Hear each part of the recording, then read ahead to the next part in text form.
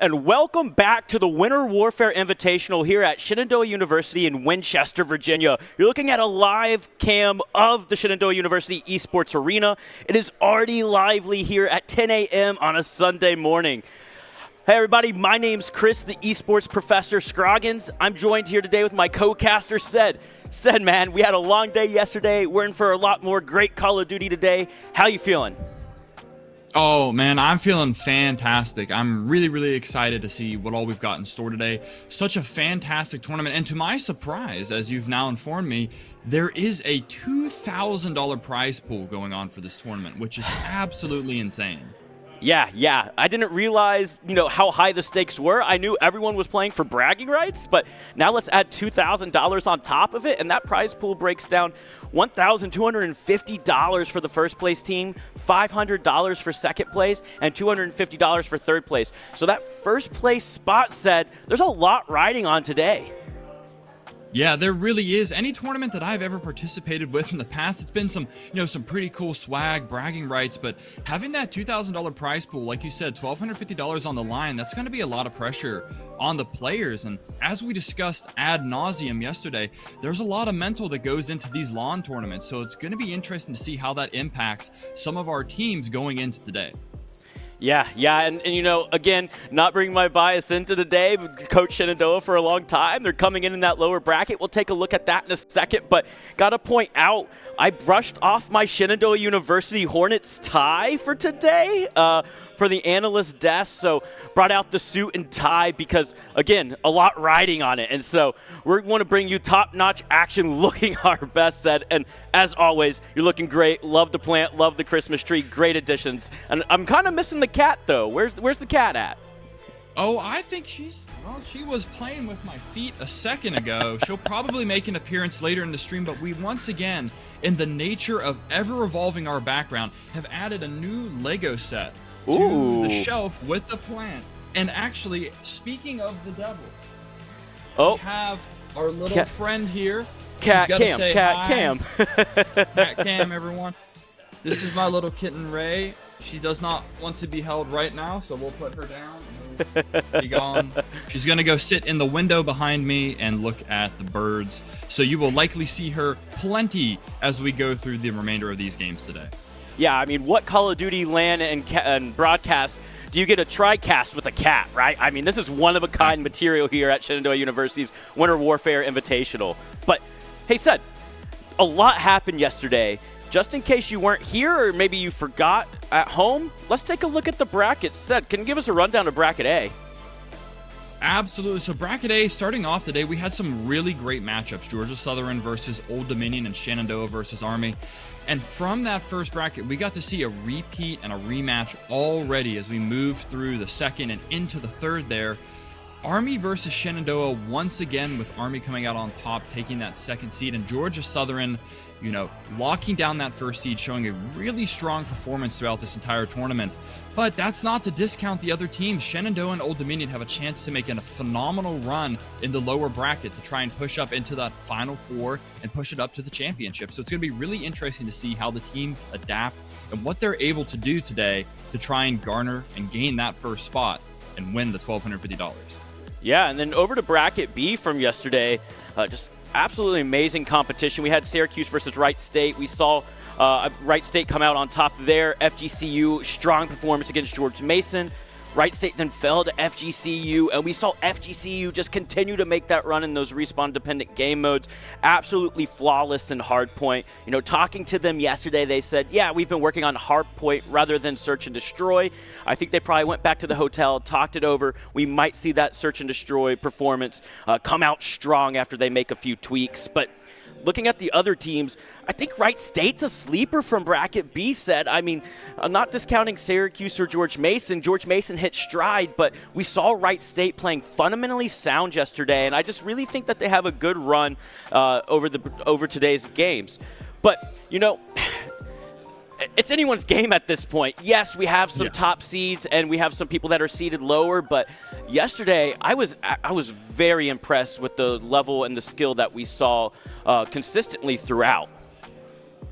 Oh, I completely agree, and there's a lot to be, this is a full day of gameplay. Yesterday, for some teams, could just be the warm-up. Now maybe they've settled into their stride. They're ready to come back stronger than ever. I think we're going to see a lot more close series. I think we'll be going to those game 4s, those game 5s, instead of just some 3-0s, and that happens. That happens in every tournament, especially on that first day. When you're playing for those buy-ins, it's really challenging to settle into the environment, and especially if you've never scrimmed against or played against some of these teams, figuring out how they work, how they move, that's all in the player's mind, it's all in the coach's mind. So I'm hoping we see some adaptation today and a couple upsets as we move through the lower and the upper brackets to reward not only the players but the viewers with a phenomenal final.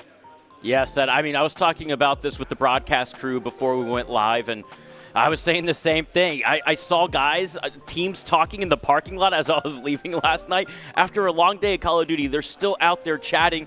They're talking amongst themselves. It's one of those things. They definitely are invested.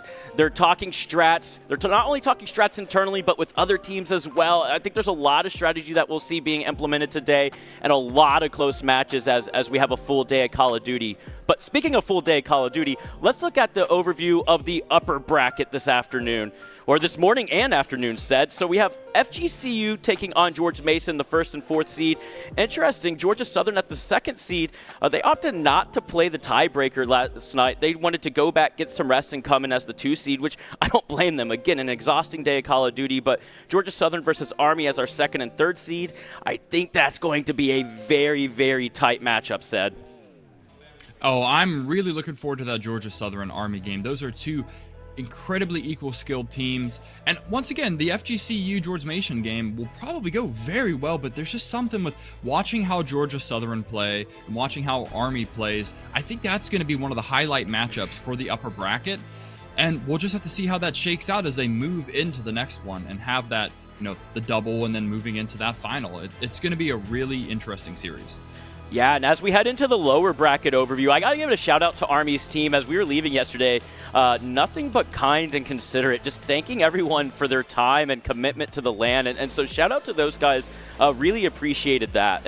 But as we look over the lower bracket today, we have Old Dominion versus Wright State. Again, I think Wright State's a sleeper throughout today. We saw them play fundamentally sound yesterday. FGCU got the best of them in respawn, but I think they're going to have a strong bounce back. ODU is going to give them a run for the money. I've never seen an 8th seed so talented, right? Oftentimes, again, there's clear outcomes that you see when you look over a bracket, but as we talked about yesterday, the competitive balance of this event is remarkable. Absolutely right.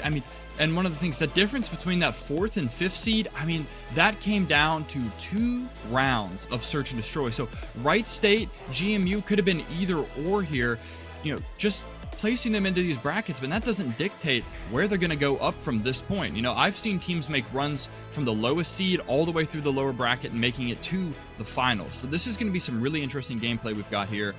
I believe who we're seeing play first out of the lower bracket will be doing Old Dominion versus Wright State. And you can see here, we've got the maps laid out for us now. A lot of Skid Row. Of course, I think we know who likes Skid Row at this tournament. Hint, it's Wright State. And then we've got some more Invasion and Subbase. So a pretty standard kind of layout. It's interesting to see the Skid Row back to back, but I can't say I'm surprised. Yeah, and correct me if I'm wrong, Seth, I think we saw Wright State give FGCU a run for their money on Skid Row Hardpoint yesterday. It came down to a P5 final break that they had to flood and ultimately got funneled and weren't able to touch time. But I think it was like 250 to 209 or something like that. So definitely not a landslide victory there for FGCU, who we saw dominate in that respawn game modes. But as you see our teams, calm, cool, collected, as we said about most of the teams yesterday, calming together, talking to our event staff. Looks like everyone's geared up, ready to go. We saw this Wright State team really have some strong moments between Starbot, Germ, Merc, and company. They're going to come out, I think, firing on all cylinders. ODU has to be ready. They have to stop this initial break, or else Wright State can really gain the momentum and it can get out of hand fast. Absolutely. We've seen Wright State many times throughout this tournament now, and we know that their style of play is really getting that information, gaining map control, and locking spawns. They don't necessarily throw themselves at the point. We've seen in quite a few games, especially against GMU And I think FGCU, they are cool to take kills off the point without putting bodies on it to dictate the speed of the game to have a favorable outcome and a favorable engagement moving into various different hard points throughout the series of the match. Yeah, and I mean, Wright State on this map flourishes on P2. So if I'm ODU, I'm rotating early off initial break to lock that down. I maybe even send 2 people there, said, give up initial time, send 2 to combat it, yeah, contest it at times, but if you give up P2 to Wright State, we saw against FGCU yesterday, they're going to get full 60s, maybe on both rotations, putting them 120 points up immediately, which could be a tough and almost insurmountable, point value to come back from.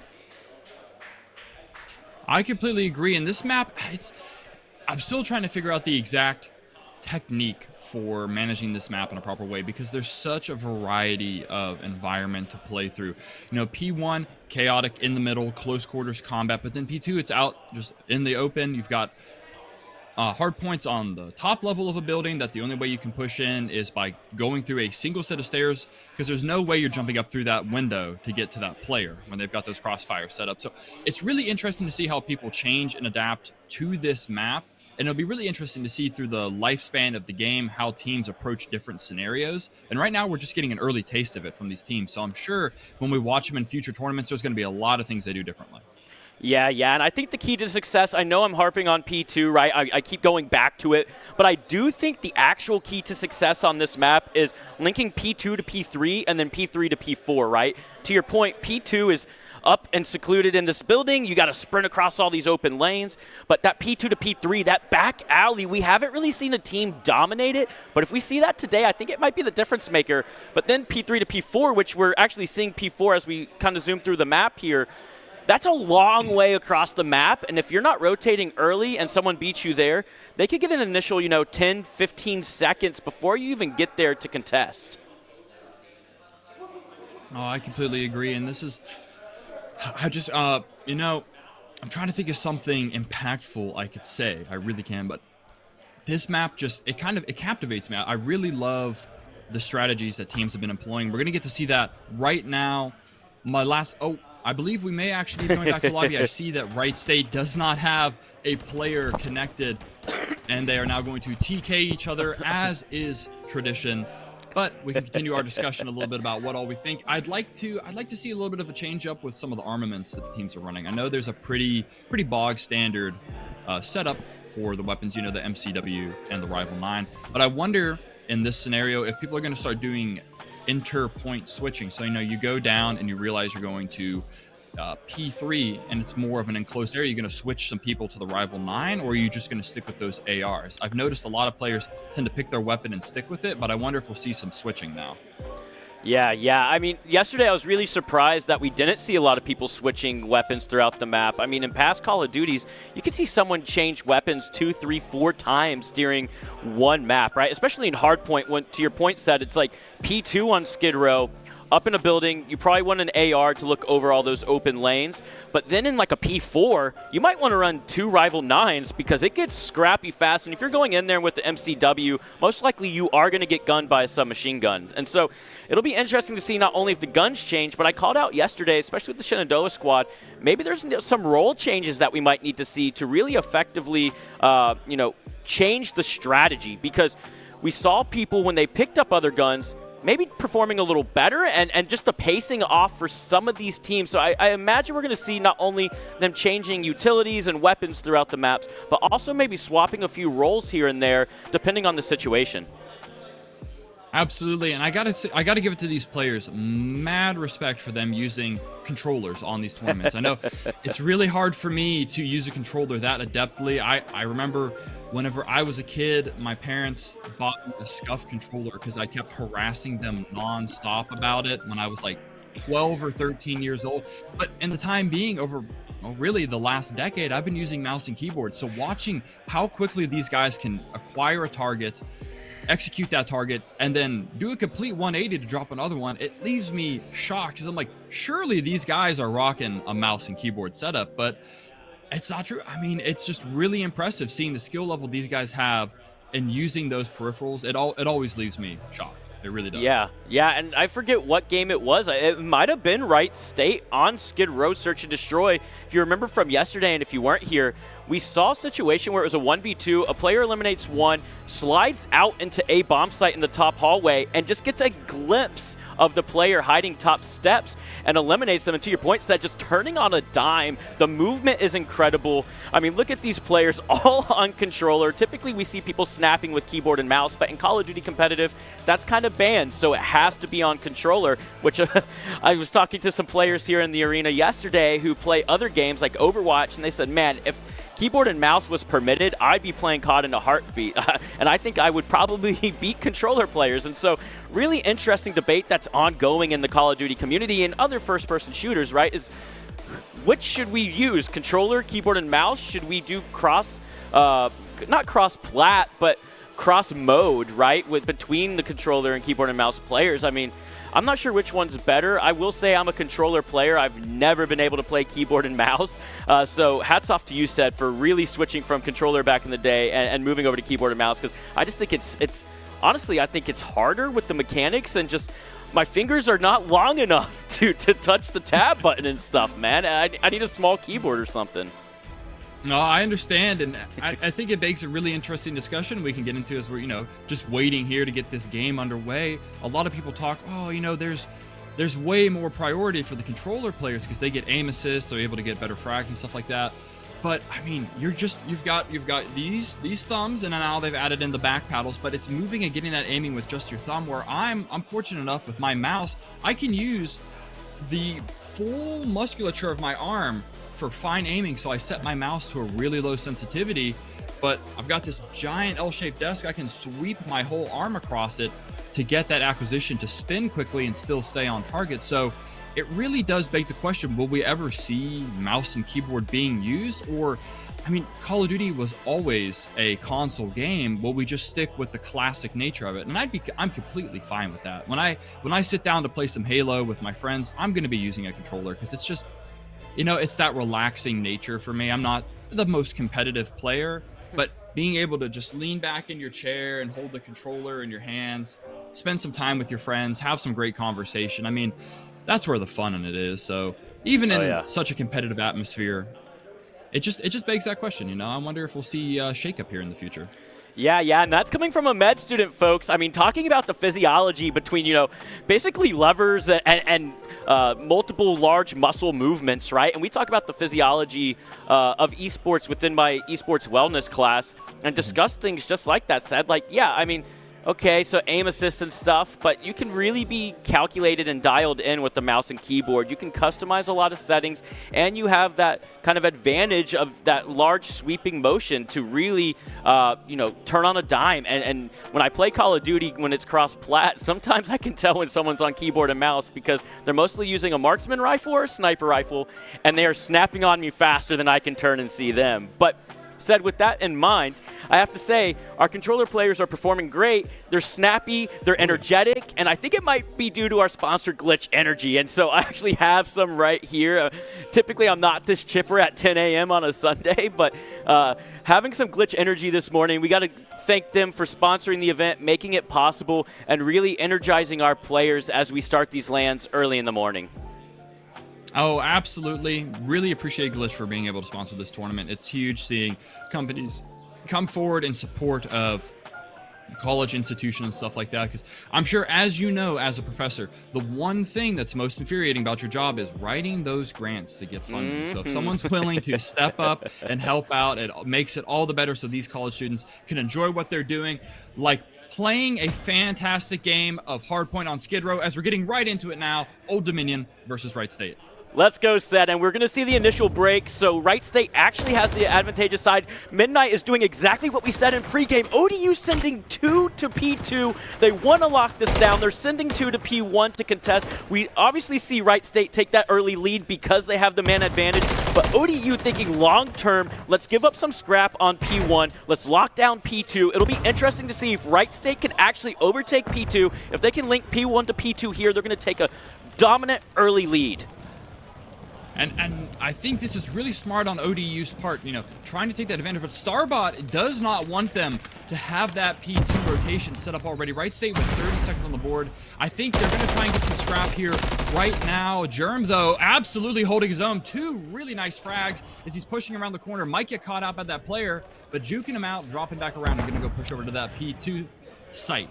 Yeah, that's just unfortunate for Old Dominion. They don't have a trophy on P2, and so I believe it was Starbot was able to throw Simtech up there, eliminate him. Snakelet gets the trades, but we do see ODU starting to move into position, but Wright State is going to get close spawns and tunnel. They have to be careful.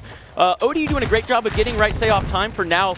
Wright State cannot afford to just sprint through this tunnel because ODU has their ARs watching it, and we're going to see this go down right now. And as I'm saying, they have to be careful. Wright State doing a great job. They get one across. They lay down covery fire. Love doing his best to cut him down. MWIII eliminating ODU in good shape. Great retake of P2. All right, everyone. We've got a little poll going up in the chat. I see we've got 32 people strong right now. Go ahead and put in your prediction. Who's taking this series?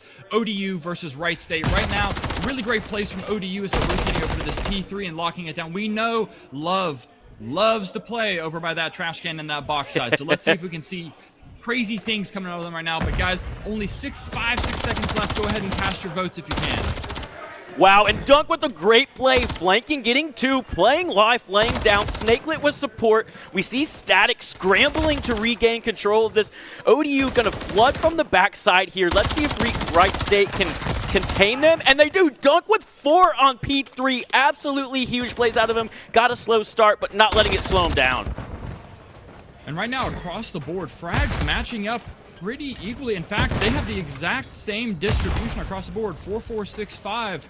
Oh, one person just picked up another frag, but it was a 4-4-6-5 as well. Very equal plays coming out. As you can see, Old Dominion, they're trying to get some points, trying to push into that area, but Wright State has a really good lock on this point right now. You can see Love, they're trying to clear in. Not sure if they're going to get Dunk. Unfortunately, Dunk with that nice jump across does frag them out, and Germ's going to grab these last few points on this location, as it seems like ODU's collapsing in very hard, trying to lock this one down for as long as they can. Yeah, and Starbot was in a 1v3 situation on P4. Raw playing this really well. Peeks out, knows that Wright State has numbers out the back door, plays live, lets Love do what Love does best, laying down covery fire with that AR. ODU just taking care of Wright State on P4. I hear Dunk is going off right now. Dunk is hype on the main stage, getting 2-piece after 2-piece with that Rival 9. That is what we had a hard time seeing yesterday, right? This game is very AR dominant, and so seeing those submachine guns come out and play fast and play dominant this morning is a breath of fresh air probably for a lot of these objective players. Absolutely. You could see Wright State on the point trying their best to stay alive as Love's taking a few pot shots, but now they're going to round this corner. Germ might have heard him out, had a nice position there as they're setting up for this next point. ODU is going to get a little bit of time on that last one, but Germ's in a great position to receive any more incoming ODU players as they're setting up to try and they got to get some more time on the board. Yeah, and that's a huge kill onto Starbot here. Germ trying to lock this down in a 1v2. He does eliminate the first. It looks like number 2, Static, is still just sneaking around back there. Germ does pick him up, though. Wright State collapses. We saw them play extremely well on P5 yesterday. They seem to have the strat to not only get here first, but if ODU is to retake it, they can obviously take their time and get back on point. Germ almost nades himself. It's okay. It's early in the morning. We're just getting warmed up. Let's see how ODU tries to approach this, though. I mean, they're kind of scattered right now. We do see a calculated push out of 3 and 4, but number 6 here in Snakelet is coming up behind to eliminate. But 4 does get the trade temporarily, but Snakelet cleans him up. Probably going to collect that initial scrap as we go back to P1. Yeah, I really liked seeing what Love was doing there. They weren't pushing in super hard onto that objective, and we're just trying to catch any additional Wright State players rotating into that site to reinforce Germ, who did unfortunately go down. He was on a really nice 5-kill streak at that point. But Raw, they're going to catch Snakelet out here as we get a little bit scrappy in the middle of the map. Once again, getting into those buildings. As Static pops a dead silence, is going to start rotating back through that last objective. He's going to try and flank from behind, but Dunk, he's flying in. 2 kills for him. Can he get a third? Starbot cleans it up, and now it looks like Wright State a really solid lock on this second rotation of P1. Yeah, ODU in a tough spot here. We see them committing Love over to P2 like they did in the first rotation. They ended up getting overtaken by Wright State in the first rotation. They can't let that happen here as Snakelet picks up 2 on P1. Wright State getting crucial time on P1, and now we see them sending numbers to P2. This is going to be a pivotal moment in the game. If Wright State can break this early, we might see them begin to run away with this set. I could believe it. I mean, they are playing some really fantastic Call of Duty right now. You can see, I think they're just good. Yeah, they're just giving up this point. No need to scrap for that. They're going to clear out Raw. Static, though, is going to return that kill as we've got a couple Wright State players scattered across the map. But you can see, too, flanking then on that left side by Trash Cans, trying to go over to the objective point and get upstairs. But ODU's doing a really great job of splitting them off in the center. Just a lot of chaos going on. Lawns seem to be kind of split through this bottom section here, but he does get a nice frag. Only one more on the point, and he's just waiting to see if he can get in. Some teammates coming behind him to try and help him out. Yeah, and ODU getting split spawns there, and they picked up a kill on Starbot in the mid of map, and that actually gave Wright State some intel. Okay, let's turn around and pick them off, but ODU just effectively trading. They had great spacing there, and as I say that, 4 down for them, but I think you're okay with that if you're ODU. You're starting to spot out. Let's get an early rotation. They pick up number 5 in Germ that was going to block spawn to spawn them at Old, and so they actually are in a great spot getting 4 down on Old because they're going to have numbers on New, even though Wright State is there first. But as I say that, right they line up for Starbot set. My goodness. Holding that angle, that's such a powerful angle as Germ does flank behind. Really great hold here from Wright State on this other point. You can see we've got Starbot coming back in to reinforce Snakelet there towards the back of the site, and Love, they're trying to get on that point, at least contest it, but it's so challenging in that position that they have. It looks like Wright State has got whole left side of the map kind of blocked off, and now we've got Germ flanking around through the center. That's a full wipe against ODU, as it looks like Wright State's going to get a lot of time on this next objective. Yeah, what's tough is, Dunk knew where they were coming from, but Scott in his reload gets meleeed, and then unfortunately a team kill for ODU there. They're going to collect this scrap time, and I think you're okay if you're Wright State and letting them do so. You have a pretty big lead here. Let's go set up for P4, but as I say that, ODU eliminates Germ off of that rotation. Dunk hitting Old, getting 2 down as usual with that rival 9. It's going to be an absolute grind for P4 said. We have everyone here going head to head. This is a game-changing hill for ODU. This could be a game winner for Wright State. Yeah, and right now, I mean, just that contention's huge. Both sides, neither one wanting to push, but ODU's going to try and open it up the best they can. They've got 2 players there, one in kitchen, one on couch. And it looks like still a lot of contention. Snakelet doing his best to try and hold that down, but Love's going to take him out and get more contention coming through. An absolute cluster on this hill right now, but a little bit of time starting to go to ODU as they finally cleared out those Wright State players. And as I say that, one's getting ready to peek again, and Snakelet clears it out. Now it's in favor of Wright State, just back and forth, changing hands as fast as you can blink. Yeah, and I love the play out of Love there. He gets a kill with the assault rifle in close quarters. He starts to take damage. Instead of re-challenging that guy on steps, he plays life, but just too many Wright State players, and we see Starbot putting shots down range, getting a 2-piece. Static here, though, to try to cut him down, and Raw putting shots down. Sub on sub. Dunk gets the best out of that, but also Raw got a Simtech out to eliminate Dunk after the fact, I believe. And so we do see ODU winning this rotation. This is a must-hold hill for them, but we do see Wright State starting to pinch from multiple angles. This is what they do best on this P5 rotation. And just as I say that, 3 down, 1 left, that's close. Make that, what, 4? No, there is still 1 up. Love putting shots down, but that is 4 down. ODU is spawning out. Wright State can win it here, said. It looks like they're going to probably take this one home. They've got that Wright State has ODU in that position that they were held at in that last game that we watched against GMU, I believe, or FGCU.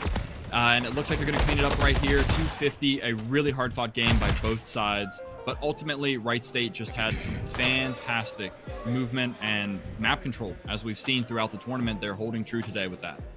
Yeah, there was shining moments out of both sides, as you said. I mean, Wright State just playing really great hardpoint there on Skid Row, and we expected nothing less. I mean, yesterday they started to really hit stride against FGCU on this map. We saw them shine in P2. We saw glimmers of hope for P5, and they didn't disappoint today. But, I mean, to your point, on the side of ODU, nothing to be ashamed about. I think that there's a few rotations that if you win, and it goes your way, that map looks extremely different. That P2 on rotation 1, they gave up some time on P3 that they probably would want back. And then, I mean, that hill at P4, it seemed like they were sending their ARs on time. Maybe next time you send your submachine guns on time to contest rather than those ARs. But those few tweaks, and I think we're looking at a game that's 250 to 249, and it's anyone's game to take, right? I can believe it. I mean, Wright State had a really good move here early on getting this P1 point. It's a very challenging one to push into, and they just had some fantastic spawns to get in there. I feel like that side that they spawned on has a little bit better of an angle of attack for it. But ultimately, I think where it kind of came down to ODU's breaking point was that P4, where there was so much contention going on that with the lead that Wright State had in their spawning position for that P5, it just set them at a disadvantage. Yeah, and we saw in the replays there that P1 to P2 on that first rotation that we were talking about, that P3 chain that we were talking about that was going to be so crucial, that 2 to 3, 3 to 4. And so they won that 2 to 3 rotation. To your point, they contested P4 effectively on the side of Wright State so that ODU hardly got any time off of it. And ultimately, those 2 to 3 chains and then contesting P4, I think was the main difference here. I mean, you can see how scrappy this was. Starbot with 2 kills that were just crucial to maintain that P3 rotation. But here's Love playing his life, as I said. But there was just so many Wright State players. They didn't care about maybe getting a ton of time on that hill, just not allowing ODU to do so. Now, it really was a very well-played game. I mean, Raw giving it his all here at right at the end. If he was able to get on that point, there's a chance he holds it alive for just a little bit longer. But, I mean, as you can see on the board, really solid performance across the team for Wright State. I'd love to see ODU stats if we got the chance. Seemed like everyone really held their own. It's just Wright State had a little bit. And one of those scenarios where you have better positioning more times than you don't, and that just ultimately leads to that victory, as opposed to having any true shutout points. Yeah, I mean, across the board, we see pretty even on the side of Wright State. I mean, 1.2s, 1.4s, 1.0s, no one going negative, which is really impressive in such a scrappy game mode, especially on Skid Row, where it's just throwing bodies at hill, right? And we see almost 2 minutes on time there for one of the players out in Wright State. So 250 to 149. As we've said multiple times with Skid Row over the course of the last 2 days, I don't think that score accurately depicts how well that game was played by both sides. I mean, again, ODU tweaks a few things there. I think they come out on top. And so losing by 101 here on the scoreboard, I don't think that actually authentically shows how well that both sides played throughout that match. Oh, I completely agree. I mean, but the real challenge here now is ODU needs to establish themselves. They need to put up, even if they don't win, they need to get in their mental. They need to put up a few rounds against Wright State. We've seen how proficient Wright State is at Skid Row Search and Destroy. This is their game mode and specifically their map. So ODU, like I said, even if they don't win it, they need to get 3-4 rounds just to improve their mental, to give them a chance to hit that back sweep through the rest of the series. Yeah, and if you're ODU, I think said that might have been their map 1 pick, because I have to imagine that this is Wright State's pick. We saw them yesterday, 6-1 FGCU on this map, and they were playing lights out. I think it was Starbot, or no, it was Snakelet, I believe, at one point. Started 5-0, getting a 1v2 clutch. And so we see a lot of shining moments out of Wright State and Search here. If you're ODU, shake off that first map. Obviously, you're good at Skid Row. You probably selected it map 1. So apply what you know about the map and your game sense here to tie this thing up at 1-1. Yeah, I think this is going to be a really interesting match. We're going to see, once again, Wright State try and dictate the speed of the game. So ODU's going to have to break that, but Dunk's in a great position. MWIII does trade him out, though. So we're just going to have to see where they can take this and how they're going to run through it. I mean, Starbot almost getting caught out there. That's Semtex coming in. He's going to fly out of there, play his life, trying not to get naded by that Semtex. Yeah, and we said, sorry to interrupt, but we see 2 different play styles there in back alley, right? Like, so MWIII Semteching and immediately running forward, and then, as you were saying, the player on the side of Wright State running away, right? So one being aggressive, one playing life.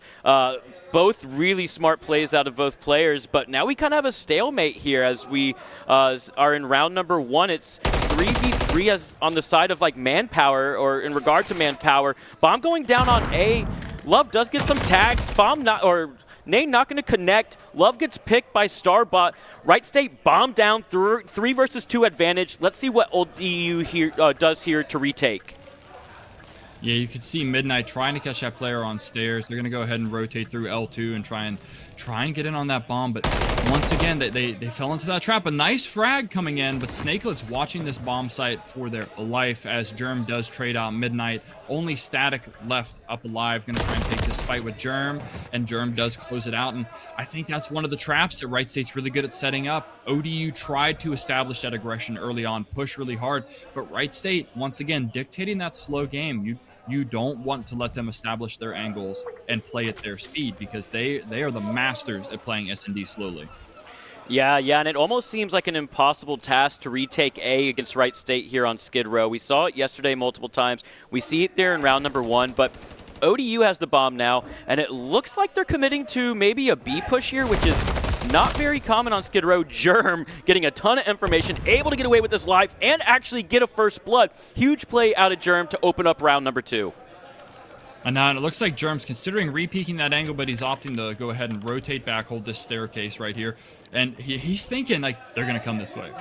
They're going to come this way. And he's right, Static, and then they push up. Bomb is down. And Germ just locking down this alleyway, see if he can get an impact nade going in there to drop one of those extra players. But right now, 2v4, very challenging. Is Love, trying to level it out, but Snakelet responding, taking out MWIII. So only 1 player left against 3 WSU players.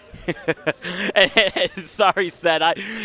The arena is electric today. I know I said that yesterday, but I got Shenandoah University behind me just screaming, FGCU cheering them on.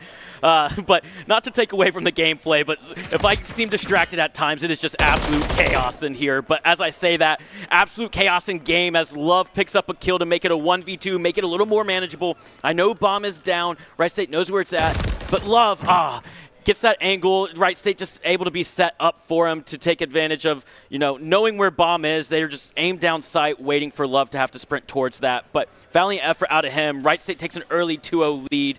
If you're ODU here, Seth, what are you thinking as you enter into round 3 down 2-0? I'm thinking on this defense right now, I'm going to push as far forward as possible to try to cut Wright State off from getting into those power positions.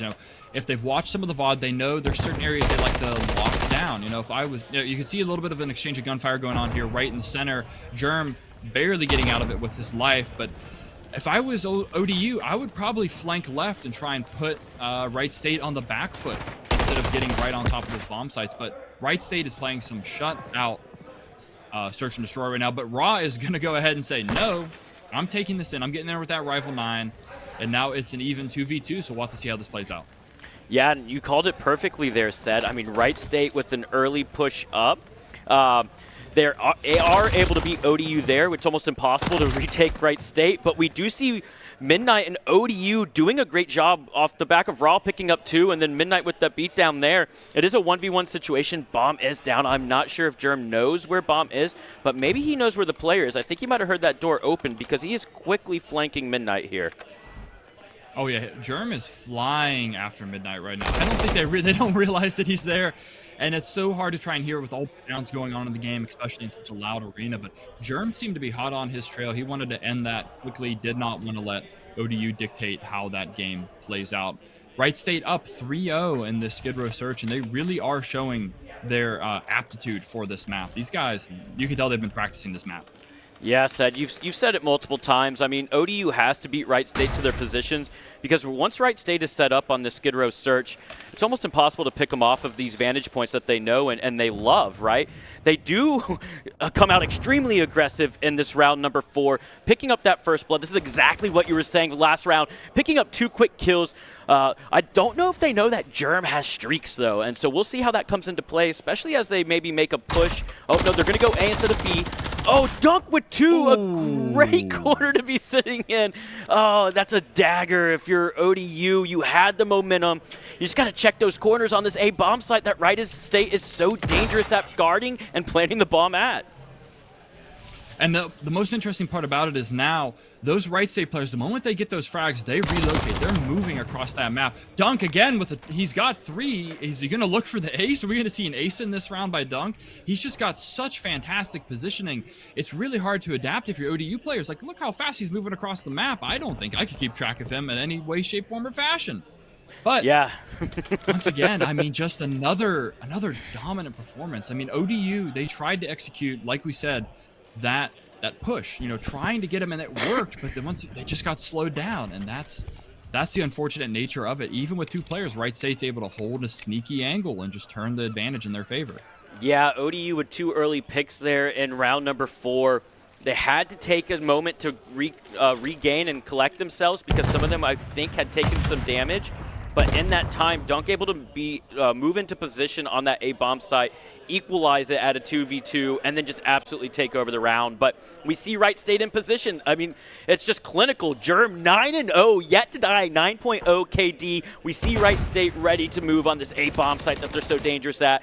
Germ 10-0, this man cannot be stopped. If I'm ODU, eliminate Germ, move on from there. But just like that, it is a 1v4 situation. If you're static, I think maybe you're just playing life, but Right State sniffs them out to take a 5-0 lead here in map number 2. Yeah, and we can see now, I mean, Germ, he has got 2 streaks up right now, 2 very powerful streaks. I wonder if he's just going to plan on dumping them this round because, I mean, there's a very good chance they could take a 6-0 in this series. Germ, just truly the power player for this map right now.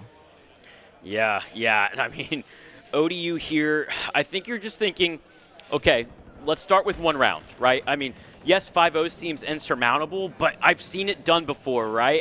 It's happened in Call of Duty history, but to your point, you're going to have to survive Germ streaks first, as here comes the cruise missile. He's looking for anything. Oh, he just misses those players on the side of ODU. He could have picked up a 2-piece. Great job staying alive. They're going to move off of that now. They're feeling confident. They're able to survive that. Love picks up the first blood, but just like that, Germ equalizes at a 3-3. He's 11-0. Someone has to stop this guy. Seriously, it looks like he's setting back to maybe try and drop another streak. I think he used that Fred. He tried to drop it in on him. Didn't quite get it, but Dunk, you know. I mean, it's just the information game. It's stunning to see what Right State has been able to do on this map. And in ODU, they tried to adapt to the best of their ability. But Right State, I don't care what team you are, I would not want to play them on this map. Yeah, they're looking dangerous. If I'm here on LAN, I'm taking note of this game, and I am banning Skid Row Search and Destroy, so you never see Right State play on it again. Just like that, Germ finishing the map flawless, 12-0, 12.0 KD, highest we've seen on LAN. Right State going to take map number 2, 6-0. Look at them. They're just chilling, man. It's just another day in the office here for Right State. Seriously, Germ almost getting that Juggernaut, being able to drop it, that would have been insane to see. Something you would never expect on LAN. But those, you know, that Pred missile, while it didn't get those kills, that gave him the information to be able to push in, and he was able to eliminate one of those players, retreat, and then reset the engagement. And that's something that I'm really impressed with seeing Right State do, is they're able to take super challenging engagements, get a frag, and then they reset the fight. You know, they're not pushing, they're not ego challenging the guy around the corner. They know when it's like, all right, I'm a little bit low on life, I need to pull back. And I'll be interested to see, you know, how this changes, how things adapt as we move into this next map, because ODU, they've got to get this invasion under their belt, and I think they have the capability to do just that. Yeah, I mean, the key differences here, to your point, Sad, is Right State is just playing so disciplined. They're not overextending, and they're not peaking when they're taking damage. They're waiting to regain full health and then re-peaking, playing headies. I mean, as you see here, even when ODU is able to push up, Right State's positioning on the map is just amazing. They're able to pinch here to take the round. Right State, you know, locking down these angles to pick players off as they're trying to scramble to get in position. We see Love here, you know, eliminating players, but ultimately having to go get bomb. If you're ODU on that map, you're kind of scrambling constantly because Right State is just playing so disciplined. But I think that's okay if you're ODU. You know what you need to do. Be a little more disciplined on map number 3, and I think in map number 1, Said they came out a little slow, right? You're warm now. It's no longer 10 a.m. I think it's like 10:30, 10:39 at this point. Your fingers are warm. You're going to come out probably hotter on this map number 3, and so I think we're going to see that 101-point deficit that we saw map number 1 get a lot closer and maybe even be eliminated with ODU coming out on top. Yeah, I'm really pulling for ODU to try and pick up one of these rounds. I'd love to see this series go just a little bit further. We've got such great gameplay coming out of both of these teams. But, I mean, this match, Germ with a 12.0 KD, and as we've said, you know, KD doesn't dictate anything. But for Germ, I mean, he really was pushing some impressive angles and getting a lot of map control, high impact kills throughout the entirety of this search and destroy. And let's see if they're able to replicate this on Invasion Hardpoint. You know, it's always a interesting map whenever we see Hardpoint on Invasion, because it seems to be like a lot of people tend to pick this one for search and destroy. So, I mean, you know, it's going to be an interesting third game. We'll see if the ODU's got the capacity to swing it back in their favor, and I really do think they can. Like you said, nice and warmed up now, and let's see this series stretch itself out.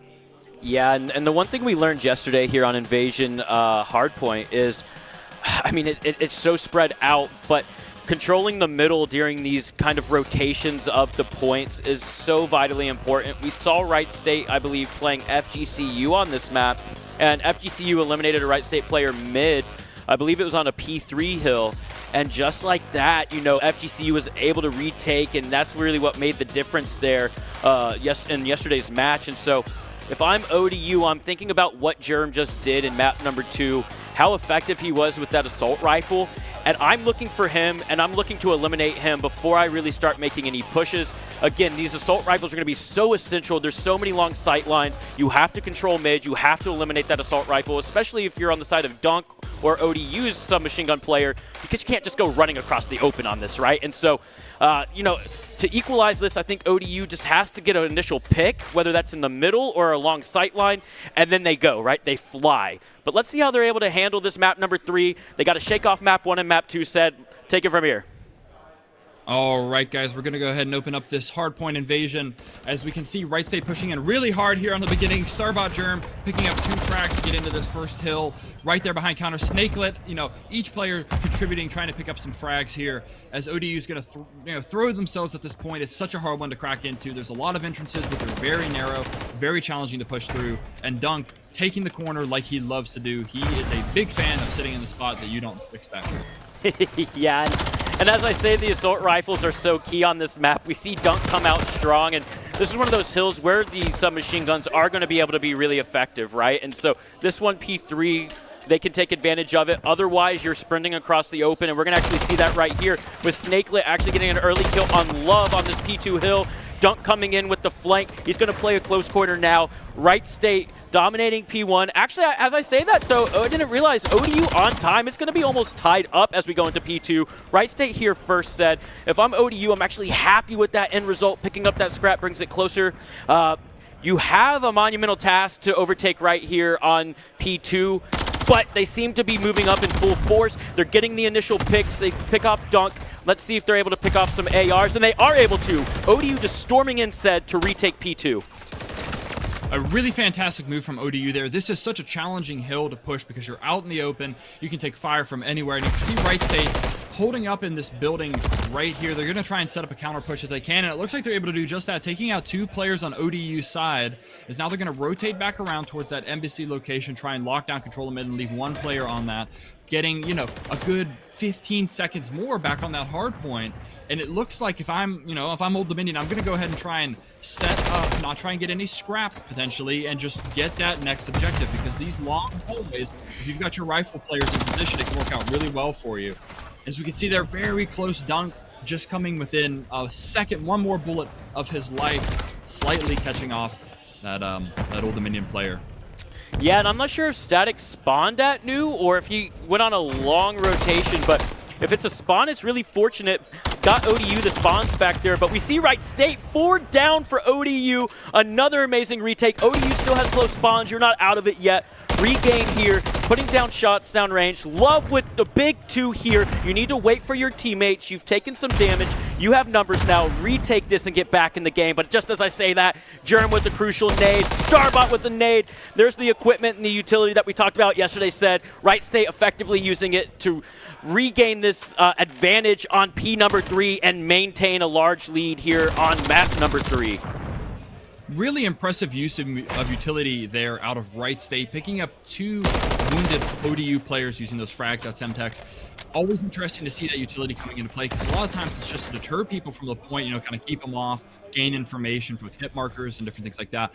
But that true impact taking out those players. The Starbot's pushing through here right now, getting that pistol out, swapping back over to MCW and pushing into this next hill, which is always a challenge to try and break into. Only a couple ways you can come through, and it's always locked down really hard. As you can see, 3 right side players pushing in. Raw does drop 1, and they've got some guys in the back line. Really solid hold by ODU on this point. Yeah, and if you're ODU, this is best case scenario. I mean, you were only down by about 60 on this rotation. Wright State yet to touch the point. They've gotten the first 40 seconds on the side of ODU. We see MWIII getting a huge kill on time to keep the rest of the scrap, but Wright State going to be at P5 early. ODU's going to have to make a mad dash across the map, but do it in a tactful way, or tactical way, I should say, so that they don't get picked off. But just as I say that, Dunk with a 2-piece, submachine guns really having an impact, as Dunk is a 2.0, make that a little more than a 2.0 KD. He's locking down mid-map with another one, 12 and 5, Dunk on a 5 spree. Wright State locking down P5. ODU has to find an answer. They have to stop hitting ones here. They're not out of this yet. It's a close game still. Slow down, get together, regroup, and move in as a unit to retake P5. And this is such a challenging objective to push whenever the other team is established on that embassy point. It's so hard to crack in. I mean, this is a embassy. It is designed to be defended, and you can see Wright State doing that just now. A few players from ODU coming in. They are pushing as a group right now, clearing out these Wright State players, but trades are coming in. Starbot, really nice frags coming in from him. He's going to continue to hold down this point, but he does get dropped with the Semtex as the craziness continues. Static trying to pick up a couple kills, maybe get some scrap on that objective, but they're opting to just hold down this P1 on the second rotation and try and get some points, try and hold it down, and try and restabilize this game. Yeah, as we head into the second rotation of the hard points, if you're ODU, you're happy if you win this P1 and you win P5 on the second set of rotations, if you can make it to P5, right? That's where Wright State shined. Otherwise, ODU's neck and neck, and you saw P3 and P4 really strong for ODU. So if you could survive here and make it to a P5 and maybe beat Wright State there, I think we could see ODU pull this out. We're seeing them gain some momentum. They're making a comeback here. You have to be thinking those future hills, though, if you're ODU, because yes, you're shining here, but we saw, like we saw yesterday with FGCU against teams, right? The war of attrition, as you said. If Wright State can continue to just get scrap and beat them to points, ODU is going to have a tough time mounting this comeback because they're going to always be fighting off the back foot. Yeah, this is a really challenging position to be in. As you can see, I mean, Love is doing a great job of trying to hold down this rotation for this next objective as Wright State picks up a few more points here at the very end on that scrap, and they've got a 4-stack rotating over, trying to push in. It's going to be hard to break this defense that ODU's got set up. We have a first 4-on-4 encounter that we've seen in a while. Normally there's been a lot of trades going in, and now the gunfire is going to start erupting. People are going to start pouring into the point. Germ turning on, hitting and dropping. I wasn't sure who that was. Raw, I believe. And just a huge mess on this point, but MWIII keeping it alive, trying their best to get on that point. As we can see the teams facing off in a direct head-on counter, but it looks like Love, they're rotating over. They're going to try and lock down that next rotation, even with 25 seconds left. No one's really getting any points here on this next hill. Yeah, Sed, I love the plays out of ODU here. Yes, okay, Wright State's going to collect that 16 seconds of scrap time or so, but ODU read the spawns perfectly there to minimize the amount of time Wright State gets on that P2. We saw Love, as you said, rotate early. ODU here early. They have to hold this, though. They can't get broken early on. I'd love to see some utility come out of them. They know they have them tagged up on the main road. We see Wright State using utility. 2 down, 3 down for ODU. They're getting close spawns, but they have to get there quickly to reinforce MWIII. MWIII with a huge kill. Can you pick up a second? Playing live, rechows, but there's just too many Wright State players there. They overtake P3, they retake it, and if you're ODU, you've got to contest this fast. You're spawning close, but you're also getting funneled because Wright State knows exactly where you're spawning. All 4 down for ODU. Really challenging position to be in. We can see Dunk holding this angle. He's got a couple players pushing him right now. He does get caught out from the side, and it only looks like one more Wright State player left. but they do get wiped off, so now ODU is going to be able to try and get some scrap, get that last 20 seconds on this point, but they've got to move in place to contest that next one. That last hard point is so hard to break into. They've got to get bodies in there to try and stabilize this. Right now, they're doing a great job of bringing it back only within 40, and if they're able to break Wright State's setup on this point, they can start really taking the lead here. Yes, Ed, and this is what's really difficult when you get down kind of with this large deficit and hard point is you have to play scrap, you have to commit everyone to ult. It kind of hurts you because Wright State beats you there, but as I say that, ODU, Wright State with 3 down, ODU doing a great job as playing as a unit, getting effective trades, and now they're set up all around this point. We saw them get a full 60 on this the first rotation. If they can hold it here for the rest of the time, they'll actually head into P5 with a lead. But this is a huge, huge battle here. ODU comes out on top. I think we see ODU hold the rest of this, but they have to be thinking P5, which if you look, said MWIII and Love are already there. They know this is where they win or lose it. This is going to be a massive rotation out of them. Let's see if Love picks up number 1 and number 2, I believe, that are hitting the right side of the map. Love with 1. Love looking at number 2. Not able to pick him up quite yet. He jumps down out of Embassy. He's going to full send it. ODU getting the majority of the kills here as we rotate to P5. They are set up to win or lose it here on this hill. Right now, we can see the push kind of broken up right now. You can see Snakelet on the map rotating around on that right side, trying to get through Dunk with a really nice kill on Love right there. So we've got 2 Wright State players pushing in. They know they've got to get time on this hill because ODU, within 30 now, they've got to get in there to try and take this map home if they're able to do that. Contestant coming in, Wright State on the point, and a huge string of kills coming in favor of Wright State. Yeah, Wright State there. Unfortunate for ODU. One of their players gets caught mantling into the window, and Wright State able to pick him up. But Love is making a sneaky play. They don't know Love is here, said. They do not know Love is here.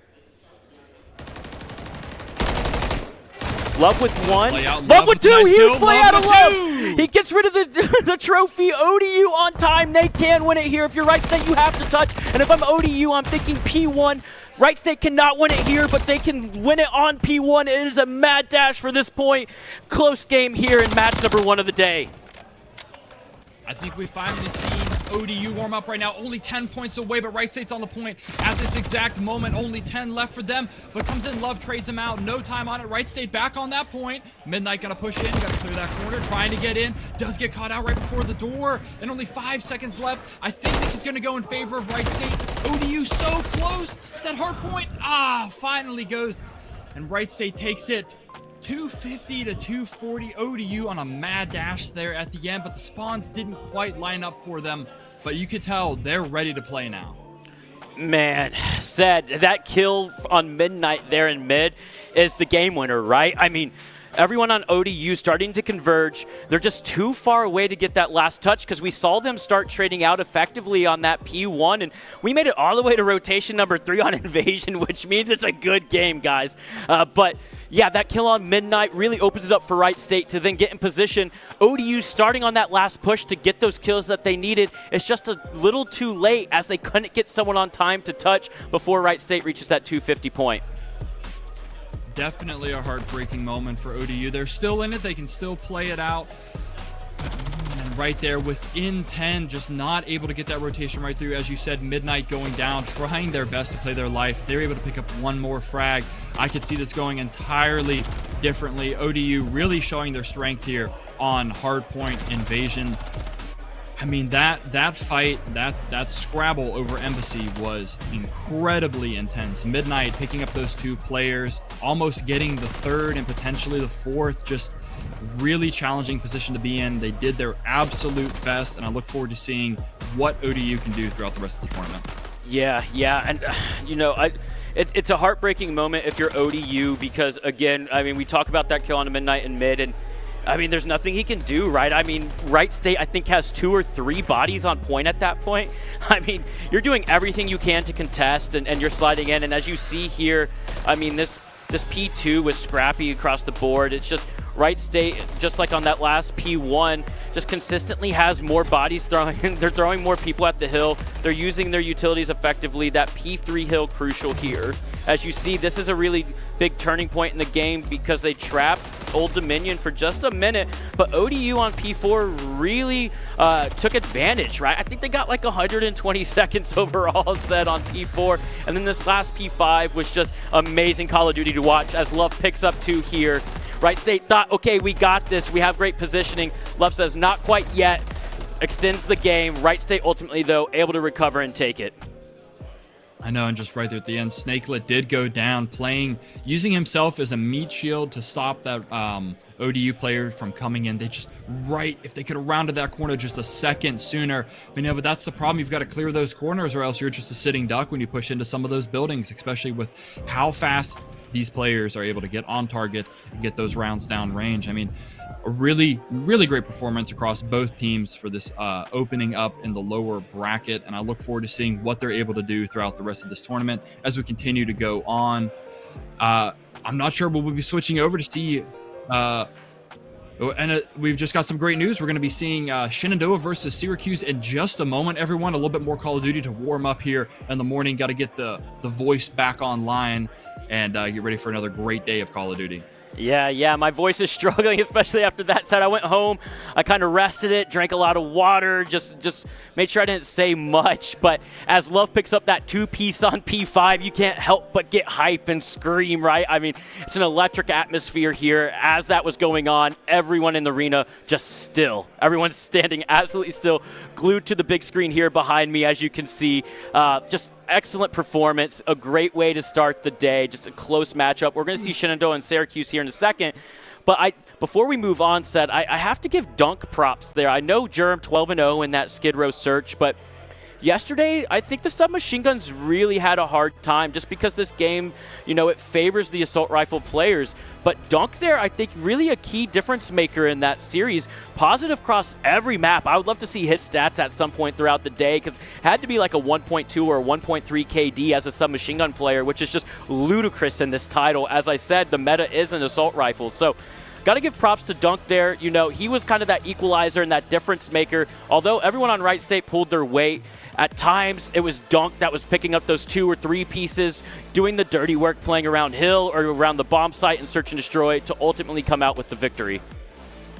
That's the really challenging part of being the submachine gun player, especially in a meta like this with the assault rifles. You're going to take those hits when you're that focused SMG player. You're going to take those hits on the long range maps. I mean, it's really hard to track a target at that distance, especially with the recoil and the fire rate. But whenever you can finally get into those close quarters encounters, that's where you really show those impacts. So maps like Skid Row, certain sections on sub base where you're getting onto the P4, that P2 location, really big impact there. And ultimately it's a sacrifice you've got to make with one of your players to have someone being able to clear out those close corners and such. But it's never as rewarding as the guy running the AR who can hang back a little bit further. And when they've got the right tracking, I mean, they're just popping guys 150 meters away. So props to him, props to all the SMG players. Once again, great movement, great target tracking, and really great playing throughout the series and the tournament as well. Yeah, and speaking of popping people, as we head over to the Shenandoah-Syracuse series, it's knotted up 1-1. I say popping people because we saw Tej yesterday on Hardpoint drop over 50 kills. So to see SU take an early lead in Hardpoint 250 to 137 is really impressive because we know there is significant slaying on power on the side of Syracuse. But we head into map number 3, tied 1-1. What are your thoughts on this matchup? Well, I have to say I'm just a little bit disappointed we didn't start this match a tad bit earlier because I really wanted to see High Rise, and I haven't gotten to do that yet. But the matchup, very, very equal across these teams. You can see they've already traded off one map. We know Shenandoah loves their hard point. And Syracuse, I guess, a really strong performance. I'm guessing they probably picked that high-rise map. Maybe that's one they've been practicing a little bit more. So it'll be interesting to see how this terminal shakes up. Only the second terminal match that we have casted through this tournament. So it'll be interesting to see what rotations people take, what angles they're going to be holding, and overall, if it's going to snowball or if we're going to have a really long slog of a game. Yeah, and Shenandoah yesterday played Army on this map on stream, wasn't able to pull away with a victory, but I watched them off stream play earlier in the day, and they 100-point clubbed their opponent, and so I'm really intrigued to see how Shenandoah comes out. If they can get a hot early lead, this is such a momentum-based map, sorry about that, a momentum-based map, where if they come out with the momentum, I think that they pull out this map number 3, but again, they have to take care of Tej on the side of Syracuse. The man has been absolutely electric, on fire during these respawn-dependent game modes, going double, almost triple positive at times, right? Doing stuff that I've never seen on LAN in my 12 to 14 years of Call of Duty, said. So Shenandoah played really well on this map yesterday, but Syracuse does have the slaying power to equalize that at times. Absolutely. It's going to be really interesting to see what the setup here. I'm not super familiar with all of the spawn rotations for this map. I remember back in the old days when, people would go into lobbies and you could set it up to where you would just farm an entire lobby by using an LMG and staring in one direction. So hopefully they've changed that up just a little bit.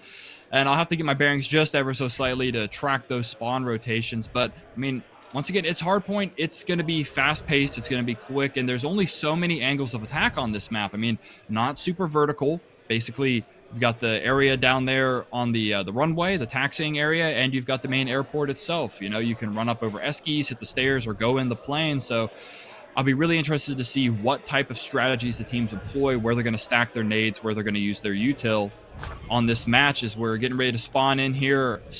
Looking at Shenandoah, gonna probably sprint right over towards Eskies, try and get some bodies on that point as both teams rush into this P1 objective. Yeah, and if you're Shenandoah, you're thinking P2, right? And you need the side that Syracuse is currently on, and we see Shenandoah open up with 2 early kills. Great use of the Simtech out of Toxic, taking out Tej. Just contesting right now, right? Shenandoah with a slight lead, 1-0. Toxic talked to him before the games today. He said, I am coming out hot. I am unhappy with my performance yesterday, and I'm going to be the difference maker today. We see that early on. Relic almost able to turn on it, but Frizz with a good 2-piece there. Tej anchoring, as I said, Shenandoah needs to secure these spawns. They're spawning way out. Tej blocking spawns for Syracuse. Although Shenandoah is up slightly after P1, Syracuse with the advantageous positioning for P2. Yeah, this is going to be a really interesting play out here. We can see Syracuse holding down that next location. How is Shenandoah going to approach this? They've got 2 major vectors for attack. They're either going to come through the plane or they've got to come through that bookstore area, a little bit of that travel shop, and it's kind of going slow right now. You can see Syracuse going to take up a little bit of those points as Shenandoah is wrapping around, trying to clear those corners, jumping out on top of each other, not quite going to the result that Shenandoah wanted, but Syracuse playing some lights-out defense on this objective right now. Yeah, and I mean, as I was saying, Tej earlier with that sling power, he's on a 6 spree. He will have streaks at this point, locking down that back spawn. We saw Relic with some COD timing. He knew the player was there in that left corner. He slides out, the player readjusts, and is able to get the elimination. They finally pick off Tej, but I think it's going to be too little too late. If I'm Shenandoah, I'm scrapping this time. Yes, it's a hard pill to swallow, but you have the spawns for next. You can set up on this, and with a full 60, you can ultimately take the lead. All right, let's see what Tej is going to do here. Going to drop out here to this backside. Going to go ahead for the long flank, catching out Toxic on the back of those boxes. But Relic, he knows where he's at, getting stunned out, going to prone, try and play his life. As you can see, kind of getting surrounded by these Syracuse players right now. It's a bit of a mess as people are rotating around this map, and unfortunately gets caught out by that player in hallway. And Tej jumping back up, going to rotate through. You can see Toxic, he's got him, he knows where they're at, and a team kill coming in on the part of Syracuse might leave an opening for Shenandoah to get on this plane, and it looks like they're getting some really solid time on this hill. Steve-O locking down that angle. He thinks someone might be coming from behind, but I think he looked away just the wrong time, able to get 1 kill, but does get taken out, and now it's going to switch over to Syracuse, and it looks like Shenandoah is just going to take their hands off this point and try and set up for the next one. Oh, excuse me. Yeah, and if you're Shenandoah, you understand how big this Burger Town point is, and Shenandoah had that early advantage on P3. I think that's something that we see with the Plain Hill on this terminal map. It lulls you into a false sense of security when you're on that P3 point, but if you're all in that plane or just underneath it, you have no idea where everyone else is, right? So you don't have any map control, even though you're on the point. And so we saw Shenandoah kind of get stuck there underneath the plane and in the plane, but ultimately, as you said, They gave up P3. They let them get that last 20, 30 seconds because they know that they can get right back in it here on Burger Town, and that is possible to hold it the entire time. I mean, as you see here, first 20 seconds it goes in the favor of Shenandoah, and Syracuse is nowhere close to touching this time. No, absolutely not. Shenandoah, really great lockout here in Burger Town. This is such a hard one to push through. Tej with a really nice frag right there, taking out, I can't quite see, it's a little bit blurry on my side of things. So a really good frag on there, but once again, Shenandoah playing lights out defense on this objective. They've got a great setup, and it looks like Steve-O, he's going to try and rotate through, holding down that long hallway, going to try and catch players crossing.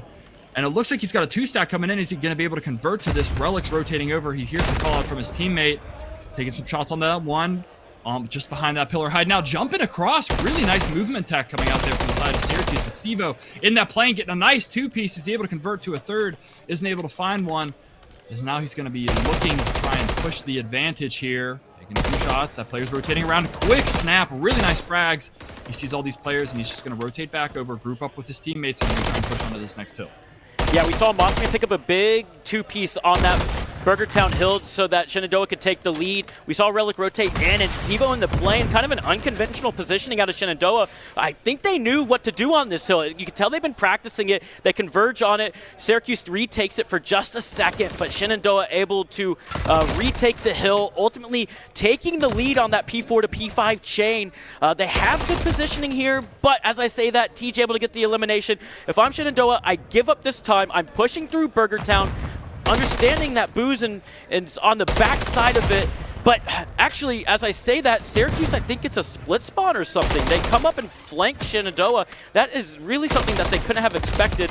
They do handle it well. However, Shenandoah now spawning out. They had great positioning for P1 and trying to get in position for P2, but now they're back to the drawing board as they have to push across the map and regain this P1 hill. And this P1 hill is so challenging, especially if you've got people spawning from that, you know, the TSA side of the map where they can just sit behind that trash can and get some of those points without really exposing themselves, and you've got to get onto that point. You can see the contestation coming in, players barely in the zone. I mean, really hard to break that P1 hold if someone's got that Burger Town area locked in. As you can see, Shenandoah spawning out, going up Eskies, trying to get an advantage. Looks like Mossman's going to try and rotate, catch that player out, and he's able to do just that as they're going to push into hallway. And now Shenandoah is on the point. Well, they were for just a moment. It looks like they are getting traded out. Syracuse back on that point again, and it looks like Syracuse is locking down once again that P2 on this second rotation. So Shenandoah's got to group up and get some of those frags to clear that area. Yeah, and if I'm Shenandoah, I'm not really sweating not getting a ton of time on P1 because neither did Syracuse. What I'm more concerned about is Syracuse is set up for P2. You got Tej in the back again. He was an absolute menace in the first rotation. They are able to eliminate him in the back, I believe. I saw Boost go down. Tej does get a kill with the Simtech, but SU is starting to converge on this point. Syracuse having to get off of time, and we ultimately see Shenandoah able to retake it. They are on time. It's a tied game here. Shenandoah able to slightly take the lead, but they do have good positioning for P2. If you're both teams, you're thinking of the future hill and how you can position yourself. We saw Shenandoah get a P3 advantage last rotation. However, they were stuck in plane, and ultimately Syracuse ended up getting more time. We see a battle on that plane said. Syracuse able to win that. Shenandoah is going to get the scrap time, but Syracuse advantage P3. Really nice pick up on that scrap time. Any little bit can help right now, but unfortunately, you know, Relic Steve-O getting caught out by Tej right now, and ooh, a really nice play by MWIII, catching two players. I'm not quite sure who he got the penetration kill on as they came sliding around, but he's got this area locked. In a second, you can see a lot of Syracuse players trying to pump up. No spins in the plane. Going to catch a flurry of kills coming in. A full wipe on Syracuse from Shenandoah, and they're going to get a lot of time here as Syracuse starts to spawn out. Yeah, Mossman with 2 or 3 crucial kills in plane. Again, we see Shenandoah spreading the map on this second rotation rather than getting stuck in and under plane. They're all across the map. That crossfire is just detrimental for Syracuse advancement on P3. Syracuse says, okay, let's scrap it. Let's not feed kills. Shenandoah, though, getting a ton of scrap time here said. They're going into P4 with a big lead now and only about 25 points left until they win. They do have to cut down Syracuse. They have a lot of crossfire here, but Steve-O has a great initial kill. Make that 2 out of Relic. Steve-O on a streak. Syracuse dropping. Tej picking up necessary kills to keep them alive and in this game. if you're Syracuse, you have to maintain this hill. But just like that, Booz's trophy kills Tej on time. Oh, that is just disastrous for Syracuse. How are they going to respond as Shenandoah seems to be getting positioning, Relic getting a huge kill, keeping the time white. Shenandoah with the advantage here, said. Oh, this is an absolute flurry coming in right there. Not sure how you get killed by your own trophy sentry. Maybe it blocks an enemy grenade on top of you. But Shenandoah absolutely capitalizing in this moment. They've got the spawn to try and push in. Mossman getting ready to drop a lot of nades, and you can see all those trophies getting dropped down to the best of their ability. And Steve-O with some really sweet frags coming in. I'm thinking if I'm Shenandoah right now, I might just rotate off this point. You know, you've got a pretty solid lead, 2-2-2. I'd want to get on that next point as quickly as possible and try and shut this map out. Yeah, especially because you have to remember Tej at 26 and 13 has doubled up on streaks at this point. So if you go back to a P1 and you let Syracuse make it close, he can drop his streaks through the top of the windows there. But Shenandoah with 3 early kills onto P5. They have the advantage. Tej doing everything he can to keep Syracuse in this, but he is eliminated. Syracuse spawning out towards P1. Shenandoah being able to sniff them out, positioning themselves on this P5 hill to ultimately retake the lead or regain advantage. Toxic with the 2-piece. Unfortunately, team killed. Third goes down for Syracuse. Shenandoah feeling themselves, yelling in the Shenandoah University Esports arena. It looks like they might be able to take this map number 3. I'd have to agree. I think they're going to get this. There's just not enough time for Syracuse to get on this point. They've got to do it right now if they can get onto it. Steve holding it down, but it goes in favor of Shenandoah. A really nice hold on that final point and a really fantastic terminal hard point from both teams. Yeah, said, sorry for taking over there at the end of the game. The glitch energy is kicking in. The atmosphere is electric here. Again, I can't help but be hyped because Shenandoah is literally right here. So as that lead is building, they are getting more and more hype in the arena. So, oh man, I was talking a million miles an hour, but both teams just throwing bodies at that P5 hill, understanding how crucial it was. Again, if you're Syracuse, if you can maybe make it back to a P1, Tej has streaks there and he can drop it through the top of the terminal. But Shenandoah understanding that just commits everyone. It's just an onslaught there at P5, ultimately able to gain the advantage and win map number 3, said. Yeah, that was a really fantastic game across the board. I wasn't sure early on how it was going to, shake out. Syracuse had some really solid plays early on, and it seemed like Shenandoah was finally able to adapt, start cutting them off, forcing these different spawns, and causing a lot of contention and a lot of different scrap time on them. And ultimately, I think that's what really won Shenandoah this match, was them being able to get in, get those last few points. And if you watch it back, you can see they get scrap time a solid 3-4, and even if it's only for 10 seconds, that's 40 points right there across the entirety of the map, and it gave them a huge lead, gave them that momentum to finally hit those big points, especially with that last exchange, forcing Syracuse to spawn out far over towards that Esky side. It really worked well in their favor, and they're able to shut this one out in a convincing fashion. Yeah, I mean, it is such a hard decision for these teams, right? Do we commit to old, or do we just give it up and rotate new? And we saw at pivotal times in the game, both teams making that crucial decision. Ultimately, Shenandoah, though, making that decision maybe more times than not, and it came out to their advantage. It can also go the other way, as we saw Booz and Tej really starting to frag out here in the middle of the game. Thankfully, though, for Shenandoah, as I said, I talked to Toxic before the day's matches started, and he said, I'm disappointed with my performance. I'm picking it up. I'm going to be the difference maker. And we saw on multiple hills there, although Syracuse had a ton of slaying power on their side, the guys from Shenandoah just effectively trading some of the players that, hey, let's step it up today, they did, right? And so Shenandoah comes out on top on a map number 3, extremely scrappy. Again, I think if we make it to a P1, Syracuse has a really good chance there, and I think that's why we saw Shenandoah commit so many bodies and resources to this P5, because if we go to P1, it could just really spiral out of control, because Tej drops his streaks, you go 4 down, they get a full 60, and it's GG's. But ultimately, we see the stats here, said. What are your thoughts on these? Well, my thoughts, Toxic, I remember you said you were speaking with him earlier, you said he wasn't a fan of his performance, and I hope he doesn't mean his overall performance. I know he might not have liked his fragging, but right there at that end point, picking up that double. He might have only had 15 kills, but there were at least 1 or 2 instances where him picking up a single or a double was able to swing the momentum in favor of Shenandoah. So I see that as a massive win on my part if I'm a player. You know, that helped you really take home that match.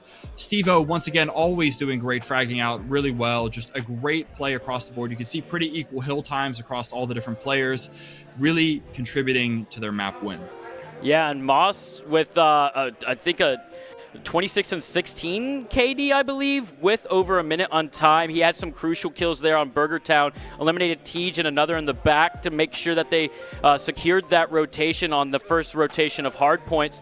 But we got to talk about Relic. I mean, talk about a difference maker, and something that we talked about at the end of yesterday and beginning of today said was, I think Shenandoah might make some role changes, and I believe I saw Relic running the MCW, so he's running an assault rifle on that terminal rather than the Rival 9, and yeah, it's still negative, but still significant time on hill, and yesterday he struggled on it. I think that role change for him, having that AR in hand, he was able to flourish on this and really be a difference maker throughout the duration of that map number 3. Absolutely, and we're getting ready to load in here, guys. We're going to be doing a little invasion hardpoint. It'll be interesting to see how this goes if Shenandoah is able to keep that dominance moving forward. They've been playing a really strong respawn game, but I'm looking forward to seeing what Syracuse is going to bring to the table. There's so many different strategies you can employ here, as we've seen on this map countless times.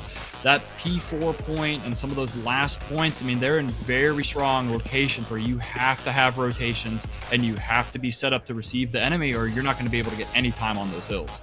Yeah, and as I look around the arena here, said, I mean, everyone is glued to the screen. Shenandoah is all smiles behind me. If I am Syracuse, though, you are not out of this yet. I mean, all of these matches, as we saw those maps and modes, have been extremely close thus far.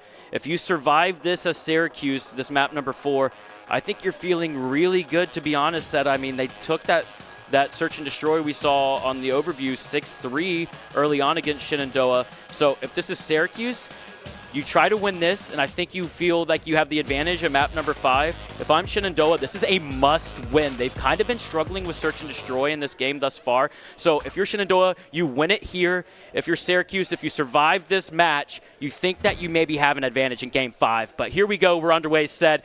So let's start it off on Invasion Hardpoint. Where are we at, Sed? All right, guys, we're going to be watching Syracuse. They've got the first feet on that point right now. As you can see, Shenandoah wrapping around, trying to get in there. Steve-O with a really nice kill. Relic following that up with Tej, trading it out. Now, full wipe against Syracuse right there, as Shenandoah is able to get full bodies on that point, flipping those spawns. They know where Syracuse is going to be coming from. They're going to try and lock down and get as many points as they can on this hard point. 30 seconds left, but a lot of trades coming in. You know, it's so hard to hold this down as Booze comes flying in. 2-3 frags for Syracuse, and now it's back opposite again. We've got split spawns. We've got people coming from all over the map, and it's going to be an absolute slog trying to get back onto this point. Yeah, and as we were talking about that P1 break by Syracuse, Toxic with a huge kill onto BCL over at P2, because BCL had a huge kill on Shenandoah. He was almost able to overtake their early rotation to P2. Unfortunately picked off by Toxic, who was on a heady at P2, but Shenandoah committing a ton of resources and time over to this P2 rotation. We see Relic cutting down Syracuse as they rotate from P1 to P2. This might just pay off for Shenandoah. Even though they rotated early, they were fine giving up that scrap time on P1. It is working out to their advantage. Syracuse not close to touching hill, and we're already 17 seconds into P2. Yeah, Relic had a really nice play there, dropping those 2 players, trying to swing out, but unfortunately does get stunned, causing his gun to sway, unable to convert, and potentially turn it into a 4-piece, but now Mossman unfortunately does get taken down. We've got a flank, it looked like, coming in by Booze, who's getting some really solid kills in with that Rival 9 as he's trying to play his life and drop back. So Syracuse getting some points on the board at this objective. You can see Shenandoah looking like they're just going to give it to him. They're going to rotate over and just try and get an early lock on this next spawn. And that's the best part about early game strategy like this, is you can give up those points to try and get a favorable position to stack in your favor. Yeah, I mean, if I'm Syracuse, though, I'm extremely happy with where I'm at on this map. I mean, Shenandoah committed a ton of resources and bodies over to P2 early on. You're able actually to break that and get a good 20 to 30 seconds. They were so patient in that break set. I mean, you saw Booze flank all the way around. They gave Shenandoah no choice but to just give it up. But Relic with a huge two-piece, almost double positive early. 3 down for Syracuse, 4 down. Syracuse going to spawn out. Shenandoah just absolutely dominating with their map positioning. Relic caught out in the open though, but it's okay. He's starting off hot, 8 and 5. This is exactly what the Shenandoah squad needed. Syracuse, although they got a majority of the time on P2, said it looks like Shenandoah's decision to rotate early was actually a good one. Yeah, I think that was a fantastic call on their part. I mean, they really have played lockout defense on this objective, and they're already rotating through. They've got a 3-on-3 advantage. It looks like they might be able to get on this point. Relic does go down to Frizz. Really nice positioning there. So hard to push through that door, but trying to duck under it and stuff like that. Toxic, unfortunately, unable to convert there, but I mean, it's going to be scrapping it out, trying to get on this point. No one with a necessary advantage at this point, but Shenandoah is up after getting so much time on that last objective. A fantastic decision on their part to rotate early and try and give themselves this advantage. And you can see them stacking up from the north side, or the west side of the map, moving in. This is going to be a tough one to break. It's a really hard point to push. Yeah, and I mean, BCL starting out 4 and 7, but I have to say all of his kills have been game-changing, literally game-changing on the P2 rotation, and then on this P4 rotation, he's able to eliminate the early players that rotated on the side of Shenandoah, and it's just tough for Shenandoah because as you're trying to rotate early, you can't just slide into this P4 to your point said. You have to crouch and slowly walk in, and so we saw Shenandoah rotate early, but Syracuse just, it was a 1-for-1, right? I think it was 3 versus 3, and Syracuse beat them there, and Shenandoah just literally crept into them for Syracuse to get those eliminations. We're going to see Syracuse with a big lead as we rotate to P5. Shenandoah again there first, but Syracuse has numbers now, and they're able to eliminate a majority of the Shenandoah players that had rotated early on. And that's a really challenging portion of this map. I mean, the 2 points at the very end, they're money hills if you're able to get them on, and it's nearly impossible to try and scrap for those locations. I mean, being such close quarters, such hard angles to push in. Relic trying to do his best, bringing out that pistol, unable to do so. Just the speed at which that, Rival 9 can fire off. It's really hard to pace against it, but Shenandoah, they're getting 2 really nice frags coming in as Toxic's trying to clear this building. You can see one person jumping in, mantling, flying in, and they're able to clear it out. So now Shenandoah has a chance to get a good 30 seconds. That player peeking over, did not expect him to be there. Toxic, a really nice frag. And, still some Syracuse players starting to fly in. It's just, can they hold this down, get an advantage, get those points, scrap it out? Yeah, and if I'm Syracuse, I'm forgetting about P5. Stop going towards it. Get back to P1. You see Shenandoah here with the early break. Syracuse with bodies, though, they do exactly that. They say, okay, forget it, guys. We can't be fixated on old. Let's go new. This is where we get a majority of time. Shenandoah having to commit bodies over there because they are down right now. Syracuse with all 4 guys around the hill. This is a huge gunfight, 5 versus 3. Steve-O does win it out. This is going to give him the opening to pinch from both sides. Let's see if Syracuse is ready for this set. And as I say that, Relic with another elimination.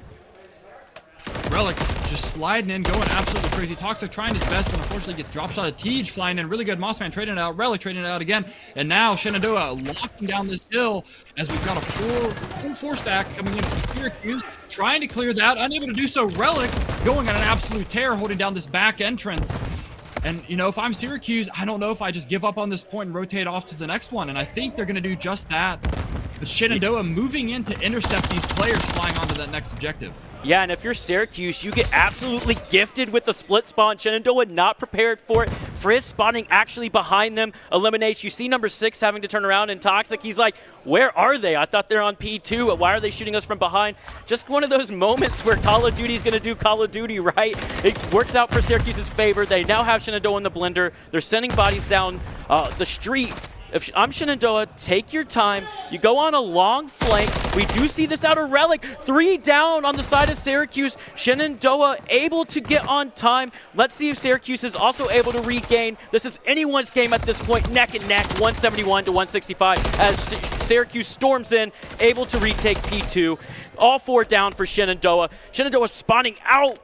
because Syracuse is rotating early for P3. They learned their lesson from first rotation. Said, if you're Shenandoah, you might feel like you're in a bit of trouble here. You have to get over to P3 as soon as possible. Yes, Syracuse has 3 down, but they're going to spawn. Oh, but as I say that, 3 and 2 spawn out, Said. I'm sorry, I'm all over the place. Call of Duty is doing Call of Duty things. One was blocking spawns, but for some reason they spawned all the way out.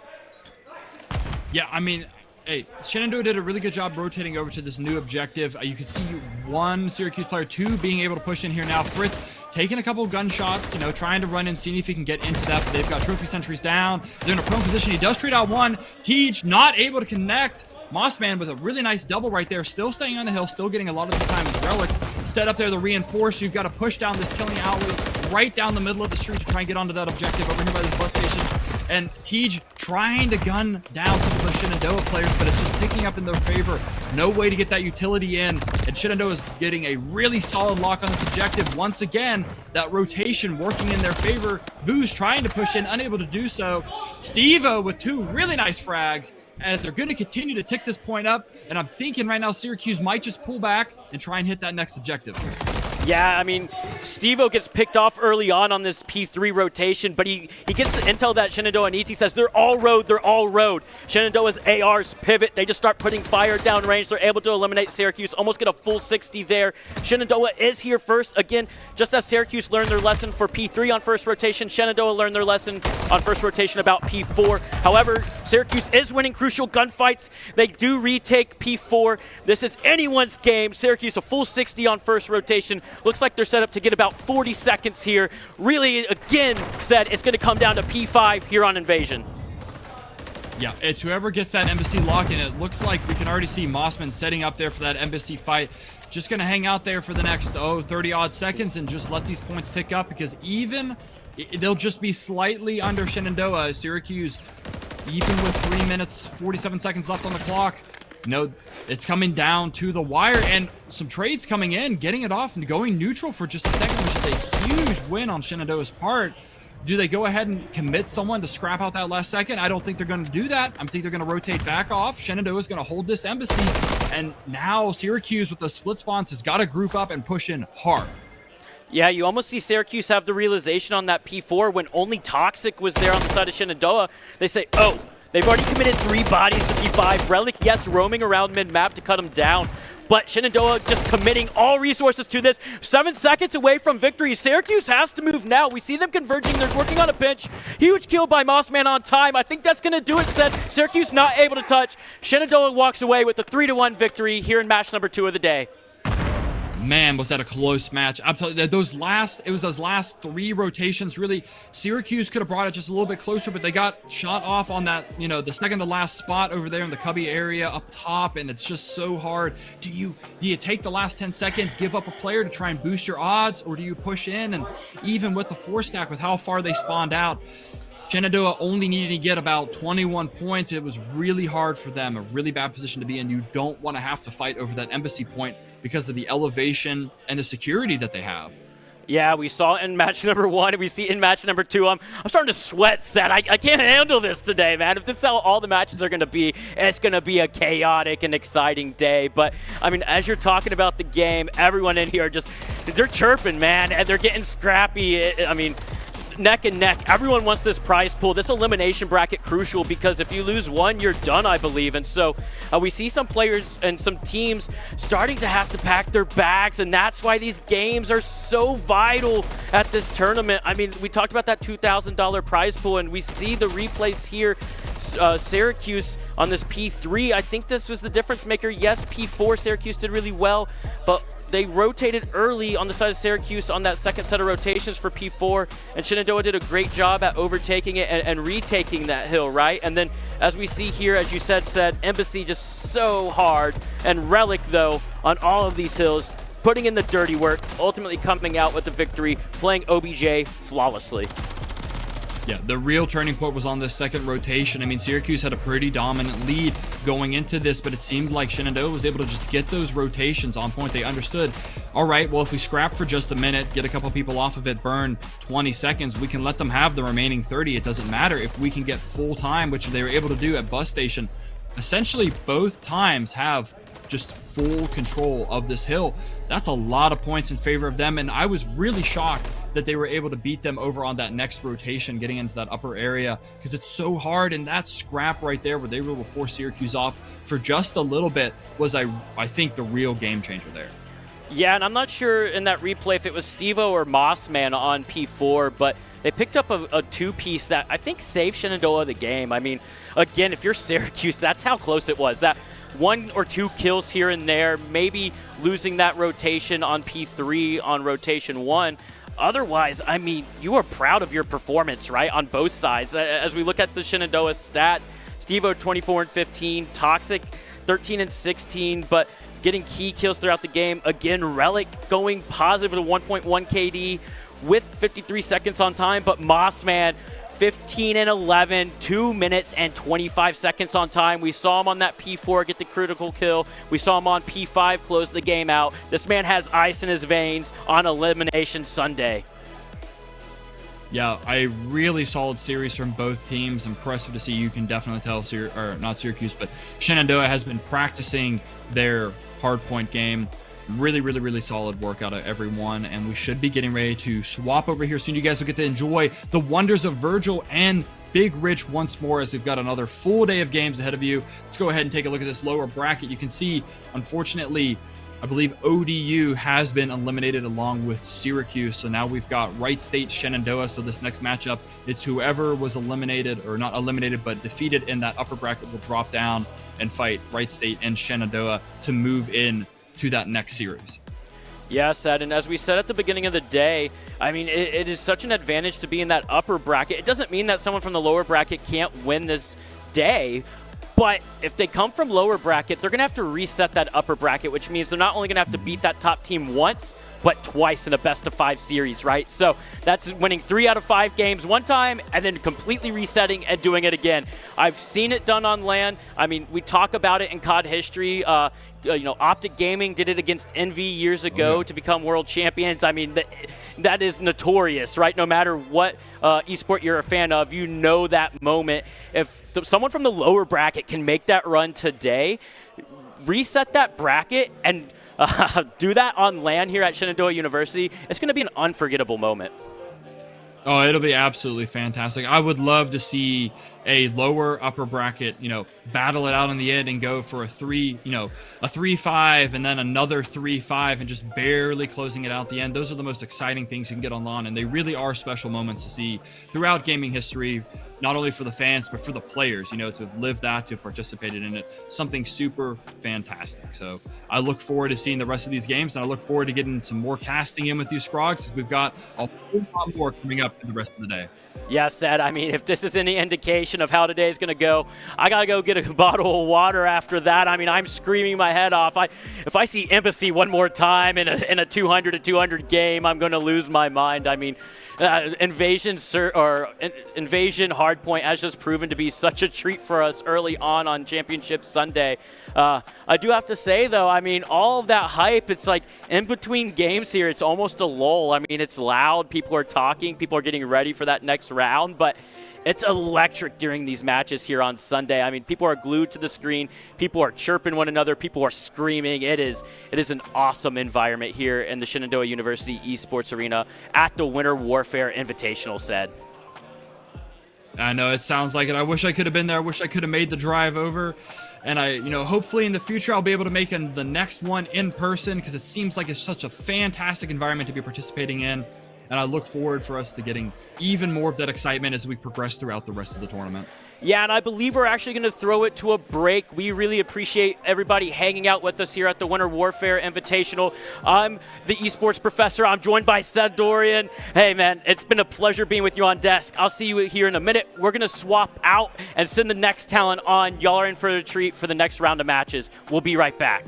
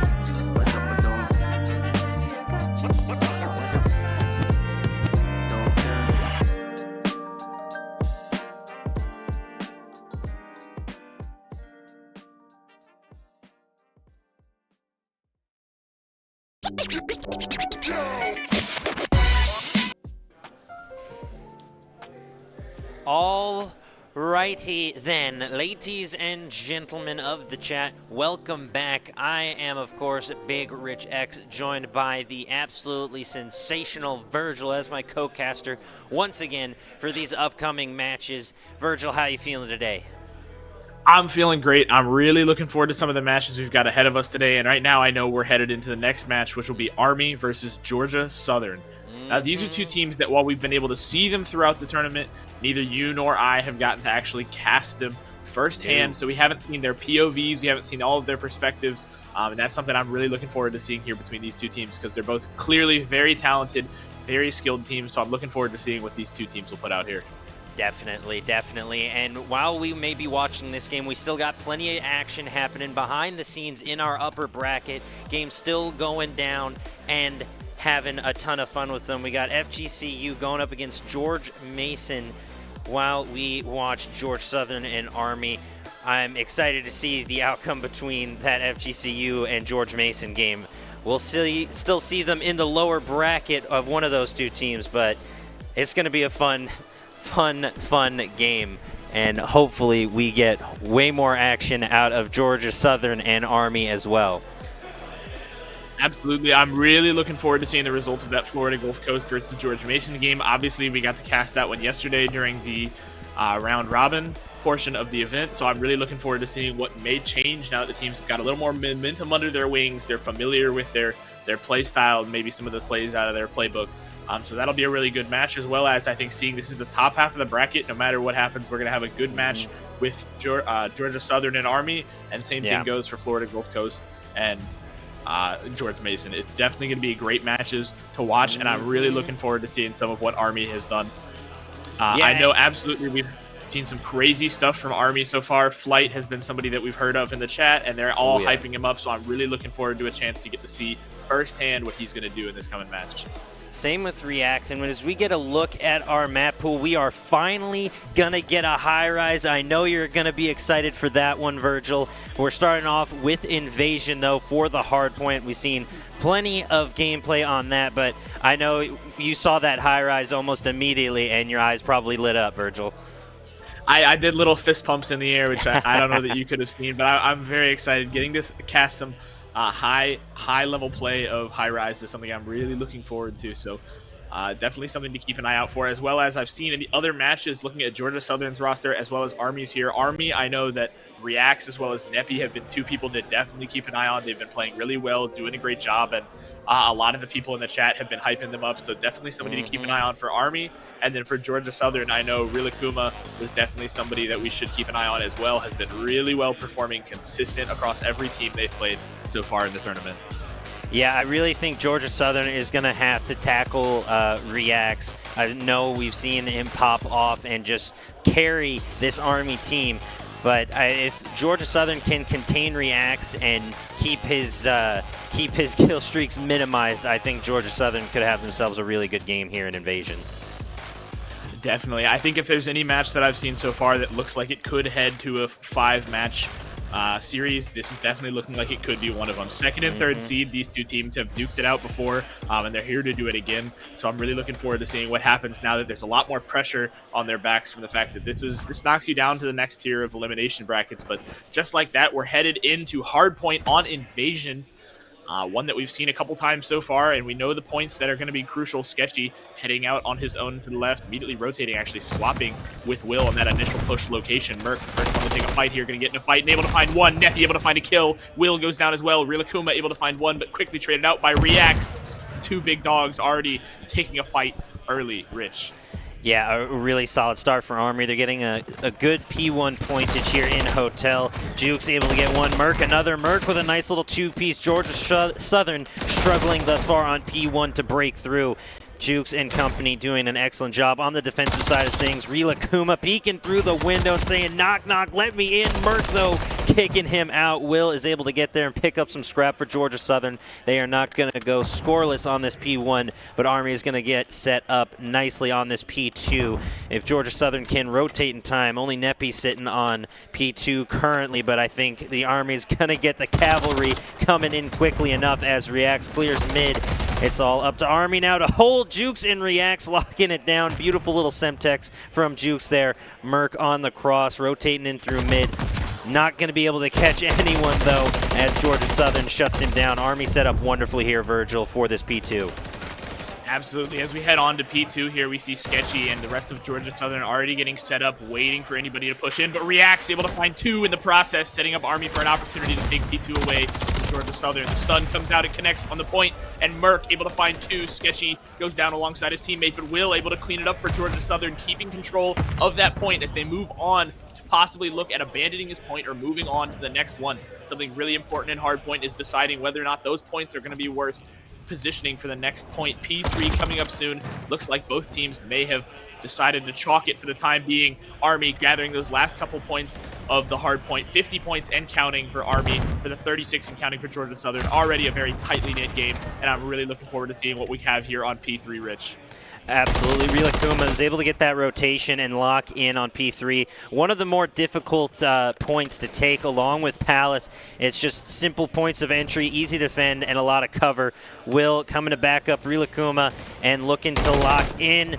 Beautiful shots from Sports Dude and Sketchy coming in, and Sports Dude getting two, but unfortunately going down. Neppy able to take him out before being traded out as Georgia Southern takes the lead. Rilakuma still holding on point as Merc tries to rotate, looking for a pick, looking for something, but is able to sneak up and get one. Sports Student Rilakuma grabbing some as well, but Merc has the point, able to get some scrap and might be able to take the lead, but I believe Georgia Southern going to get set up nicely on P4.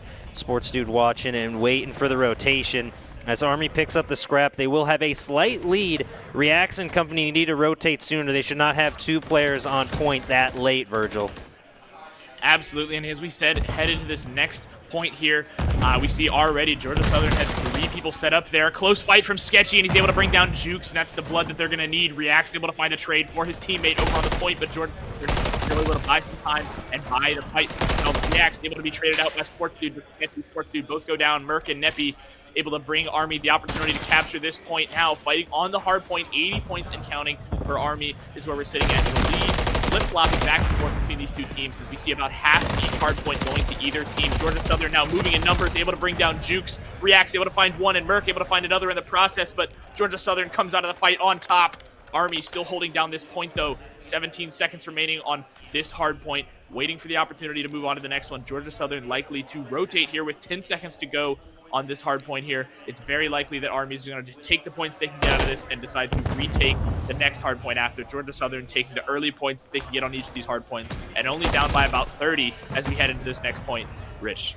Yeah, Georgia Southern is set up beautifully in Palace. They just got to play their covers right. Jukes, unfortunately, taking out his teammate Reacts, but able to pick up another as Georgia Southern got broken way too easily on this Palace. They should not have been peeking those windows so greedily. MWIII with a nice two-piece as well, and Army going to get set up nice on this P5 in Palace. We'll see if Georgia Southern can retake here, but it's going to be tough. Already peeking out that window. Jukes getting one. Trophy systems going down, and Army getting set up nice to really run away with a nice, I'd say, 50, 60-point lead and just get some separation with Georgia. Nice up close and personal melee for Will, having the willpower to take out Jukes. Georgia Southern wants some of this scrap, but should start considering rotating early. MWIII with a nice two-piece. MWIII cleaning it up, and that point is all Army after the break on Georgia Southern.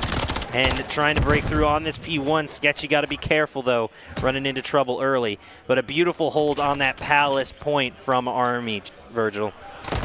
Yeah, absolutely. Really good stuff as we're headed back to P1 here. A little bit of a lead starting to develop for Army, about 50 points up, but Georgia Southern playing on this P1, able to gather themselves some points and really position well for what we have coming up. Rilakuma gets in a fight. Army able to find the kill. Reacts, the one to find that final blow. MWIII able to find one on Will, but traded out quickly by Sports Dude, but the trade's going back and forth. Reacts for Sports Dude, Jukes for Sports Dude in return, and somehow Army still comes out holding down the point on top. About 30 seconds with the Georgia Southern, and once again, these half-and-half hard points are going to make for a very close game here. 20 seconds to go. Georgia Southern retakes the point, but down on point. MWIII able to find two, traded out by Sports Dude, and 15 seconds to go. Georgia Southern can squeak out the last few points they can of this P1 before it looks like it's going to head back off to P2. Definitely going to make for an interesting fight as Army and Georgia Southern both start to make their rotations over here to position for P2. Rich.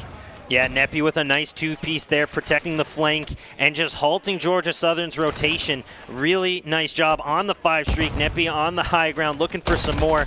Will going down. MWIII and MWIII both scoring some kills as Sketchy and Sports Dude getting through, but Jukes with a close melee, making sure it stays in Army's hands.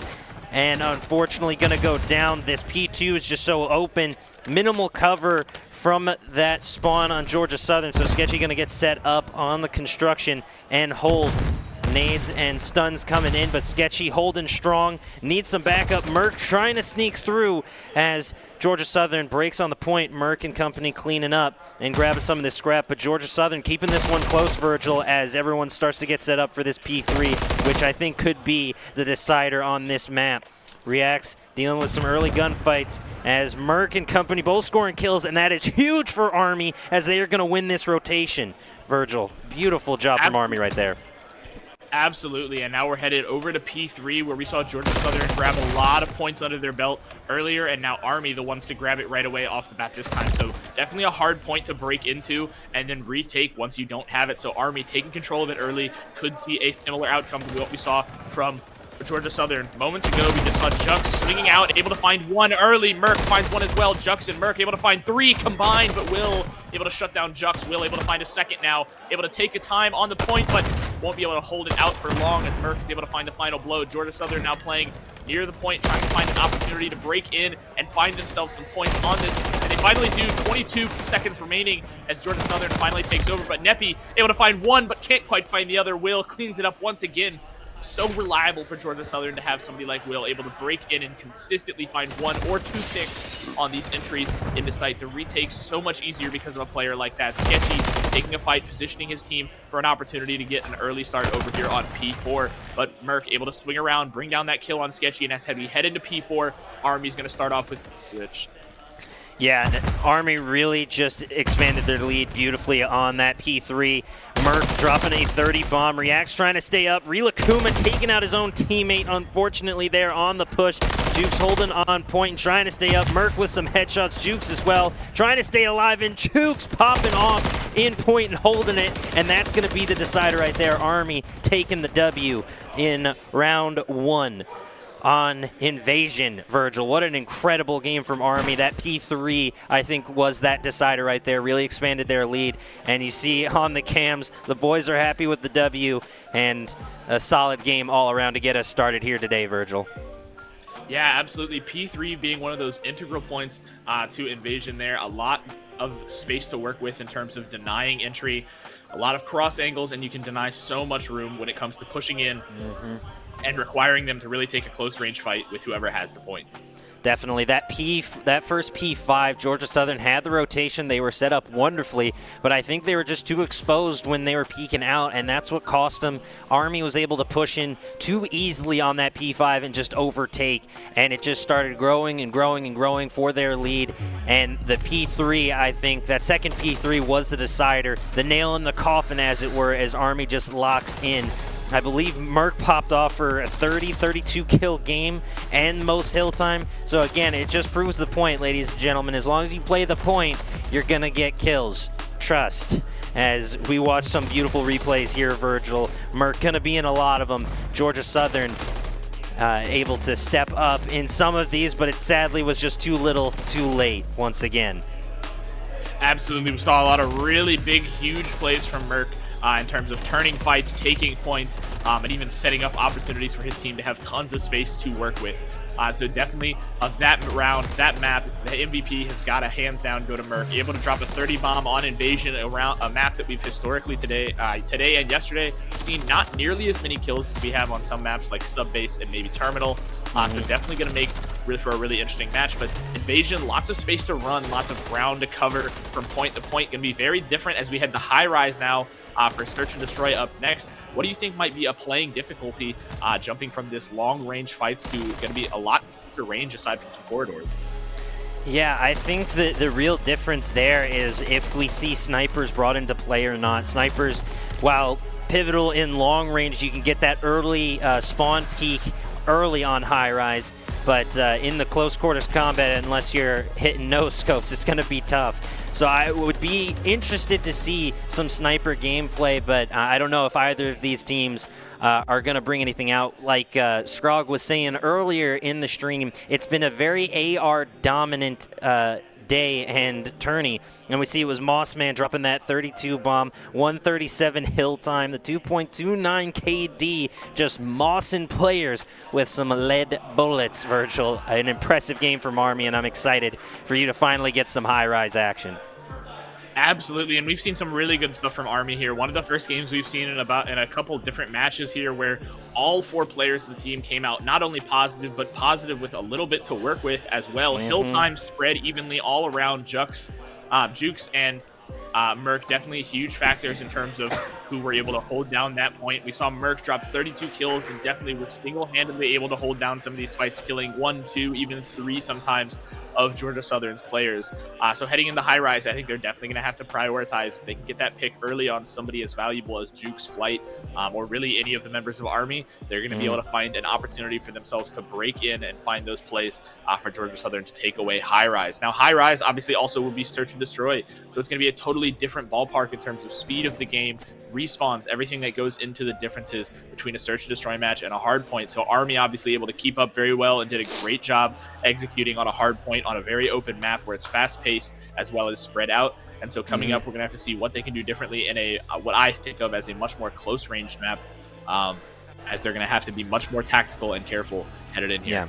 I'm excited to see how players tackle the verticality on High Rise. I know there's a lot of cheeky spots on the cranes. I don't know if we'll see them utilized to any sort of effect, but I certainly hope so.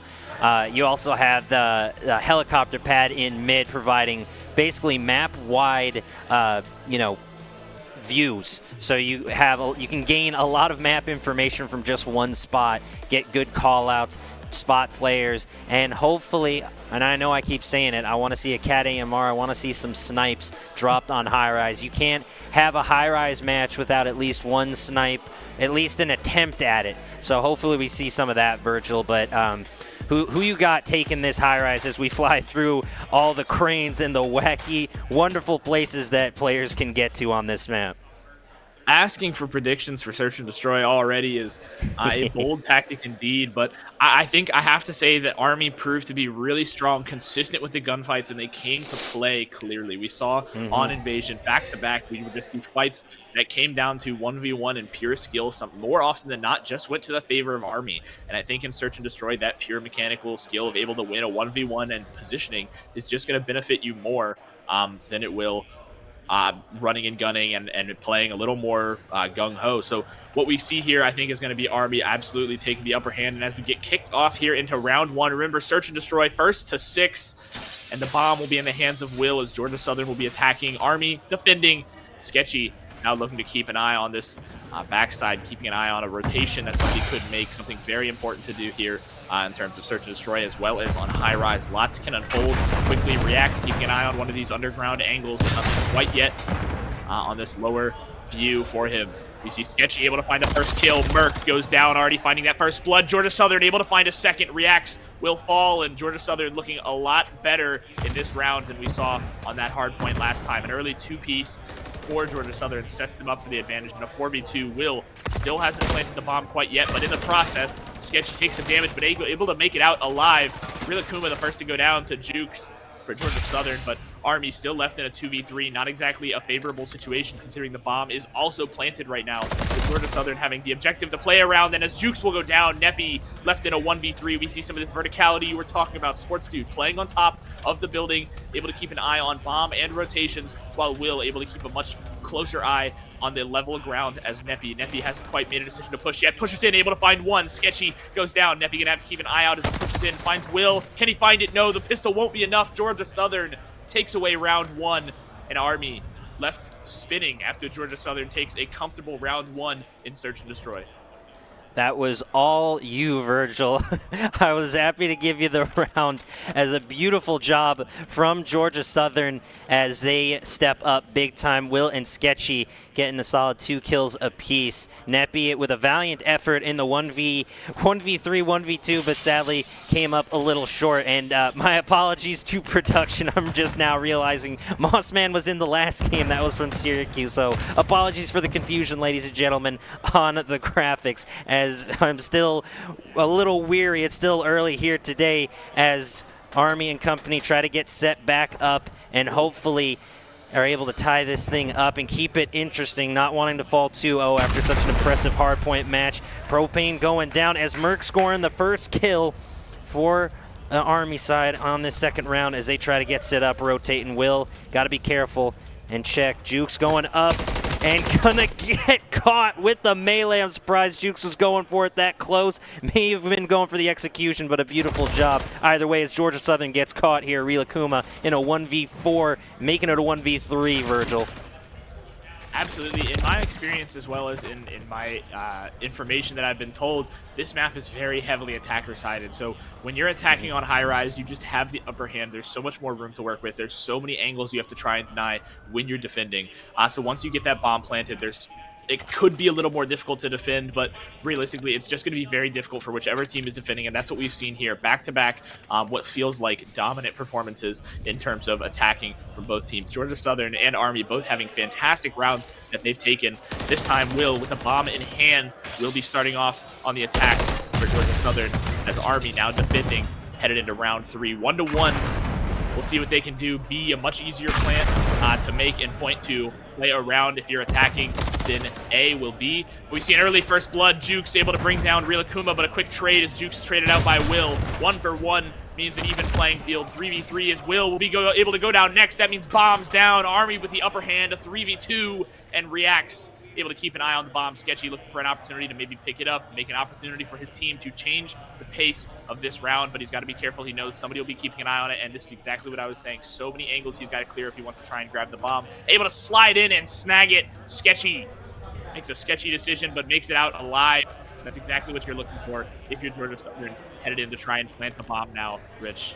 Yeah, absolutely. Sketchy was able to secure and now just has to contend with the 2v3. Gets location on Neppy, but is unable to get him. A beautiful shot from Neppy on a nasty little head glitch as reacts, looks for the final kill. Holding on radio tower, a lot of hit markers, but able to stay alive, play cover, and Army takes the lead 2-1 after dropping the first round, winning 2 in a row. They are setting the tempo back in their favor. Momentum swinging for Army as we get ready for round 4.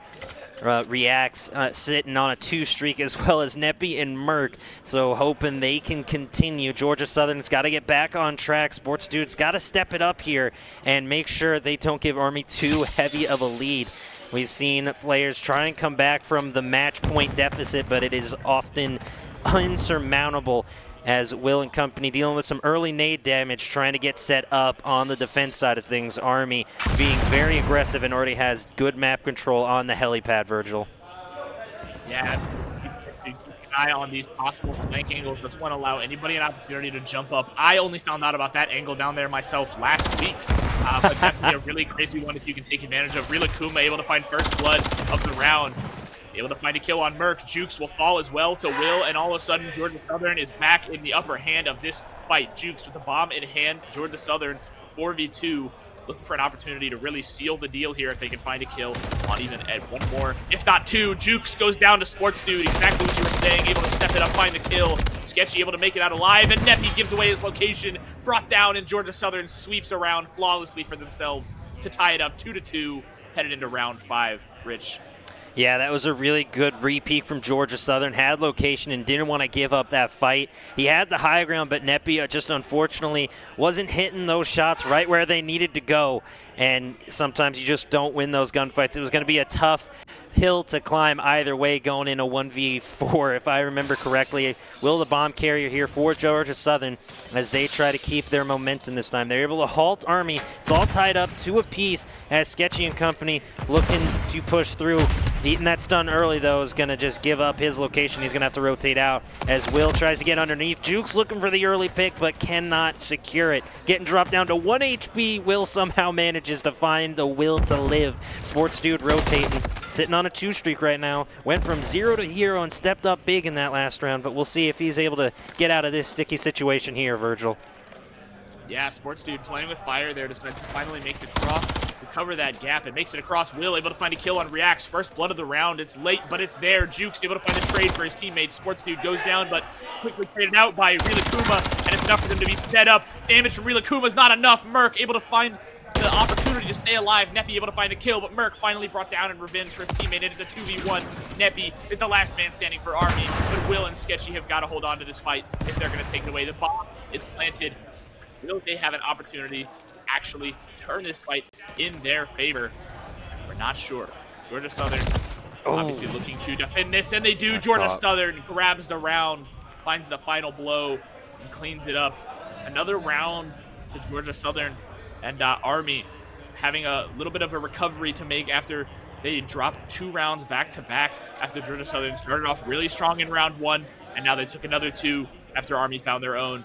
I'm really looking forward to seeing what we can have here from Neppy. I think it'll probably be the one to start off here. And the bomb in the hands of Jukes. Starting off round 6, 3-2 in the favor of Georgia Southern. Really looking forward to what we might be able to see coming up here, Rich.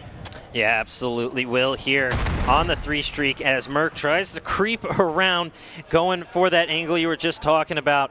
Was able to eat some nade damage, was already on the region. Got to be careful not to fall off. But Sports Dude is aiming right at him, and that's Call of Duty timing at its finest. Sports Dude was waiting for that cheeky little push, and MWIII got caught. Reacts able to take out Rilakuma as Georgia Southern is all tied up with a 3v3 right now. Neppy looking for a pick, but only tapping with a few hit markers.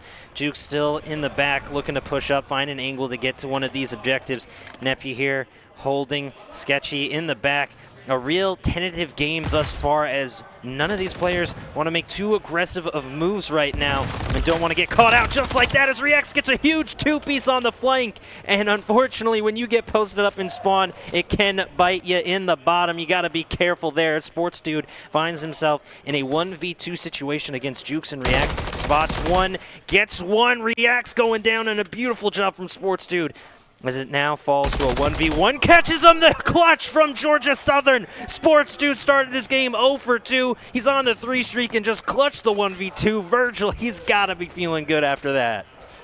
Absolutely. We saw that first kill of the round going to him as MWIII tried to make that flank opportunity, and we've seen Sports Dude holding down that same angle round after round after round, and it finally paid off. And then Sports Dude took that momentum, that energy from that kill, the adrenaline, and able to find 2 more to clean up the round. Takes his 1v1 smart, able to take the time, heals up, and takes the next fight, wins it again. Sports Dude, somebody that I was told to keep an eye on from Georgia Southern, and that is exactly why, Rich. Yeah, that was a really, really good round for Sports Dude, and I think could have been the decider right there. I mean, he got the 3-piece and clutched up a 1v2 against this Army team. That is no small feat. Rilakuma here rotating on the underground, trying to find an early pick from a hard push from Army as they get set up on Bravo objective. Jukes going down, a beautiful shot from Sports Dude once again, climbing in the streaks before getting taken down by MWIII. Will not get that cruise missile as MWIII here rotates on the far side, looking for some sort of angle spots. One of Georgia Southern, but Sketchy and company are pushing in. Quick trades happening in and around objective, and Rilakuma finally finds himself in a 1v2. Rilakuma now rotating back and trying to stay alive. This is going to be a tough 1v2, but can Georgia Southern make lightning strike twice? We're about to find out, Virgil. Yeah, absolutely. Rilakuma with the stun grenade in hand definitely has an opportunity to take a smart 1v1 here and then another one after, especially with how spread out Army is. The question is, does he know that they're this spread out? Rilakuma able to grab the bomb, sets himself up for an opportunity, but shot in the back before he can find it, looking for someone ahead and didn't know they'd be on the helipad. Army able to grab that round for themselves, finally ending Georgia Southern's 3-round win streak, and Army grabs one for themselves, 4-3 in the favor of Georgia Southern still.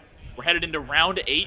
I'm really looking forward to what we might see here, especially like you said, Sports Dude really kicked it up a notch and has found kills round after round after round, but Reacts still finding huge value for Army, has found a kill, double kills when he needs it, when his team needs it most, has been able to hold on to these rounds that they need. 4-3, headed into round 8, Army looking to tie it up, Georgia Southern looking to set themselves into map point, and I'm looking forward to what we might see. Rolling underneath, this is quite the angle to be watching MWIII and his teammates playing alongside each other. Definitely a good opportunity to cover each other. A bad Simtex looks like it sets him into his own doom. Rilakuma able to find the kill there on MWIII, and an early kill for Army's favor. Will goes down in return to Reacts, but 3v3 with Rilakuma brought down by MWIII. Jukes has to have the opportunity here to find another kill. If he does, it might seal the deal for tying up the round. But we've seen a 1v2. Will we be able to see a 1v3 if they can find this kill here? Sketchy able to find some shots, but not quite a kill. Sports Dude looking for the opportunity to take this round away, and I'm looking forward to what they'll be able to do here, Rich. Yeah, Sports Dude had a good angle on the plant and might be able to catch Jukes, and does, and now a 2v2 as MWIII rotates and protects. Sports Dude gonna try to get in there, maybe go for a quick little ninja defuse as they sneak from the underground. They got to be careful. MWIII is lurking. Watching on the stairs. Easy kill for MWIII. Got able to take out Sports Dude, and now a 2v1. It's going to be tough. And Sketchy find the finish, and no, it's going to be MWIII with the nasty 2-piece. Had him on the ground. Was waiting to strike like a serpent. And perfectly timed right there for Army as they tie things up once again, 4-4. Absolutely. A really good job there from MWIII. Played that beautifully. Knew that they were going to have to rotate if they were going to go for a defusal. Wouldn't just be able to run straight at the bomb. Waited patiently for them to run into his hands. Able to find that pick on Sports Dude. Repositions quickly. Gives him time to heal. And that could not have been more perfectly executed by MWIII in terms of holding on to that round. Now rocking an 8-4 KD. And on that 4 streak, MWIII definitely somebody doing a lot for Army here, especially in terms of bringing them back to this tied up 4-4 search and destroy, which means they're fighting for an opportunity for map point. Round 9, MWIII watching the angle, waiting patiently for someone to lurk into his shadows like a serpent, as you said moments ago. Sketchy, the next one to possibly push up and be the victim of MWIII. But Reacts holding down the opposite angle, making sure nobody can get out from behind that building as Sketchy runs into the hands of Reacts. It looks like he looked away. MWIII able to find some damage, but not quite a kill. Rilakuma able to find the first blood of the round. Finds the final blow on Reacts in return. Will has the bomb in hand. Jukes now on a rotation. Could find a kill here in the favor of Army, but Sketchy going to swing out. Could be the doom of him here. Just as MWIII looks away, Sketchy able to swing out. Doesn't quite find a kill. Goes down. MWIII able to find a kill, but Rilakuma had already found 2. Jukes and Reacts both gone. MWIII and MWIII 2 versus 3 as Sketchy is the only one missing for Georgia Southern in this fight, Rich. Yeah, it's going to be tough as MWIII is able to take down Will with a nice little headshot. Rilakuma lurking at the bottom of the stairs, and MWIII trying to rotate but gets caught. Rilakuma taking him out, and now Neppy in a very similar situation. A 1v2 grabs one, and now it's between Neppy and Rilakuma. A 6 streak for Neppy. Does have that cruise missile in the back pocket. Might use it to try and track down Rilakuma. Rilakuma here holding on underneath, now going for the climb. Rilakuma getting the sneak. Neppy was looking right at him, and if that ain't Call of Duty timing at its finest, I don't know what is. A great round for Georgia Southern. They take the match point, they have the momentum, and clutch up a huge 1v1 for themselves. Can they get the finish, though? We're about to find out, Virgil. Absolutely. Really well done by Rilakuma there. Rotates entirely off the point, not even in a location that I would have checked ever if I was going to play that fight. And Rilakuma waits for that sound cue, able to take the opportunity to then push up, find the kill, and just like you said, Call of Duty timing, if I've ever seen it, looks away from that ladder at just the wrong moment, and the kill goes in the favor of Georgia Southern. Now, the momentum in their favor. Can they find this final round that they need to take away the search and destroy, or are we headed to a round 11 if Army can take this one? Jukes, the bomb in hand, already very close to A point, looking for the opportunity to plant if they can get in. But Swartz dude keeping an eye once again on the angle that he's found kills once and at least twice even at, hoping to deny it easily. Jux able to find a kill on Sketchy, but nothing coming out of that cruise missile for the team. Jux now getting the bomb planted, could be an opportunity here, but Neppy able to find a kill on Rilakuma. All of Army still standing is MWIII, able to find one. Jukes the first to fall for Army, but Will is the last man standing in a 1v3, and they bring him down. Army wants to go to round 11. Army holds on to another one, takes it to 5-5, and we're headed to round 11. Georgia Southern is going to have to fight for this one. Yeah, it's going to be a tough round 11, and of course, we get an S&D going straight to round 11 for the second match of this series. An incredible job thus far from both teams, and now the decider. The clock is about to strike midnight, and I feel like Cinderella without her glass slippers, and I'm getting nervous for both these teams. Here we go. MWIII with some quick nades and tosses. Neppy looking for a shot down mid as Georgia Southern begins the rotation. Bomb has been dropped, quickly picked back up. Maybe in a little miscommunication. Sketchy now the bomb carrier as Will and company hold in the back.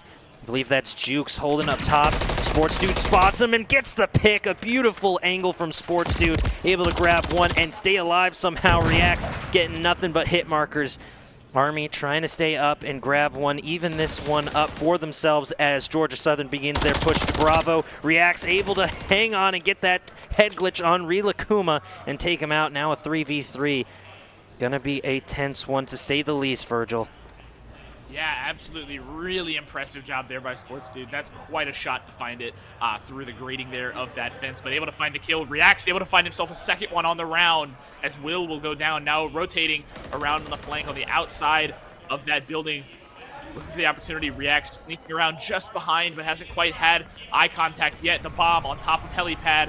And now rotating to the building. Reacts is right behind him. If there's an opportunity for an ace, this could be it. Neppy goes down for Army, but the opportunity is here. Reacts able to find one, needs to just get one more, and it's an ace. Reacts with an opportunity here. If he can find the fight as the bomb, he could be there. Reacts able to find the damage. Can he find the kill? He does!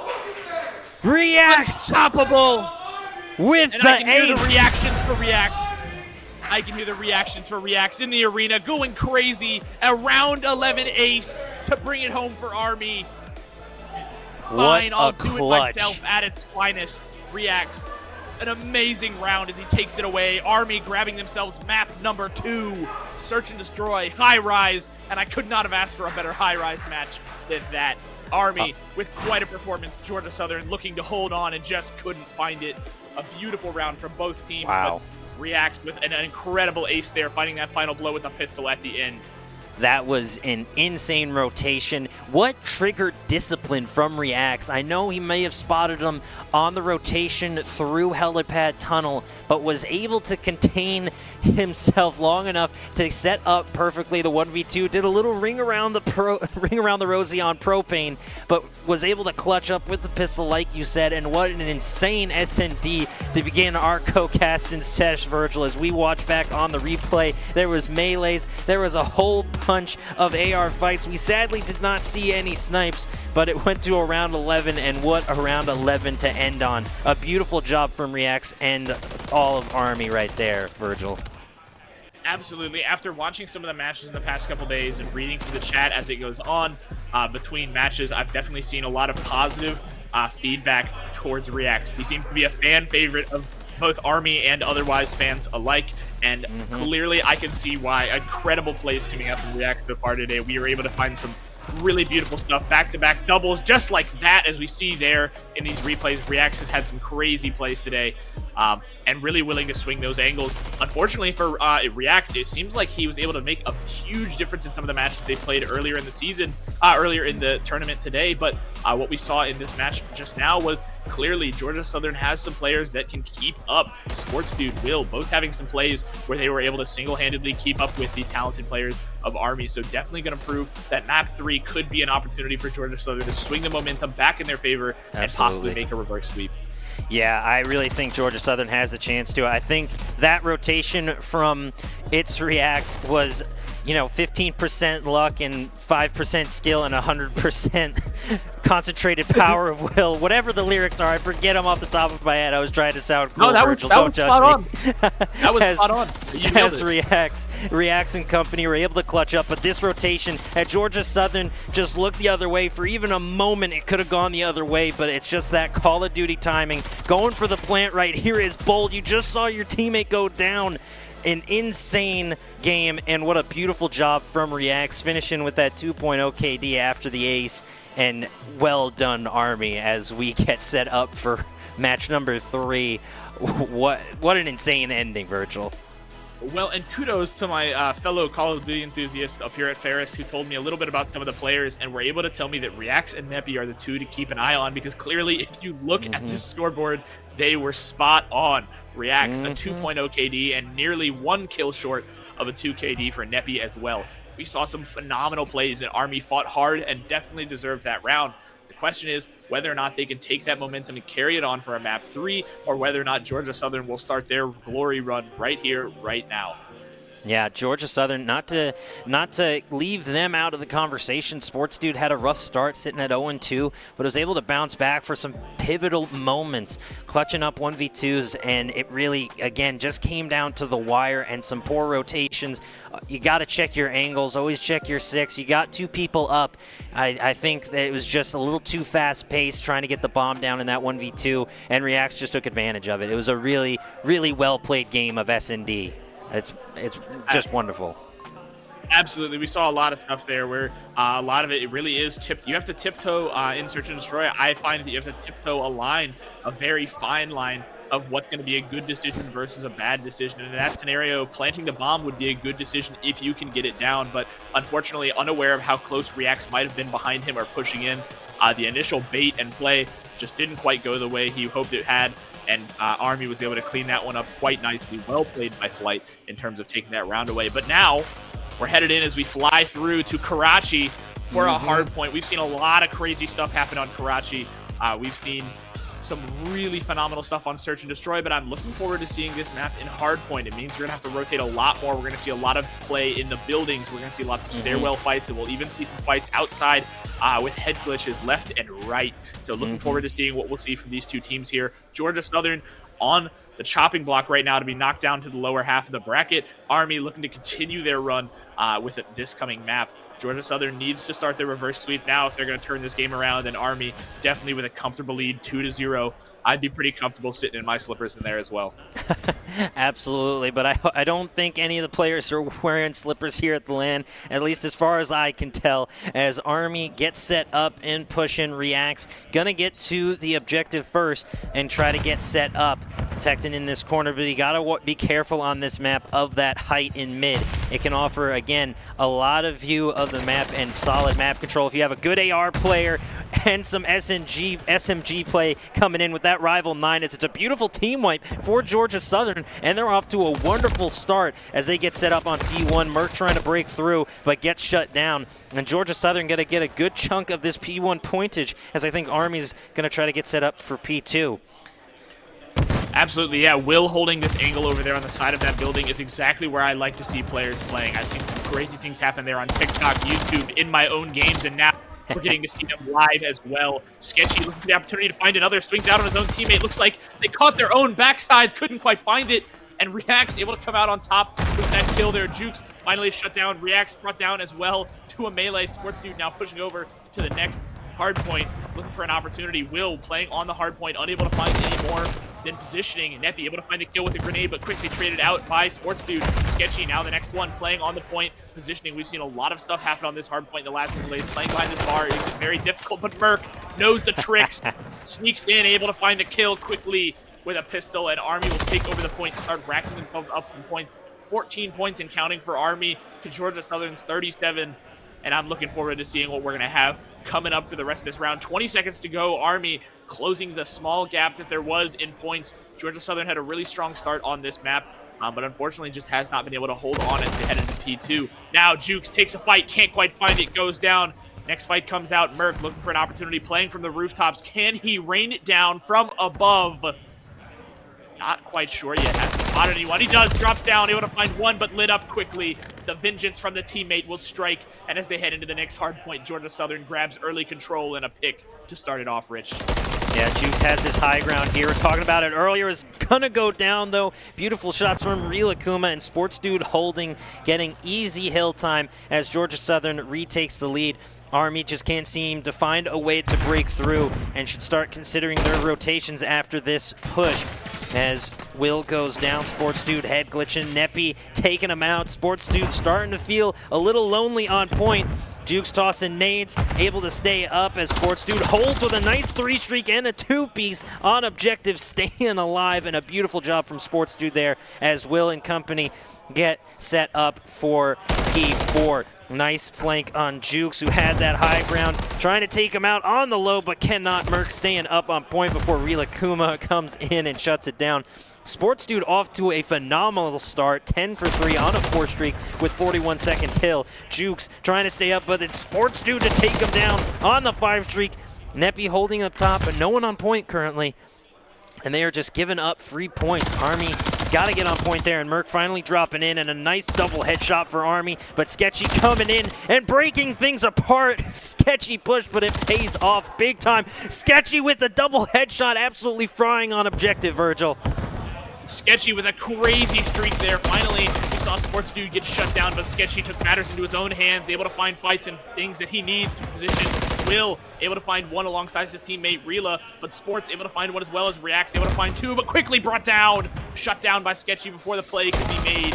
Neppy now the one to find a kill on Rila, and another on Will, looking for an opportunity for a third, but shut down by Sports Dude. Seems like what you said about that 0-2 start could have really gotten to him clearly here. 13-5. A fantastic start, 41 seconds on the hard point. Not somebody to sneer at all. 10-7 from Will. Georgia Southern, the stats are there, the numbers are showing.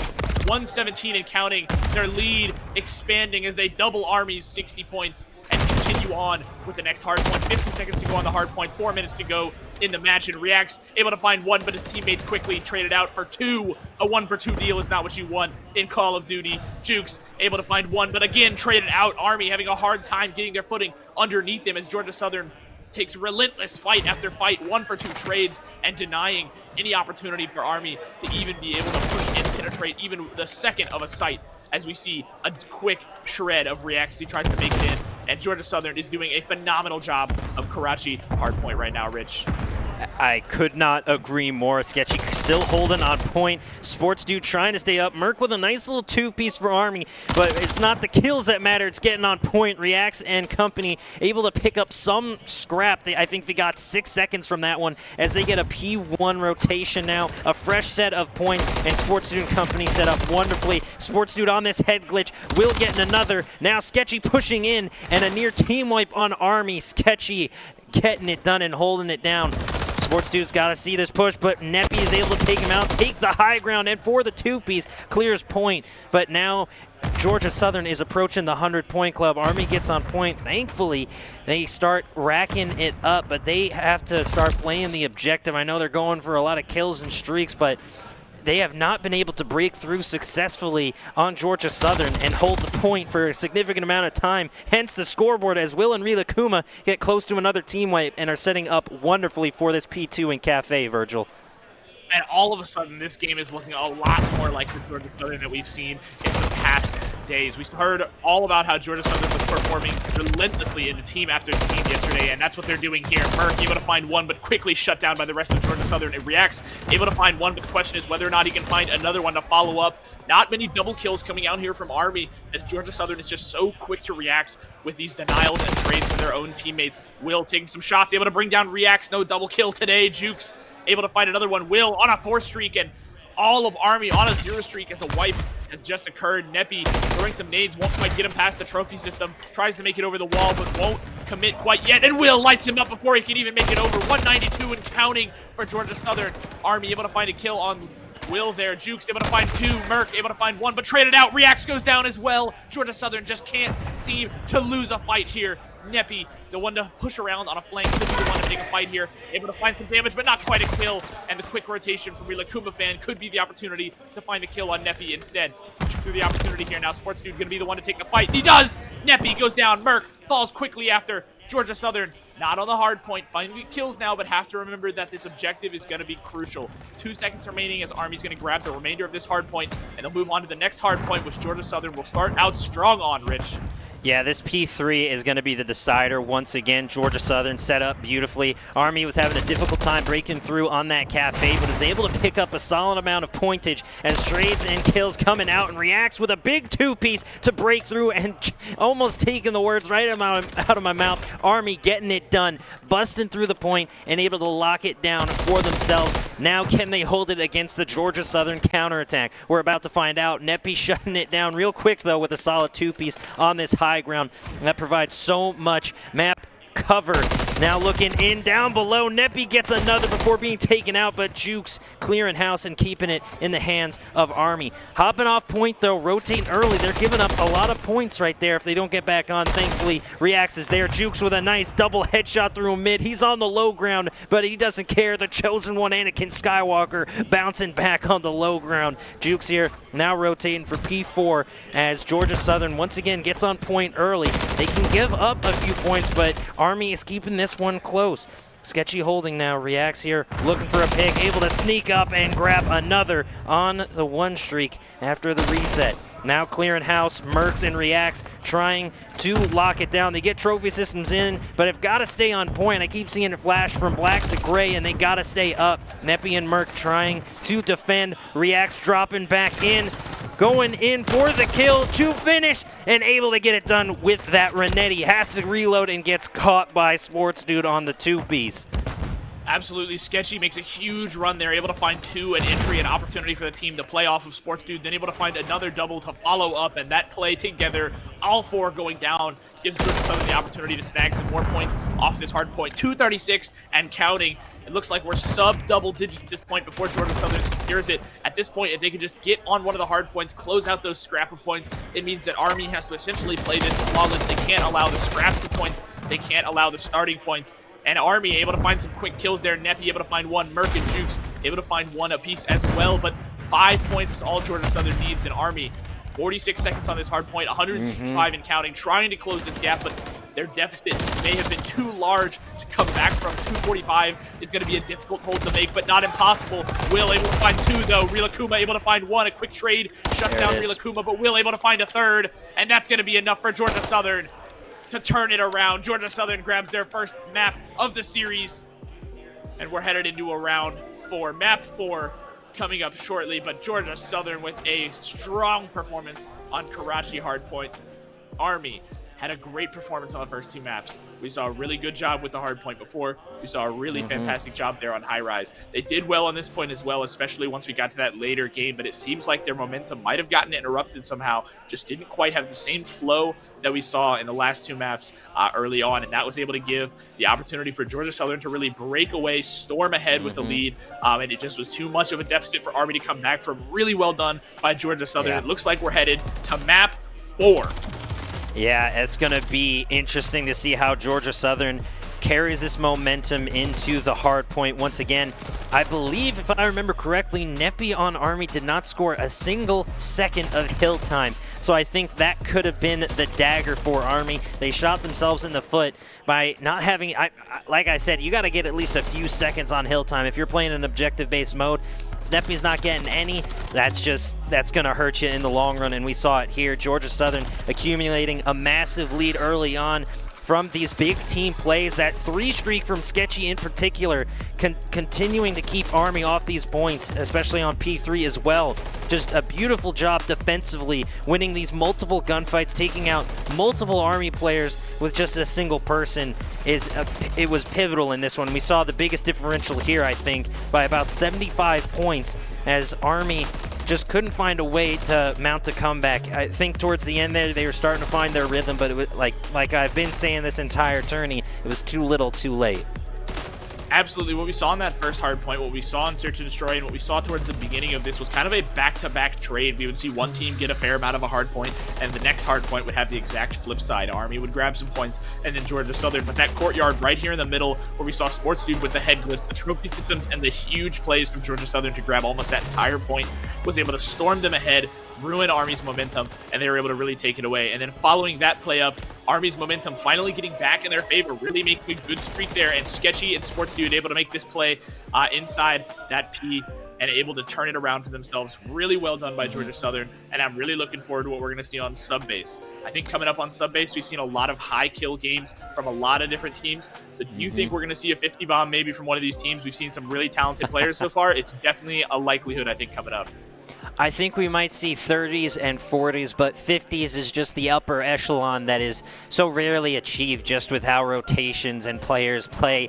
Hopefully we see everyone getting some hill time on Subbase and a balanced game. I am excited to see if Georgia Southern can mount the comeback, get the reverse sweep, force the Game 5 S&D, as that's going to be an exciting one. But it all comes down to this hard point. They are still behind in the series and are going to need to play pretty much the exact same way they just did, as a team, collectively defending and taking points and not allowing Army to get on for any significant amount of time. They got to play the hard point. That's the name of the game, literally.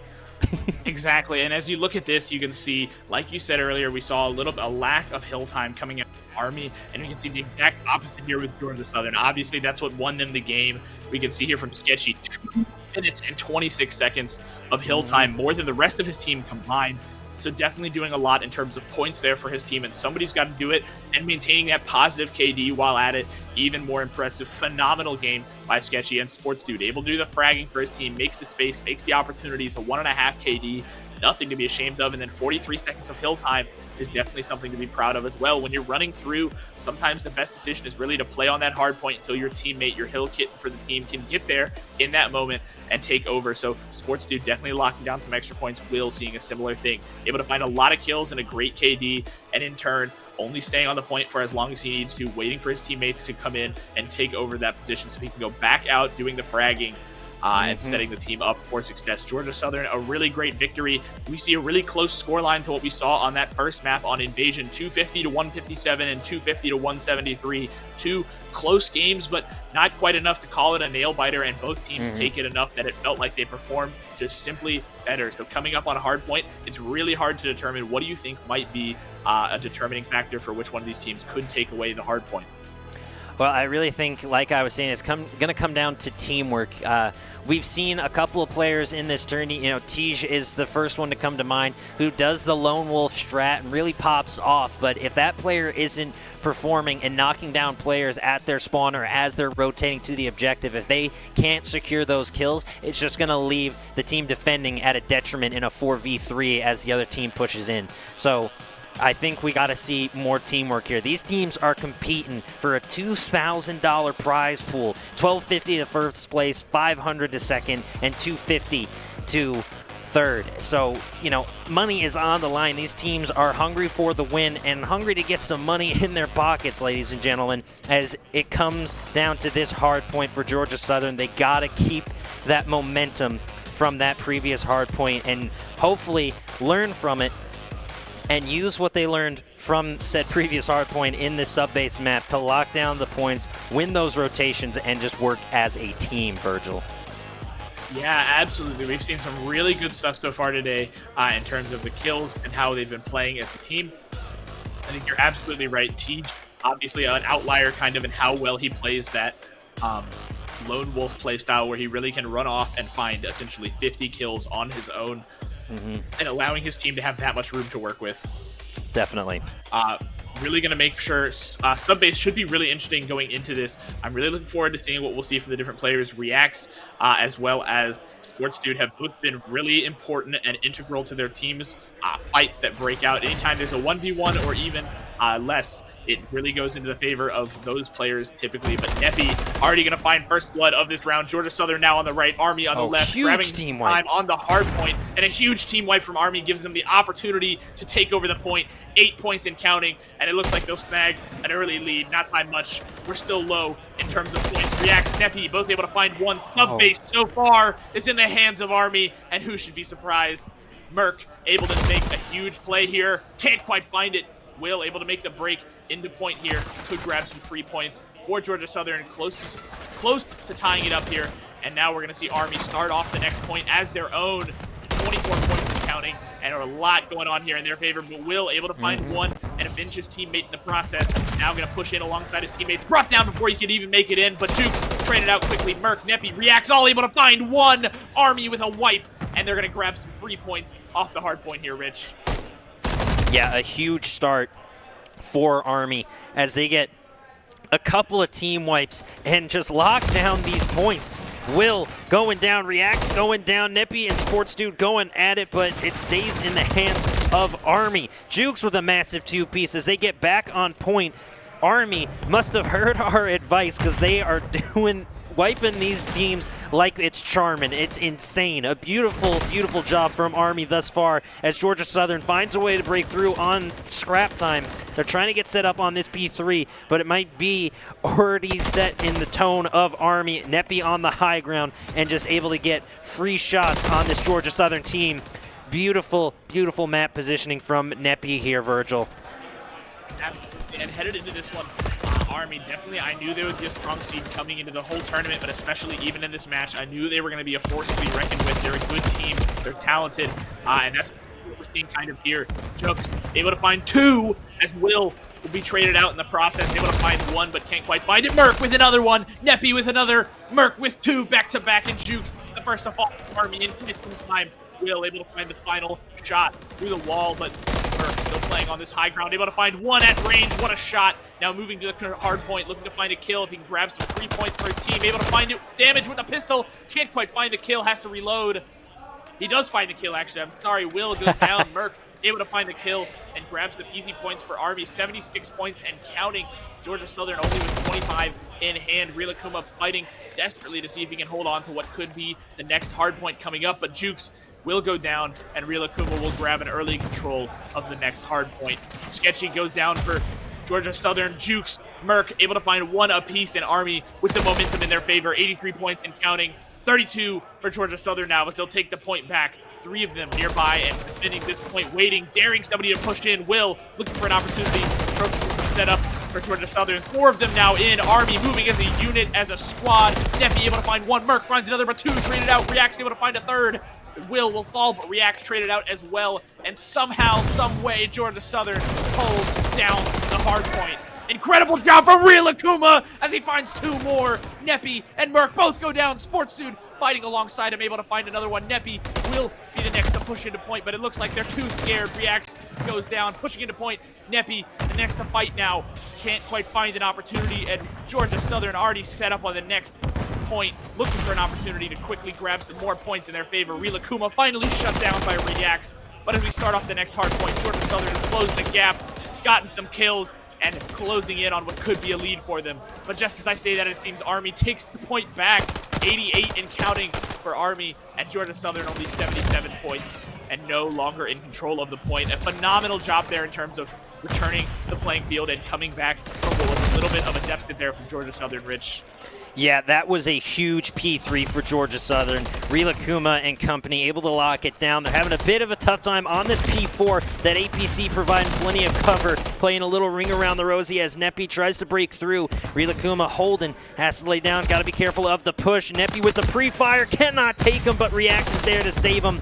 Reacts holding just on the outside before being taken out. Nice two-piece from Will. Jukes clearing house. Plenty of trades happening in and around objective. Army holds with the lead, but Georgia Southern ate into that lead significantly on this P3 and P4. Either keeping Army off of it or getting themselves on it. Sketchy and Will providing plenty of cover through the mid lane as Jukes tries to break through on this P1. Georgia Southern is set up nicely to take the lead here as Jukes looks for a kill up top, trying to track down this player and finally taking out Sketchy. Jukes now has to get a peek and find someone on this objective, clear it off. Rila Kuma going down. Merc and Neppy clearing house and getting Army back on point. Georgia Southern takes a slight lead, but how long can they hold on to it? Army able to do a wonderful job behind Merc's 3-streak in that two-piece right there as Merc is just Merc in Georgia Southern. He is forklift certified, ladies and gentlemen. Neppy going down and absolutely annihilating his enemies and his teammates. Unfortunate there. Neppy with so many kills back-to-back, accidentally finds his own teammate in the process, but it works out for Army, grabs the remainder of that hard point, and now looking for a chance to move on to the next one. Merc still able to find one. Sports Dude narrowly misses Merc there as it looks like he's going to rotate through. Now on the flank, pushing through. Neppy able to find one. Reacts goes down as well. Able to find a kill there. Sports Dude finds one, but Neppy finds a trade for his teammate. And the hard point not in control of either team, but it looks like it could go to Georgia Southern any second now if they so much decide to grab it. Good fighting here from Georgia Southern. Can't quite find it. Neppy finds two. Reacts able to find another one. And I can hear the energy in the arena. A sit down coming from somebody is nothing else than a COD tournament at its finest. Neppy now laying down, waiting for an opportunity to crossfire with Jukes, daring anybody from Georgia Southern to push in. They do. They find one on Army, and the crossfire doesn't work out. Jukes, Neppy, both go down. Reacts traded out, and Merc, the only one to find a kill, two kills. Merc. 3 from Merc!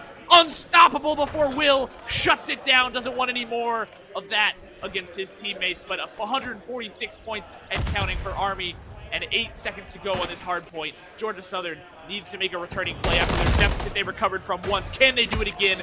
Will looking to set up the momentum, but traded out by Merc. Georgia Southern needs to make a play if they're going to turn this one around for themselves soon, Rich.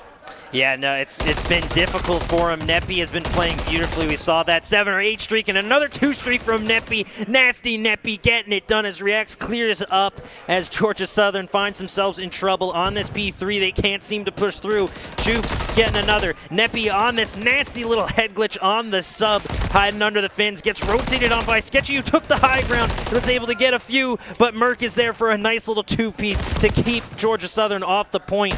Will, though, also on a 2-streak, trying to find a way to rotate in. Jukes bouncing around on these boxes, looking like a kangaroo, but far deadlier, trying to take out Will, but gets dropped. Unfortunate for Army. Georgia Southern getting on the point, has a bit of scrap, but they are down by about 60. Neppy with another 2-piece, and Neppy starting to cook. Merc on a 30 bomb already. Jukes with another 2-streak as they're trying to get set up on this P4. Sports Dude rotating through mid, trying to find that pick. Only getting a few hit markers. Can Jukes stay alive? No, he cannot. Rotating in now onto P4. It's Reacts holding point down, able to take out Rila Kuma. And this is going to be a hotly contested P4, Virgil, as Reacts gets another 2, making it a 3-streak. There it is, Reacts getting angry. He is stomping on Georgia Southern here, Virgil. Absolutely crazy fights breaking out there. Army still maintaining this lead. 80 points now and counting in the favor of Army as Reacts finds 2 more, but shut down by Sketchy before Merc is able to find the trade. 32 kills for Sketchy, 26 for Neppy, and 22 for Reacts. We knew it was going to be a high kill game, but I would have never guessed this many as a team. Sports Team able to find the only kill for Georgia Southern there. Merc able to hold down the point alongside Reacts here for his team. Army able to find a kill. Merc finds another one, 34. He's looking for the 40 bomb. 220 points for Army and counting as they're looking to close in on that sweet, sweet number of 250. Sports Dude will grab the point briefly for Georgia Southern, but not before it swaps over to the next hard point where Army is already in control. Jukes able to find a kill on Sports Dude, and Merc able to find another on Sketchy. A mere 5 kills away from 4 kills away from a 40 bomb from Merc. Shut down by Will there, but it's Reacts able to find the trade. Doesn't want his teammate going down for naught, and he won't. Neppy keeping an eye on the angle here. Must make sure his teammates are safe. Sketchy able to push in, can find one, but Neppy's waiting for him. Able to find another. Sports Dude able to clean it up for his teammate, and Merc able to find yet another 3 kills away. Let's count it down for Merc. 3 kills away from the 40. Can he hit the 40 before for the 7 points that Army needs. There's another. He only needs 2. MWIII, a mere 2 kills away. 7 points before Army can win this map and take away this round. MWIII looking for that 40 bomb, wants to have that on the record. Rilakuma looking for an opportunity, couldn't quite find it. Will able to find one for Georgia Southern, but MWIII with 39, looking for another. Neppy finds one, but traded out. MWIII looking for his 40th here. Reacts able to find one with the cruise missile, but MWIII brought down before he can hit the 40. 1 point to go for Army is all they need. MWIII, one kill to go for a 40 bomb, but Jux with a huge play up nade, able to find one, and his own teammate traded out. Neppy finds a kill on Will, and Army is unstoppable. 1 point is all they need, and that's going to be enough. MWIII with the 40 bomb to grab it.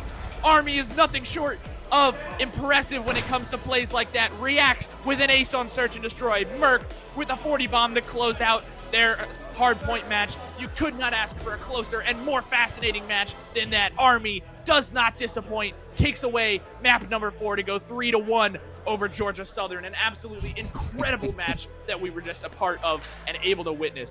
Army, congratulations on the victory. That was huge for Army, and a really, really beautiful job from the entire team. They locked it in the first objective. I could already tell it was going in Army's favors. They got back-to-back team wipes. We're rotating beautifully. We're locking down points. As I'm sure you heard in the background, we're pretty darn hyped about it. As Neppy here on this high ground was able to protect on this P2, and they owned this high ground on P2 here, and you saw that streak, those back-to-back kills from MWIII and Neppy, and just a dominant performance from Army as they continue their streak in this upper bracket. Georgia Southern's gonna fall to our lower bracket, but they're still in this tourney. They are not out just yet. Army, though, will go ahead in our bracket, and a beautiful, beautiful job from both these teams. We saw plenty of kills and 2 pieces from Sports Dude, Rilakuma, and company, but Army just won out this time, Virgil. Absolutely. I think hands down that was the most exciting and exhilarating match I've seen yet. We've seen some really close nail-biters in some of these games, but something about the way Army plays as this 4-man unit. They're unstoppable when they run around. All into the trade ground, and they're playing as a team. You can hear the synergy, you can feel the synergy from the way they play.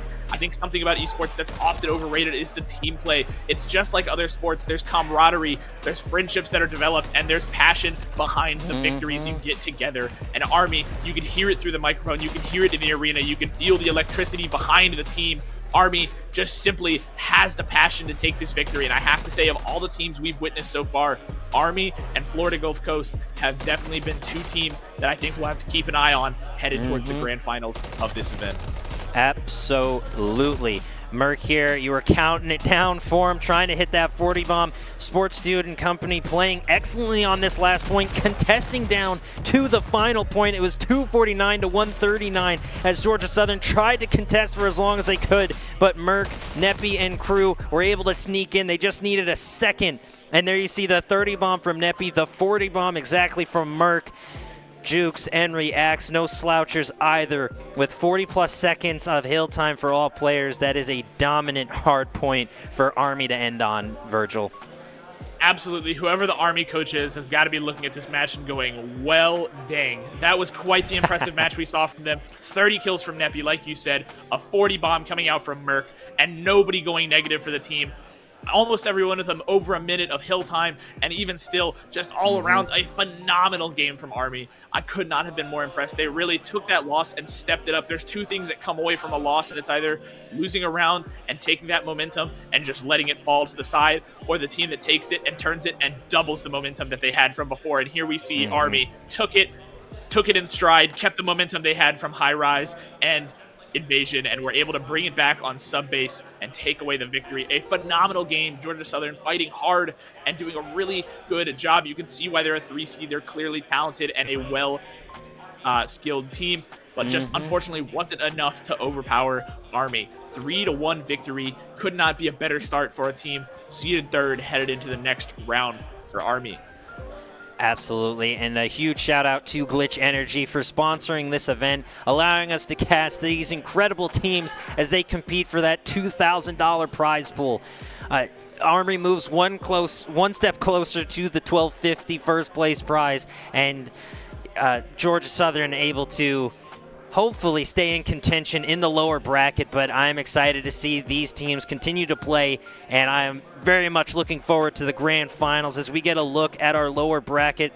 Georgia Southern going to be going up against Wright State. Shenandoah still waiting for their opponent, but it's going to be a fun lower bracket still. Teams are not fully eliminated just yet as they get another chance to compete and might just find their way back to the grand finals somehow, some way. It's going to be a fun one. Army going to face the winner of that FGCU George Mason game. FGCU already up 2-0 on the maps, so we could be seeing an FGCU Army match, and that's going to be an exciting one, Virgil. Absolutely. Florida Gulf Coast yesterday took a decisive victory over George Mason when we casted it, and Florida Gulf Coast looked really strong. Now they've got their sleep, they've got their momentum back, they're ready to go headed into this match, and it looks like live updated Florida Gulf Coast took map number 3. So confirmed, Florida Gulf Coast, we're seeing a number 1 seed versus number 3 seed in the upper bracket. This match will be phenomenal, so make sure you're keeping an eye on it. It's going to be great and fast-paced and some of the best COD you'll see for a while. Definitely. We're going to swap out. I believe Scrog and Sed are going to be swapping out for us to spectate and commentate for us. So we will be right back, ladies and gentlemen. Don't you dare go anywhere, and be sure you're following the stream. We'll see you real soon.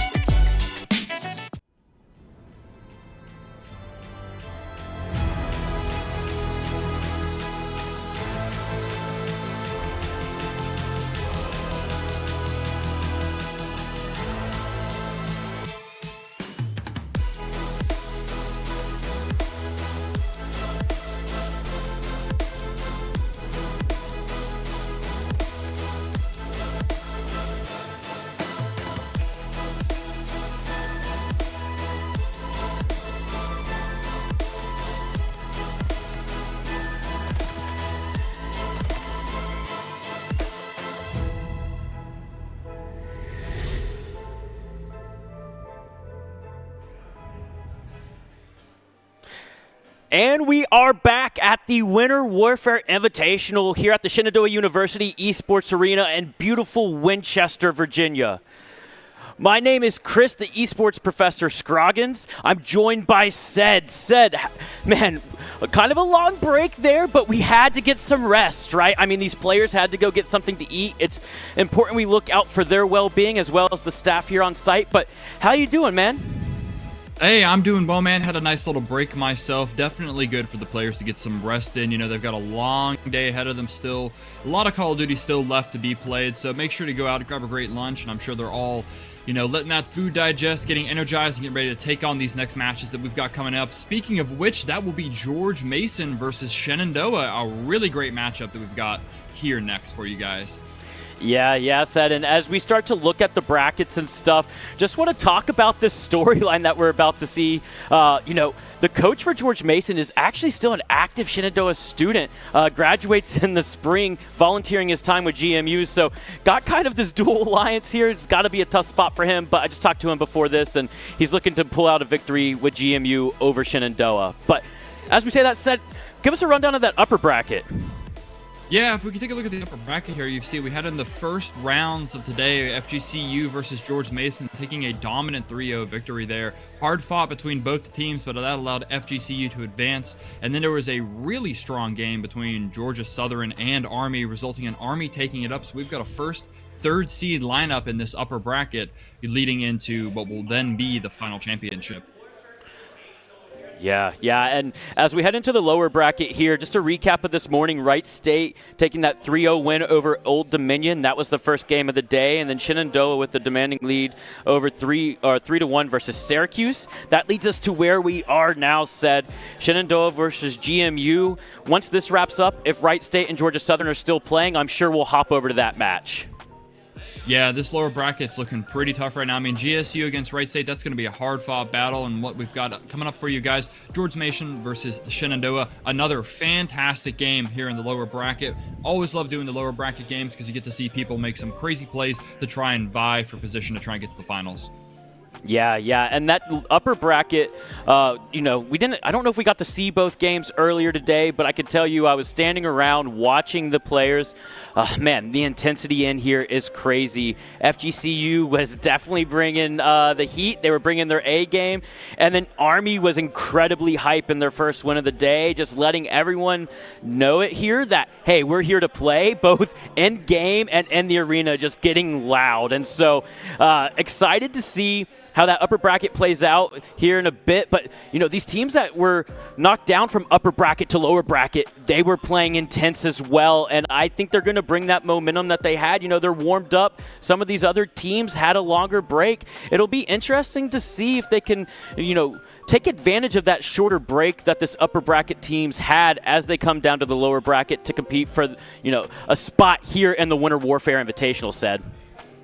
Oh, absolutely. There's some fantastic games we've got coming on here really soon. Really short. We'll probably get into it here. Karachi Hardpoint on that first one. Really excited to see what these teams can bring as we've got the maps showing up here now. Karachi Hardpoint, Skid Row, S&D, Skid Row again, Terminal, and Karachi. Everyone really loves to pick the 3-map gambit, I'd like to say. They pick 3 of their solid ones, not a whole mix across. No one's saying, hey, let's do Terminal, Sub-Base, Karachi, Skid Row, and throw in whatever other one you want in there. So they definitely have been practicing these Karachi Skid Row maps, and I'm sure with all the VOD available, they've gone back, reviewed, and taken a look at what the other team's able to bring to these maps to try and counter them. Here you can see we got some nice face cams for the boys over at Shenandoah, looking great as always, and you can tell they're focused in, ready to get this match started. Yeah, both of these teams scarfing down lunch just before going to their stations to get warmed up. We'll see if that food digestion comes into play. You see George Mason here. They looked locked. I mean, Perceps is head glitching his camera, right? We could just see only his eyes, and he is locked in. They competed really hard earlier today. I know they weren't necessarily satisfied with their performance, but again, talking with their coach, he said, we are ready to go here in this match against Shenandoah University. Oh, yes, I think it's going to be a fantastic lineup. 2 very, very highly skilled teams, and it's just going to be interesting to see what type of strategies they employ coming into this first map. And we've got the fly-in here. Karachi, as we've said throughout the tournament, it's a challenging one with how those rotations set up. Going from, 4 to 5 specifically, you can lose a lot of time or gain a lot of time there. I mean, such a vertical map, a lot of nooks and crannies to hide in. I'm going to be really interested to see what type of approach these teams are going to take to getting an early lead or just trying to keep it in the game and bringing it in on that back half like we saw with the first matches that we casted today. Yeah, and if I'm looking at this map and modes correctly, I would have to guess that GMU picked this map. But saying that, I was standing watching FGCU earlier, and Shenandoah was within earshot, and I know that I heard some of their players talking, and they were looking to go with maybe an unexpected or unconventional map pool for their next match to throw GMU off guard. They're doing whatever it takes, to get to that finals today, to get in the money this afternoon. And so I would expect this to be GMU's pick, but at the same time, I know Shenandoah was trying to throw them off a bit with these picks and bans that they made. And that really does come down to the mental of playing in these LAN tournaments. Like, you're getting to talk to the guys and having a great time, but at the same way, you want to get whatever advantage you can. And if this map, even if it's just a moderate map for you, maybe, not the best one, but it's the worst map pick for your opponent, you're going to try and lock those in to give yourself that best advantage. Because there's always the chance that your best map could also be theirs, and do you really want to take that chance, or do you want to put a little bit more strategy in? You have to rely on yourself to do well, but any advantage that can be gained is going to be massive for pushing through this up bracket in the Winter Warfare Invitational. Yeah, and similarly to my time with George Mason's coach, I got a chance to talk with Shenandoah University's Call of Duty coach, and I think advantage is the key word there, said. I mean, yes, maybe they're not some of the strongest maps that they'll play, but they feel like they have an advantage with some of these picks, I believe. And so at this point, every round has to be so strategic. You have to put your all into it. This is where that kind of stamina on land comes into play. Experience and reps as a unit are going to come into play to see who can really survive the day and make it to that grand finals this evening. Absolutely, and these guys are going to be working real hard here because they've got to, win out here to move on to the next one, to then compete there to move into the final. So they've got quite a few games still ahead of them, and I know all of them, they still want to be playing. No one's wanting to go home right now in the tournament, especially getting the chance to be in that final on the grand stage. You know, even if you're coming from the lower bracket where you're going to have to win double-double, still something incredibly exciting for those players to participate in. Yeah, and I think the exciting part is here, said, is most of the games from here on out will be on that main stage. So you talk about, playing on the grand stage and that grand finals. All the matches from here on out are going to simulate that high stress, that environment that it will be later on in the grand finals. But we get that even here in this lower bracket matchup. So definitely a cool atmosphere for the players. Pretty nerve-wracking at times, I have to imagine. But, again, everyone here seems very focused. I mean, earlier in the day, it was definitely the hype carrying people through their matches. But as I look around here, everyone is silent. Other than people calming with their teammates and getting ready for the match, there's no one really chirping or really, getting loud at this point.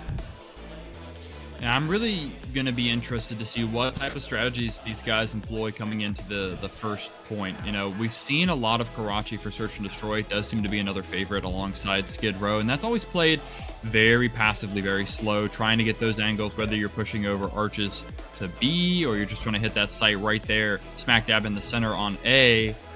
No, it's just it's a really interesting approach for the hardpoint, because you've seen their P1 is an absolute massacre for whatever team is trying to get on the point or pushing into it.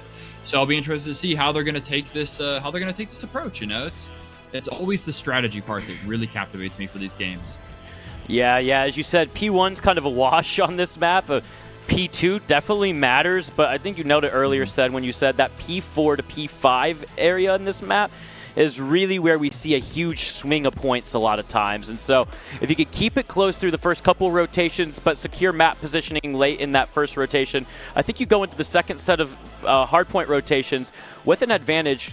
I'm not really sure which side will come out with that advantage. That being said, because they're so evenly matched, I feel like as I've watched these teams compete yesterday and then especially this morning to play for their lives, right? I mean, their skills, their strengths, they're kind of the same. And so I think that this is going to be maybe one of our first matches today that we see go to a map 5.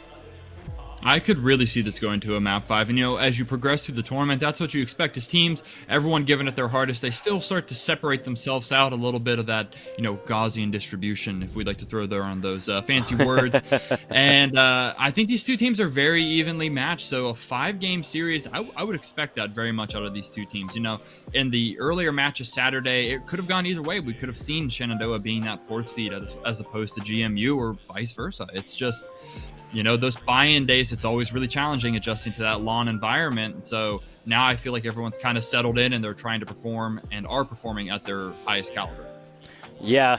And an interesting fact about both of these teams, Shenandoah dropping both of their maps to Army and George Mason dropping both of their maps to Florida Gulf Coast University. So really outside of those teams are kind of their kryptonite. We've seen them perform strongly throughout this LAN experience. So I know talking with George Mason's coach, he was really looking forward to not playing FGCU for a change, going up against his alma mater or his current institution.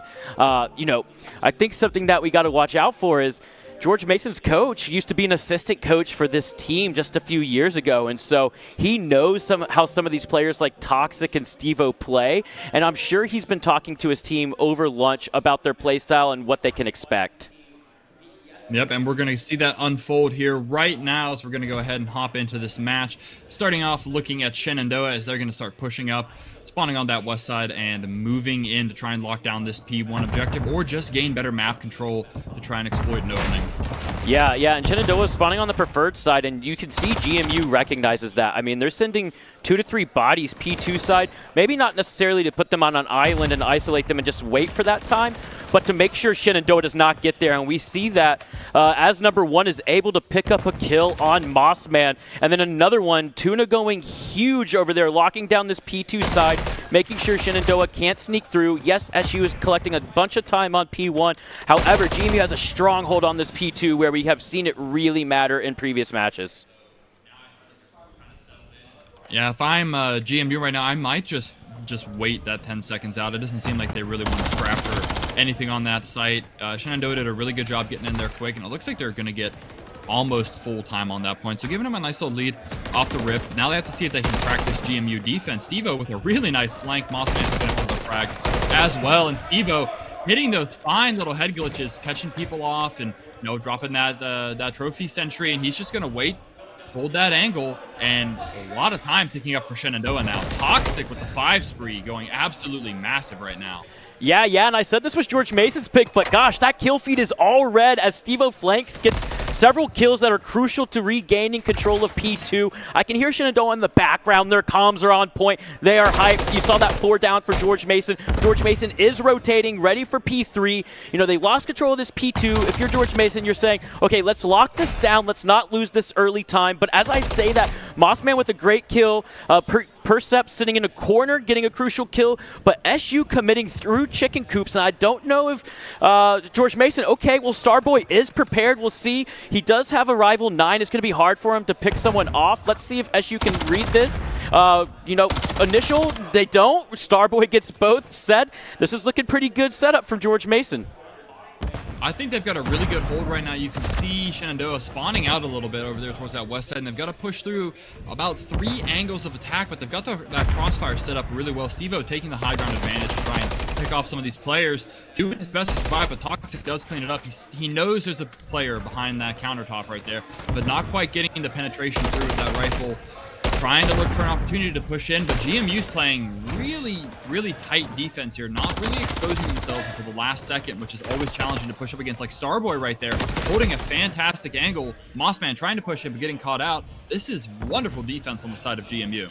Yeah, GMU submachine gun players being the difference maker there in that P3 hill, and you know, Shenandoah kind of falling into the trap that they did against Syracuse earlier in the day. Talking with them, you know, they had talked about, hey, we got to stop feeding kills when we're down hills and don't have control. We saw them just funneling in. George Mason submachine guns just absolutely taking advantage of that on the head glitches. Starboy going off, really being the difference maker here. Let's see how Shenandoah responds. They have early P4 control, but George Mason is just outside, ready to strike.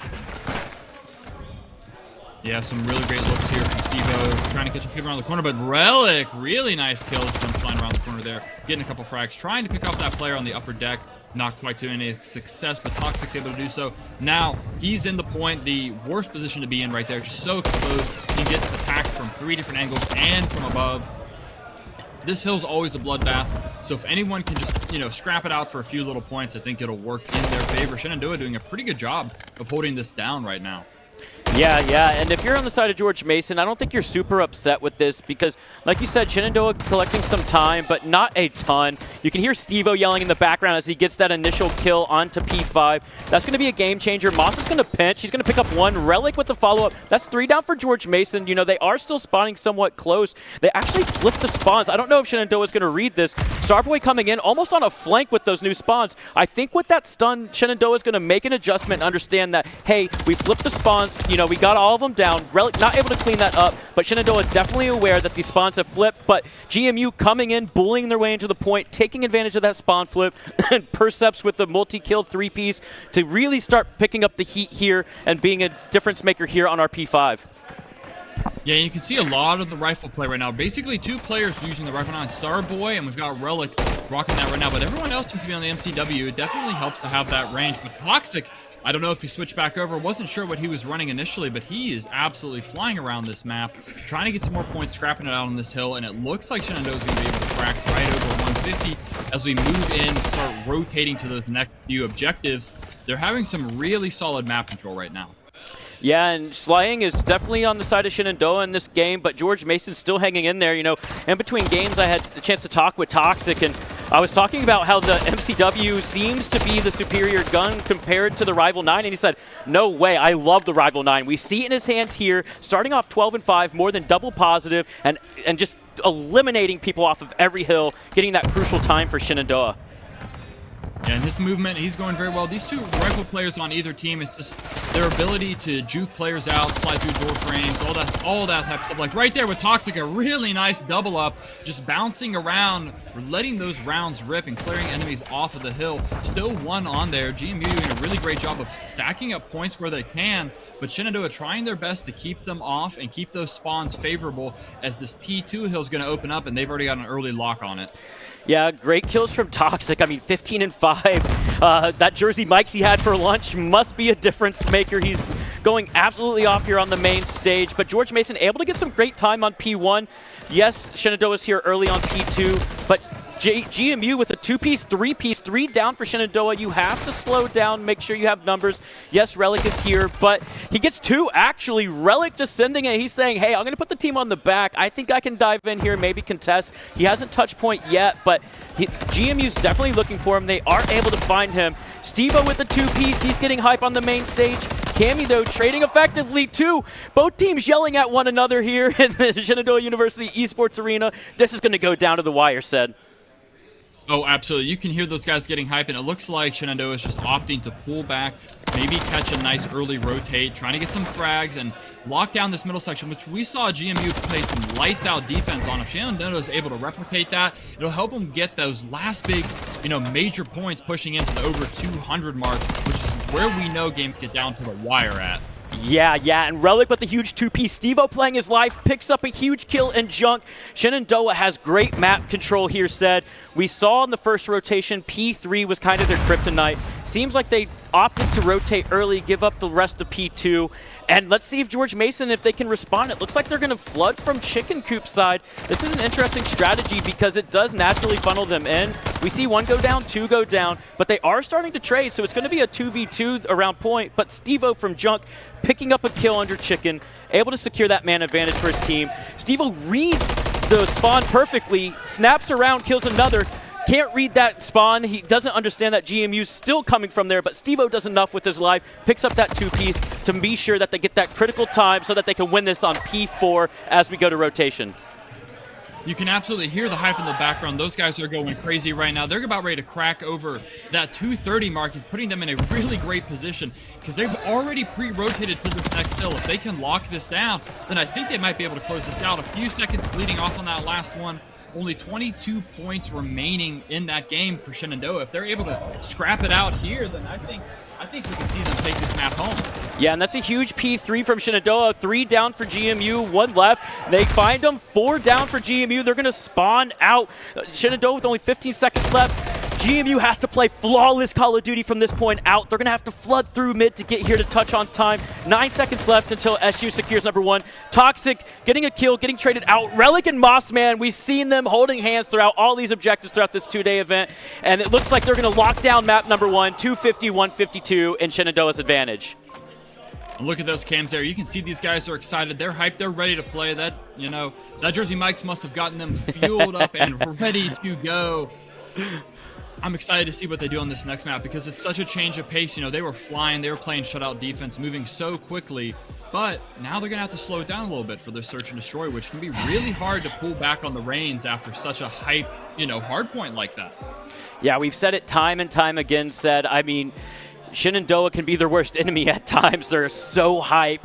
They just flew around the map on Karachi. Had a really convincing win against GMU in map number 1. But to your point, can they take a deep breath, regain, really slow down? Because we've seen in this tournament, Search and Destroy has been slow and methodical. We saw it yesterday when SU played, I believe it was Army. Army was able to beat them by just slowing the pace down in the second half of the map on Invasion. So yes, great map here as we look into it. Stevo with some critical kills in the middle. This is where Shenandoah started off strong. They went up 40-0. We're able to kind of pick up some time here on P2, but GMU was able to kind of even it out. We go over to P3 where it was really neck and neck after that hill, right? Here we go, where Starboy holding a head glitch, just absolutely going off on the side of GMU, said. Yeah, really fantastic plays. I mean, it was pretty close back and forth there a little bit at the beginning, but it was those last last couple objectives that really sealed the deal for Shenandoah. Being able to get that early rotate on that P3, it really shows that if you can dominate that P3, play lockout defense, no one's going to be able to touch it. And then that sets you up for, I mean, obviously, this P4 hill is a mess whenever you get in there. But if you're only, like 22 points out, you've just got to get on that point a handful of times to take it over. So it's a really challenging position to be in, having to battle over that P4, especially if somebody has rotations and is getting ready to set up there. Yeah, and in the replay, we see the second set of rotations. This is when Toxic really starts to hit stride. He gets multiple 2 pieces on point, but we saw GMU pull it close on that P2. It then rotates, right? And this is where Steve-O just snaps. This P3 was amazing for Shenandoah. We see just soaking time, just YYing in hill as Steve-O and Toxic play around it. And then to your point, when you're up on P4, you get a few kills, they spawn out, GMU just has to sprint towards it. And even if it's a scrappy hill, if you're just running through the door, it's almost impossible to retake that hill. Yeah, and you can see here with the scores up, Mossman and Toxic having the most hill time. Definitely the guys who are trying to get on there real quick. But Relic, not a lot of hill time because he was just roaming the map. He was definitely doing a good job of being a nuisance with that Rival 9, trying to catch enemies off that rotate, locking down spawns, forcing spawn out to certain areas.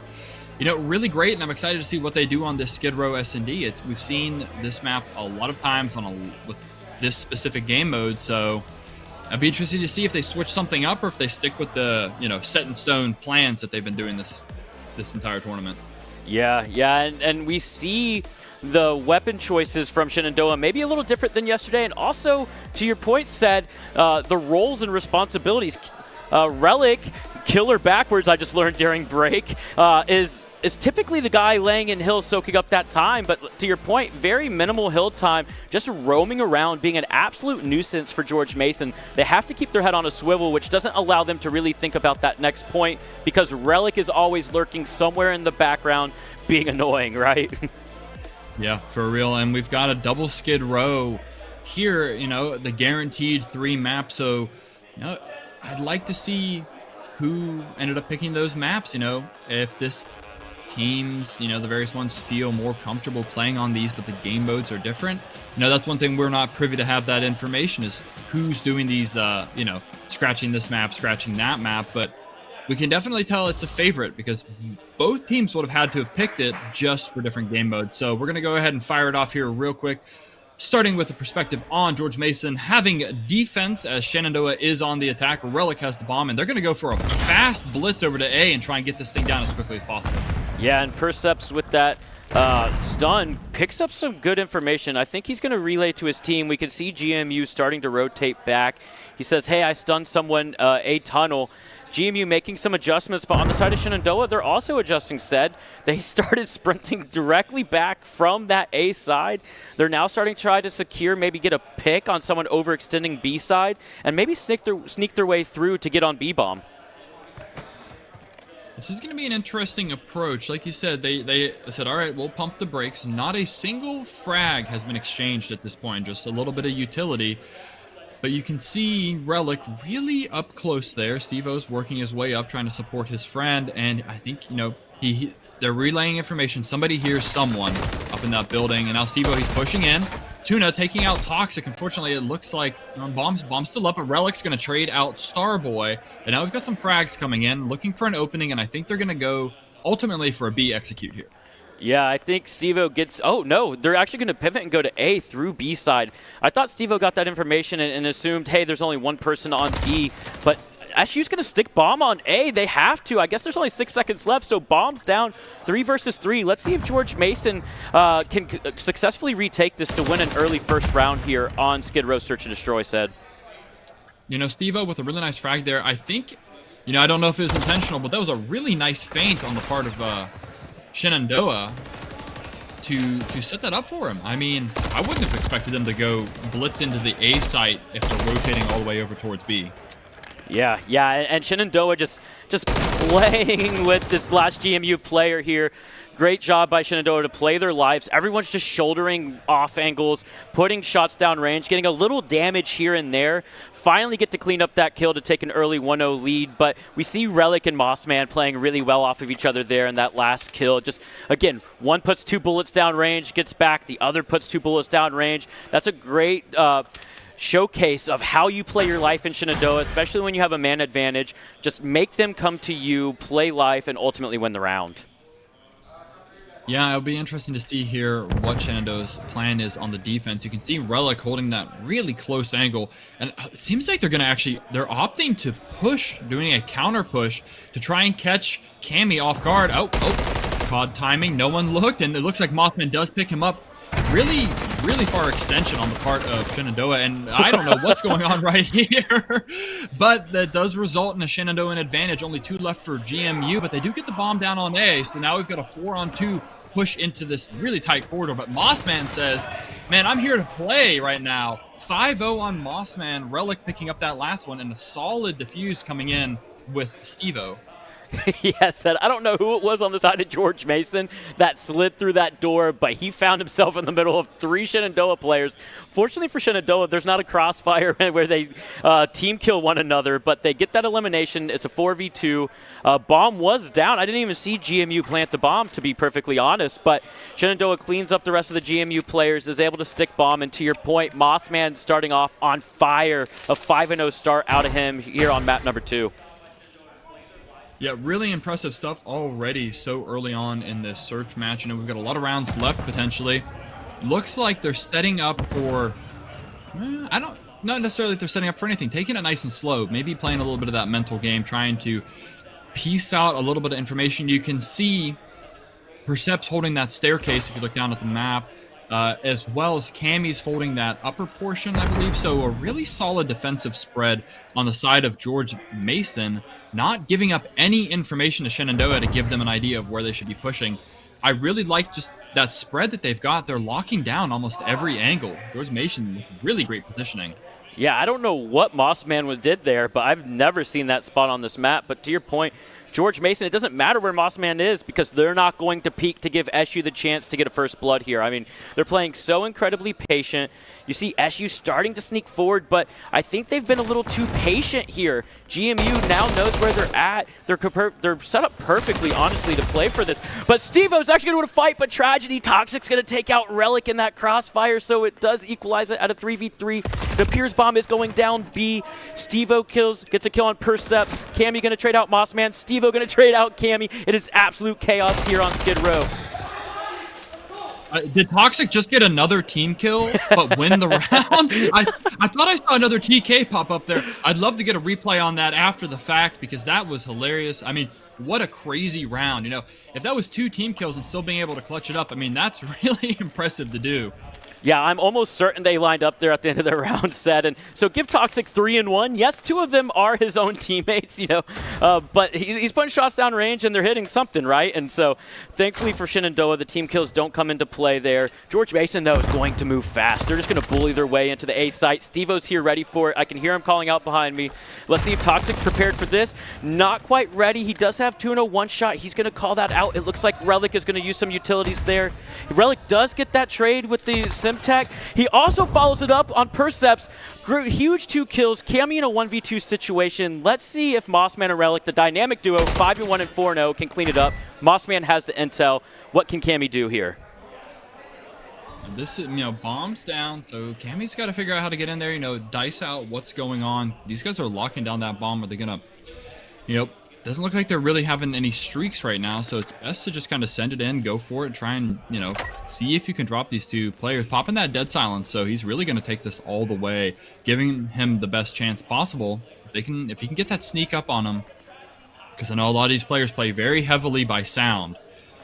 And that dead silence, it'll throw you for a loop if you're not paying attention, and see if Moss can catch him. Oh, not quite, and up he does. Just, you know, you got to sometimes commit to a route, and those corners are so hard to check. It's a tough one. Shenandoah having a very commanding lead right now on this search and destroy map.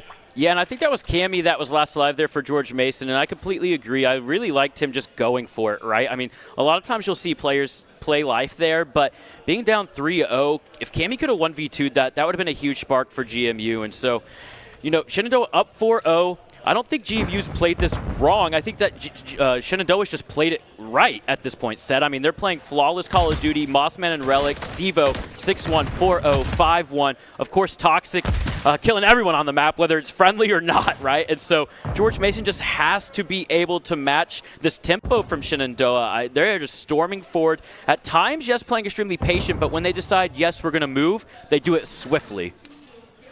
Yeah, the coordination between these teams is really quite impressive to see. GMU, they're trying to set up a really strong defense, but the way Shenandoah is playing this so slow, it's hard to react to. And Cammy with a nice kill out there, the Mossman, Starboy getting out with his life, not letting any trades come in. As Relic's going to chase him down, and he does get caught out. You know, really great baiting out from the side of GMU right now, and it looks like they might be able to pick up their first round here. Stevo, he's going to have to drop 3 more players and ace the round to win. Yeah, Stevo playing this really well. Oh, he does know that player's there somehow. Wow, that was impressive. But Starboy is the key difference maker in that round set. He not only survives the rush of Shenandoah players, he is able to play his life, get in a corner, and eliminate Relic to give George Mason their first win, or first round win here in map number 2. Yeah, it's going to be interesting to see what Shenandoah does on this defensive setup now. George Mason's going to have to try and break through, get some of those early picks. They tried, 2 rounds ago to really blitz in there, and they were shut down pretty quickly. It's so hard to decipher what the enemy team is going to do here. Relic extending out really far, and he tried to trade positions with Toxic. Toxic does get punished for that, though, as they're trying to switch out and push that long corner. So it looks like Starboy, he's prodding. He's got the bomb, so advancing really deep with the bomb right now. Yeah, this is going to be a critical gunfight. Mossman, he gets naded. So he's trying to get out with his life, and he just doesn't know how close they are. That was great use of utility by George Mason, but they are going to push through. They're going to opt not to go to A. Oh, Stevo just not able to finish one of those kills. He puts a ton of bullets into each of them. It's a 1v4 situation from Relic. This is almost an impossible situation, especially with the rival 9, but he is able to pick up 1 kill before going down. Looks like GMU's maybe starting to gain some momentum here, Seth, getting 2 rounds in a row. Yeah, we'll have to see how they can capitalize from this now. Switching back over, they'll be on the defense. It'll be interesting to see what they set up and how Shenandoah is going to approach this. Are they going to take it slow and try and bait them out, or is GMU not falling for that anymore? Do they have to pick a site and blitz into that site as quickly as possible? Yeah, and so as we head into round 7, we're going to see Shenandoah starts to seem to make their mind up. Oh, but they did. Okay, that's going to be their go. Number 6 here, though, Cammy, maybe has an angle. He's going to readjust, but Shenandoah is going to get picked on this rotation, so it's a 3v3. Let's see what Relic can do here. He is able to find the kill on Tuna, which is going to open up this right side of the map. GMU had rotated over to account for that tunnel push, but it actually might work in their advantage. Shenandoah is wrapping back through a tunnel here. I don't think that they're aware that GMU is still on this side. Yes, you have number 6 rotating to check B, but you do have this GMU player watching A, and I don't think they see him in the corner.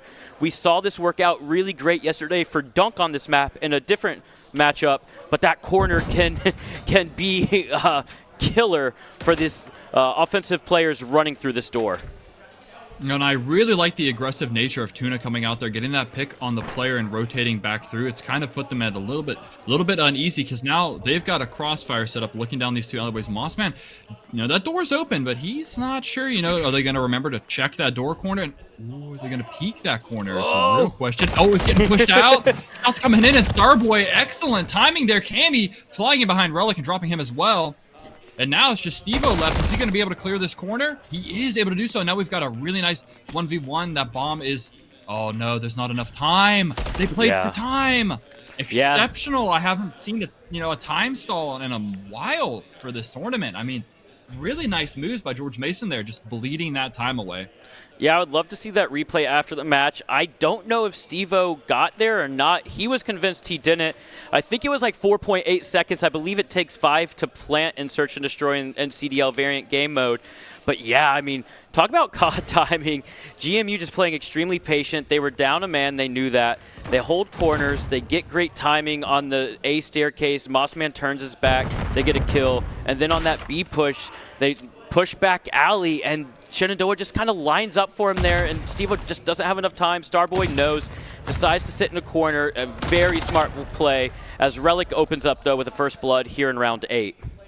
Really nice kill by Relic, and with the bomb being down right there, GMU is going to have to push a very unfavorable angle to get up there and get that bomb. I mean, it's right up there on the ledge. You're going to have to mantle it. You're going to have to push from the inside or jump from the window. There's no good avenue of attack to reclaim the bomb up there on that ledge.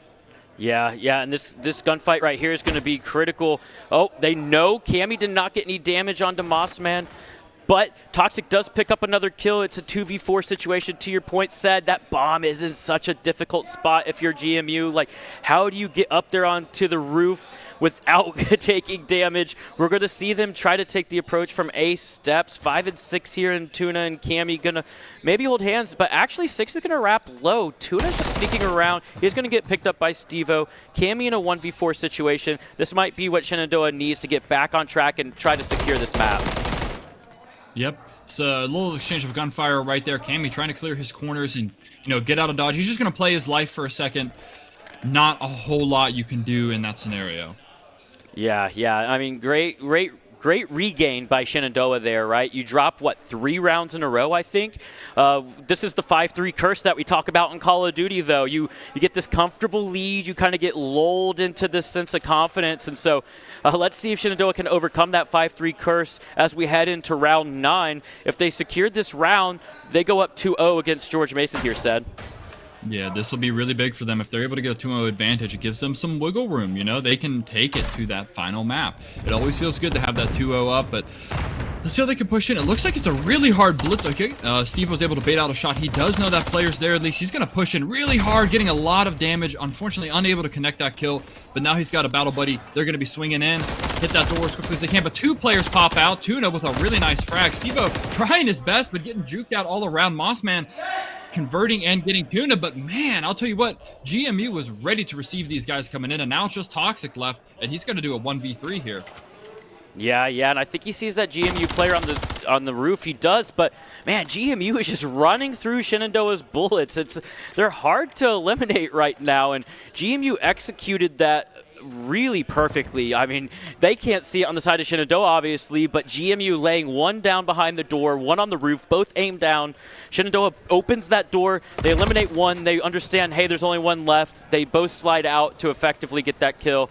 So GMU, flawless Call of Duty in round 9 to bring it closer to 5-4. Again, that 5-3 curse is something historically that has been just detrimental to teams in Call of Duty. Said, Shenandoah, do you have the mental and emotional capacity to pull it together here, overcome that curse, and pull out a victory?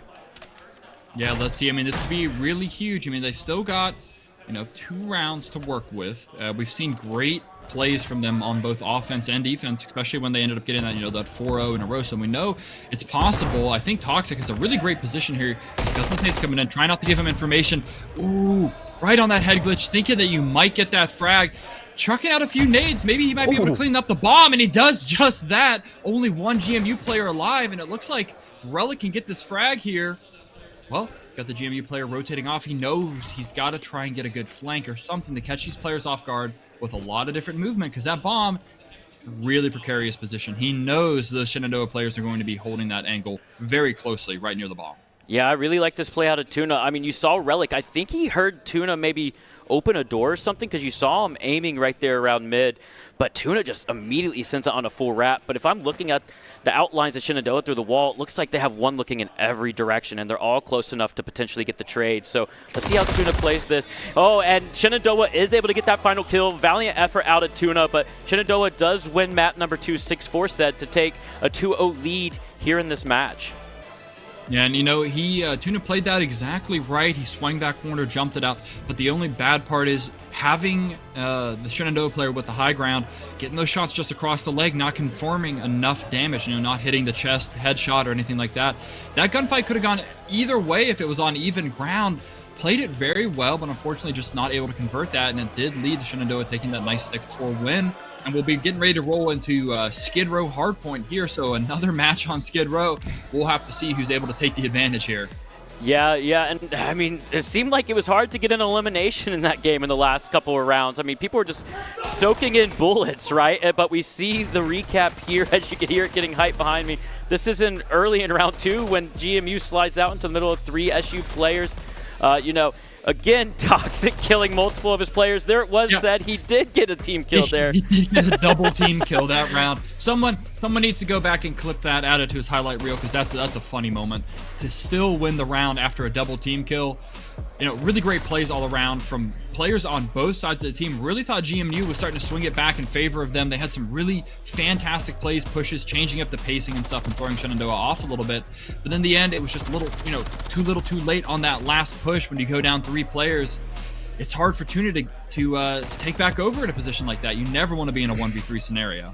Yeah, especially with Bomb Down. I think Bomb Down was there in that last round. We'll see it here in a bit. And I saw that replay just now thanks to production. Steve-O did stick it just below 5 seconds in that round where he opted to not plant, and Starboy,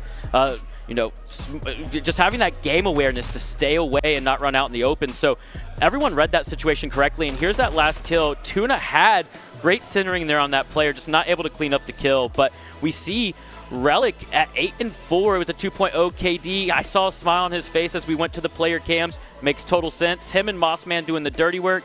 Steve-O, course, there to support. But, again, Toxic 3-6, but we saw in that replay he got 2 of those crucial kills in one of the last rounds that they had won before GMU went on that huge run. So without that round, it could have been a completely different story, said. Oh, yeah, and for Toxic, I mean, I'm not sure if it does it in Call of Duty, but when you get a team kill, I think it docks you 1 kill from yourself. So it looks like he probably had 5 or 6 because there were quite a few team kills during that match. But in the end, they were able to convert, take it home, and they're going to prep and get ready for this Skid Row Hardpoint. Once again, we're wondering, who picked this one? Someone has to like this map, and given how tough that Karachi was, it'll be interesting to see what type of rotations they set up here for Skid Row. Yeah, it seemed like GMU knows their way around Skid Row quite well. I feel like they might be able to pull this one out. We've seen Shenandoah on that map number 4, Terminal, be really streaky. They won their first match the other day on Terminal Hardpoint, like 250-37. They dropped to Army, and then they ended up winning against Syracuse earlier. So if I'm Shenandoah, I'm like, hey, let's end it here on Skid Row because our play on Terminal, it's hit or miss, right? And if I'm GMU, of course, you have to win this to stay alive. GMU lost earlier in the upper bracket. They're now down in the lower bracket, so this is an elimination game. They had that luxury to start in the upper bracket. Shenandoah has been playing for their life, so they might be more used to this high-stress situation here on LAN. I really think so. And, also got a little bit of that home turf advantage. Definitely feeling good, feeling great. Showing that school spirit. You can hear him getting hyped in the background as we get ready to load in here, guys. Skid Row Hardpoint. From the viewpoint of Shenandoah, they've got that back spawn. They're going to try and push in as quickly as they can, but GMU has already got 2 guys right there, and Tuna's locking down that long angle. It looks like, is GMU planning on just giving up, just trying to scrap out with a couple guys on this first point and just holding down, waiting for that P2 rotation? Because you can already see Cammy on top of there. Toxic loving the team kills on this series. he's having a blast. But it looks like there's a little bit of scrapping going on, and I think GMU's trying to set up really strong for that P2 rotation. Yeah, and to your point, Seth, GMU said, hey, we're going to commit less bodies to P1. But, look at the scoreboard. It's 20-9 in the favor of George Mason. Cammy just being on an island back here doesn't really matter. And actually, Shenandoah doesn't even know he's here because he's been so quiet. But Mossman able to get that critical kill onto Cammy. Cammy camped out there for such a long time. Mossman, though, able to find the kill. I don't know if he's going to be able to read that George Mason is rotating his way. He picks up that Rival 9, though, off of Cammy. So he is going to have a gun for close quarter, but he's going to get caught reloading. He almost turns around and kills Perceps, but back and forth here on P2. Let's see if Shenandoah can retake this hill early on in map number 3, said. Yeah, this is going to be a really hard push. You can see GMU, they've just got that entire north side of the map locked down. So Shenandoah's got to figure a way to get in there and dislodge them. Starboy taking a lot of damage. Mossman flying in and trades coming all over the place. But Shenandoah, they're getting up close. Perceps is going to try and hold on here as Relic, you know, he clears that tunnel, but does get taken out by Tuna. Really solid defense from GMU, and I'm wondering if Shenandoah is going to just let them have this point and just try and lock down that P3. We know that's a really tough area to hold down. Yeah, huge kills coming out of number 1 in Mossman and number 3 in Toxic.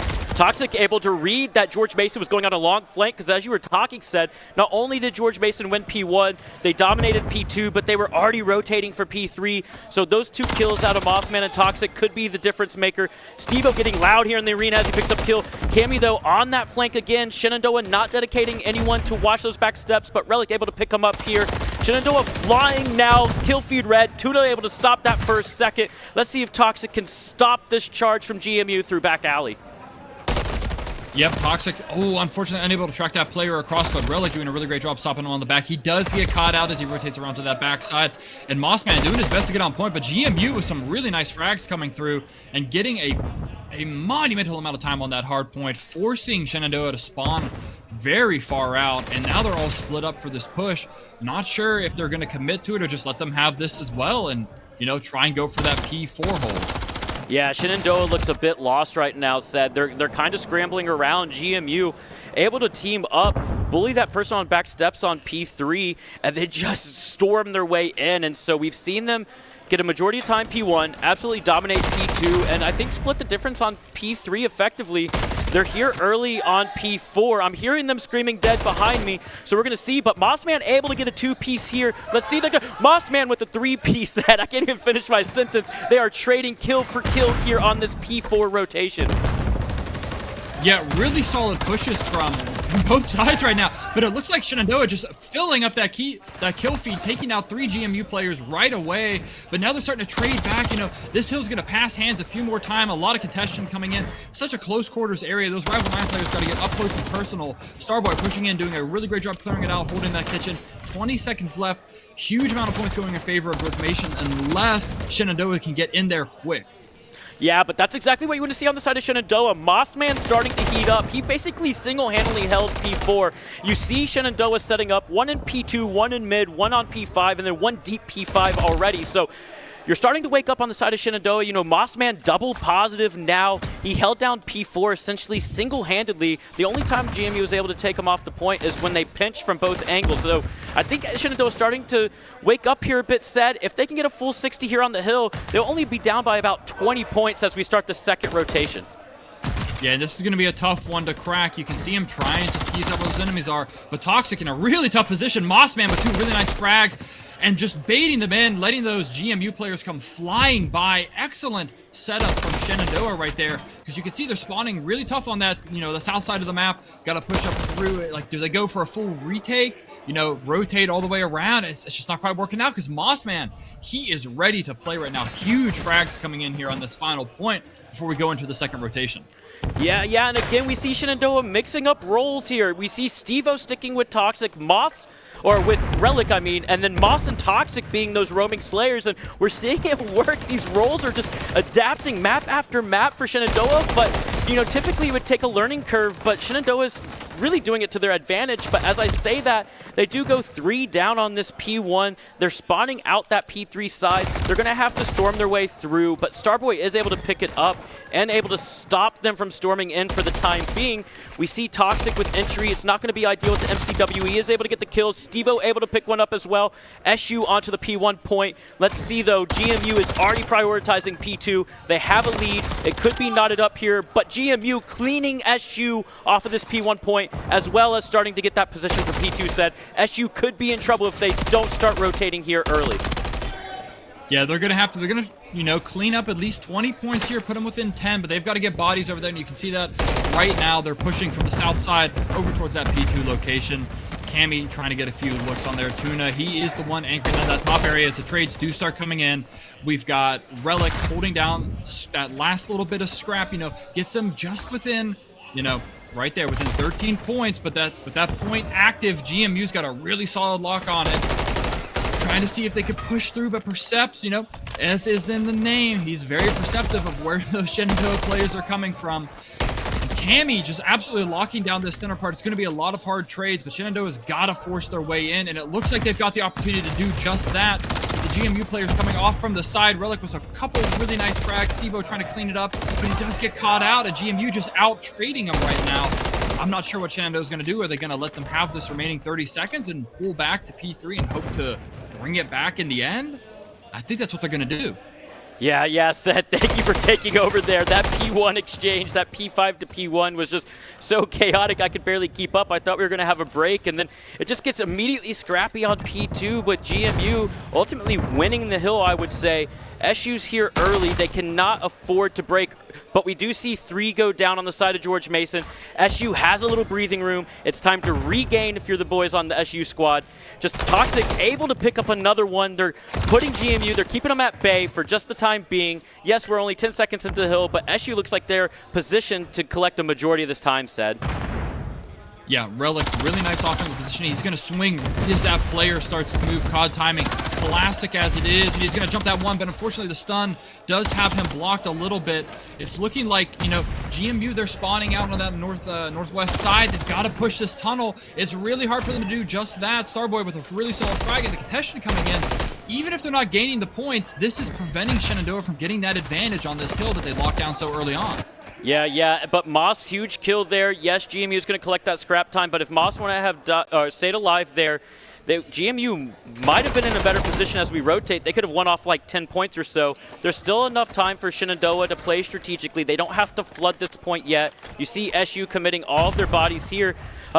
Interesting choice, opting to give up the back door. Almost cost them. They almost line up for Starboy. Perceps, as you say, just very perceptive, coming in the front door. His team lined up, but Stevo with the 2-piece. You hear them going back and forth on the stage. GMU was yelling at Mossman earlier. Stevo yelling back at this point said, we got ourselves a game. Yeah, Tuna Chem's flying in there, but Stevo's locking it down with a really nice double. Holding down that back room, but you can see a GMU player getting ready to flank right behind him. Couple touches onto the point. Is he able to pick up the third? He's able to convert the third. Is there any more coming in for him? He's hungry. He's ready to go. He's ready to get these rounds down range. But now we see Starboy, you know, huge impact player in this round, trying to push in to the best of their ability. It is an absolute bloodbath on this hard point right now. GMU getting some touch on there now. 13 seconds left. I think Shenandoah is just going to opt to take down this last hard point, but they're going to have to maximize their time. As GMU, they're going to tick this right up to the 240 match, so they have to play flawless games here for Shenandoah. They're going to have to lock this down completely.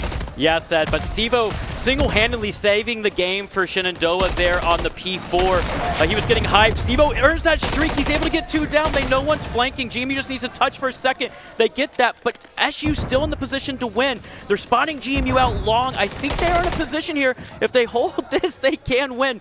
But they have to hold it here because if they don't, said they're so close to winning on the side of GMU that they could just rotate early and win. Stevo with a solid 2 frags right there. He does get found out eventually. See if Toxic can clean this up. He's able to keep him off the point just now. Huge swing right now for Shenandoah. They've got an absolute lock on this. You can see coming down from the south, GMU trying their best, but Relic holding that trash can, rifle, pistol. Tuna cleaning it up on Mossman. They're getting one person to the point. They've got the contestation. Right now, Shenandoah, they could close this out. 7 seconds left. I think there might be one more point. I think they just did it. I think they win it here. I think GMU miscalculated. Oh my and SU pulls it out 250. Look at that. What a game out of the boys from Shenandoah University. They calculated correctly. GMU gave it up. They took that gamble to rotate back to P1 for the victory.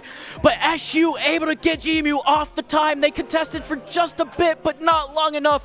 One more second would have won the GMU that game. Unfortunately for them, SU is just playing as a unit eliminates them, said, and talk about an absolute nail-biter here at the Winter Warfare Invitational at Shenandoah University. We see the home team take the series 3-0. Said, what are your thoughts, man?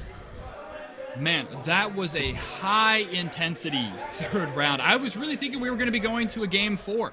Honestly, both teams put it all on the line right there. That call from the Shenandoah side to just give up the point, you know, they got enough scrap where they needed it. Mathematically, right on. Even with just a second of contention, they played lights-out defense, completely locked GMU out of that objective. Some insane plays from both sides, like talk about an evenly matched team, and we get to see our first, upset in the bracket right now. Someone from the lower bracket, Shenandoah 6th seed, taking out GMU, the 4th seed, and advancing. I mean, talk about some fantastic COD. Yes, and as we look at the instant replays, you see GMU with a big lead. The kill feed's mostly green here. Yes, Toxic able to kind of stop that for a moment, but GMU was looking really dominant. You had Mossman on P4 be the hero for SU early. Steve-O the hero on the second rotation for P4. Without Moss and Steve-O's plays on that P4 rotation, I don't know if SU pulls it out. And then, as you said, SU deciding, hey, let's give up that last 14 seconds or so on P4. Let's go 4 deep on P5. We've seen people win and lose it on this hill. And that was the right play, Sed. I mean, you see it there. They're still down big at the end of the first set of rotations. It looked like GMU all the way. It's just that P4 to P5 during both rotations that SU ended up, winning this whole game on.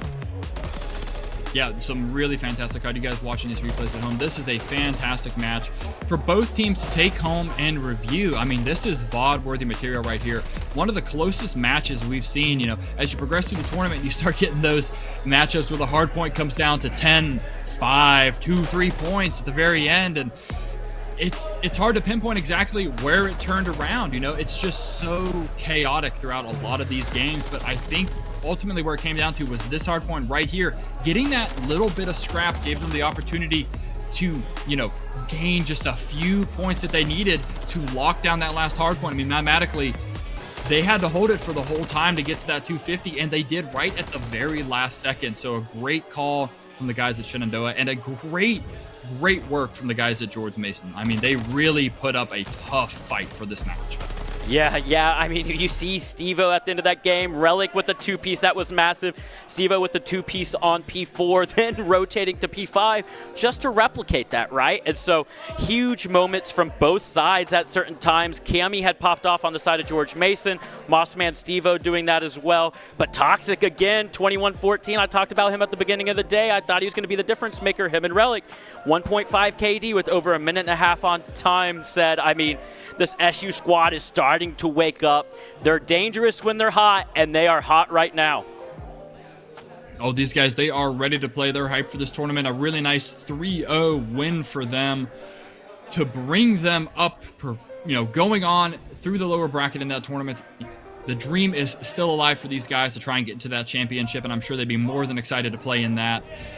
Hopefully here soon we'll get to figure out who we're going to be talking about next. I know there's surely another game going on. Yeah, I believe we're going to head over to Wright State and Georgia Southern here in a bit. So I think with this win, Shenandoah is going to move on to lower semis, I think, Said.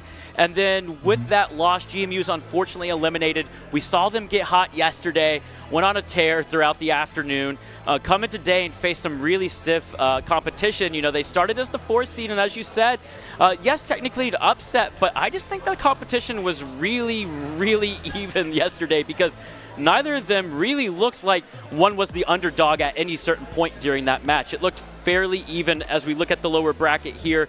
Shenandoah has been making the run as the 6th seed all morning and afternoon. So a 3-1 win versus Syracuse, a 3-0 win versus George Mason. George Mason again coming down from that upper bracket. Said, I mean, what are your thoughts on the rest of the afternoon? Well, I think we've got a great afternoon ahead of us. I really am excited to see the next matchup that we've got going on. I believe it's GSU versus WSU. I'm not 100% certain. I have the memory of a goldfish, so we'll have to check that again when we rotate over to it. But it's going to be interesting to see who comes out of that. A 2 versus 5 seed going up against Shenandoah, rated at 6 right now. Like you said, all these teams really equal across the board, so they could have gone either way. But I don't know who's going to take it. Will the number 2 seed take it? Because we've seen right there a 1-1 tie at the moment. That's a potential going to a 5 series. Yeah, and I got caught leaning over to read my chat as we came back to the analyst desk. Said, I mean, great support. We really appreciate all the viewership as we head into lower division semis and probably pivot over to see who Shenandoah will be playing in just a second. But yeah, we have so many GMU, SU, just fans from Wright State. Everyone is in here. Georgia Southern. What a great showing of just, all the schools supporting their friends and showing just how much they love their school's esports programs, right? And so, as you said, great competition overall throughout the day, great viewership, great participation in chat. We cannot ignore the chat. Yes, we have amazing action here, but we also have amazing action on stream as well. So big shout out to them. Yes, absolutely. Massive shout out to everyone. Once again, got to thank production for running such a smooth show. Yesterday, I think the stream was up for over 10 hours. Super impressive to see a stream stay alive that long. I know when you go on Twitch, things have a tendency to crash on occasion. We've had that happen to me at Marshall on many different streams, audio issues, all that, but worked out so incredibly well. Just a massive shout out to all those guys running in behind the scenes because they don't get enough love as it is. Yes, Sed. So shout out to the players, shout out to our production and tournament staff, shout out to the on-air talent. Sed, you are absolutely crushing it, brother. And hey, we'll be right back. We're going to take a quick break. We're going to transition to the other game when we come back to break here at the Winter Warfare Invitational at Shenandoah University.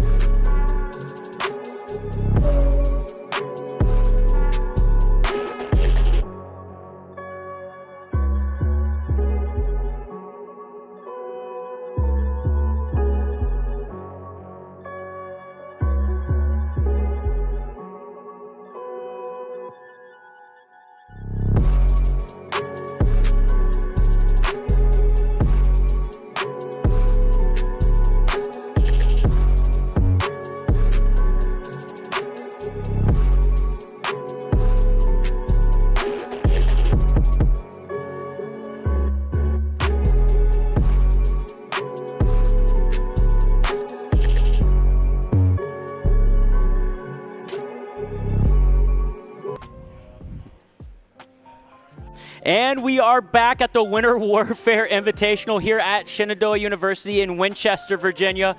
Whew, we appreciate you taking a quick break with us, Sed. Man, I think I'm sweating on this desk right now after watching that Game 3 and that Shenandoah versus GMU series we just saw. Absolutely, and you can see the sweat coming from me right now. It's all over the camera as I changed out the battery and messed with the focus, and I'll get that cleaned up after we have this last little back and forth session before we go into the next game. Apologies about that, guys, but a really insane set, and I'm really excited to see this GSU WSU game going on right now. I believe they're currently on map 3. Not sure if we're popping in during map 3 or if we're just going to wait and hop in on map 4, but I think it's going to be a load of fun, and you guys have a great lineup coming for you for the rest of the evening. Yeah, and Seth, as you adjust your camera here, I'm looking over my right shoulder because I think one of the teams that we're about to jump in and see, I think they're right here, and I believe that they're waiting on map 4. They're waiting for us to jump over there, so it's 2-1 someone. I believe we're going to see Georgia Southern and Wright State, so GSU versus Wright State, both who have been extremely dominant in a lot of their performances. We've seen them fall at times, yes, but extremely poised and definitely tactical gameplay out of these two teams thus far here at LAN. As we look over, we see GSU really dominating these respawns, but when I say dominate, these are close games, set 250 to 199, 250 to 198, and of course, Wright State, we'd expect nothing less, taking that search and destroy in map number 2. We sim them just be absolutely tactical in their approach to search, just methodical. They control the pacing and really take control of S&D. But they're going to have to get through this map 4 on Skid Row Hardpoint. It looks like GSU's had the upper hand in these respawn-dependent game modes, but we know Wright State is capable of winning those. We've seen them do that all weekend long. So if I'm Wright State, I'm saying, hey, let's focus on Skid Row Hardpoint. We have to pull this one out. And then map number 5, we're going back to our strength, which is S&D. So Skid Row Hardpoint set, they have to lay it all out on the line here. Yeah. Oh, yeah, they absolutely have to lay it all out on the line, just like you said. Really close. I mean, you could see those first two games, 250 to really almost 200. That's a 1-point difference. That means if they can lock down one whole point for the entirety of it, they win those matches. So incredibly close, no 250, 240, but it is just the difference of getting some good spawns, getting a good pick here and there, and just playing some shutout defense on those, those hills. So let's see if they're able to do that here. Invasion, always an interesting one to see how people approach. You got the nice, Skid Row rather, my apologies. You get a nice fly in here. I wonder if they're going to blitz for some of these points or if they're just going to set up preemptive rotations and not really scrap a whole lot. We've seen a lot of different strategies when it came to doing this. Yeah, Seth, I feel like we were just here just a moment ago, We saw Wright State play this map extremely strong versus FGCU on day 1. Again, we saw them dominate P2 and P5 against that squad, at least the first rotation, and then FGCU was able to capitalize on P5, that second rotation. That was ultimately the difference. But to your point, 250 to 200 essentially, that's like scrap time, right? That's just a few hills of scrap time that is making the difference through map 1 and map 3. So if I'm Wright State, maybe instead of rotating early, obviously we didn't see those matches, but I have to imagine they opted to rotate early on some points. Maybe you just contest one more time, and then you're locked dead even on those maps. And so, to your point, Seth, it'll be interesting to see how they approach this. I think that they're going to rotate early for P2 because they've seen great success on maps against FGCU and others on day number 1, but Wright State is going to have to play at their pace. We've said that all weekend long. We have the 5th seed versus the 2nd seed. We know GSU can fly, similar to FGCU. Said, what do you think about Wright State here? How are they going to control this tempo to really take advantage and win map number 4? So we know Wright State, they really do love playing slow and methodical, which is where I can see, this getting a little bit challenging for them on these respawn-dependent game modes because they love to have that map control, have that set up. I think one of the issues is they're just going to need to get that map control quicker than they have been doing originally. We've seen them on Search. It works out well. You've got plenty of time to work with. But going up against GSU, those guys fly. Those guys haul across the map. So Wright State's got to be able to adapt to catch those people that are moving out too quickly so they can bring in their main force and lock down certain areas, control those spawns, and let's see if they're able to do that right now. Starting off looking at Wright State, Skid Row, Hardpoint, and it's got a big push going right into this P1. Yeah, we see Wright State start off Georgia Southern with the first blood there. We see them dedicating number 8, Sports Dude, just hanging back, making sure no one's rotating early to P2.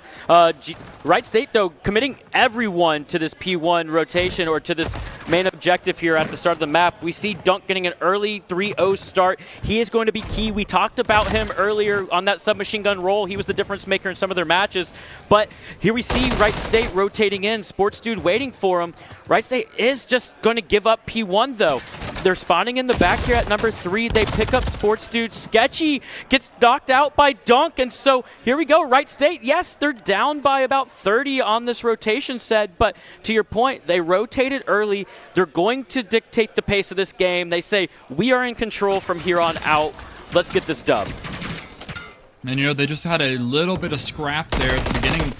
And, you know, every little point helps. Those 6 points definitely going to give them a little bit of a boost as they're starting to try and lock this one down. But you can see Dunk absolutely ripping those guys coming out of the garage. One more left, but he's got to play his life, get that regen kicking in. And, you know, he's got his teammates coming back to support him. No one's actually on the point right now, though. You can see GSU, they're playing their angles really tight, all kind of pushing through that same area. But because it's not ticking up in favor of other ones, Wright State's thought about locking this down early. I mean, you can see Rilakuma fan trying to track that guy across. He's going to get up there, start getting some points on the board, but not nearly as much as they would have wanted. Yeah, Rilakuma fan gets a lot of intel there, said, as you know, they eliminate that Wright State player off of P2, and it just stays white for, what, 10, 15 seconds? So they know, oh, they must all be tunnel. I'm just going to stay aimed down sight and absolutely funnel them as they come out of that opening. But Starbot with a huge initial kill, he is able to get traded.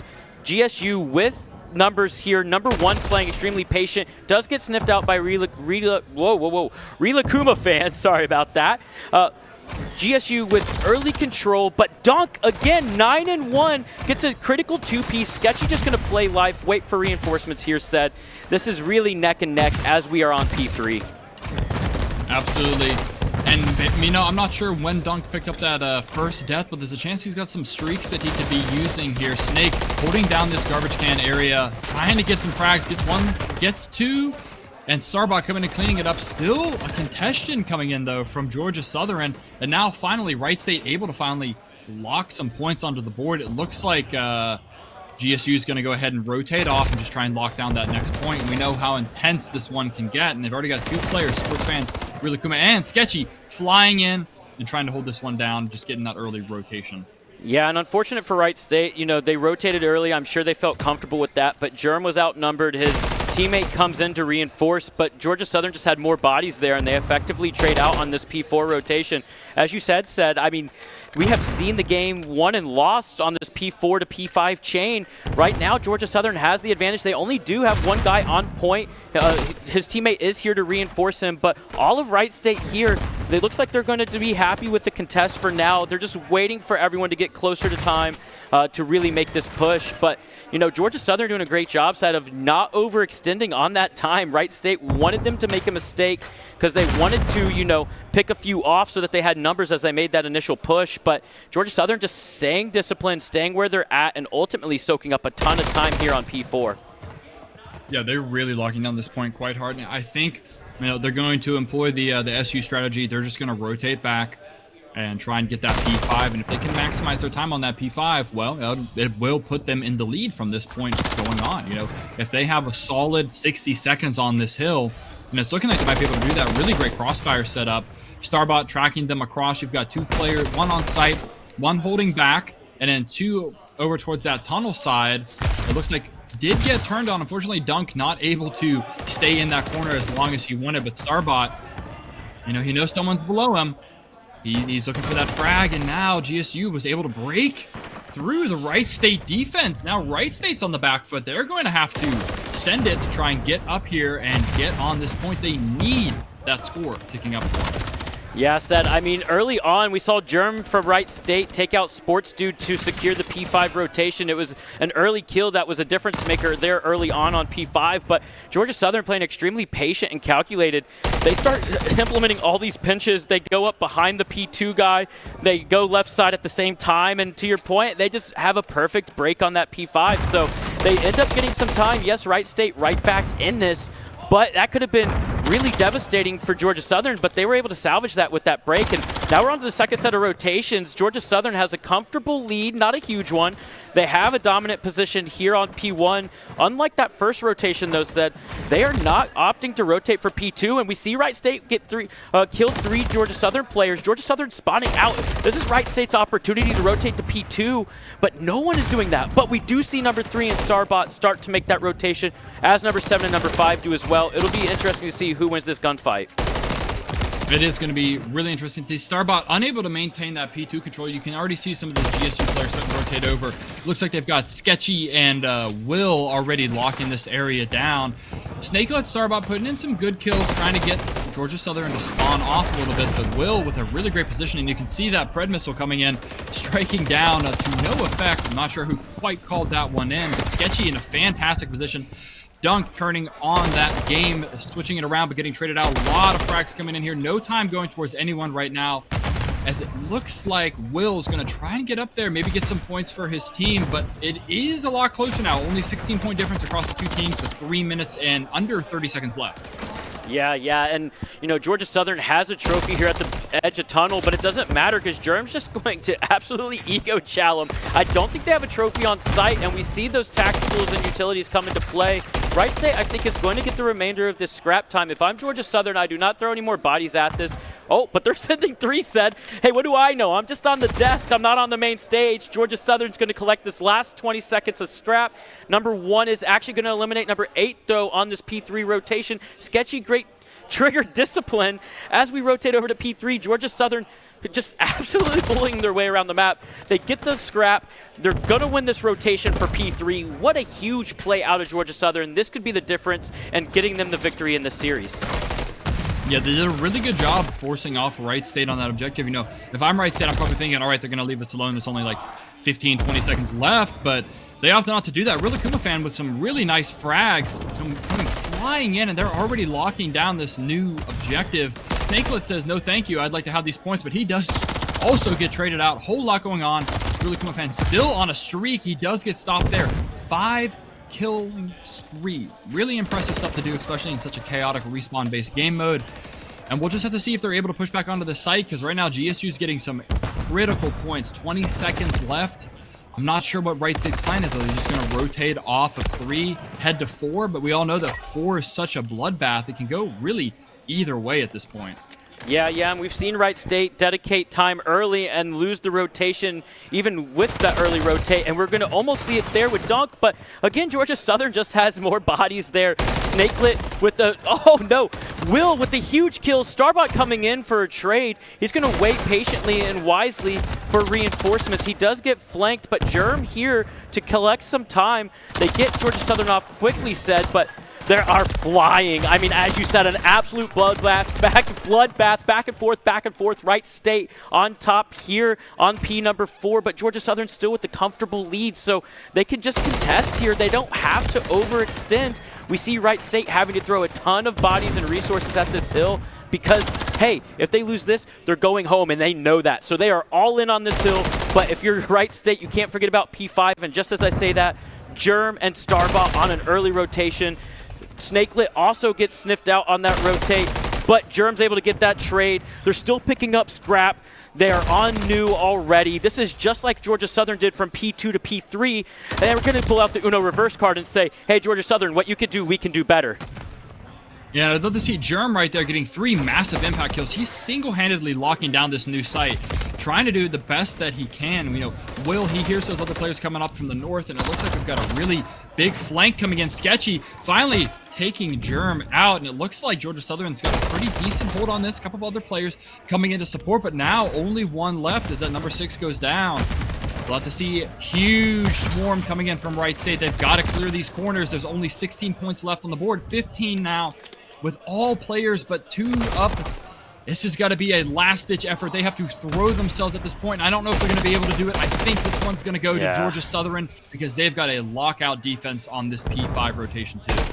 Yeah, said. I think there might have been a little bit of caster curse there as I started gassing Wright State with that rotation. Again, still an amazing play that they were able to collect that scrap and get to P5 early. But we just see Sketchy go over the top, a very unconventional play, something that Wright State's not really looking for, right? I mean, he just runs around the corner, mantles up onto that truck, and just dives onto point, getting an elimination. From there, Wright State has their head on a swivel, not able to watch those crosses, and Georgia Southern just capitalizes and retakes P5 for the win. But as we see here, I mean, even on some of these early points, Dunk was going off. I think we might have seen his cruise missile or predator missile come in on that P2 hill. But it was neck and neck for a majority of this game. Said, I'm interested in seeing these replays. At really what point did Georgia Southern start to pull away there? You know, we've got to get through it just a little bit more. I'm not sure if there was a specific time where they really had a true pull away. I think, if I have to guess, it's that second P2 where Wright State tried to establish themselves early, but then they got forced off and the time just went to nobody. That time was just burning, didn't help Wright State out whatsoever and didn't necessarily benefit Georgia Southern, but what it did was give them, you know, a stabilization point. They were able to just sit there and hold at the points that they had, setting up early for that P3 rotation. So if I had to guess, it's probably the last couple rotations. I think it really switched at 2 and 3, and then 4 and 5 were kind of, you know, those are always duking it out for those last ones. Yeah, and I remember now as I'm watching this instant replay, Rilakuma family absolutely huge on P3 on that last rotation. Then Georgia Southern's able to make P4 kind of scrappy. Again, I thought Wright State had the advantage there on that P4. They were able to collect some scrap and then get that early rotate. But because Rilakuma had a huge P3, Georgia Southern had the luxury to play how they wanted on this rotation. They had a big enough lead to kind of play unconventional, and then you just see Sports Dude there at the end.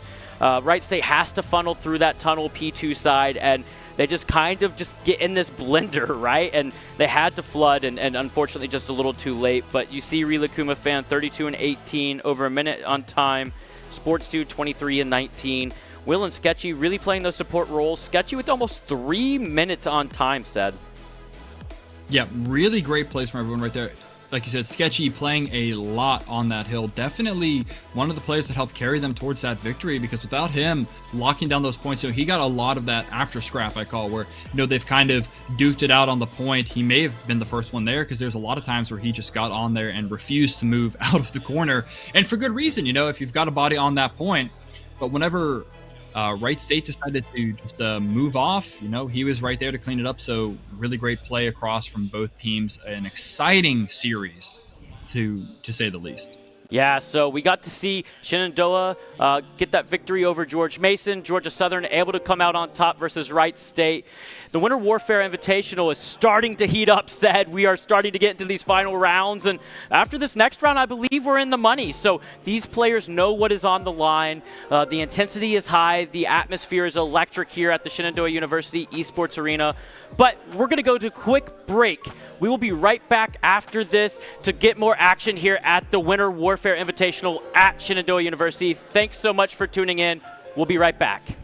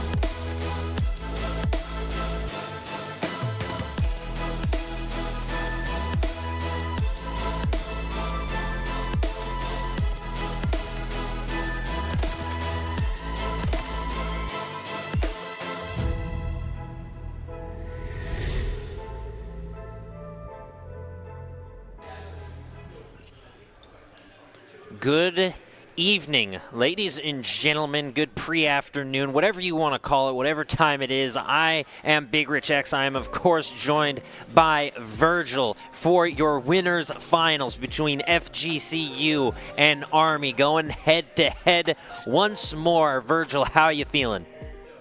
I'm stoked. I know both of these teams have been performing absolutely outstanding throughout the whole tournament. Army, we got to watch them just earlier perform and play so outstandingly well. And so now we get to watch them face off against Florida Gulf Coast, who yesterday made themselves a clear front runner for this tournament, going undefeated and earning themselves that number one in the bracket. So now here we are in the winners finals, the top half of the bracket. This is the last matchup of the day before we'll move in to finals and working towards grand finals, and I'm really excited to see what's going to happen here. Army obviously has some really strong team play. The synergy is there and the players are very talented. Florida Gulf Coast, though, had a lot to say yesterday when they showed up and showed out.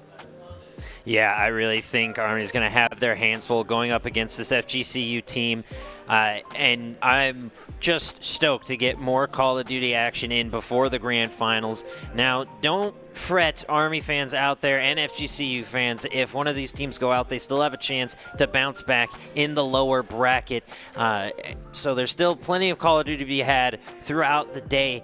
And I'm just really stoked to see some of these maps, or see some of these teams go through on these maps. And hopefully we get some just top-tier hardpoint and S&D content, as these teams have delivered some truly epic moments throughout this LAN already, and hopefully we get some more here, Virgil.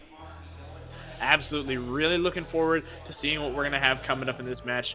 I know we've seen a lot of different maps from these two teams. We've seen some really dominant plays from Skid Row with Florida Gulf Coast, and Army obviously performed really well across a wide variety of maps so far. So it's definitely going to come, a lot of this is going to come down to which teams are going to play best on their picks, and then which team is going to play best on the other team's picks. Who's going to be consistent enough that they can pull through where somebody else is meant to be the top dog and meant to hang with the big dogs. This is definitely going to be a great match, and I'm really looking forward to it. Yeah, I know we got to see a lot of the FGCU throughout this LAN. You and I in particular have seen them just annihilate lobbies, especially in hardpoint. I think the first one we got was a 250-70 in favor of FGCU. So I'm interested to see how Army can contend with them, starting off on sub-base in particular. We get a Search and Destroy high-rise next, followed up with Invasion, Skid Row Invasion, little alternating Skid Row sandwich right there. But I fully expect this game to get a full 5. I don't see a 3-0 or a 3-1.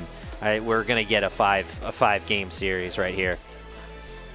Yeah, absolutely. There's going to be some really good matches coming up. Florida Gulf Coast, really good performing team. They haven't really had any matches that they've struggled with, any teams that were giving them problems. They essentially had some games where they would blow it out 250-7 or 5-3 kind of thing. In terms of Search and Destroy, they would really take these leads and get up by a lot. Although Army had some good matches of their own, I don't think I've seen any performances quite so displayful as we saw with some of Florida Gulf Coast. So here we see, obviously, as you've been calling him, Killer Kirch, such a reliable player for Florida Gulf Coast. And here we have Army, a team of absolute,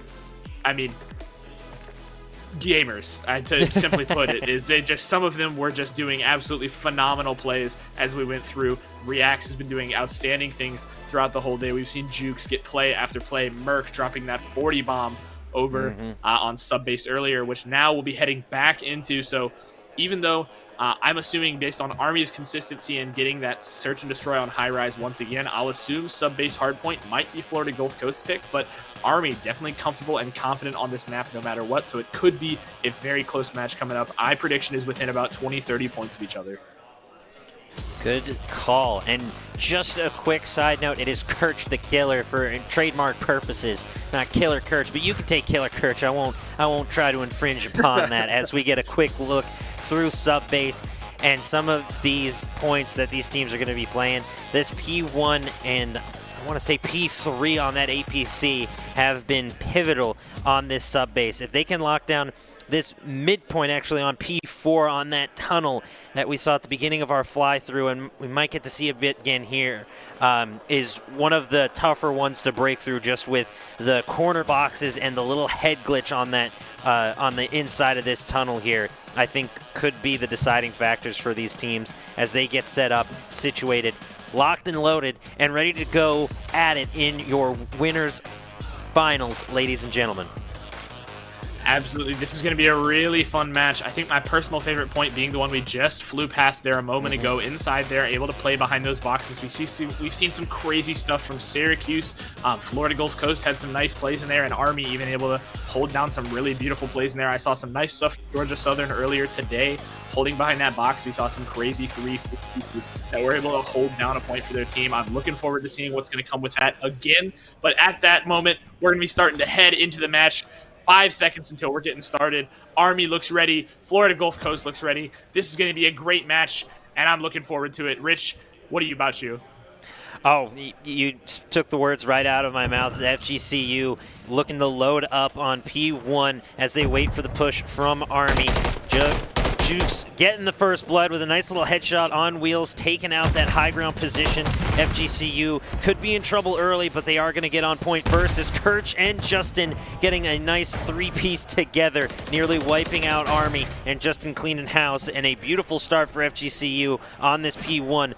Wheels back on the high ground and looking to take out Neppy, and he goes down. Beautiful shots, way to track him through the air as Jukes tries to push up. A solid 30 points for FGCU on this P1 alone, and they are off to a wonderful start here, Virgil. Absolutely, some really good stuff here already. Wheels 1-1, Justin 3-1. Army has Jukes 2-1 already. Some really good starts for both teams, but like you said, Florida Gulf Coast already with that solid 30 right off the bat, and Army only getting 13 off that first point. But now as we head into the second P2, Florida Gulf Coast is going to manage to get control right away and start racking up those points.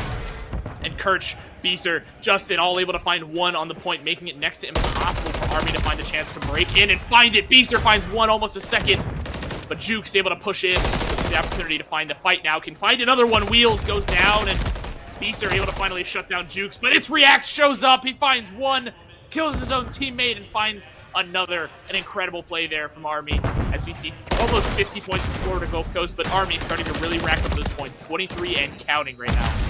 Yeah, a really great job from Army contesting this point and breaking through. Neppy and Reacts popping off, and Reacts with a solid 3-streak. Jukes and company trying to just lock down and gain some of this scrap. They're going to keep it close with FGCU as we rotate to P3. Jukes and company going down as FGCU has the spawn. We'll see if they can break through. Army has this high ground and is trying to keep Wheels and company contained. We'll see if they can. Merc with a beautiful shot on Wheels as Kirch rotates in to point and gets set up, getting one of the few places of cover on that P2 behind that masthead of the sub. Now you see Army rotating through, clearing off point. No one's really sitting on it just yet. They can't seem to get to it. Not enough people are getting to objective, but Justin is just keeping Army out of it. Merc and Jukes both scoring kills and just trying to find a way to break through, but FGCU, they aren't getting on the point, but they sure are keeping Army off of it, Virgil. Absolutely. Florida Gulf Coast, Justin there. The single reason I would say that Army was not able to make it to that point. Justin just staying in that back, able to find 1, 2, and 3 kills back-to-back to deny an opportunity for Army to grab some points for themselves there. 10 seconds remaining on this hard point, and neither team will have it. A very low-scoring game so far. 3 minutes and 40 seconds remaining, and as this timer will expire for this point, we'll see who will be positioned for the next one. And right now, it looks like Army is going to have early control, start grabbing themselves these points to close this gap and even take the lead for themselves. Merc able to find a kill there. Beaster able to find a trade in return, but Jukes trying to find one on Beaster in return. Couldn't quite find it. The nade will be blown up by the trophy system, and Kirch now headed on a blank opportunity. Jukes brought down behind the box by a nade, but Reacts able to find the trade on Justin for his teammate. Reacts with another one before he's brought down by Wheels. Kirch able to find one for Florida Gulf Coast as well, but Merc able to find one on Wheels in return. Justin brings down Jukes, and Merc able to find Kirch. It's 1-for-1 and back-to-back. The teams have each other's backs here as Merc is able to find another, and another. No, not quite. Wheels won't allow it. The wheels on the bus are going round and round for Florida Gulf Coast as they look to take back this lead and control the point. 15 seconds remaining. They're going to grab the scraps they can from this hard point, and Army will look to deny what they can before moving to position and own the next point. Beautiful job from FGCU, able to break in and collect some of that scrap, but they are currently down by 3. Army did a real good job of locking down that P4 as we rotate to P5. Wheels and Beast are scoring a nice little 2-piece. Neppy protecting in mid, trying to get this pick on Wheels, but getting taken out from below. Kirch the killer, stalking his prey and taking him down. Jukes with a nice return though after Kirch was starting to heat up. Beaster protecting from Warehouse, just trying to keep the point clear. Again, no real significant hold by either team. Army has a slight lead as FGCU gets on point, but how long can they hold? Army has done such a wonderful job of breaking points thus far, and they are doing so here. Merc grabbing one, but Kirch and Justin both scoring kills. Jukes trying to push through Warehouse. He's on the forklift, but he is not getting his certification today. Justin with a nice little 2-piece, and Beaster on a 2-streak as well as FGCU reclaims the lead. Reacts looking for something, got one, wants some more, but unfortunately in the point blank going down. Jukes and company trying to trade out, but FGCU got the better of them on that point as we get a fresh set of hard points here. Rotating back to P1, Kirch in control currently, Virgil. Yeah, absolutely. Florida Gulf Coast doing a really good job to maintain this lead, not allowing Army to get away with closing that gap and then also taking over. They're making sure that every time a hard point comes up, if they're not the first ones there, they're going to fight for it, and they're winning these fights the way that they need to. Kirch, Justin, Wheels, we're all seeing them on these high ground areas, denying the opportunity to even get close to their kitten on the point, and the opportunities are there relentlessly. Beasts are able to bring down Jukes, but Neppy able to find a one in return on Kirch. Beasts are able to trade off his teammate in process, but Wheels able to find a kill on Reacts in return. So it's a 1-for-1 to 2-for-2 there even, but Merc and Neppy both able to find one for their team. Wheels will go down to the nade. Justin able to find a trade though on Merc, and that'll set Florida Gulf Coast into the opportunity to grab the last couple seconds of that point here. P1 going to head to P2, and the question is, who will be able to grab the point right away, Rich? It looks like it's going to be Army getting set up on this P2 location, but FGCU did a real great job holding down P1. We see them take about a 40-point lead. Can Kirch and company cut into it as Jukes are able to lock it down with Merc and Neppy both scoring kills? Beaster rotating in on the outside, getting a nice little 2-piece. Beaster sliding in, and there's the 3. Beaster, the bad boy, getting it done. Bad boy Beaster, excuse me. 123 and climbing for FGCU now. Army still breaking in close as they try to retake, but Beaster just sliding in and around the objective. Gets a little confused on where he's getting shot from, and Merc takes advantage with a nice 2-piece on Beaster and Kirch. Army now taking over the point as Jukes gets into FGCU spawn and gets a few picks. Beautiful job from Jukes, able to stunt any growth or any push from FGCU. Absolutely, yeah. We're seeing some really good stuff here from both teams. Florida Gulf Coast has been putting in some really good fights, but Army finally starting to see some livelihood and action out of them. Able to take these fights and push really aggressive angles to the team as we've seen them do so much so far. Reacts able to find one on Beaster, but Jukes was traded out in the process by Kirch. Justin able to go down from Merc as well, but Wheels and Kirch keep it moving, find 2 for their team. Kirch looking to find another kill on point, daring Army to so much poke out from behind that sub.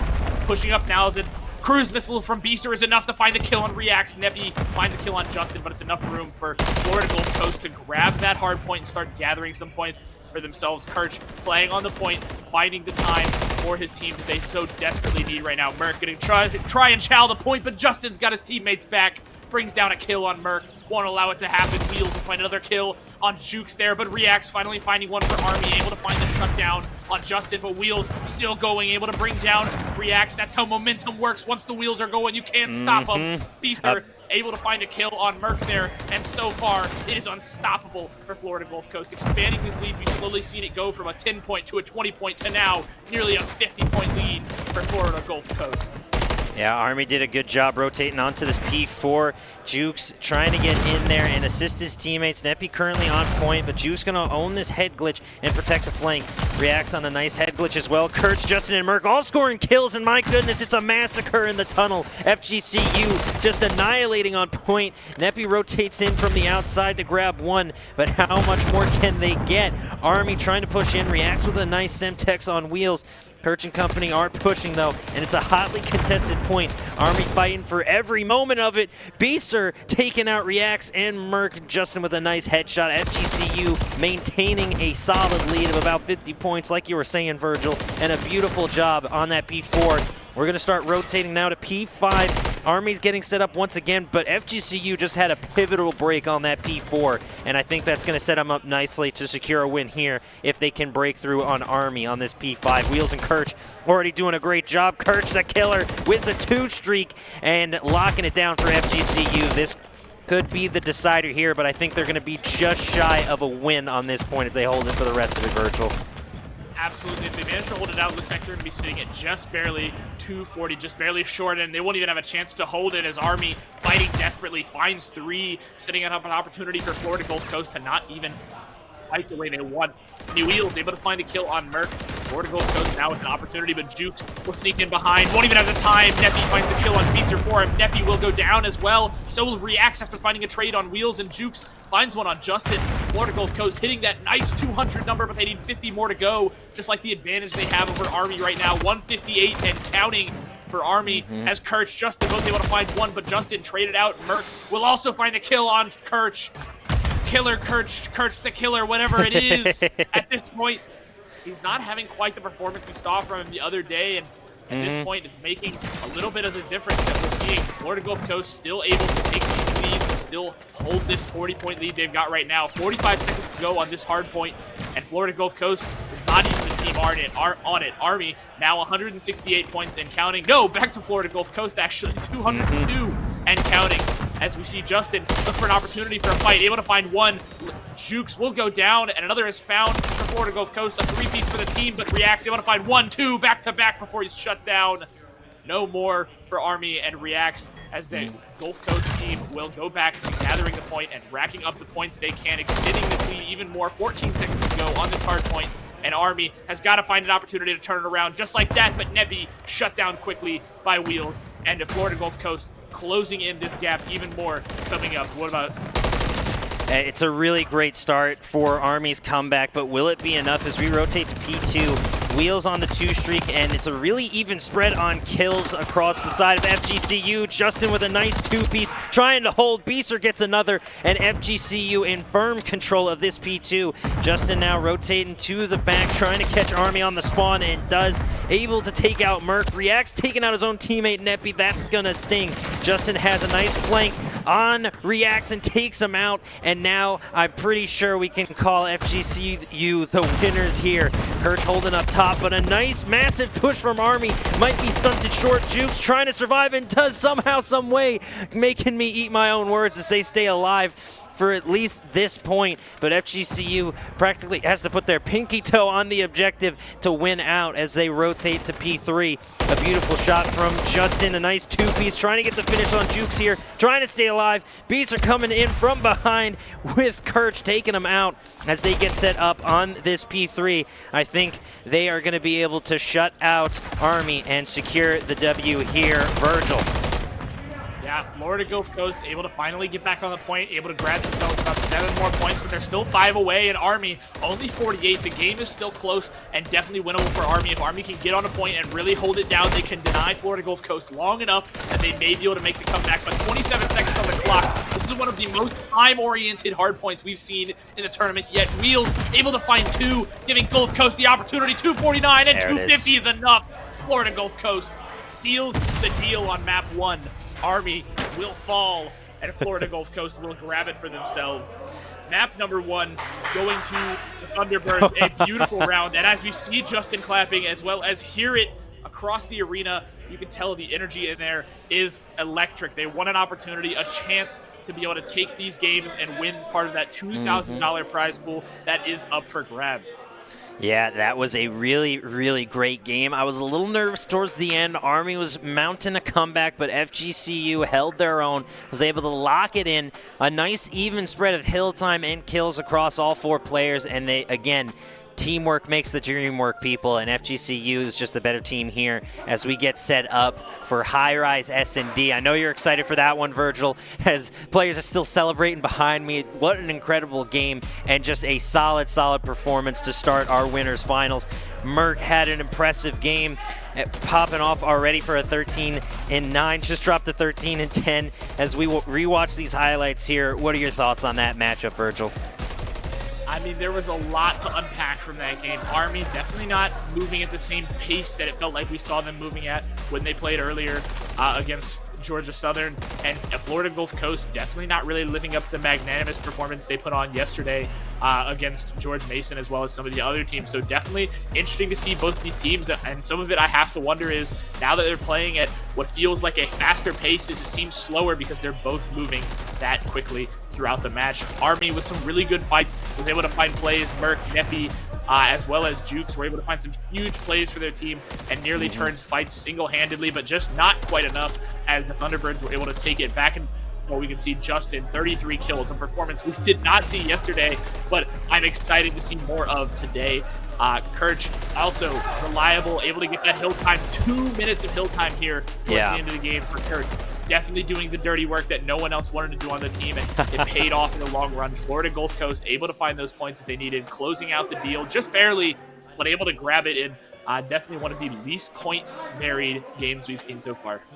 Yeah, it was a really intense matchup. FGCU locking in that 2-minute hill time from Kirch. Not really the killer stat we gave him for yesterday. Justin takes that trophy today with a 40 bomb and a solid 1.6 KD. Just a real beautiful match from FGCU, and well played on both sides.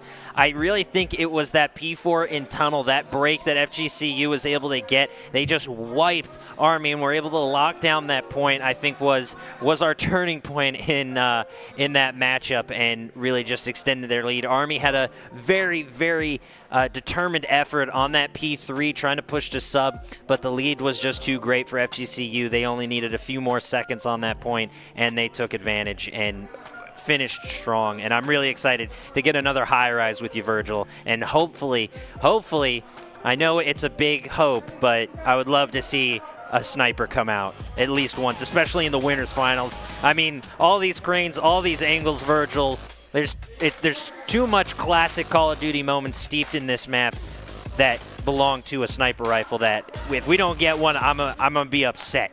I'm gonna throw a riot. Not really. It's been a blast. I have to agree. I would really love to see an opportunity for snipers. Maybe one of those spawn peaks come out, even if it is just for that first fight on Search and Destroy. Maybe get that early pick, that upper hand for your team, having something to work with. We saw earlier Georgia Southern, their own sports boy, was keeping an eye on that one angle where people attempt to climb up from the sides, and that is an angle that you can hold afterwards. You take that initial spawn peak and you pull out a sniper. So there's definitely an option if a team feels comfortable and has practiced it enough. But I know from experience at Ferris, as well as some of our players here, there's not a lot of practice going into high rise right now. Most teams would rather just simply ban the map than have to play it. And so in this scenario, I'm glad we get to see it back to back. I have to assume it was Army's pick if we're seeing it again. Played really well on it earlier today. We saw an ace from React.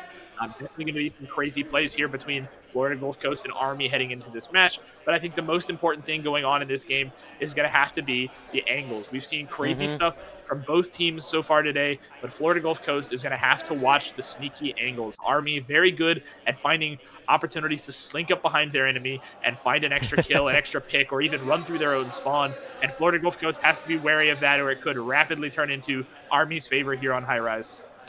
Definitely. I think the determining factor here is going to be who controls the helipad, who controls that high ground, who can get map information quickly to their teammates and secure this first pick. As we get started in round one, it's going to be Army on the attack, nades and stuns being tossed out, and plenty of parkour being done as they secure positioning on hill. Jukes with the explosion kill on Justin gets things started off on the right foot for Army. MWIII here holding up top, looking through that angle, but already eating some shots from the right. Wheels looking for him, but can't secure the kill, unfortunately, as it looks like Army is trying to get set up towards Alpha. Beautiful pick from Neppy, and now a 4v2. FGCU in trouble early on this one, Virgil. Absolutely. Army, Jukes, the one with the bomb in hand, will be the first to go down for Army. Beeser and Kirch now in the 2v3s. They find themselves that opportunity to try and level the playing field to a 2v2. Reacts, the next one to push in could definitely be an opportunity for a play here from Army, but Kirch and Beeser, the two to play. Merc could rotate and find a pick here on Kirch if they catch him unaware. And they will find a pick, but not on Kirch. Beeser, the one to go down for Florida Gulf Coast, and Kirch now the one having to find himself in a 1v3 scenario. Not impossible, but will be difficult. Kirch looking for the chance to push in now. Finds some shots, can't quite find the kill, and gets brought down. The three of them collapse, and Army grabs himself round number 1 of map number 2. First to 6 in S&D. Both these teams very skilled, and I'm excited to see how they do on high res. Absolutely. A great first round for Army as they are able to track down Kirch. And unfortunately, Beast are the only one to score a kill for FGCU. So Army still has plenty of momentum. Neppy on that 2 streak. Might try to just play a little safer this round and secure the streaks as FGCU looks to gain positioning in helipad. Get that map information. Kirch trying to rotate here. Might go to the outside, but it's going to go right back in as Jukes with the headshot on Beeser. Once again, Army getting that first pick and setting themselves up for success early.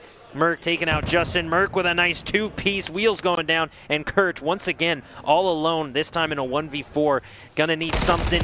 Cannot get the player to his right. And unfortunately, Army going to take him down. 2-0 Army. What a flawless round from Army as they just annihilate FGCU here. And I see what you were saying, how this is Army's map. It was definitely their pick. Merc starting off 4-0, Neppy 2-0, and just a beautiful, beautiful game. Was that a Merc ace, if I'm not mistaken? Did I miss that, Virgil? I believe it could have possibly been Merc able to find some huge plays. I think Neppy actually found the first blood of that round, but nonetheless, okay. The rest of that fight went very. The rest of that round went very quickly. But there's the ace. He finds himself the 4th kill. Finds another one with a nade. But Neppy and Jukes both brought down. Merc also will fall, and just like that, Florida Gulf Coast has turned this fight to their favor. Reacts the only one standing, bomb in hand, but Wheels and Beecher both still standing. The question is whether or not Reacts will be able to take the fight the way that they want to. Now, Reacts has to find an opportunity to get on site here to plant. He's not going to... It's very unlikely that I'm going to see him win this round based on kills alone. Getting the bomb planted is going to be an objective for him to play around and something for him to work with in terms of getting in these fights. He's not careful when he swings his corner. Beeser waiting and able to find the kill. Good shots there from Reacts, but it's just not quite enough. Beeser able to clean it up and find the kill. Florida Gulf Coast grabs himself the first round of the search and destroy, and that means we've got a game. No blowout today. 2-1 headed into round 4 on the top floor of high-rise building. There it is. And we're definitely going to have a good one coming up here. Now, I'm really excited to see what they're going to have to do going into this. The bomb in hand for Wheels, and Florida Gulf Coast now with some momentum under their feet, Rich. Yeah, Wheels, your bomb carrier, ladies and gentlemen.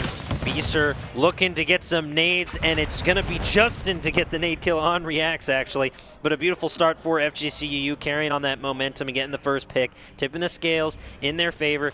Beeser here holding on the left-hand side as they try to get positioning on Bravo. Beeser looking in from elevator, trying to find somebody, gets him on the head glitch, and that's a beautiful shot from Beeser and great trigger discipline. Jukes gets one, Wheels gets Neppy, and now a 3v1, and just like that, FGCU have tied it. Beautiful round from FGCU right there, Virgil. Absolutely. What looked like a really dominant performance out the gates from Army very quickly turned into a tie game, 2-2 headed into round 5. There's a lot that could still change going into these next rounds. Absolutely. But Justin, an instrumental part of Florida Gulf Coast rounds. Beeser had some really great runs now too. 4-3, 3-3. Definitely finding the kills that the team needs here. Jukes with the bomb in hand for Army. Could be the one to make an opportunity for the play, but the question is whether or not they're going to get to the site in time. Headed over to A, and most of Florida Gulf Coast posted up on B. Could make this a winnable position for Army, as they're going to move under Merc, pushing up first, able to make some space for his team. Not finding any kills quite yet. Still a 4v4 as Jukes has the bomb in hand. No one's dropped it. No one's made many aggressive moves, but pushed under Wheels. Can't quite find it. Merc able to find the kill, and first blood goes to Army as Wheels will go all the way down. 4 versus 3 for Army. Yeah, a tough break for FGCU. Losing that player, losing Wheels that early.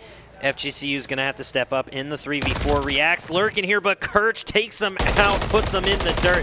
Neppy able to stay up, but he's in trouble. Justin taking out Merc, and it's a 3v2. Jukes trying to keep things even, trying to apply some pressure. Might get caught here, and does. Justin taking out Jukes, and there's the round. FGCU bouncing back in a big way, taking the lead once again, 3-2. A beautiful, beautiful round from Florida Gulf Coast, Virgil.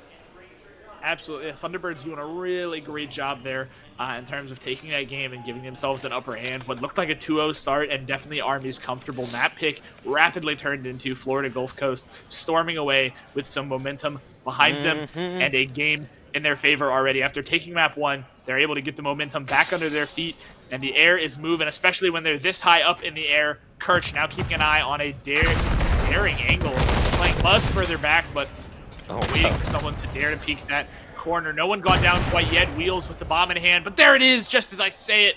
Wheels brought down, the brakes are put on, and Jukes waiting for someone to swing him on the outside. And another one, Kirsch, Beaker, both go down, and Justin, the last man standing for Florida Gulf Coast. 3-2. It's looking like it could turn into 3-3 as Army has a good run in this 4v1 that they're left in right now. Yeah, a 1v4 situation. I have seen clutches before, but they are few and far between, like diamonds in the rough, but we'll see if Justin can shine here. Everyone on Army spread out, rotated thoroughly. They have bomb location. React's able to take him out in a hotly contested gunfight over on the Crane side of that map, but it's React's able to beat out Justin in that 1v1 gunfight. Army tying things up in a nice, pretty little bow. That should be a nice present for the Army team. Well done, Reacts, as we get into round 7. This is as close as a game as I've seen thus far. S&D being traded back round for round, punch for punch, as we get into this round 7, Virgil. Absolutely, really looking forward to what we're going to see coming up here. Jukes, the bomb holder, once again for Army, on a 1 streak right now, 2 for MWIII after that last round, and Florida Gulf Coast after getting wiped, obviously all on 0s. Only 1 plant so far, so this is a much more aggressive search and destroy than you may typically see. Jukes able to bring down that trophy system. A nade looked good for a moment. Won't quite find him, but Wheels will instead. Wheels finds a kill on Jukes there. The bomb goes down. 2 of them set up over there. Kirch knows he's in a dangerous position, but has to take his fight, and he gets it. MWIII goes down. Kirch able to find one, waiting for a chance to find another, but the headshot is there, but he's traded out by his teammate. They've got his back. Neppy able to find the kill on Kirch, but traded out by Beaster, which is immediately traded out by Reacts. A 1v2 now for Wheels and Justin against Reacts, who just proved he's very capable of finding the kills for the team. Just needs to find 2 more. We saw him ace earlier today. We've seen him clutch these 2v1s, 3v1s. Can he do it once again?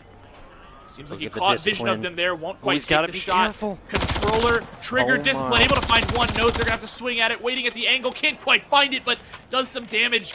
You've got to be scared after that much value is found. Justin daring to even come close to Reacts, as Justin is the last man standing. A 1v1 now. The bomb needs to be planted if they're going to be able to turn this one into a victory for themselves. Can't quite find it. That's going to be enough with the clock ticking down. The round goes to Florida Gulf Coast. Justin playing a fantastic game of tag or hide and go seek, able to make it out alive and grab the round for Florida Gulf Coast. 4-3, headed into round 8. We're going to have a fascinating close one coming up. Yeah, it's definitely going to be an interesting one. Reacts, unfortunately, just running out of time. Got a solid 3 streak that last round, but unfortunately unable to complete the ace and win it for his team. It was real just smart on FGCU's part. Stay up, stay alive. Justin just ran, and it paid off, thankfully, as we continue this matchup here, keeping it going. Justin holding back, waiting for a push. No one's down yet, but something's got to give as these 2 teams continue to contest. Wheels testing that left-hand side, trying to peek, find something on Bravo, but nothing yet. And we see Army stacked up. Jukes and Reacts looking for a peek down mid, try to find a player rotating up, but nothing yet. A very, very slow round 8. Kirch here rotating on the right-hand side, trying to find something. Everyone on Army just posted up and waiting for FGCU to make the first move. Shots coming from MWIII. Nothing yet, though, as Beaster lays some suppressant fire down mid, but a really slow start for this 8th round, Virgil.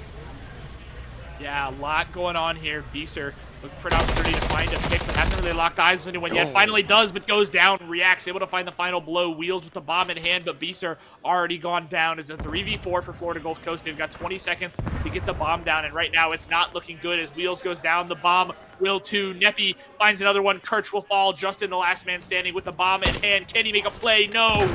Army grabs the round for themselves and turns it into a 4-4 game. Right now it's looking like we might be headed to a round 11 search and destroy, a more common trait this weekend than I would have expected. Oh, definitely. It just means these teams are hungry for the win and are going to push it to the absolute limit. Big standout I'm seeing right now is MWIII's 9-4 performance. Reacts bounce back big with that 4 streak. Everyone on Army currently rocking 1 streak or higher. We'll see if they can increase that here as FGCU on the attack side. Wheels getting those cranes in play, getting a nice angle, looking for the finish, but gets turned and burned by MWIII. What a beautiful shot from MWIII on that drop shot. Barely able to stay up, but securing the first pick for Army. And now FGCU got to be sweating a little bit on defense and already down a man. Beaser getting bopped by Neppy and Kirch and Justin in a 2v4. This is going to be a tough hill for FGCU to climb. Absolutely. Kirch has been doing a really good job of turning some of these fights when he could, but unfortunately is just having a really difficult time, and just like that, Neppy finds that pick, was waiting for Kirch to dare to walk into his sights, and Neppy finds it. A 4v1 now. Once again, Florida Gulf Coast left in a 1v4 situation, able to find a kill on Jukes, and another one for Justin! He's still fighting as he's able to bring down 2. Neppy, MWIII, both still standing, but Justin, as he takes the time to reload before swinging, brought down by another member of Army. And 5-4 now, headed into round 10. Can Army close this map out? We will find out. It is going to be interesting to say the least. A very impressive round from Neppy and MWIII. Justin came so close, but just unfortunately had a poor rotation and got caught out. Was able to take pick 2 on Army, but unfortunately fell, as now Army looking to secure the W. Nades and more going out. Reacts here pushing in. Jukes eating some early fire, down to just 13 HP, but able to stay up, stay alive, and not give up that first pick. Wheels the bomb carrier, already pushing up to Bravo, but gonna need some backup. Gotta be careful on the quick plant. Smokes are out for concealment. MWIII on the down below, right on these side rails, trying to get an angle. Finds one and is able to secure. Jukes takes out Justin as well, and it's another 2v4 for FGCU, and they are in trouble. Army on the brink of winning this one, Virgil. Absolutely. Beaser Wheels left in a tough spot here, but Beaser able to find the kill, trying to level the playing field if he can. And another one from Wheels. It's an even fight, what looked like a 4v2 and a skill deal. Beaser with another. MWIII able to find one, brings down Beaser, and a 1v1 is all we've got left. MWIII, the one to push up the fight, not sure exactly where he is, finds him while he's not looking, and MWIII, Army grabs the round, will he have time to defuse, and it looks like he will. Plenty of time, Virgil. Is enough. Army grabs the round. MWIII goes 14-4. On a 6 streak to finish. What a way to end that round. A beautiful job from MWIII and company. Army stepping up big in that round, and a beautiful, beautiful job clutching up in the 1v1. Caught him on the ladder, and again, we've said it so many times today, but that Call of Duty timing can come back to bite you in the bum. Unfortunately for FGCU, they're going to lose that round, lose that match, and just find themselves in a tough deficit. It's going to be interesting, to say the least, how they contend with this once we swap back to hardpoint and see if they can get back in the W column. But a beautiful, beautiful round from Army right there, and a beautiful game, I should say, Virgil. If we take a look at some of these replays, we can see some of the really good plays that were made this game. Army able to grab this round, sending us to a 1-1 third round. Army has put on an absolute clinic in Search and Destroy on High Rise so far today. We've seen some really crazy rounds. We've seen aces, we've seen clutches, we've seen 1v1s that go in their favor every time. Florida Gulf Coast definitely didn't seem to be ready for what Army had prepared on Search and Destroy on this map, and they're going to have to change their pace and speed it back up a little bit if they're going to be able to match Army going into this map 3, this hard point that we have coming up next.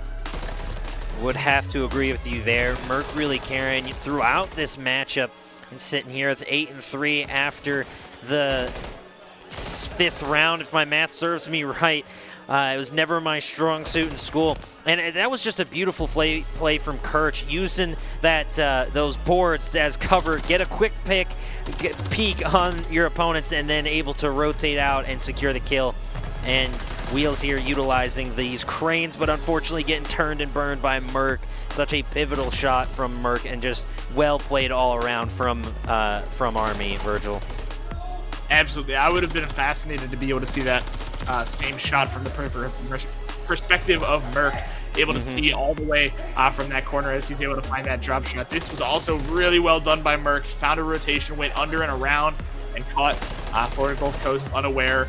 Turned into an opportunity for them to win the round, and eventually they did. MWIII was able to find this final blow to turn that round around for themselves. Army took Search and Destroy 6-4. MWIII went 14-4, a 3.5 KD. Absolutely unheard of in most games. And MWIII making it look easy out here for Army. So Florida Gulf Coast definitely have to speed back up from what we saw on Search and Destroy to a much faster paced much faster paced hard point like we've seen from them earlier. Yesterday we saw lots of fast paced, destructive games, and unfortunately, they just haven't had that same energy, it seems like, today against Army. Definitely, and they are fighting for a guaranteed spot in your grand finals here tonight, ladies and gentlemen. So, like I said at the beginning of this one, I expect this one to go the distance as we load up for Invasion Hardpoint. We've seen it. I'd say it's one of the most seen maps and modes, this combo for Invasion Hardpoint. Like I said for previous ones on this map, that P3 is going to be the big factor in the small bus station, if I remember correctly, and then P5 Palace. Those 2 points are going to be the deciding factors for this hard point, Virgil. Yeah, absolutely. That bus station has had some really big fights and plays made in it this weekend. Definitely going to be crucial. And then the flip side to that is I think that P2 is going to be essentially useless. An open area that typically teams only get a couple points off of at the beginning or maybe on the end. So definitely going to be some straggling points racked up there from either one of the teams. And that bus station, like you said, P3, going to prove to be very dangerous, very volatile, and lots of fights going on in there. Definitely. I think what makes it such a pivotal point is it's just too easy to defend, similar to P5. We don't see too much action in this mid zone, just people trying to rotate and push points, but they have to be careful and utilize the cover that's minimally there to rotate through these points. As we get an overview or a bit of a peek at P2 here, like you were saying, it's just an open area and we won't see too much holding on it, rather just defending on the outside thanks to its minimal amount of cover. And I believe we're going to get a quick reset as these players are starting to take one another out. So give us just a moment, ladies and gentlemen. We'll get things set up and situated on our end. Invasion, though, is setting up to be an exciting map, to say the least, Virgil. Absolutely. It's been a phenomenal event as well. I want to thank Shenandoah and the production team, as well as the rest of the on-screen talents. Sidorian and Scruggs have been doing a phenomenal job on the desk. Otherwise, as well as I've never been more excited to be a part of a casting duo than I have been with you today, Rich. You've done a phenomenal job, and it's been a great time. So I'm really looking forward to seeing what's going to happen today in these winter finals before we move on to the grand finals later tonight as well. Oh, yeah, those grand finals are hopefully going to be just as intense as some of the other matches we've had the opportunity to cast, and hopefully it lives up to the hype, which I'm almost certain that it will. Now, we were starting to see a bit of that invasion. We sadly had to get a quick reset in, but who do you have taking this P1 and winning out in Hotel first? We've seen Army dominate in SND towards the end there, but FGCU really just knows their hard point, and I think that's their go-to mode. They lock in, they lock it down, and they are a very difficult team to break on. So who do you have taking this hard point, and give me your 2 cents on it, Virgil. I think Florida Gulf Coast has had a really good run so far on hard points. We've seen them perform really well, really consistent, and like you said, definitely their bread and butter and something they feel comfortable and confident on. But I don't think it's going to be enough. I think Army has that momentum under them. We see how passionate of a team they are, how synergized they are when they play with each other, as well as things even like how well they play with that momentum underneath their feet, carrying them even further than they may normally go. So I think that Army is going to be able to grab this one out from under Florida Gulf Coast, and it's definitely going to be close, but I just have that much faith in Army. They performed well today. They're here to play. They're here to compete, and I think they'll be able to pull it out just barely. Well, FGCU is first on the point, and Beaster's the first blood. Justin starting off with a nice two-piece as well, as FGCU is off to the races already. Neppy looking for a pick, but can't secure it, as FGCU, I think, is going to get a solid P1, or a solid amount of P1 pointage right here. Beaster getting caught on the rotation already. MWIII able to get one for Army, but that is the only kill thus far for Army, as they try to push in. Finally trying to break through, but FGCU did a really great job on that first half. Jukes securing some P1 pointage as they pick up the scrap, but real rotation is going to start playing into this one, as it looks like FGCU has begun rotations to P2. Giving up on this P1, Reacts rotates in to take from Jukes, as Jukes rotates through mid. Trying to find a pick, looking for something, looking for anything. Almost gets taken out, but is able to dodge those bullets as we get set up on P2 here, Virgil. Absolutely, and as they move over to P2, we can see Beaster Wheels able to find their way in and get 2 kills, but Wheels goes down to Neppy in the process. Neppy keeping an eye on these rotations, doesn't want to allow an opportunity for Florida Gulf Coast to get more people on the point. With 2 of them there, it's going to prove really difficult. That crossfire could be deadly, but Reacts able to find 1. Wheels goes down, but Beaster able to find the trade on Reacts. Justin goes down, but Beaster able to find the trade once again. 2 from Beaster back-to-back on a 5 streak. Beaster unstoppable, able to find a crazy set of plays here as Perch able to find a kill on Neppy. MWIII will be the next one to go down for Florida Gulf Coast at this point that I said would be so uncontested and unfought on. Is turning out to be just that, but with points still going to one of the teams. Florida Gulf Coast storming away with a lead because Army just refuses to try and even send the bodies in there to contest that point. And unfortunately, it's not working out. And now Florida Gulf Coast able to swing in, setting up for P3. They're able to get point right away, which is going to be enormous. Army initially sent the people over there for an opportunity to grab this point and have control by the time it pops up. And able to swing in there, Florida Gulf Coast took the kill, took the point, and is now holding it down just after racking up a huge lead over on P1. 92-22. Army having a really hard time here with this hard point, and we are seeing Florida Gulf Coast perform exactly like you said that you thought they would. Really strong on hard point and blowing the other team out of the water in terms of score. Yeah, a real beautiful job from Neppy and MWIII, able to hold. Kirch was able to hold that P2 point while Beaster just lit him up from the excavator. A nice little head glitch as Army here is able to gain some points on this P3. Keep this one at least somewhat close, but they are down still by about 50. Wheels, Beaster, and Kirch all scoring kills and a near team wipe. Neppy still holding on that P3. But once again, FGCU on the rotations, going to be able to get a solid setup on this P4.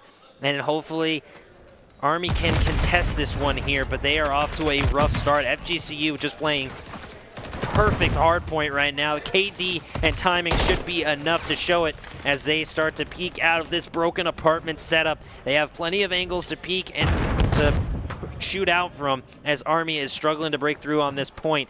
And I think they're going to try to get set up on this P5. We see number 6, number 8 there, Reacts, and MWIII trying to push in to P5, but they're going to run into Beaster. Can Beaster hold the P5 as Jukes tries to get some of this scrap? It's going to be a tough push. And a beautiful two-piece from Jukes, but the nades from Neppy taking out his teammate, that could prove costly. Beautiful job from FGCU. And costly it is, not allowing nearly as much time on that hard point as they would have originally had. Florida Gulf Coast already up 70 points almost, and Army losing out on a couple extra that they could have had because of a nade that was just badly timed and a miscommunication. Justin able to find 1-2 from Justin as Neppy will go down. Reacts, another player nearby. 4 of them now moving towards Justin, who's in a tough spot. Some of his teammates nearby and ready to help, but Reacts waiting for an opportunity for someone to walk into his sights now. Going to push around MWIII, able to find 1 on Beaster. Neppy will go down as well, and Reacts will find a kill on Kirch, but as MWIII and the Army decide to push through, Jukes, Reacts, both find 1. Neppy the only one to go down in the process as MWIII finds a kill on Beeser, and Army able to grab themselves some time on the hard point. 74 points and counting to Florida Gulf Coast's 154. Yeah, a really close game, or a really close point, I should say. Hotly contested by Army, but FGCU has a massive enough lead that I think they can give up this P5. But Justin going to sneak in for the scrap, looking for some more. A beautiful job from Justin, not giving up on that point just yet. He's got to rotate, though, as we get a fresh set of points. Jukes here holding in the cross, looking for that rotation from Justin, unable to get him, and Wheels and company clearing house. Kirch, the killer, unfortunately taking out his own teammate. At least it was a headshot, so it should have been quick. Reacts going down. Kirch able to hold, trying to stay up, eats the stun, and unfortunately going down. Merc able to break through beautifully. Wheels, though, coming in for the trade, and this is a hotly contested P1 in the Hotel Motel Holiday Inn. Jukes on the counter.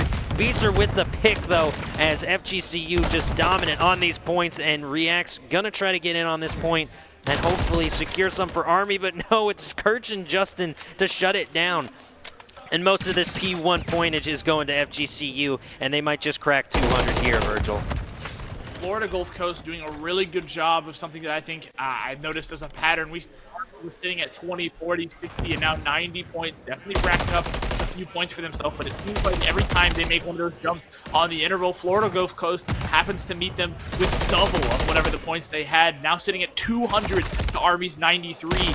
What I thought Army would be able to turn and take the momentum from their last map is definitely proving to be incorrect, as Florida Gulf Coast is confident and ready to storm away with a match anytime they're given the opportunity. Jukes 8-13 right now. None of Army is able to go positive when you have Kirch, Wheels, Beeser, and Justin on a team together. Now defending the point, Nephi was able to get some time with the cruise missile, able to find two. Kirch able to find another one. Justin with a back-to-back cruise missile. Surprise! If you dodge the first, I've got another. And Jukes able to find the first blood for Army in a while. Reacts able to find another, but Nephi will go down. Kirch able to find that kill for Florida Gulf Coast. 213 and counting for points, but Army actually on the point, 101 and counting. The 100-point club, they're looking to make their way out of it. If they can hold down those last 10 seconds, Army will climb their way out of the 100-point club for now, but Florida Gulf Coast definitely putting on an absolute show right now. But just as I say that, Kirch and Beeser both go down, but Reacts shut down by Wheels. Doesn't want to give him the opportunity. Army playing on the hard point. 55 seconds to go, and on this P3, we're here once again. A difficult point to fight, a difficult point to hold. Everything becoming more difficult as we head later and later into the game. Florida Gulf Coast grabbing the points that they can. 222 and counting with 40 seconds to go on the hard point. Army 122 and trying to close the gap if they could. Yeah, a beautiful job from FGCU on this rotation. They need just 20 points. Beeser with the double. Bad boy Beeser holding it down as it looks like Jukes and company trying to push in, but bringing out the pistol. Little spicy on that one. Jukes coming in, though, for a nice two-piece as well. Army able to break through and prevent the W, at least for now. FGCU, though, is knocking on the door. They are already getting set up well on apartments. Kirch taking some high ground. Going to be able to get this cross as FGCU gets set up. A beautiful, beautiful shots coming from FGCU as Wheels is already in there with his teammates covering. I don't think Army's going to be able to break through in time. Beeser with another double kill. Kirch with another. Wheels holding on point, and that's going to be it. FGCU locking in the W. And you can hear they're pretty excited about that one. A beautiful, beautiful game, as FGCU is pretty excited on the W for that one. It is heated, to say the least, here at the LAN, Virgil. Absolutely. So many different esports always bring such a different amount of energy. I know with Overwatch, we're notorious at Ferris State for being too loud and obnoxious to put up with. And COD, nothing to fall short of. Very loud. They always make themselves known. You can tell when they're in the room and how good they're feeling about their matches. And sure enough, you can tell behind you, Florida Gulf Coast is ready to go and rearing to start. 2-1 after that third map. Army able to grab themselves that search and destroy, clearly a comfort pick for them, and unfortunately just not able to pull it out on these hard points. Florida Gulf Coast able to grab it and run away with it on these hard points, especially that last one, able to just give themselves a lead and just kept on expanding it before Army even got the chance. So we'll get a chance to look at some of these replays from last round. I presume it will be a fair amount of Florida Gulf Coast. I would have to agree with you there, as these teams compete for a guaranteed spot in your Winter Warfare Invitational Grand Finals. Say that 5 times fast, chat. I dare you. As we watch these highlights back, FGCU put their foot on the gas and did not let up. Wheels with that hold towards the end. Kirch sitting with a minute hill time already on these replays, sitting at 6-1. Not really Kirch the killer kind of moments, but a solid game. At the end of the day, it's not your KD that matters, it's your hill time. Army had some beautiful breaks, especially on this P5. Justin caught them unawares on the last little chunk of that P5. Beautiful shots on this P1 as well from FGCU, trying to slide in as Army was down by over 100 at this point, and it was just too big a mountain to climb, Virgil, as we see FGCU lock in and lock out Army, and that beautiful back-to-back cruise missile that we were able to see, and a nice two-piece from Beaser. Just an incredible game of hardpoint we got to witness right there, Virgil. Absolutely, those back-to-back cruise missiles, not only were they funny, it asserted a certain amount of power on that point. There was no real contest of the point for Florida Gulf Coast after that point, and I really have to say I'm not surprised. Yeah, it's gonna be an interesting map for, if I'm not mistaken, as we get ready and loaded for Skid Row Hardpoint. I think this one is definitely in FGCU's pocket. As we can see, they dominated in the hard points, a bit closer on sub base, but their rotations and their winnability in gunfights is just superior in a hard point setting to Army's, as the scoreboard is probably already showing. High Rise was the lone outcast for that one, as Army was able to secure the 6-4 victory, but I do not think they are going to be able to come out with the win on this one against FGCU. Their hardpoint rotations, like I said, are just too good, Virgil. Absolutely. Army, I think if there's going to be a win condition for them, it's going to be this map. Obviously, quite literally is the decider, as well as I think it will impact. If they can win this round, I think Army actually has it in the bag. Definitely. We saw how well they performed on Search and Destroy. If we go to Invasion for that Search and Destroy, one, it would be the first Search and Destroy we've seen on Invasion so far, or at least the pair of us have. And it would also be an opportunity for Army to display once again how talented they really are in that mode. But here on Hardpoint, you said it best yourself, Florida Gulf Coast just has the rotations down pat. There's no way for Army to get around. It seems like every time Army makes a play, Florida Gulf Coast is not one, but it seems like 2, 3 hard points ahead of them, it feels like. So yeah. Army really going to have to step it up here, and that's what their opportunity is going to be, as MWIII, the one we're watching, headed into the round. The hard point not controlled by anyone quite yet. It will early go on to Army, but Justin finds first blood on a kill on its reacts.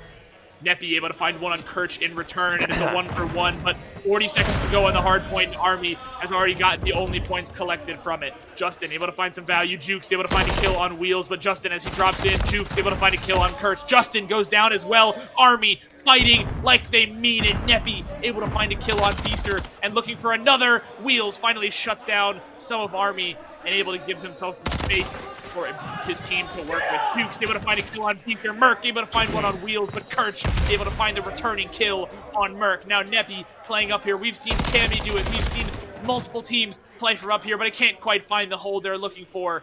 Florida Gulf Coast will take over that upstairs point, and that could be an opportunity. Lots of points to be racked up here coming up. Justin able to find that kill on Jukes. Beaster able to find another one on MWIII, and back-to-back 50 seconds to go on this hard point. Florida Gulf Coast finally starting to rack up some points to close up this deficit they've already had created. Yeah, a really beautiful job from Army locking down that P1. They had a bit of a hold on P2. There was a lot of fighting happening on P2, so Army was able to get a solid P1 pointage. I really think this map is going to come down to this P2 hold, as well as P5 here in the containers. Justin with a nice two-piece.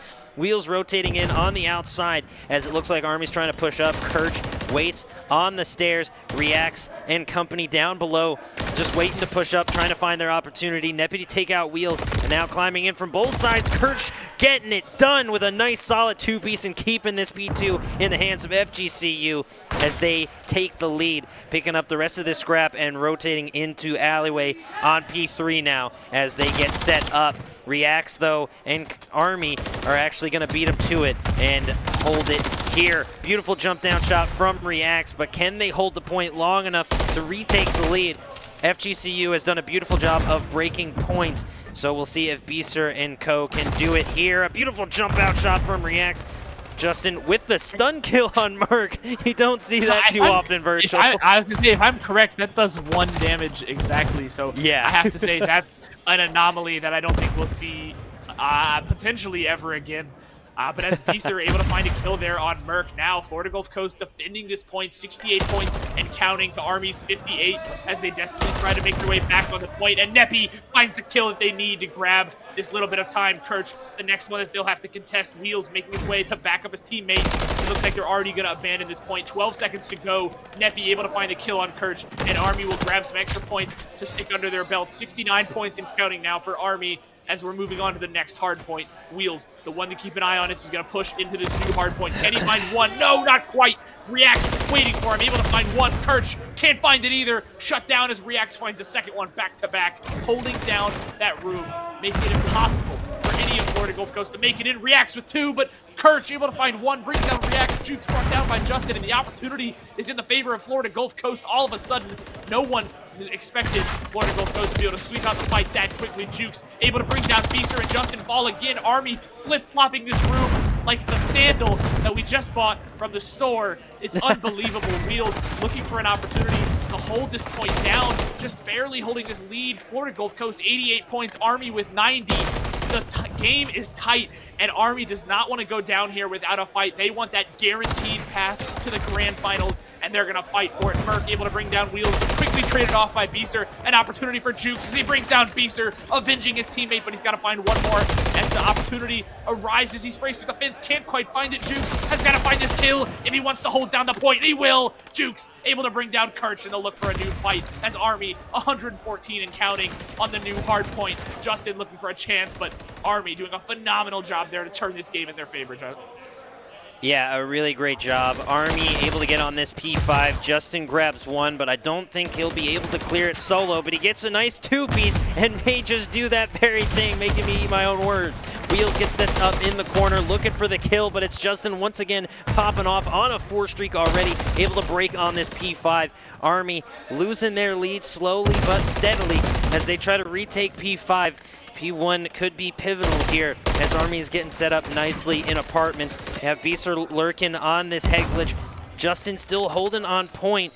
Nate's coming in. Beaster got to be careful and be able to contest this P1 early to keep this one close as FGCU is down by about 10 points thus far as they were able to get a solid chunk of that P5 and keep this one close with Army, Virgil.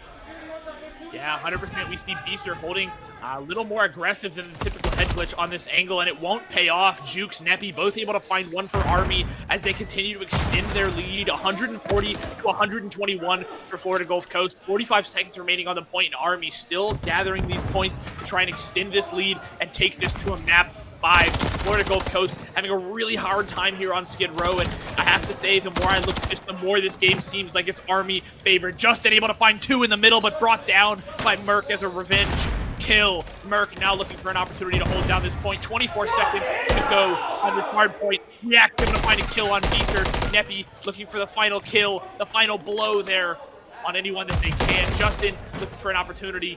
Able to find one. Wheels will as well. Reacts able to go down, and 10 seconds remaining on the hard point before it'll relocate. Justin looking to be the one set up alongside his team so they can hold this one down and close this gap. 121 for Army. I'm sorry, 182 for Army and 122 for Florida Gulf Coast, and counting as we move on to this next hard point. Yeah, really great rotation from FGCU. They gave pretty much all of that P1 up to Army. FGCU has to hold this P2 point. Beaster doing a great job on this head glitch, but getting pushed. Might get caught on the reload, but it's Neppy with the nade to just barely save Beaster. Merc taken out as well on the tough teammate as Kirch is able to hold. It's contested by 2. Kirch able to stay alive, but Reacts takes out his own teammate in the confusion and goes down.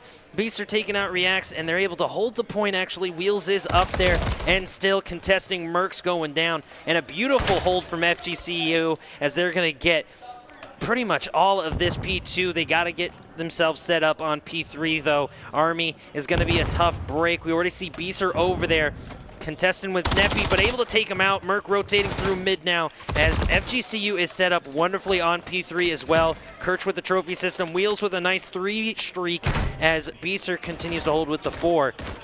A beautiful, beautiful job from FGCU on these rotations between P2 and P3, Verge.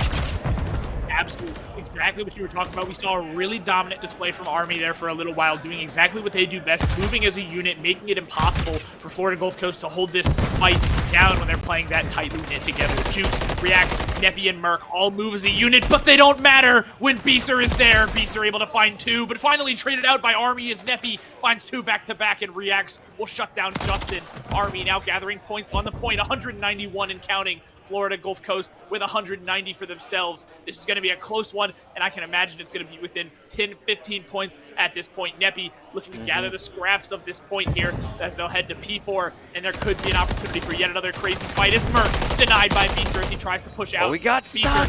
Beeser eating that stuck nade. With the stim text. Love to see it. Taking the nade to the face. Justin able to find the kill on Jukes, and Wheels will find another on Reacts. And Army with the lead of almost 20 points, but Florida Gulf Coast on the point. Could be an opportunity for them to hold it down, but not with MWIII there. MWIII able to find 2, and Wheels back to back. He finds another 2-piece, shutting down Jukes and MWIII to hold it down for Florida Gulf Coast. 104 and counting for Florida Gulf Coast, and 212 for Army. Florida Gulf Coast looking to take this lead and hold it down as Beeser able to find 1 more, looking for a second. No, MWIII will deny it, but as MWIII looks to push in, he's got to go alongside his teammate. He's able to find it on his own. Wheels goes down, and Army starts to gather up some points here, close the gap that Florida Gulf Coast had started to create. 218 for both teams as Army will continue to climb past and onward. Justin brings down 2. MWIII and Jukes both go down as a new point. 9 seconds remaining before we'll head back for another hard point. 231 for Army and counting. 218 for Florida Gulf Coast. Army holding this lead is incredible. Yeah, a really beautiful job from Army there, but it's going to come down to this P5. MWIII and MWIII both scoring 2 big kills, but Kirch and Wheels staying alive on P5. MWIII now rotating in. Might be able to get him, but goes down to Justin. No one on point currently. It's 232-37. Jukes takes out Justin, but Beeser with the big cruise missile keeps it in FGCU's hands. Reacts, holding in garage, but they got to contest this point. They got to get in there. MWIII to take out Wheels. Beeser on Reacts. MWIII trying to contest. He gets Kirch. Rotates in, but here comes FGCU. He gets caught on the reload. MWIII got to be careful here, but is able to take out Beeser. Army and FGCU. It comes down to this. It's within 5. Wheels has got to contest. He's got to get in this point. Justin takes Jukes. MWIII takes out Wheels, and that's going to be the game for Army. We got game 5, baby. Army was absolutely fighting for it. We went into that game pretty confident that Hardpoint had been dominated so far by Florida Gulf Coast University, but Army able to take that one and swiftly turn it around. Not to say that that game was not well fought. Florida Gulf Coast had some really phenomenal plays there. We saw some crazy stuff happen. We saw 2 3-points back-to-back, almost entirely full held by Florida Gulf Coast, but Army just happened to be moving enough as a unit, and that's what it comes down to. In Hardpoint, if your team can play as the better team, you're just able to execute better. The rotations did not count enough, and Florida Gulf Coast is now going to have to take on Army in a search and destroy. We saw the upset on Hardpoint. Now, do you think there's any chance we would see the flip side where Florida Gulf Coast can turn this and upset for that search and destroy? Yeah, we definitely could. We could definitely see my plan flipping and reverse it from FGCU as we watch the highlights back. What a hotly contested final point. It always comes down to that P5, I think. That P5, this P2, especially this one, kept FGCU in such hot contention because they practically gave up P1 pointage to Army throughout this entire match. They were solely focused on that P2, and that, I think, might have cost FGCU. If they could have gotten just a little bit more out of their P1 points, then they take the W here. But I think they gave most of those P1 points to Army, and ultimately it was their downfall. FGCU put up one heck of a fight, but sadly it just fell in the final moments. A beautiful game all around, and what did we say at the beginning of this? It's going to a game 5. Someone mash these clips up together. We need a prediction compilation throughout this land. FGCU down by as much as 50 came so close to bouncing back, but Army just swinging through that P5 and locking it in the last moments, and a very hotly contested hard point, Virgil. Yeah, absolutely. Lots happened and unfolded in these different fights. We can see here Beaster, an absolute phenomenal player in this game, was able to find a kill there, stuck with the nade, unfortunately, but we saw Beaster every time a play was made, a fight was turned, or anything really of significance happened in this game. It felt like Beaster was present and usually spearheading the decision-making for the team there. So really well done job by Florida Gulf Coast, and Army just managed to bring it in. We saw in some of these clips here even the single double plays where they're swinging out together as a team. Even if one goes down, the trade is found, and you're always guaranteed to take these fights out on top. Hardpoint, a prime example of how important time is. Barely the team going positive as a whole, and they still managed to take away the game by 7 points. So headed to a map 5, we're headed to Invasion for Search and Destroy, where on Invasion earlier we saw Army also perform fairly well. Couldn't quite find, I'm sorry, we saw Florida Gulf Coast perform very well. Yes. Army couldn't quite find their room to work with or anything for them to do. So if there's going to be a Search and Destroy that we think Florida Gulf Coast will have the upper hand on, it could definitely very well be Invasion. I would have to agree.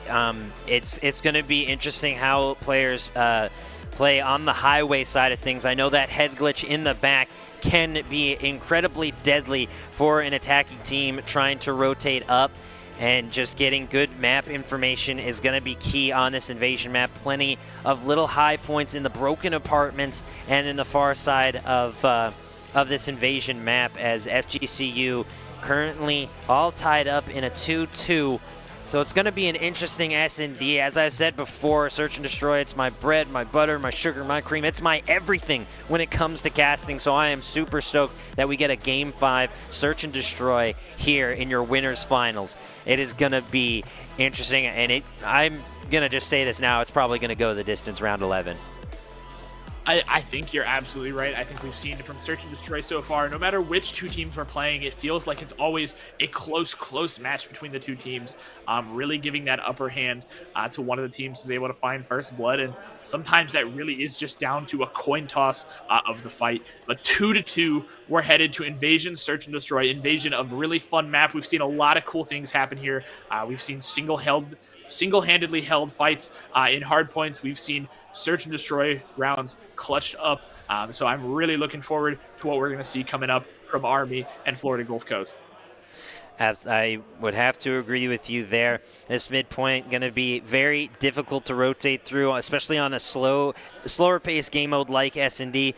Gives players plenty of time to get set up, get situated, and just set up to listen. Wait for movement, wait for footsteps, doors to be opened or closed, nades to be tossed, and shots to be fired. So I think if the defending team can get set up appropriately, especially on this far left-hand side here on the A side, that long corridor leaves plenty open for Army to take some pop shots down. And Wheels getting things started off, taking out Merc for the first blood, and things already in favor of FGCU as they are looking for a hard push B. Neppy on this tank head glitch evens things up, a 3-3 now as they try to lock in on Bravo objective. Justin here trying to rotate through and cover their flank, but this is already starting off to be an interesting S&D matchup. Justin here waiting for the push.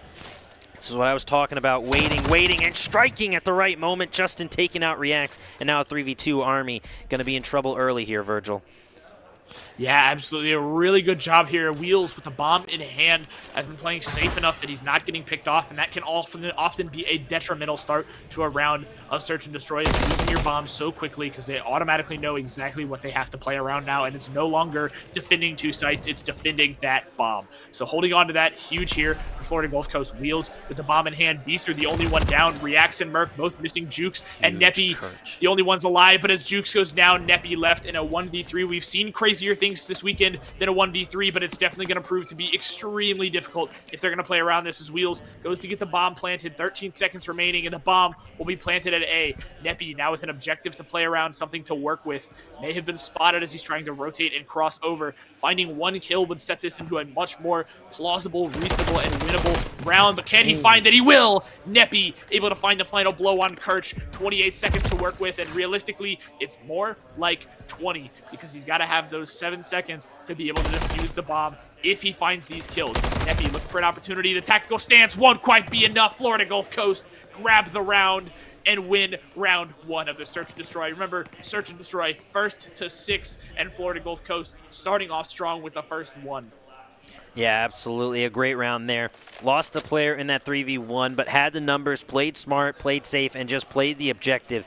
You don't need to go roaming around for kills. Once you have the bomb planted, you can just set up shop and defend. As we flip sides, Army now on the attack. Looks to be an A push through mid as they are holding up in spawn. They do not have really good map control right now, and FGCU gonna get it set up nice on both objectives. As we see Neppy here rotating up, but Army really hasn't garnered a lot of map control thus far, and it's going to be a slower round than we saw previously. As Justin Holden on objective, and we see Beeser in the back. A very slow-paced round as these teams are just waiting for something to give, and Merc taking out Beeser. A beautiful start for Army if they can continue this momentum and secure positioning. And Merc getting another before Wheels taking him out. And now a 2v3 Army looking to rotate now as FGCU trying to stay up. Neppy giving the push, trying to track down this player in mid, and Wheels going down. Kirch takes out Reacts, and we're in a 1v2. Kirch, the killer, getting it done in a 1v2. Can he secure Kirch? The killer! FGCU, baby! My goodness! What an incredible round from Kirch right there, clutching up big time.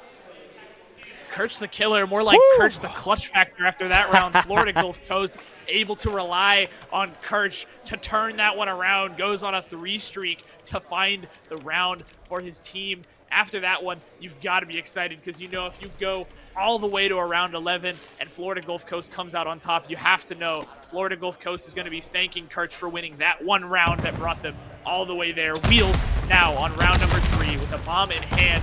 Round 3, Army down 0-2. Not exactly what we were expecting heading into a Search and Destroy, but we also weren't expecting Army to perform as well as they did on Hardpoint last round. So not all is as it seems in this match. 4 versus 4, but now it's a 4v3. Wheels still with the bomb in hand, but his teammate Kirch falls early.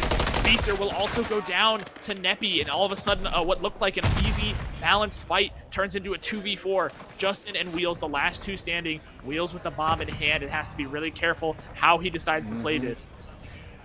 Gonna be a close one. FGCU, Holden looking for a pick through the excavator, but can't secure it, gets traded out instead. Jukes taking out Wheels, and Justin now in a 1v4 situation. Gonna be an interesting one to say the least if he can get a pick, but no, it's gonna be a flawless round from Army and a beautiful way to bounce back after a tough 2-0, especially against Kirch there, who smartly, I have to say, did not go for the reload. Absolutely a beautiful, beautiful round. As I don't know if that picked up, we might be hearing some of the previous rounds through my mic, but a beautiful, beautiful game thus far. And Army keeping this one interesting. Everyone getting a kill, everybody getting a slice of pie in that last round for Army, and hopefully they can continue this one so we get a solid round 11 and this one goes the distance, because I'm already feeling a little nervous for both these teams as we get set up on Bravo objective, Virgil. Absolutely, we can see here Florida Gulf Coast on defense, set up Jukes with the bomb in hand and waiting for his team to give him the all clear to rotate where he needs to plant the bomb and clear out the site. Merc gonna clear out here, but Kirch waiting in the shadows, able to find one.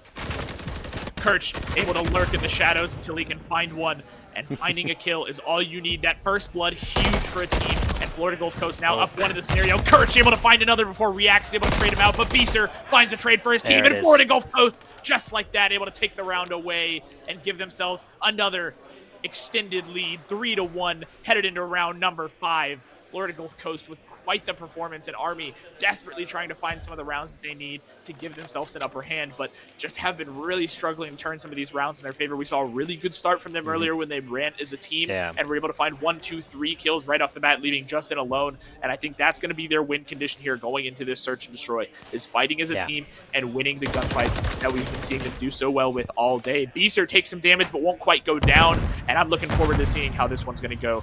Rich? Absolutely, and props to Beaster. Started this game 0 for 3, but got a 3 streak. Sadly getting taken out. That Observer Caster curse as players get traded out. We're back to a 3v3 situation. FGCU on the attack as Wheels tries to rotate up. Not too good map positioning as Kirch maneuvers through bus stop. We have number 6 here, reacts, Holden on Alpha, Neppy on the head glitch. I don't think FGCU is going for the Bravo push though. Wheels sliding up. Got to be careful here, eating some damage early from reacts, but able to stay up. Getting the regen started. Gets a stun out there. Might have been able to hit Reacts, but shot's still coming. Reacts now finally tossing that nade. Jukes, unfortunately, Holden here does not see it, but finally catches Wheels. And a beautiful shot from Reacts to take out FGCU and Kirch. Now in a 1v3. Seen him clutch before. Can he do it again? Whips a couple of these shots, gets caught, and unfortunately could not pick his targets. Army winning 2 in a row. And a beautiful start for Army. I don't believe that was 2 in a row. I'm misspeaking. I apologize, Virgil, but a beautiful round nonetheless from Army. Absolutely, Army with a really good display there. We saw Jukes able to finalize and find those final blows he needed to drop the bomb and get that kill for his team, and that was enough. Army able to get that upper hand, tying it, closing the gap a little bit more. 2-3 now, headed into round 6. Florida Gulf Coast looking to extend this lead back to the 2-game. And Army looking to tie it up and make themselves seem like they could be a front runner heading into this one. Kirch playing behind the excavator just like he did earlier, waiting patiently for someone to dare to walk into his sights. Justin doing the same, the two of them lurking like 2 snakes in the Amazon. An opportunity waiting behind this door. Justin daring somebody to swing out. They do, and the bomb goes down. Justin able to find one, but Beaster traded out elsewhere by MWIII. It's a 1-for-1, but the bomb is down. Florida Gulf Coast with the better kill there for sure. Yeah, MWIII now playing around to the bus station looking for an opportunity. It's React's going to shut the door, grab the bomb, and run away. Manages to make it out. What a play to make it out. A save, if you will. And now, a 3v3, the bomb in the hands of Reacts, and it could definitely be anyone's game going into this next round. Definitely. Round's not over quite yet, Virgil, as Wheels rotates up and eats the nade from MWIII. It's a 2v3. Kirch and Justin feeling a little bit of pressure as they rotate up to Alpha. You got Justin on the outside of A objective, rotating in now, able to get the headshot on Neppy. It's a 2v2. They got the plant at least. Nice rotation from MWIII. And now Kirch in a 1v2, rotating up through Hotel. Gonna try and find a pick, as this one is gonna be a close one. Kirch rotating to the outside, catches him in the street. Kirch now rotating through the kitchen on Hotel. It's between him and MWIII. MWIII pops up perfectly. Kirch, the killer once again, getting it done. Kirch, baby. My goodness, what a round, what a game Kirch is having. The 2 streak, the clutch, my goodness. If Kirch is in a clutch moment, Kirch gets it done. My goodness, that was beautiful to watch. 4-2 FGCU, Verge. Yesterday, he was Kirch the killer. Today, he's Kirch the clutch factor. He's had time on point. He's had clutched up hard point rounds. He's had clutched up search and destroy. It's everything you could ask for from a player and more. On a 2 streak, 8-4. Absolutely putting out for your team exactly the way you need to. Wheels with the bomb in hand, headed into round 7. Florida Gulf Coast now up 4-2, looking to give themselves this map point that they're headed into. And not just as a map point, it's match point for winners finals. Kirch keeping an eye on this long angle, something we've seen him benefit from a lot, but Beasts are able to find the kill for him that he was looking for. Neppy goes down, and Florida Gulf Coast up in a 4v3. The bomb still in the hands of Wheels, and Kirch looking for an opportunity to find another long-range kill that we've seen excel at so much today. Jukes keeping an eye on this middle courtyard, watching over that tank. Doesn't want to give an opportunity for anyone to swing through while he's unaware. Wheels now grouping up with the rest of his team. They'll move as a unit. Justin able to find the drop shot. MWIII goes down. We saw it through the wall.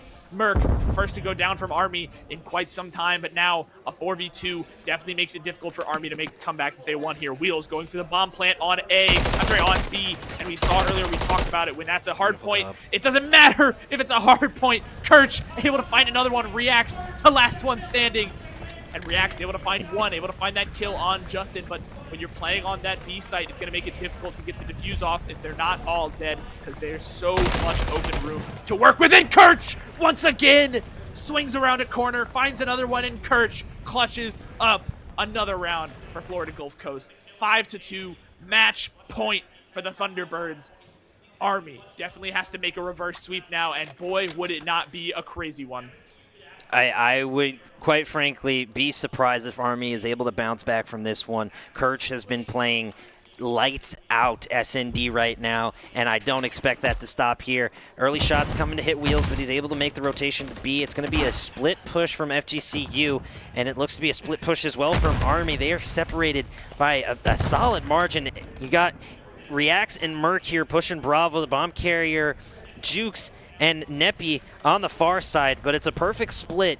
It's going to be a 2v2 gunfight on both objectives, but Army making an interesting play for the split push, trying to find a pick. Merc unable to get it, going for the nade, but Trophy System going to eat that up. 10-4 Kirch holding on bomb, but nothing given just yet. A very slow-paced match point round for FGCU as they await Army's push, Virgil.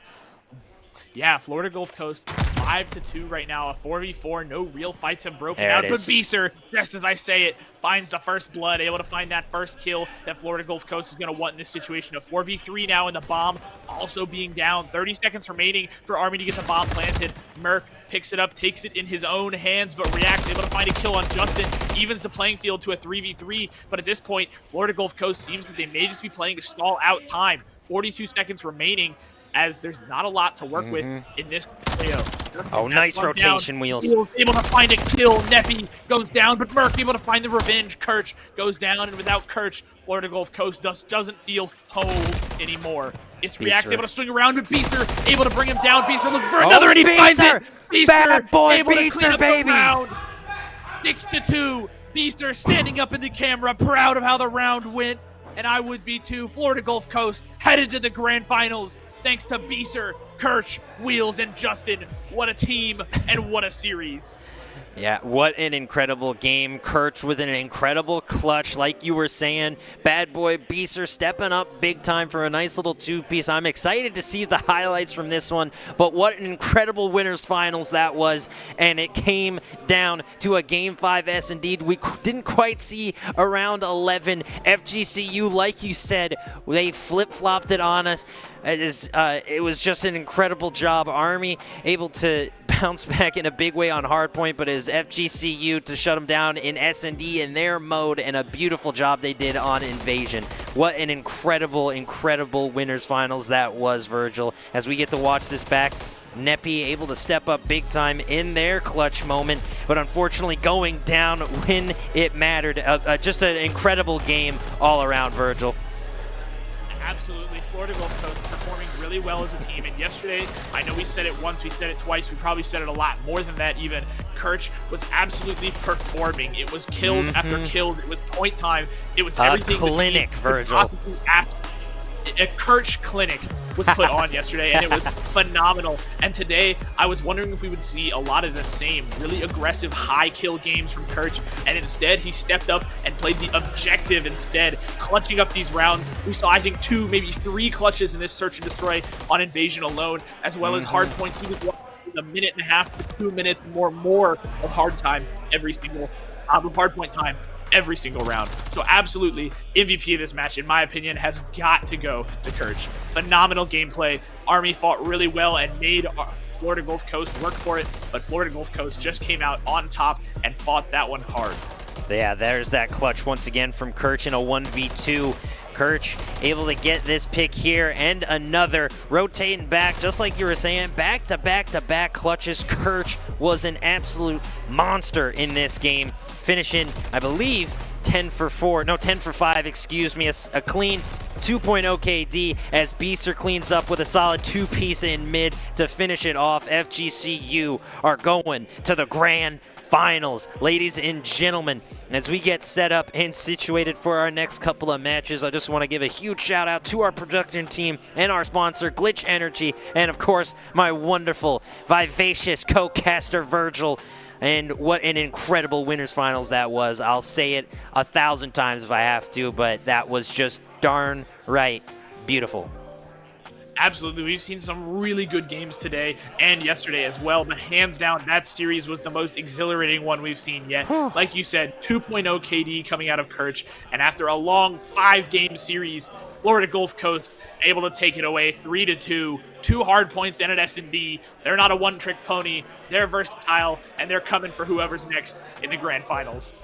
Absolutely. And ladies and gentlemen, while we're getting everything set up for our next game, don't you dare go anywhere, because if you leave the stream, I'll track you down. Not really. That's just sus and weird. Either way, we'll see you soon, ladies and gentlemen. Don't go anywhere. We will be right back with some more Call of Duty content coming at you.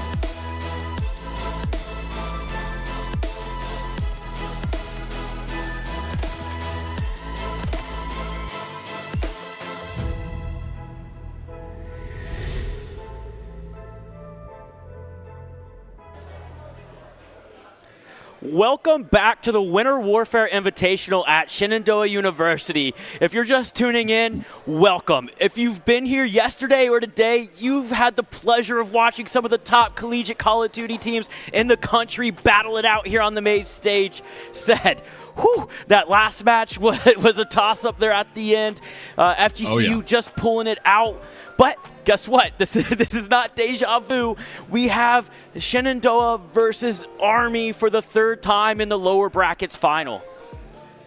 I'm really excited for this matchup. Like you said, coming in with the three-peat of these teams in the lower bracket final, it's going to be really intense. These guys have had plenty of practice against each other here over the tournament this weekend. So I'm going to be interested to see if Shenandoah can turn it around and maybe get the 3-0 sweep themselves. But once again, Army showing themselves incredibly strong for this tournament.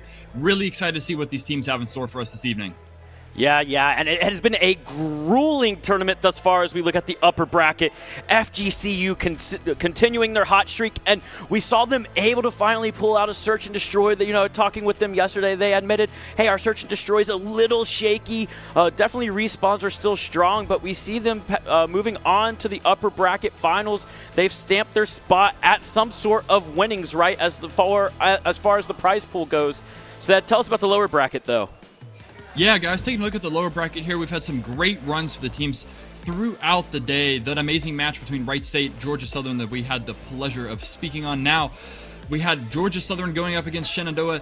Shenandoah taking the win on them, a 3-0 win, massive for them, really fighting their way out of that lower bracket, showing up here to take on Army in what we hope to be a phenomenal game for you guys. Yeah, I mean, looking at Shenandoah, the 6th seed throughout the day, you said it earlier, said, maybe a little home field advantage throughout, but I was standing behind them during the FGCU match, and Shenandoah just a swift 3-0 over Georgia Southern, and let me tell you, they are looking dangerous. They're bringing in a ton of momentum. Listening to Steve-O talk to his teammates, he said, guys, we have to stay locked. We're playing with a lot of passion and a lot of emotion. When we're this focused and playing as a unit, our communication's on point, and we cannot lose. So I know they're looking forward to this next matchup, and I have to believe our sponsor, Glitch Energy, has something to do with that, right? I've seen it in their shaker cups. I've seen them walking around the arena, staying hydrated with water, but also staying caffeinated with today's sponsor. And we just thank Glitch Energy not only for fueling our esports athletes here on land, but the production crew, our TO staff, and also our casters, right? And so huge shout out to Glitch Energy. Thank you so much for your support.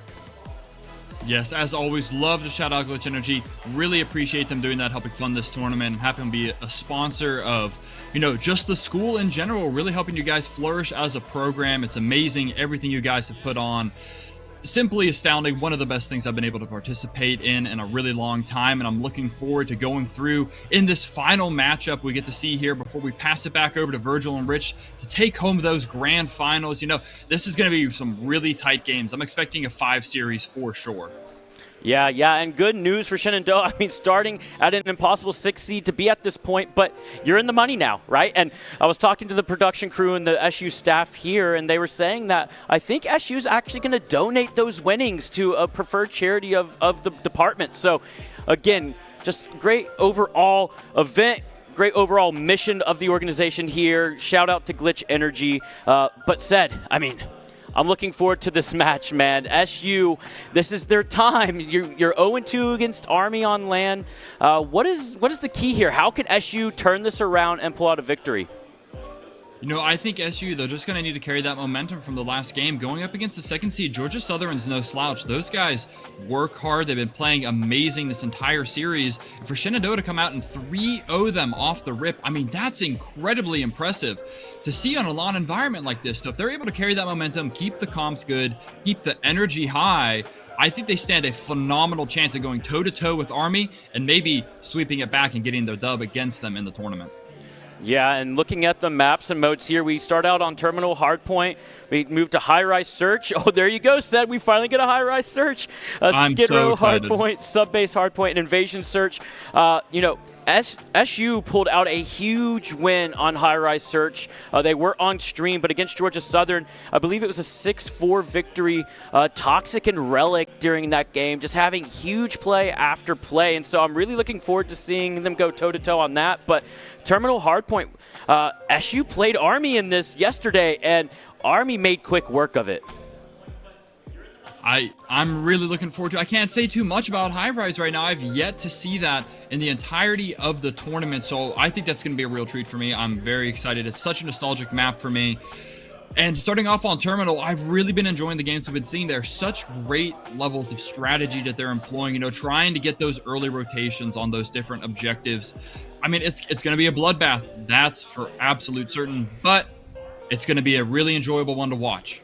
Yeah, and SU made some key adjustments that I was watching when they were off stream compared to when they played Army on this map yesterday, said. I mean, and actually, believe it or not, it came down to a similar situation that we saw in their previous match when they were down to the second on the hard point, right? And so SU was timing things perfectly. I think we're going to see them based on a first match that I watched just a little bit ago. If they lose the hill time on plane, they're just going to scrap it because they got 2 full 60s in Burger Town, which ended up giving him the key victory just a round to go. I know, and with that being live, it'll be interesting to see if Army is going to take notice of that from those earlier matches, try and adapt and prevent them from doing that. This is one of those scenarios where you've played each other so much, it feels like strategy's kind of out the window almost. You've seen everything that each other's got. You're trying to switch it up to the best you can. So do you try to adapt to what the team's doing now, or do you just stick with your original game plan, go in there, and just try and gun them down?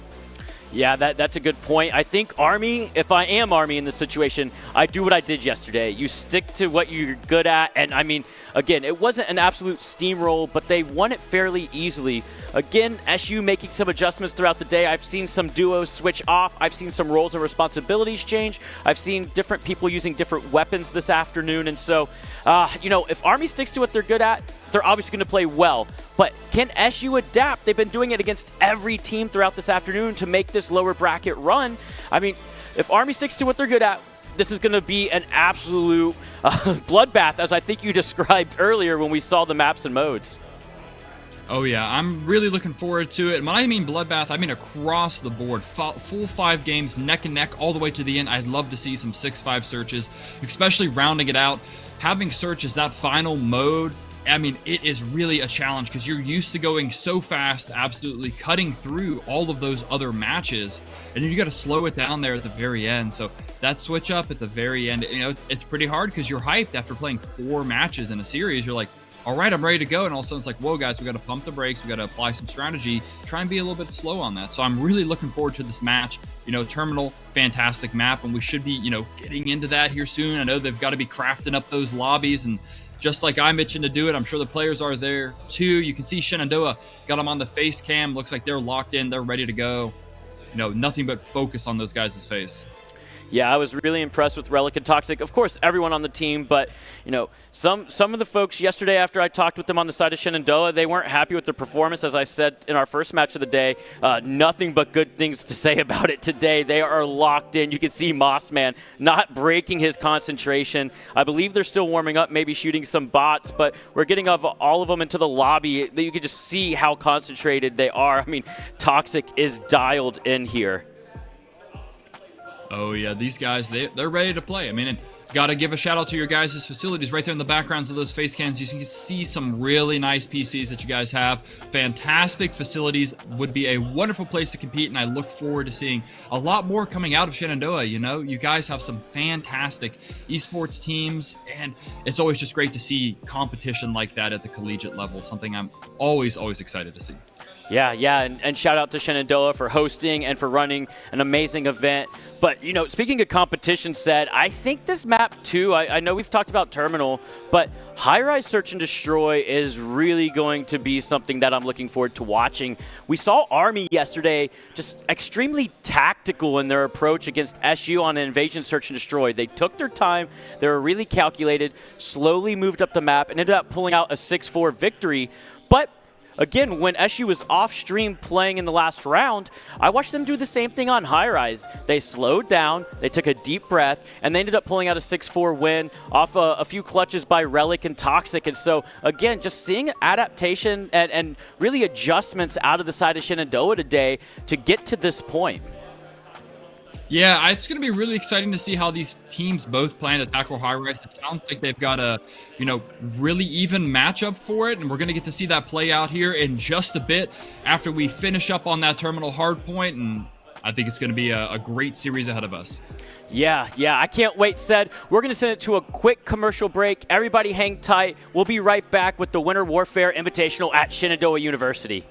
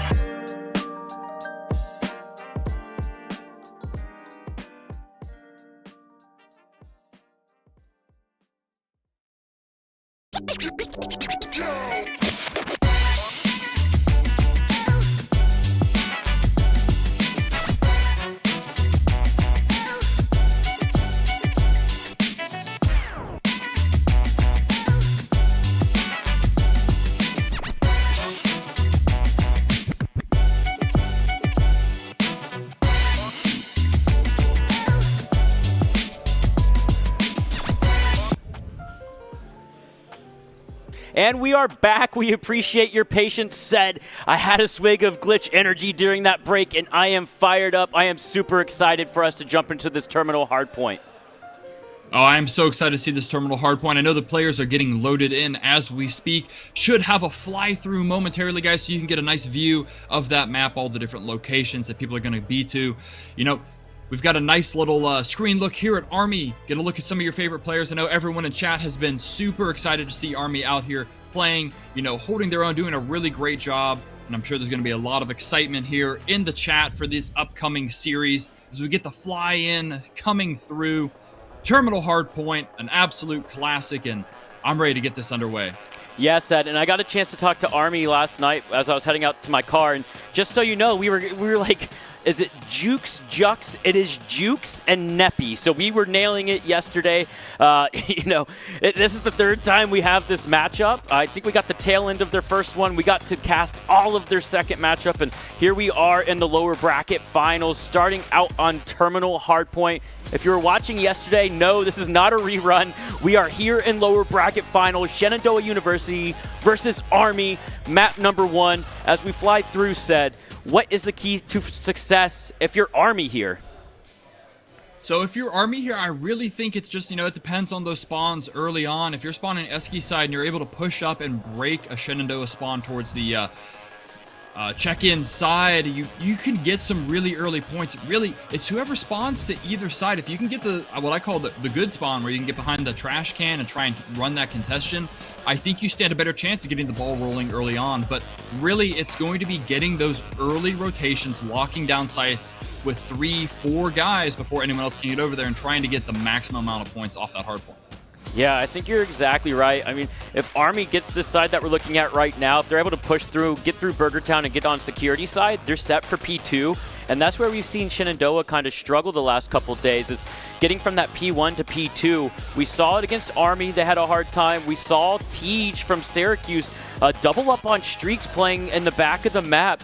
But since then, I've heard them talking and calming during some of their other matches, and they've taken different routes to really open up the map and stop feeding people that are hanging back security or back planters by Burgertown. And so that P1 to P2 is so vitally important, both for Army and Shenandoah. If you're Army, make sure you secure that spawn. If you're Shenandoah, make sure you're not feeding them in the back of the map.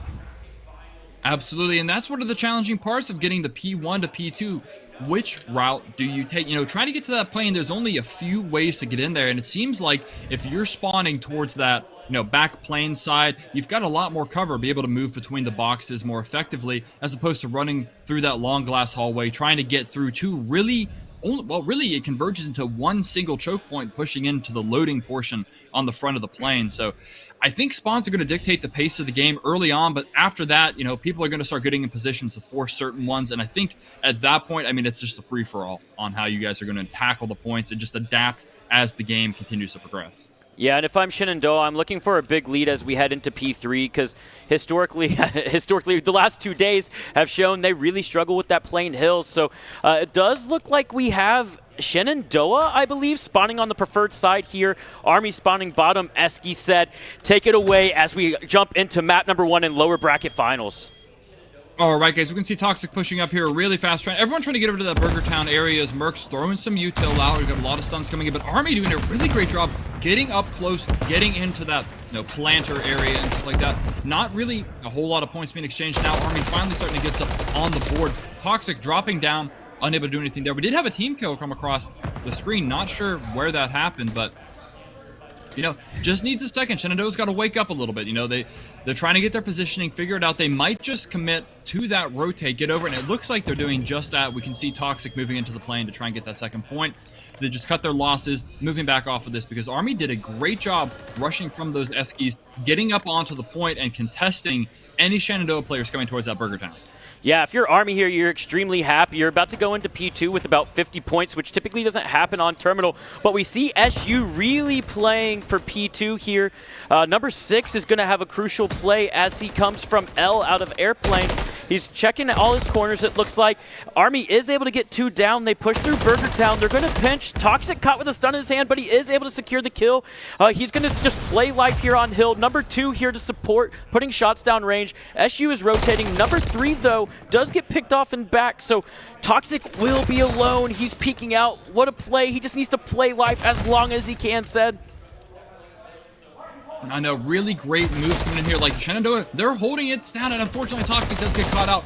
Really nice moves from Merc there, and Stevo trying to play his life the best he can. Everyone juking each other up. 1 bullet is the difference on that exchange.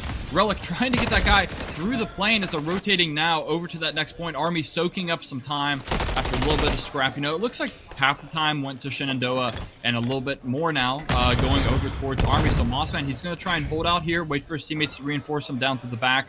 You can hear some comms coming in. I think he's got support from Relic, but Relic does get taken out. However, Shenandoah now on that point, holding it down, and I don't see too many Army players in position to execute on that plane. Yeah, not many Army players, but also not many SU players. And just like that, Neppy does sneak through the back, and Army takes control of this P3. This is exactly where we're saying we didn't want SU to be as they went into P3, right? But as I say that, Toxic cleans one up. Stevo gets a 2-piece.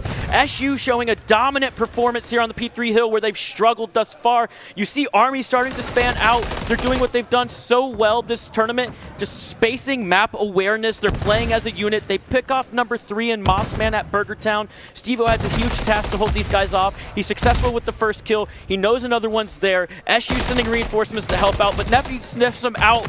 It looks like Moss is able to clean him up, but again, just trading effectively.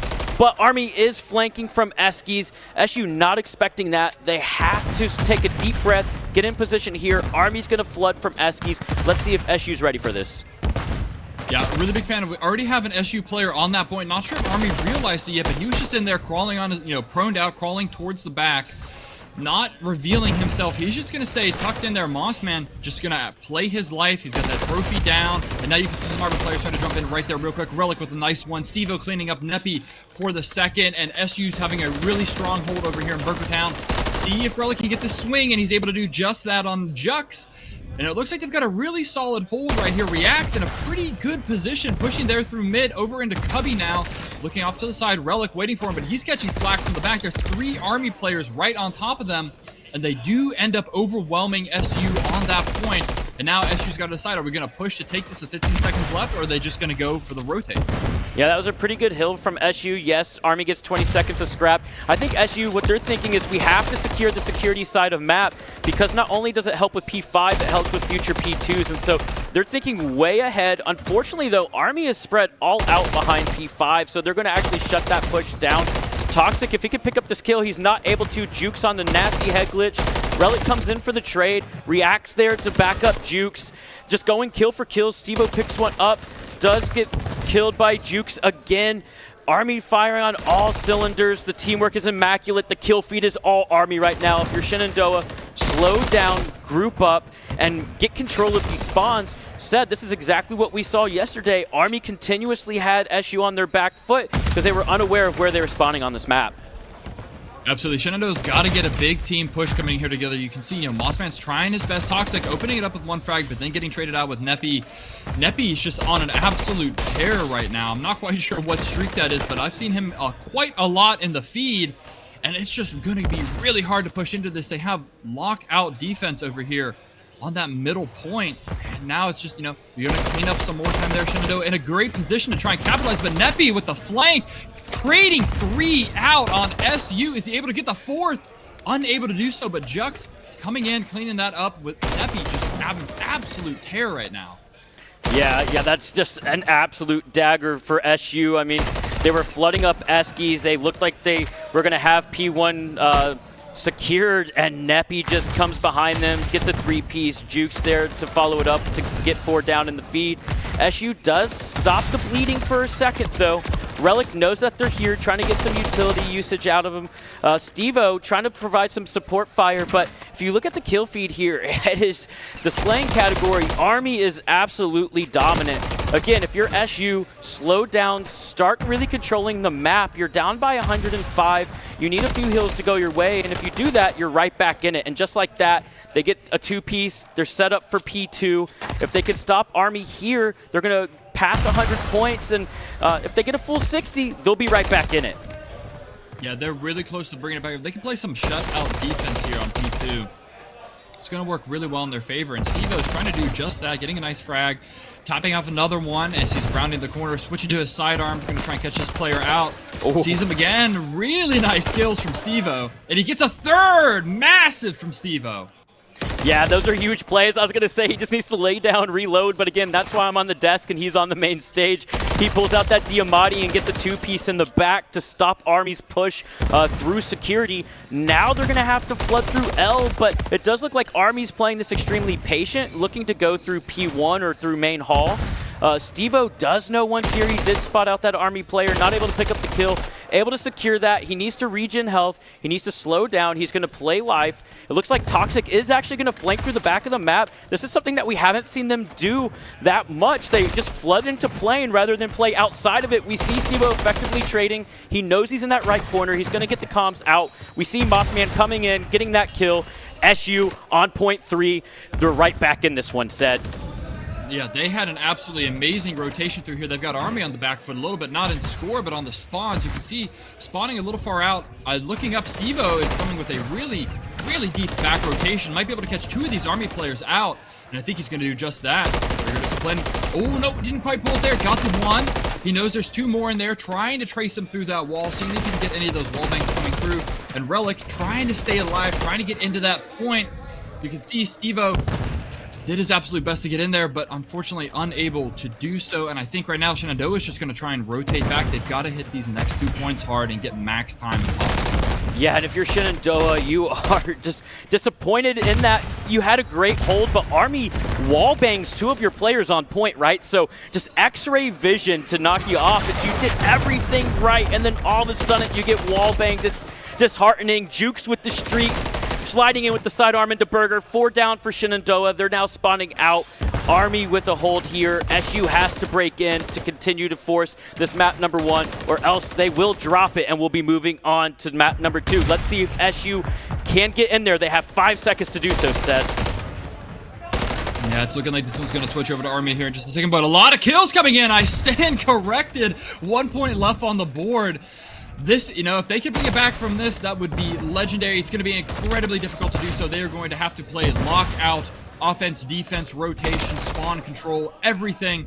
But they're giving it their absolute hardest right now, trying to get above that 200-point mark. As Army, they're going to pull back because they know they just have to lock down this P5 for a single second. SU has to have someone there instantly to respawn, instantly to get on that point. And I don't know if they're going to be able to get enough players over there in time. As the hill's about ready to transfer over now in just a second.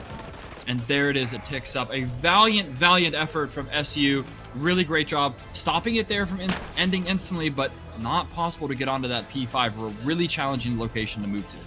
Yeah, and they did a good job. React tried to make a sneaky play there at the end of the game to get into Burger to get that 1 second, but they picked him up. But because he did commit to that, they were a little afraid to only keep 1 on point, so they kept 2 in Burger Town, which really hindered them. You know, they only had 1 contesting in that P5 hill, and unfortunately, Army had 2 guys there. They pick them off. They need that 1 second. SU just not close enough to put more bodies on hill to contest. No, but that was a really great rebound from SU right there. It looked for a while that they were on quite the back foot, but they were able to stabilize, try and bring it back, and got some really solid points there at the end. You know, bringing it over 200, we can see the replays here. Army up 41 off that first point, and then SU able to try and, you know, get some of these points here, start bringing it up a little bit. It was really hard fought back and forth the entirety of this map, and it was really good to see Shenandoah stabilize there towards the end and bring it a little bit closer.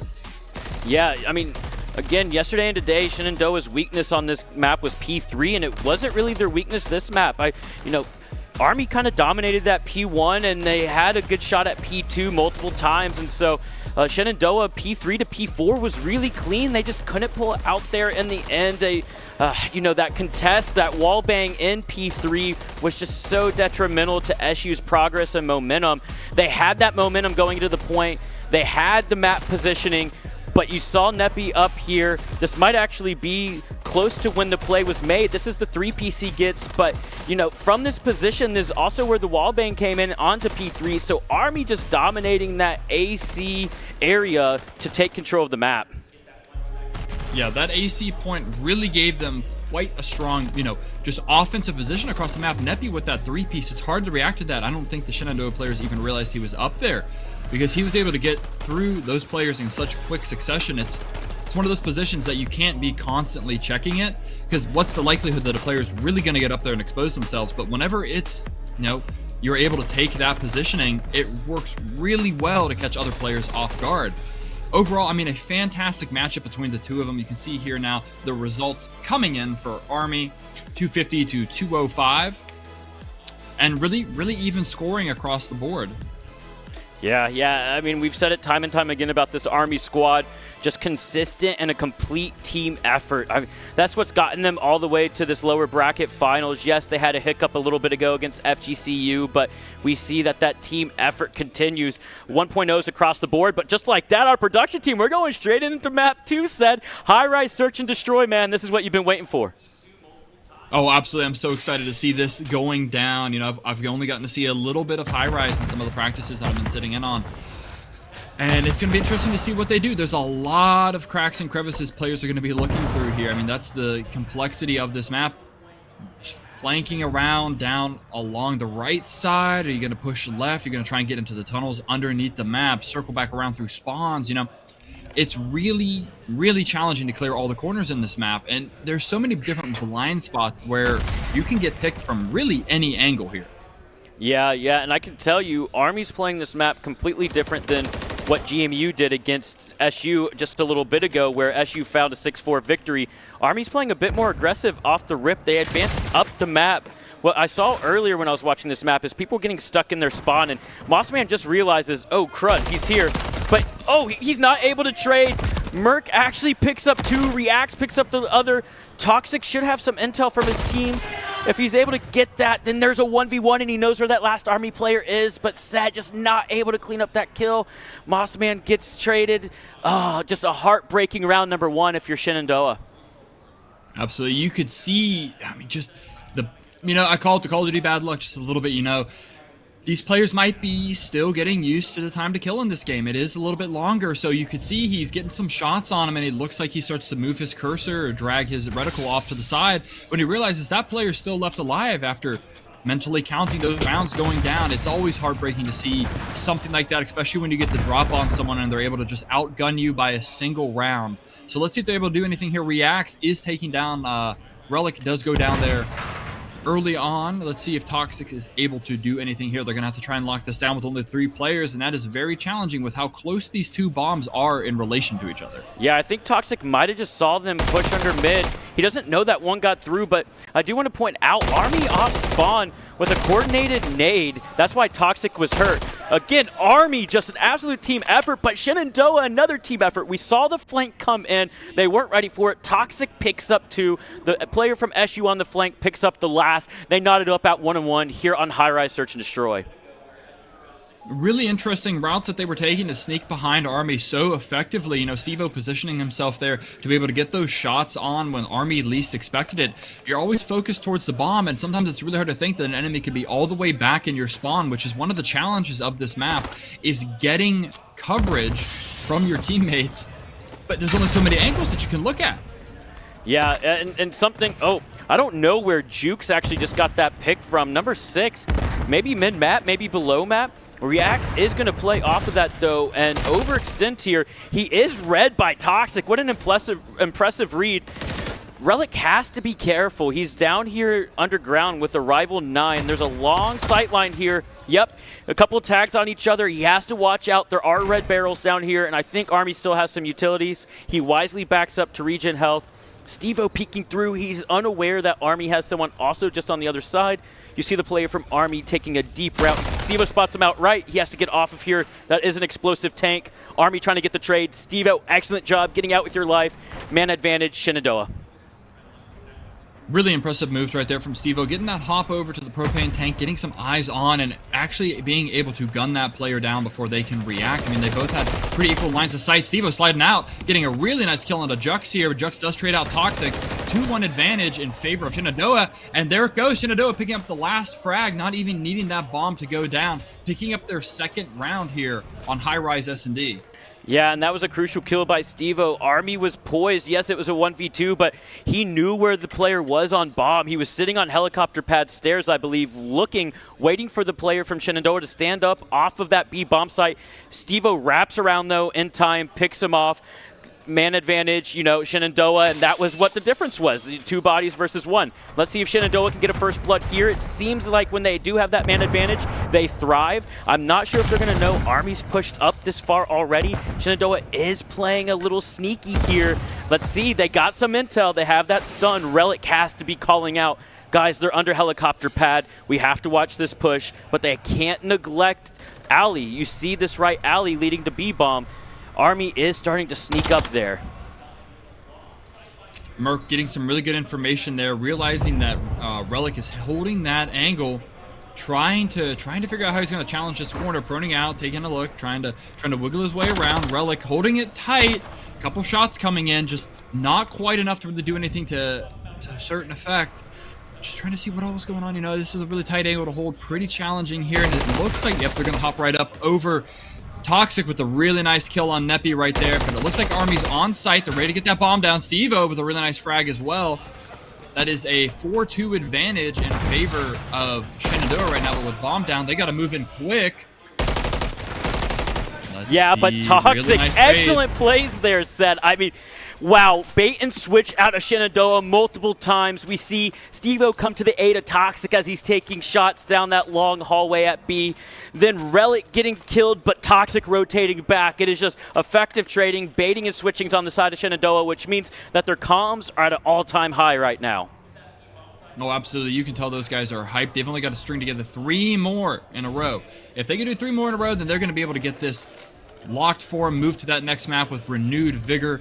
But here they are going to be just, setting up, going to grab that bomb, going to rush in quick, and it'll be interesting to see what they're going to do. Are they going to play it slow? Are they going to try and go for a B hit, A execute? It feels like most people try to get to B because that A site's so open and exposed. It's really, really challenging to get a bomb plant there where you can effectively defend it against the enemies. Yeah, we see Toxic throwing out a trophy there, Said, and it blows up with the grenades. So Army doing those team nades almost pick off Toxic, even though he had his trophy mid-air. We're kind of at a standstill here. People putting shots down range. It'll be interesting to see how this round plays out. I think both sides, they know that this is an essential round for them to win. If you're SU, you win this, you go up 4-1. If you're Army, this is a must-win round. But Steve-O, just like that with the first blood, again, huge advantage for Shenandoah when they do get that first blood. They're going to take their time. Looks like they're going to rotate back. Maybe a B push here, but you have to be careful because Army has someone watching this long haul. Yeah, this is going to be really interesting. Steve-O, really nice frag. You can tell this guy, he's been practicing this map in his spare time. He's got some great sight lines, but is he going to get caught around this corner? He does dive in, but he runs right past the player, reacts in the corner, is able to get him. Relic now thinking about what he's going to do. He climbs up really slowly, got that pistol out over, jumping it in on the corner. He knows he's there. He's going to commit, gets that kill, but there's another player, Merc, coming in from behind. Toxic trying to figure out where are these shots coming from. He's got the bomb, but unfortunately, Neppy does get those shots on him, and nothing. Well, Mossman? An Army win. There we go. Right there at the very end. Didn't quite see that last exchange, and now it's a 3-2. Army bringing it back. Yeah, I was wondering why Shenandoah was scrambling so much there, Said. I mean, I was thinking, why are they not just playing life? They just got a great kill, but it's because they had like 7 seconds left to get bombed down. So SU runs into B bomb site, grabs it, tries to put it down. We saw Army get that pick. Mossman does get a trade, but then we just see, I believe it was Neppy on the side of Army, just take off and run away, knowing that there's only about 2 seconds left. But Army coming out extremely aggressive here. They're going to bully their way onto the A site. 4v4. Let's see if they're able to get this bomb down. Mossman is being sneaky here. Let's see if they can sniff him out, or if Moss is able to pick up another first blood for Shenandoah. You can see reacts. He had an idea. He thought he might be back there, and it works in favor of Mossman. He's able to swing that corner really fast. Drop reacts. Now he's cooking a nade. Gonna go ahead and try and chuck it out. He realizes he got a marker. Oh no! Oh no! Tragic. Mossman. I was gonna say that is a very, very hard nade to throw. He cooks it just a little too much, tries to throw it back. You see Jukes regening health. Army really put themselves in a tough position there. 2 of them, I believe, were just laying in that hut. Unfortunately, Mossman evens the odds here. Steve-O is able to get a kill. He's laying down, again, wisely playing live. Jukes is just going to go ahead and grab it. He's looking to rotate back. Relic sneaky, gets one, gets out with his life. 7, Neppy's lost, trying to figure out where Relic went. He killed him and just ran away. Great play out of Relic. Steve-O playing life in spawn. SU is just doing such a great job at getting kills and getting out with their life. And just like that, they take a 4-2 lead here on High Rise Search and Destroy, Said. Fantastic round out of the Shenandoah right there. Even with Moss having a little unfortunate accident on the job site, a little bit of an OSHA violation, they were able to turn that around and just pick away at Army's players. Moving in so quickly. Steve-O is a wizard at hitting those cross-map shots. Really impressive stuff from them. Let's see if they're able to replicate that here on this round whenever Shenandoah goes on the attack. We know it's definitely challenging getting onto some of those sites, and they ran out of time a couple rounds ago, but Steve-O, like I said, just hitting laser beams across the map. Absolutely insane target acquisition and target transition. So let's see what Shenandoah's got in store and see how Army's going to set up to receive this, because it looks like they have a really good split across these bomb sites. Really nice sight lines, and they're setting up for a very strong push from Shenandoah, and Steve-O's going to kick it off. Yeah, Steve-O with another first blood. He's unaware that that player is an elevator. Merc and Jukes at the same time get a Shenandoah player. It is a 3v2 advantage. Sorry, I chuckle a little bit. Here in the arena, the Moss pre-nade or self-nade just happened, so I can hear myself with the oh no in the background. But speaking of Moss, he is hanging out middle of the map. SU 3v2, but if there's ever a duo to do it, said it's Moss and Toxic. Oh, absolutely. You know, 3-2, it's definitely not an unwinnable situation, but right now this position from MWIII is dirty. These guys are stacked right on top of each other. It looks like it. We're going to see if Moss is going to be able to rotate around. It looks like he's not going to fall into that trap. I can't quite tell if these guys are up or lower. All right, Toxic sees him one player lower. He knows that for a fact. And you can see one guy jumping up there and towards the back. Is he going to be able to react to him? I don't think unable to do that. And the trades do come out in Army's favor. Yeah, unfortunate timing out of Toxic. You know, he looked to the left. It looked like maybe he heard him grapple or something, and then just with the slide, that Army player able to get into the B bomb site and eliminate Toxic. But if you're Shenandoah, you got to shake that one off. They've been fairly strong on defense up to this point. Moss, do not throw a grenade anywhere near a window, please. Just play your life, mount up on a head glitch, get your trophies down, because Army has been so effective with their utility. You see they get attacked there right on cue. These teammates have been dangerous. SU's been fortunate enough to avoid them up until now.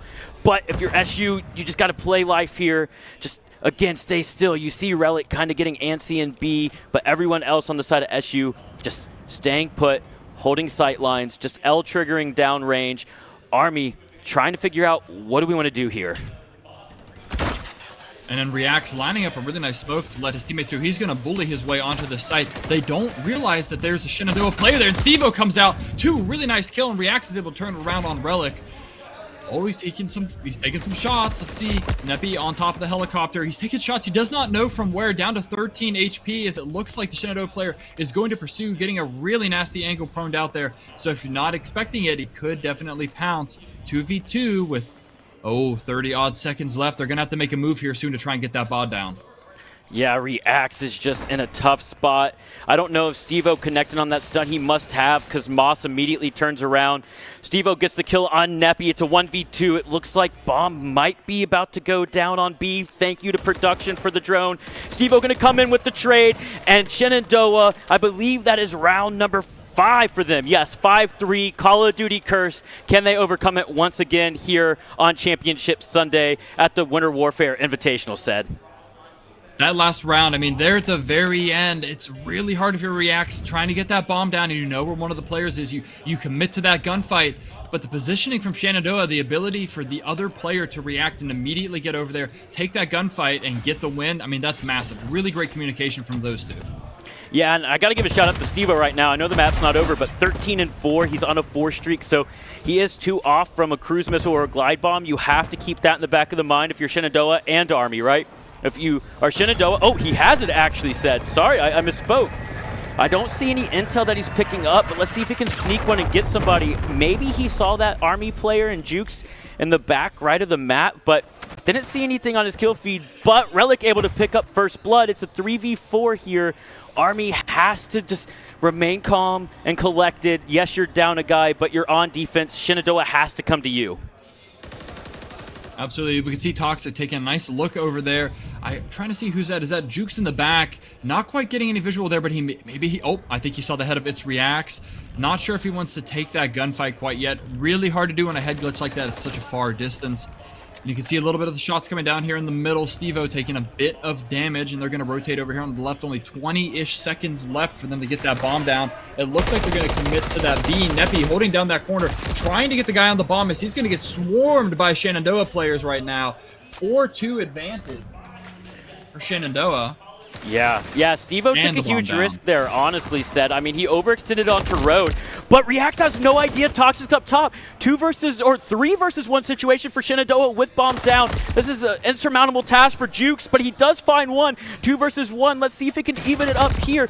This would be amazing. Shenandoah with the final kill, though, to knot this series up 1-1, said. All right, guys, we've got to guarantee 2 more maps at the very least coming up. Another hard point in store for you guys. Really wonderful match. of Search and Destroy on High Rise. Super glad I got to see that live. It's such an intense map with all the little angles and the peaks that you have to do, and it just comes down to some really good communication, positioning, and of course, winning your ones. You know, you've got to win those gunfights whenever you get into positions like that. Yeah, I almost wonder if the Mossman self-nade was kind of some comedy relief in the middle of a tough match, because it didn't seem like it phased SU. You saw smiles there at the end of the game. I heard them cheering and celebrating behind me as they wrapped up that map number 2. But, I mean, overall, other than that nade that bounced out of the window, we see here, especially in this round, just SU baiting and switching, effectively wrapping and flanking Army. I mean, Army just didn't have an answer for SU's positioning at times. No, they really didn't. I mean, it's such unique position like this one right here from Steve-O, hopping over, getting the drop. You know, I'm fairly certain Reacts had eyes on him first, but just the way he was moving throughout that map, it's so hard to track when there's all that different verticality. You know, he had to look at the lane in front of him, above him, right, and, well, thankfully not left, because that's the edge of the building. But still, so many things to consider as you're going through and moving through this map. I mean, it seems so simple, but it's a really complex layout whenever you're doing this with only one life. Yeah, and I mean, Shenandoah, that last round, did such a great job. MWIII had been playing near elevator most of that map. He was doing an amazing job at really holding down B and eliminating the SU players. It looked like they were able to adjust in that last round. Steve-O overextended to get that kill, was able to get back in with his life, get bombed down, and ultimately that was the difference maker, because Army had to rush to try to get that defuse and just didn't have much time to work with there, right? Yeah. And Steve-O, I mean, truly the impact player of this match. Toxic, everyone had some very important kills throughout that match, but Steve-O really showed his dominance on this map, being able to lock down those wide open lanes and get the frags where he needed. An exceptional performance from him on this high-rise Search and Destroy. Yeah, I mean, Steve-O, 2.8 KD on the main stage. Talk about showing up for Championship Sunday. Toxic, 9-5, 1.8 KD, but Relic and Mossman, again, their stats don't really indicate the impact they had on that map. Relic with a huge kill around B, getting that intel early on in underground under B. I mean, their comms, their game sense, their awareness certainly helped SU tie this up at 1-1, said. Yeah, this is shaping up to be a really great series. We got to see, you know, SU, they've got to take one of these hardpoint matches. I know it's really tough going against Army. They've shown their absolute, you know, prowess for it, really.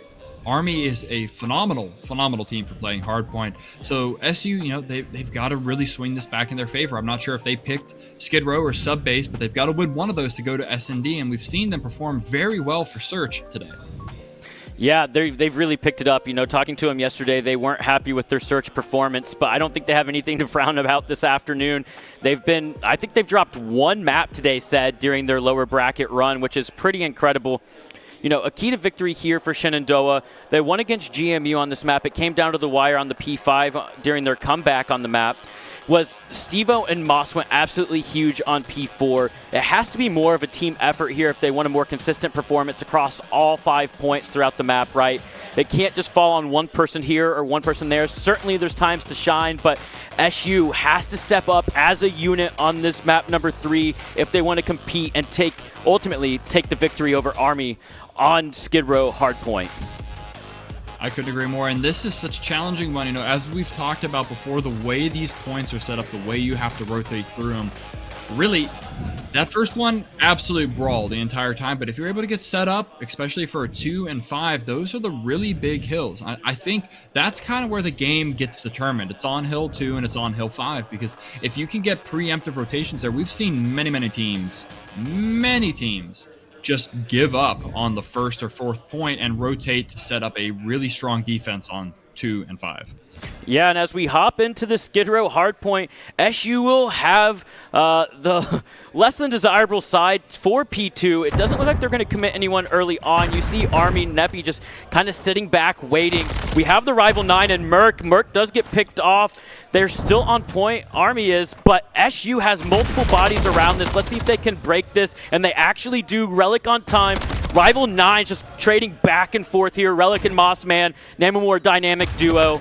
Mossman with a 2-piece. Oh, a three-piece. They're getting hype on the main stage. I'm losing my voice, Sad. Take it away, man. All right, a really great exchange there in the opening. Something interesting that I saw, it looks like Stevo's decided to switch over to the Rival 9 for this map. We know he's been playing Rifle for a large portion of this tournament, but maybe he just feels more comfortable in these close quarters engagements, sticking with that SMG and just running it like that. Here you can see, Shenandoah getting some points there at the very end, and it looks like Army set up to receive them here over on this P2 rotation, holding down that entire top part of the map. And Shenandoah is going to have a really challenging time breaking in. They're running in with 4 guys. One does go down. It looks like Toxic just went down. But getting up close and personal, Mossman right up there against the building. Stevo rolling in with 2 massive frags. Only MWIII left alive on the point. Unfortunately, he's able to take Stevo out, but he's got 2 more players collapsing on him, and that's Shenandoah on the point with a really strong push. Yeah, I was about to say, Said that was a perfect play. Stevo was sneaky. He got in this corner right here where Toxic's at. Mossman, meanwhile, able to sneak by, really mantle up and get ready for the peek into P2. They just executed that pinch perfectly. We saw 3 go down for Army, which gave Shenandoah that opening to get in. Army is at P3 early, though. SU able to collect all the remaining scraps. Stevo does get sniffed out as he was sneaking up on P3. Let's see how Shenandoah responds, because Army is spawn blocking, SU spawning all the way out around P4. The kill feed is all Army right now, Said. They have a stronghold on this P3 and back alley. Oh, they have an absolute death grip on this P3. They got those spawns going out very far, so Stevo's going to try and open something up, using every bullet in his mag to try and convert a kill there. Unable to do so.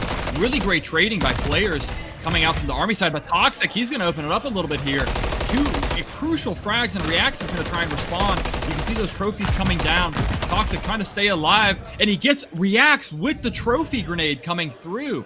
Still unable to break their hold on it right now, and having really tough time getting the spawns to work for them so they can get close enough to, act on this active hill. Yeah, we're going to see Shenandoah just abandon P3. Stevo had a huge task there. He picked up 1, I believe 2, before he was traded out. MWIII does get a 2-piece as well. Looks like Merc is set up for this P4. I don't know if SU knows he's here. Reacts is flanking. MWIII is picked off, and SU is in hill. Do they know that number 5 and Reacts is coming around back? It does look like Relic did, but he gets killed. Mossman, he went huge against GMU on this map on P4. Let's see if he can do it again. Yeah, this P4 is going to be absolutely crucial for Shenandoah right now. They've got to try and get as many points as they can.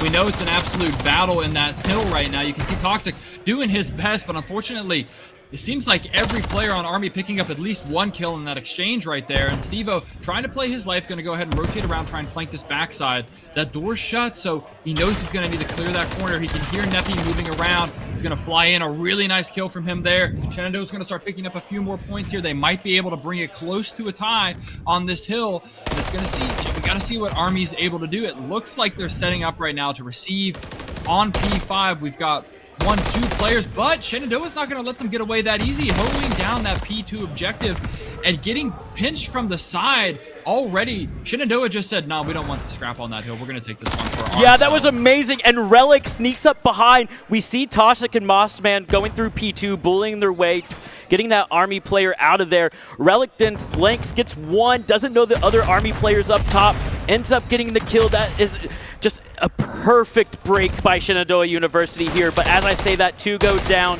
Mossman in a tough spot. He's going to get picked off. Stevo, the only player from SU anywhere close. Everyone else spotting out tunnel. Let's see what Stevo can do. He gets 1, Reacts, 1 shot. Relic able to trade that out. Relic just trying to find where this person on point is. He finds him. Who's going to win this? Jukes and MWIII do win those gunfights. SU just spotting really far away. This is excellent time on P5 for Army, Said. Yeah, I have to say, no, that first exchange, I mean, that was a really good hold, break-in by Shenandoah to break the initial setup. But Army's response, Shenandoah wasn't quite in position, holding down those long angles, forcing that south spawn. But, I mean, this is some critical time for Army right now. Not a super big lead at this moment. But Shenandoah, they're going to do their best to try and push into this P1. It's going to be interesting to see if they're going to try and get a lot of time here, or are they just going to bully them, harass, contest for a little bit, give them the last 20 seconds, and then rotate back over to P2 and try and get a second hold on this rotation. Yeah, and Toxic with a huge trade on MWIII. You saw Relic almost get the kill. I feel like Shenandoah needs to slow this down. It almost feels like they're fighting off their back foot right now, said. That being said, I mean, the results are super close, but I think that they're allowing Army to play at the pace Army wants to play at. SU's so strong when they're able to take control of the map and position themselves to slow down the pacing. Just like that, though, SU is collecting the scrap. They get 2 kills. There are 2 Army players here at P2. Stevo with great shots, though. SU, again, just slowing down, taking a deep breath. They look like they're positioned really nicely to break this P2 hill. All they need is an initial pick on number 8 to really full send it here at P2. But just like that, said, Jukes is calling it a streak. That's a dagger right there. I mean, MWIII gets a pick as Jukes gets a kill, and then MWIII gets a 2-piece, a second one. Oh, man, that is just a momentum killer for Shenandoah. You don't want to give up all of this time, but you also don't want to feed more streaks. There's just a perfect case where the cruise missile comes into play. MWIII does nade himself, but sad, man, this is a scrappy Skid Row thus far. Oh yeah, this is absolutely brutal. Army getting some really good positioning here right now. Just filling up that kill feed. It's so hard to push into that P2 objective. And it looks like Shenandoah, they're just going to opt to let Army have that. Try and get a little bit of positioning. But as I say that, we see Relic sneaking up, coming through the middle of the building. Maybe he's going to try and get a few frags here. A couple Army players in pursuit. And he does, get player led right into his line of sight. 3 Shenandoah players rotating around that P3 objective right now. As you can see, Army starting to move off, just giving those last 2 seconds to the win.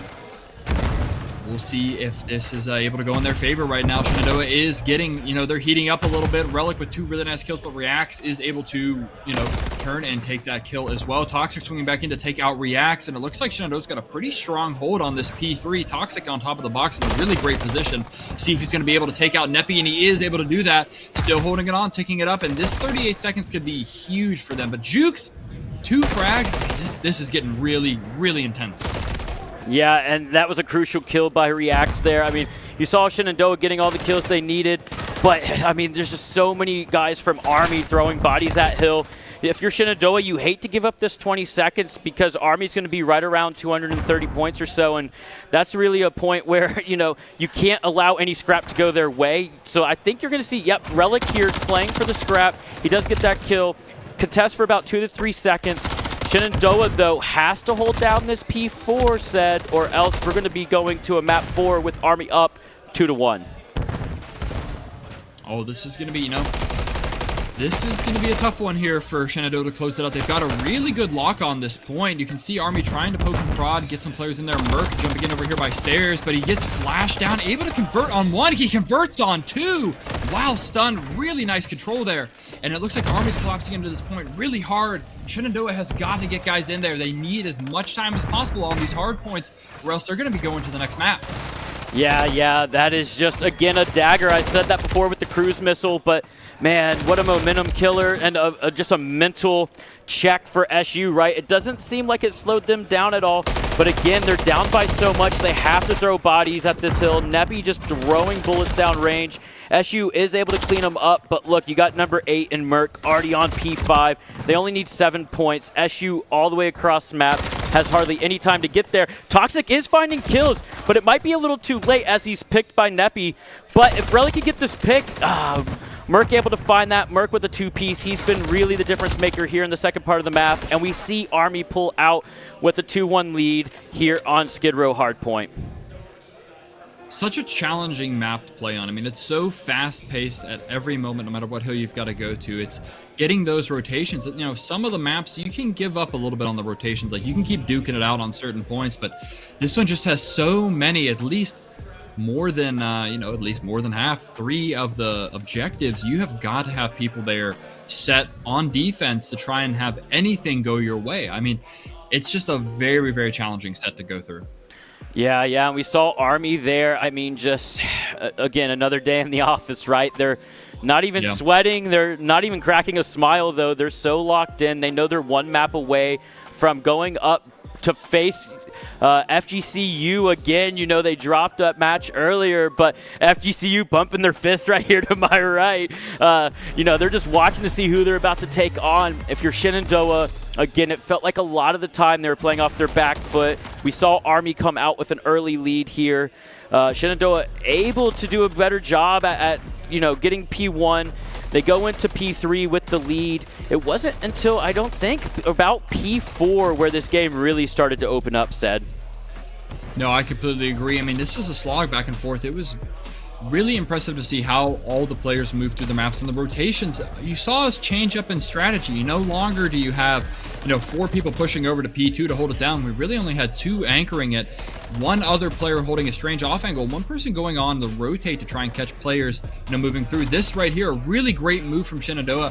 React Stevo trying to hold this down, but Army had a great counter in this little clip right here. And I think that's about as close as it got, with about 2 points difference. And it's just so hard to recover whenever you have to stabilize on one of those scrappy hills where it's nothing but contesting and trying to get a few points.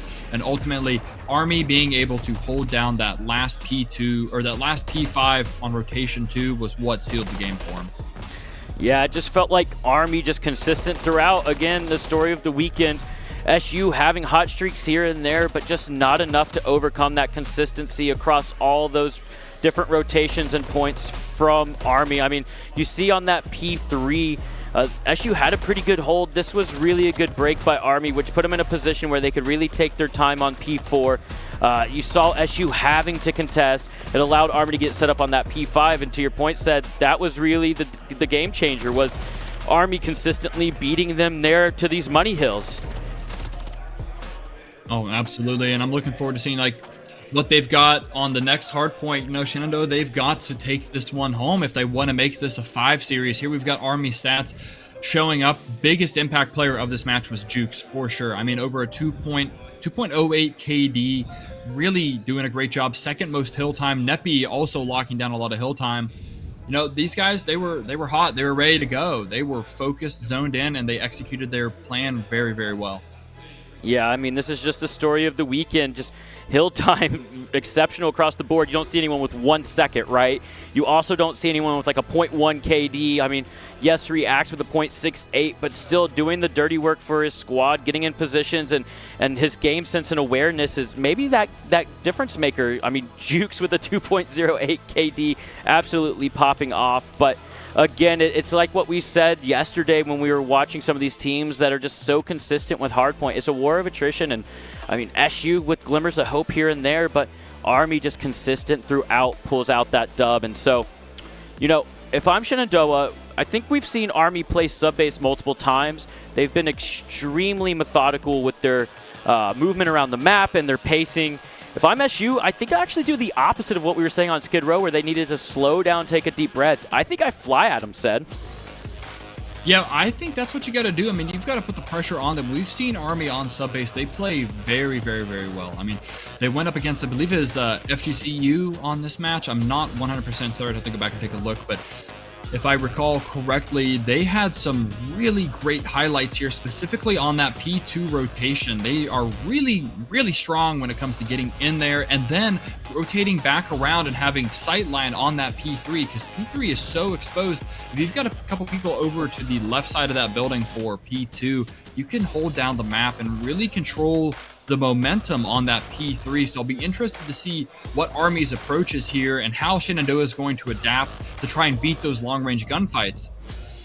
Yeah, and it'll be interesting to see who spawns on what side, because where we're right now on this fly-through is where you want to be for P2 and P3, right? And so it'll be interesting to see who gets that spawn and what they do and position themselves to try to hold it down. And right now, Said, we're looking at P4 there. That is the money hill on this map. If you can get P4 locked down, you're going to get a good chunk of chime. But as we head into map number 4, Said, take it away. All right, guys, we've got the opening up here. You can see Shenandoah pushing in, or rather, we can see Army pushing in here from the left. Shenandoah spawning off to the right, and Reacts is already on that point. Really quick movement coming in. Jux taking out Mossman there in the first blood of the game, but Toxic trading it out, and Army responding with a vicious 3 kills right in a row, trying to get as much time as humanly possible on this point. You can see MWIII already positioned over that P2 point, ready to just provide supporting gunfire to his teammates and then drop right down onto the hill and try and get that on the next section. Relic trying to get in here. Shenandoah, they're trying to find something to open it up, but the positioning from Army here is flawless right now. A couple trades coming in, but still so challenging. You never want to get on a ladder like that, always out and exposed. It's just Reacts locking it down from up here, and it looks like there might be a little bit of scrap time, but I think Army's just going to plan to bail off that point now, and they've got some guys ready to take this P2, so Shenandoah is going to have to find a way to get in there because it's such a tough nut to crack. Yeah, I mean, as we watch that P1, it seems like Mossman's arch nemesis are windows in this game, right? First himself nade on map number 2, and then can't get through that window on P1, but SU does organize a good pinch here, but Army responds with 3 of their own. That kill feed is all Army. Toxic does pick one up. He's just trying to create a little chaos, keep Army's head on a swivel. Mossman is diving in. Maybe he should have waited for some teammates there. Again, kill feed majority Army. SU getting picks here and there to try to keep this time white, but we're seeing Army with a demanding about 50-1 lead as we wrap up P2 and head to P3. Yeah, really great work coming here from the side of Army, and like I said earlier in the pre-game discussion, they really love locking this down, and like I said, this third point's going to be really hard to crack, but we can see Shenandoah over there.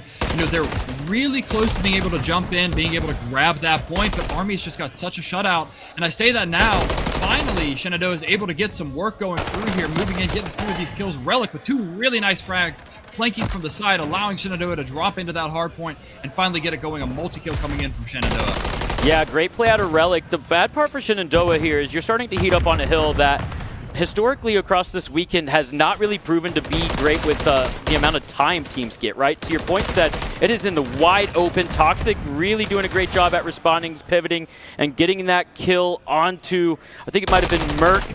Toxic also gets them off time. That was a necessity. We do see Army starting to rotate. I mean, this is the best case scenario, I guess, for SU. Down about 70. You do get some scrap. It seems like you've beat them to P4, but Army will have numbers. Mossman is going to have a difficult task holding them off, and just like that, Jukes does get the kill. Relic picked off.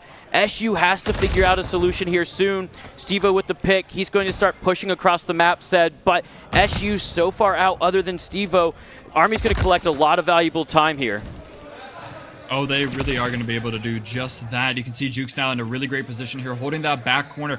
Such a small hard point for such an open and exposed area. All you've got to work with are these boxes right here in the center. As we can see 3 Shenandoah players pushing in incredibly hard right now. Neppy taking out Stevo, and Jukes still in the back.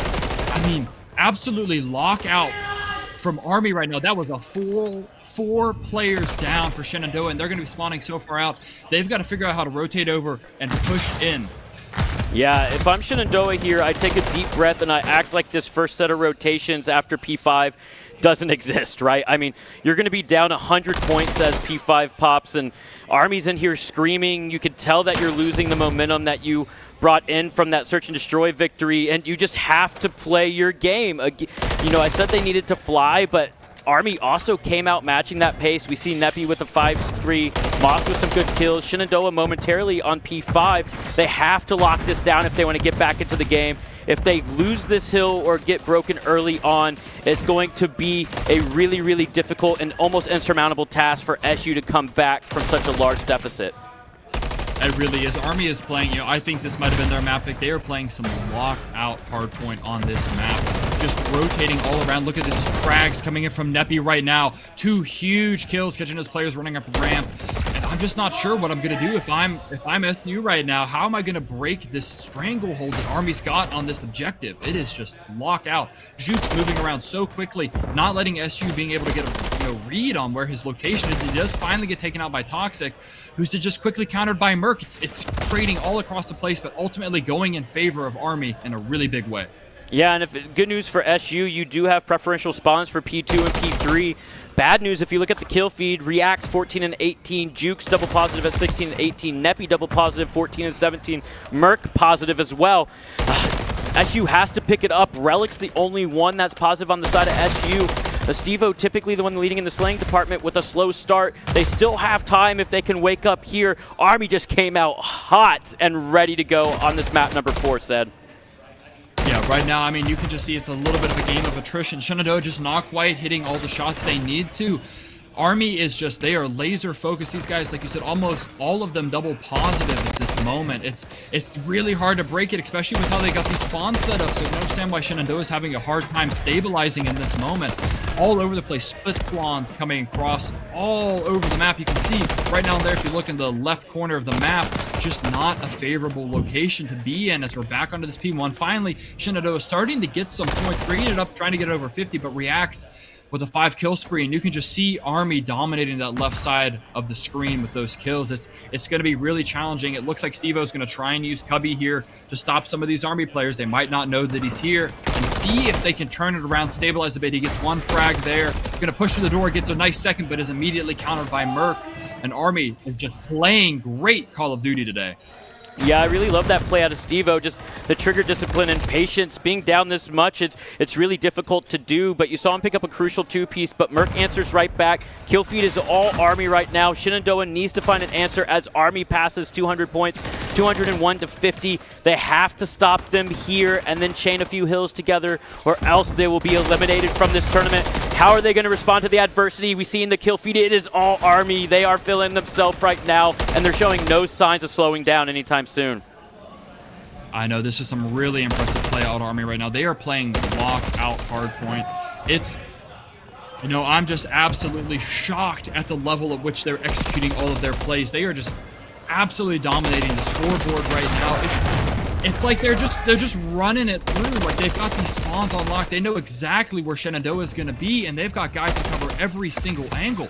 Shenandoah is doing their best. They're getting shots on. They're getting Army players weak. But when you're taking a gunfight with one, you switch over, and his buddy just picks it up. Toxic right there, out of nowhere with a nice 4-wipe on Army. That might be what he needs to turn it around right now. Can't believe we didn't see that coming through. But absolutely fantastic moves. If Shenandoah can get a lot of points here and maybe snowball this, they might be able to bring it in. Yeah, Toxic one off from streaks, I believe. I mean, I have to believe that Army has some streaks here. Relic doing a great job playing patient rather than flooding that hill, taking his time, picking up a 2-piece, keeping Army off that time. That's what you have to do if you're SU. You have to play flawless hardpoint from this point out. You can't give up scrap time. You have to win these hills and get breaks early. We see that out of Toxic. Toxic going absolutely huge here late game. We saw him pick up a multi-kill on P3, gets that initial kill on P4. SU's going to be here, but Army's going to have numbers once again set. Toxic has to win this gunfight. He doesn't know someone's there. He turns on him though. Mossman with 2. Toxic here. Can he get this 3rd kill? Oh, Merc with 2, but SU able to trade out. It is a mad dash. Army spawning close. Will SU understand that? They don't recognize it, but SU has to get there. They're sprinting across the map. Only 30 points until Army takes this win. Oh man, this is absolutely intense right now. I don't know what you're supposed to do in this situation. If you're Shenandoah, you're trying to get in there. You're getting the impact kills, but Army, they've just got such close spawns. They're able to fly in there now with only 10 points left on the board. I don't think Shenandoah is going to be able to get enough people consistently to hit all these points. It's just so unlikely as they, Army comes flying in. It's just playing lockout Call of Duty. There's nothing really they can do. They've got these spawns absolutely jacked up, and they're going to wrap this one up, and Army's going to take it home in the series 3-1. Yeah, it's unfortunate. Shenandoah gave up that P4 to rotate, and they just, didn't realize that Army still had one left there. He hops on point, gets that last 7 seconds. When you're down that much, it's just almost impossible, right? Because all of those seconds of scrap time make such a huge difference if you're on the side of Army. Again, 7 seconds gets them the win there, and SU can't afford to send bodies to old and send people to new. They've been losing those initial gunfights. Even when they do get there first, they get broken early on. That was definitely one of Army's strongest maps we've seen this weekend. An unfortunate loss for SU, but they had a great lower bracket run to finish 3rd here at the Winter Warfare Invitational. No, they really did. Absolutely fantastic plays from both teams. Shenandoah really held their own, especially on that search map. You can definitely tell they were ready to play search today, but Army, they are just so locked in for these hard point matches. You can tell this is what they have been hard focusing in for good reason. It's the majority of the maps going on, but I'm just shocked. This last match from Army was a very, very dominant play from them. I mean, I think everyone went essentially double positive. They were just running those spawns in a really efficient manner. Yeah, it's like 2 different teams almost. I mean, not that Army hasn't been playing well, but we've just seen a complete team effort across the board. No one really going double, triple positive. I mean, here and there, maybe, but as you said, I mean, look at this point in the game, 66-1. React's almost triple positive. We start to see Jukes and Neppy catch up, and MWIII wasn't far behind. On the side of SU, just a really, really tough start that they weren't able to come back from. Relic was having a strong early game, but it's just, again, they got on their back foot there on that first set of rotations, and they were never able to recover. No, I completely agree. I mean, it was just such a consistent pressure from Army the whole time. They did not let up. There was no way for Shenandoah to really get their footing with how the Army players individually and as a team were moving through the map. I'm really impressed with the showing that both teams had here. Shenandoah working their way up out of the lower bracket 6 seed, making it all the way here, and I believe you said placing third, so that means they get to donate $250 to an organization of their choosing, which is wonderful to hear. We're always supporting charity here, and I'll be really excited to see that grand finals, which is going to be taken care of by some of your guys' favorite casters, Big, Rich, and Virgil, and they'll be coming up, and I'm really excited to watch that go down. Yeah, we're going to see a rematch of FGCU and Army. I see in chat people asking, is this best of 5, best of 7? Just so you know, this is actually a bracket reset, meaning that Army's going to have to come up, win once to reset the bracket, and then win again to take home the grand prize. But before we get to that point, let's look at this spectacular performance out of Army. I mean, React's 26-15, Jukes 28-18, MWIII 32-21, Neppy 21-16, all of them with, 30 seconds, 45 seconds, but Reacts and Jukes with almost 2 minutes apiece on hill time. I mean, Reacts and Jukes absolutely going off 1.5, 1.7 KDs with close to 2 minutes. I mean, they are the stars of the show here on that map number 4. Oh yeah, really a lot of great work across the Army team. I mean, they were just dominant. You can see all that hill time coming in, the positive KDs, just a very, very solid performance across the board. Yeah, and overall, you see Shenandoah win that search and destroy. I know they were hoping to get to that invasion search. We saw that yesterday, and it was super close between these two teams. They just weren't able to pull out one of these respawns. They almost stole that terminal late in the game. Skid Row, they had a few shining moments, but Army, again, their consistency just too much to overcome. And then Subbase, I mean, Army, that must have been their bread and butter. We haven't seen a team dominate like that all weekend long, really, and so really surprising to see at this point. But Army must have been waiting to pull that out. Said that's their secret weapon. Seriously, it must have been. I mean, taking all 3 hard points in a very convincing fashion. That last one, incredibly great play out of that team. But once again, you can't knock Shenandoah. They worked their butts off to get to this point. They have been working incredibly hard, especially on that third rematch, picking up a solid map, and just an overall great play from both teams. Really excited to see how they both shape up in the future as they go throughout the life cycle of this game and continue to change and adapt as the meta continues to ever evolve. Yeah, and if you're Shenandoah, yeah, as you said, nothing to be disappointed about. Lower bracket run all through today. They could have lost one game and been out early on, but placing third as a 6th seed is something to be proud of. And, I mean, really, they lost to Army this LAN. They lost all 3 of their matches on LAN to Army, and so definitely just understand. Army understands Shenandoah's weaknesses and is able to play to those. But, again, if you're Shenandoah, be proud of what you've done here on LAN. If you're Army, get ready because you're going back to face FGCU, who took it to a map 5 against you and ultimately pulled it out on top. But hey, Said, it's been a blast casting with you, brother. You've done an amazing job. I really appreciate, our co-castership throughout the last couple of days. Anything to leave with the stream? Well, guys, I really appreciate you having me here. It's been an absolute pleasure getting to work with you, Scrog, someone so highly renowned as you in the community. Me, just some regular guy who picked up casting as a hobby. I'm really fortunate to have been here, and I look forward to hopefully getting to do some stuff with you guys in the future. I'd love to get back on desk with you. It's been fantastic. Love to give, a shout out to everyone in the chat showing a lot of love to us casters. We try and make this as entertaining as we can, and I once again just wish everyone the best, and I hope you enjoy the rest of the tournament because Virgil and Big Rich, they're going to give you a great grand final. Yeah, said, thank you to everyone in the chat. I know it's chaotic at times. This MWIII game is just so fast-paced and so electric. We're trying to keep up with it, but said, I learned from the best, man. You've crushed it this tournament. We appreciate all the broadcast crew, our sponsor Glitch Energy, our tournament staff, and all the teams that traveled to LAN to play. As said, when we get back from break, you're going to be hearing from Big Rich and Virgil here at the Winter Warfare Invitational. Stay tuned. We'll be right back with some action.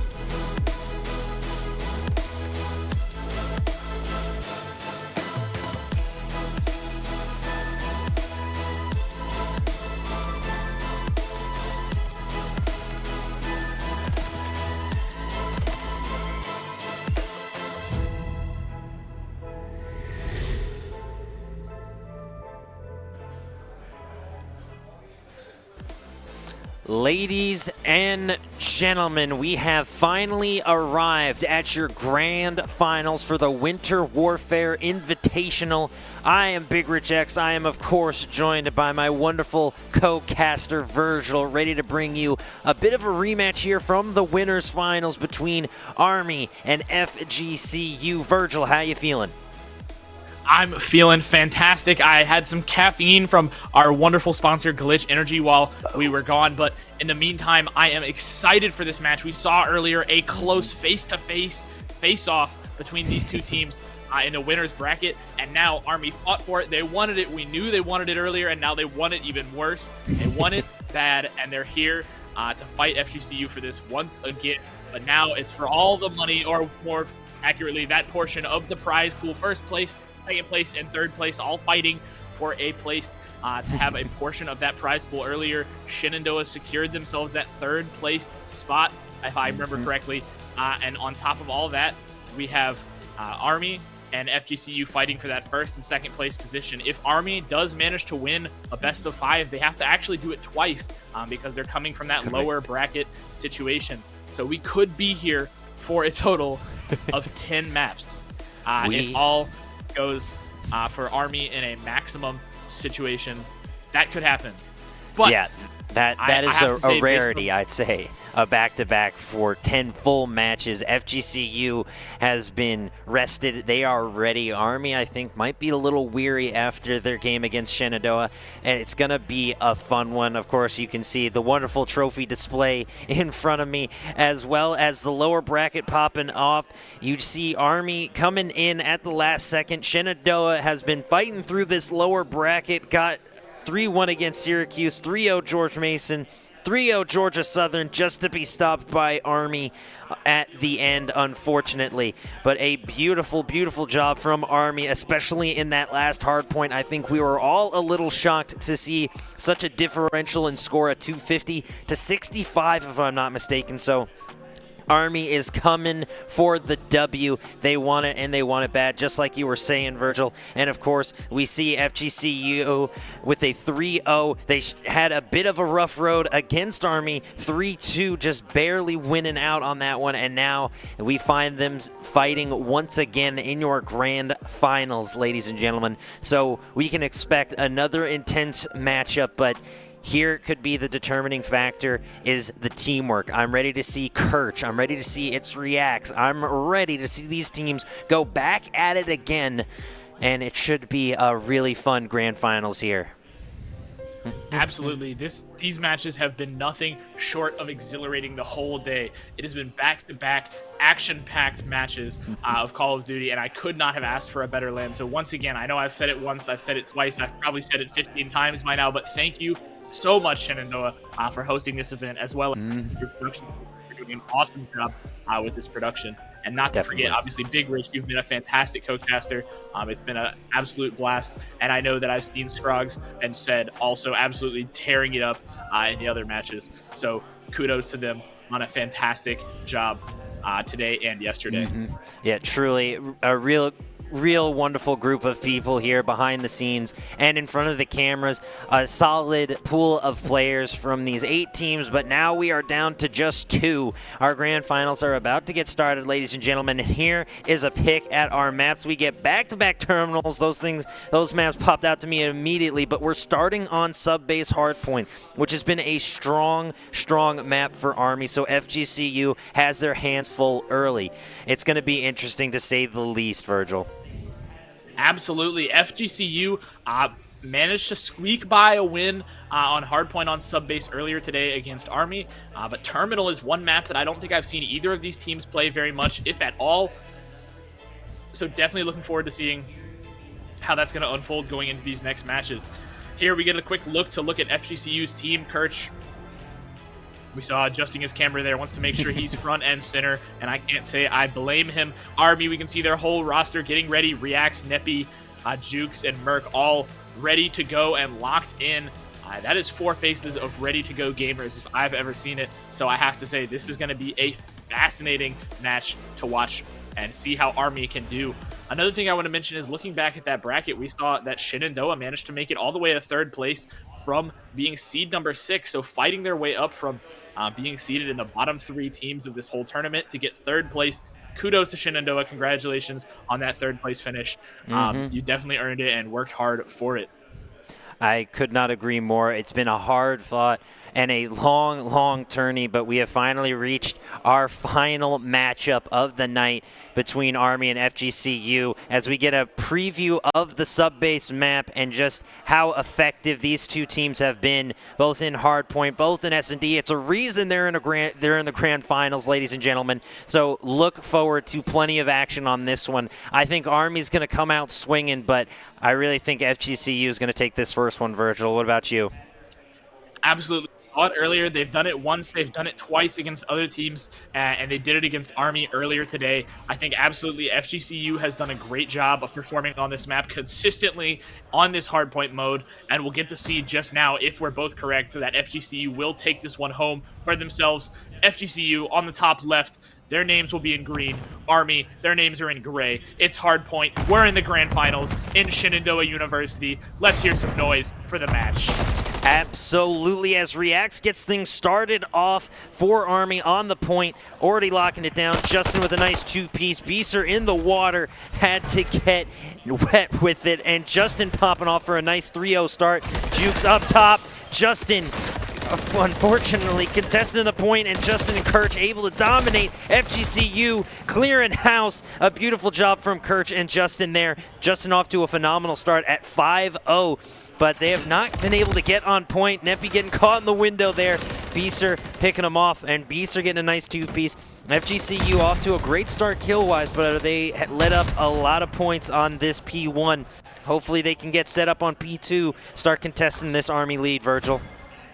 Yeah, absolutely. FGCU had a really good start in terms of kills, but not too much in terms of hardpoint time for their team. Justin already we see on a 6-streak stunned and injured, but will he be able to make it out alive?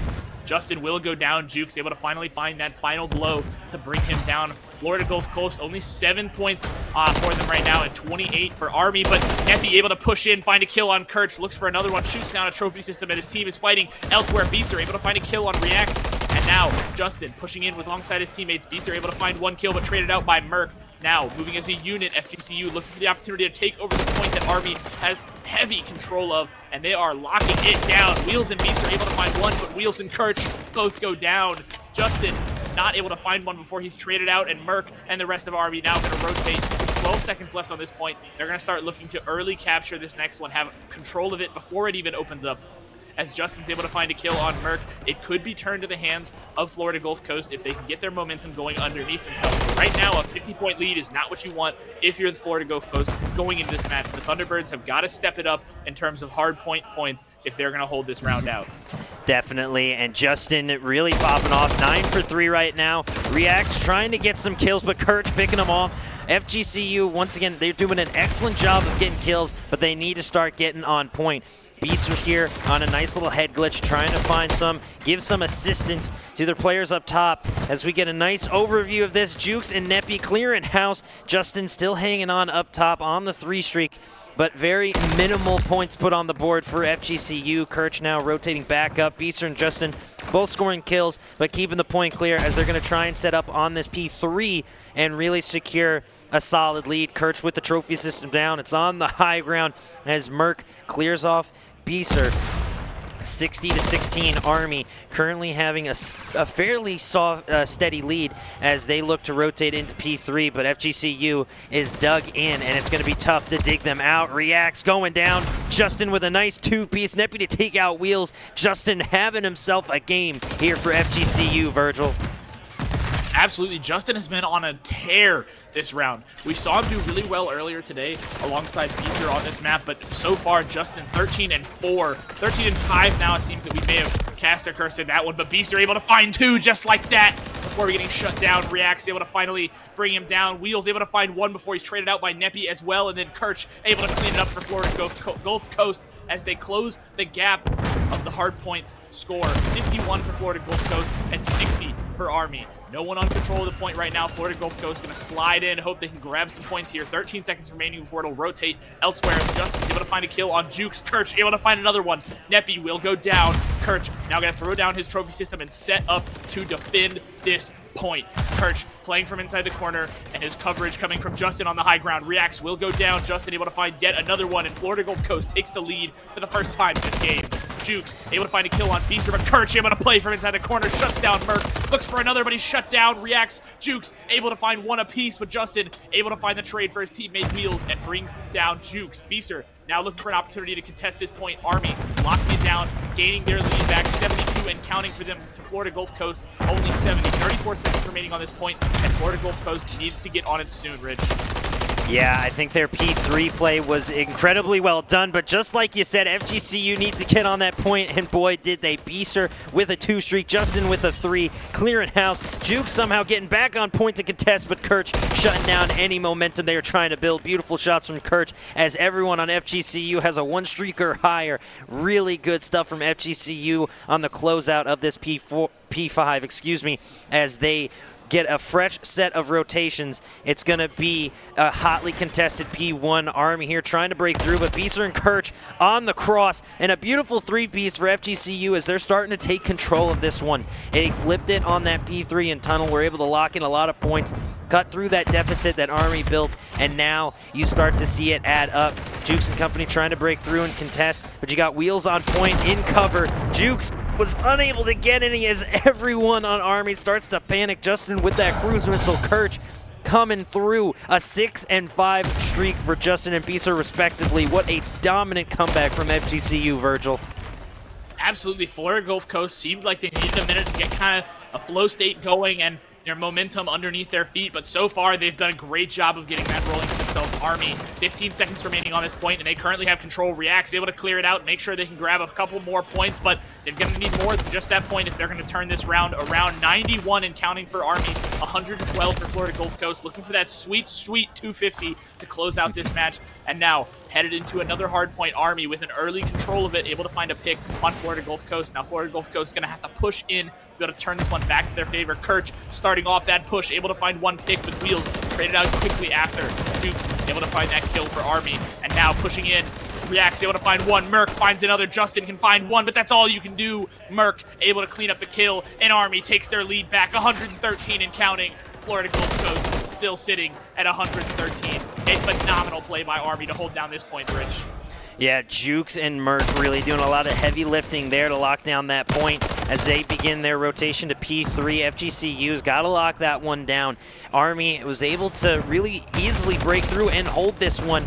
Nice little kill from Beaster. Wheels coming in, actually, pardon my, excuse me. Merc takes out Wheels, though. Beaster here rotated in on the outside, but gets taken out by Jukes in this hotly contested P2. They're trying to set up for P3, and it looks like Wheels is going to be able to get there. Justin holding on the outside as we get this really nice wide shot showing every single player trying to get their positioning. Beautiful headshot trades. Justin and Wheels, though, securing kills and securing point as they start to climb, looking to take back the lead, although I think this is going to be a contested one as Reacts has the high ground and says, no, Anakin, I am the master here. Beautiful job from Army keeping this point clear and not allowing FGCU to climb any higher. Reacts has this perfect angle, and it's just excellently played. Kirch now trying to push in and get some help, but Neppy taking him down, and a beautiful shot from Merc to clear point once again. FGCU still behind as Army gonna pick up some scrap, Virgil. Yeah, a phenomenal play there. We saw Kirch run in with that pistol out, not afraid to take the fight, even with no bullets in his primary. Justin able to find 1 with Wheels, traded out. Beaster able to find another for Florida Gulf Coast, and the Eagles are not going down here without a fight. Merc able to find a kill. Neppy will as well. Justin falling, and Neppy finally traded out, but Merc able to bring down Kirch, sets up Army for a great hold here. 144 and counting with 50 seconds to go on this hard point is definitely going to make for a crazy round. Yeah, this P3 was so pivotal for the first time for FGCU, but Army has been able to get locked in on these corners, but a beautiful nade from Justin clears it out. Now it's MWIII on the head glitch, but Kirch is just too nasty with it, and they clear P3. A beautiful job from Kirch with that 2-piece on a 3 streak currently, and we'll see if FGCU can hold against the counterattack from Army. It's going to be a tough one in such a tight space. Nades will catch you if you don't have a trophy system down.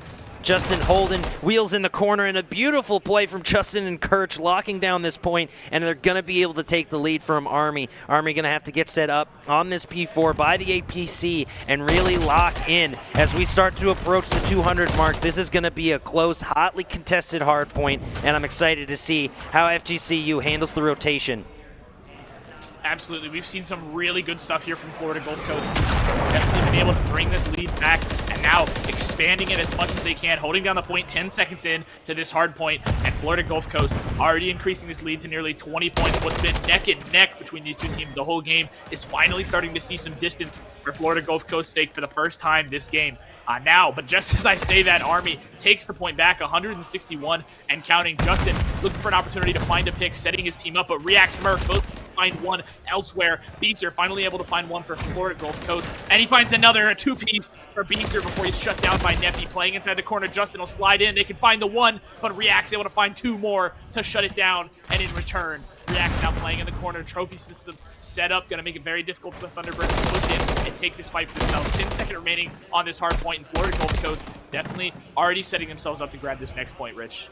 Yeah, it's going to be interesting. MWIII with a nice 2-piece. Justin sitting at a 32 and 13 KD. But Army, no slouches either. MWIII and Reacts almost tied up at 24 kills apiece, and they get set up on P1 on the forklift, trying to crack the 200. Kirch clearing point. Jukes with the melee to the back. Wheels going down. Setting up beautiful shots down mid and clearing point, getting trophy systems down and getting set up beautifully. Army really fight for this one, and you can feel it with this push on P1. 200 points for Army as FGCU starts to fall behind. They're going to have to get set up on this P2, which has favored Army significantly throughout this matchup. Kirch gets a nice 2-piece on the wall bang. MWIII, though, able to take him out, not allowing him to build on those streaks any further. As FGCU gets on point, trying to get a bit of this scrap. MWIII up top, spots one, gets the second. Big 2-piece for MWIII right there, and a beautiful job from Army on this P1. FGCU going to get a bit of scrap, keep this one close, but this P2 could be the decider here, Virgil. Yeah, absolutely, and Reacts already finding an early kill on Florida Gulf Coast before they can rotate. One thing we talked about earlier was Florida Gulf Coast having really good rotations throughout a lot of these matches, but so far it has just not been going in for Army, reading it like a book and able to find these kills. Justin able to slide in and find one, but quickly brought down as Reacts finds him and Wheels and brings him down. MWIII finally shut down by Kirch, but MWIII waiting for it. Beaster able to deny Reacts and hinge his teammates, and we see Florida Gulf Coast finally getting close to the point, but Army just will not give it up. Finally, the Thunderbirds able to grab it for themselves, and they're down nearly 20 points right now.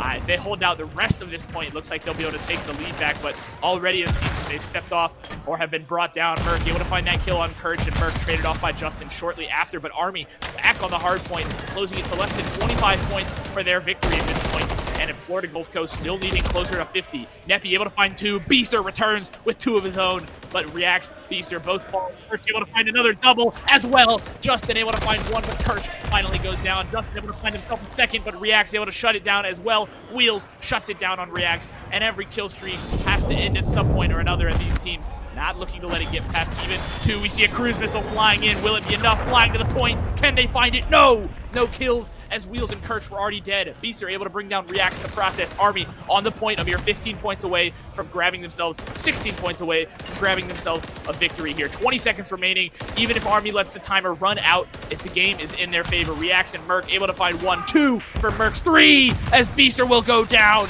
and Florida Gulf Coast is going to have a really hard time grabbing these 26 points they need in the next 6 seconds to grab this one for themselves. MWIII on a 5-man killing spree. MWIII finally able to find 1 in the middle, and 2, and MWIII shut down at the very end as Army will grab themselves a comfortable victory over Florida Gulf Coast. A phenomenal game from both teams, but Army just came out and showed a lot stronger than we saw from that first time we saw this matchup just earlier.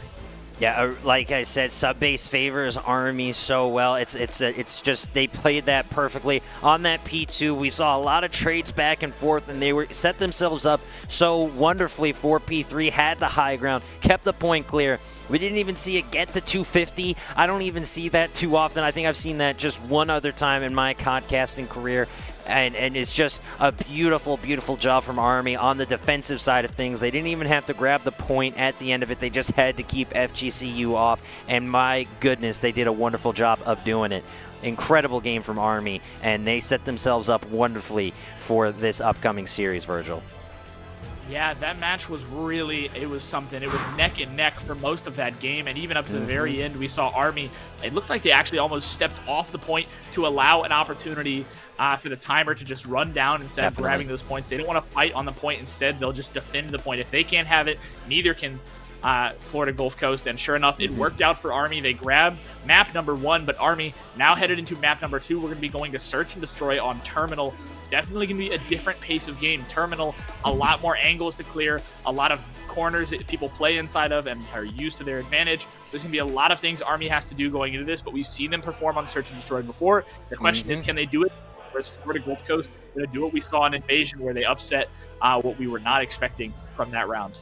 Definitely. I think FGCU has their hands full, though. Army are a bit hungrier than they are, I think, and that showed it right there. I thought for sure FGCU was going to take this one, but Army made me eat my words and proved me wrong. Justin dropped the 40 bomb, but unfortunately the KD, like we said, doesn't matter. It's your hill time. Justin got off to a wonderful 6-0 start, but it wasn't enough, sadly. Army was just in the lead for a majority of this matchup and did not let their foot off the gas. A really phenomenal game and a really smartly played game from Army, as we saw at the end there.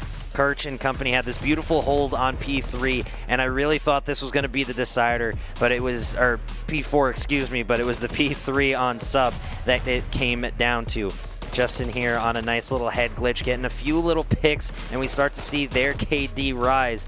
And just a really well-fought, or hard-fought, well-played game from both sides, Virgil.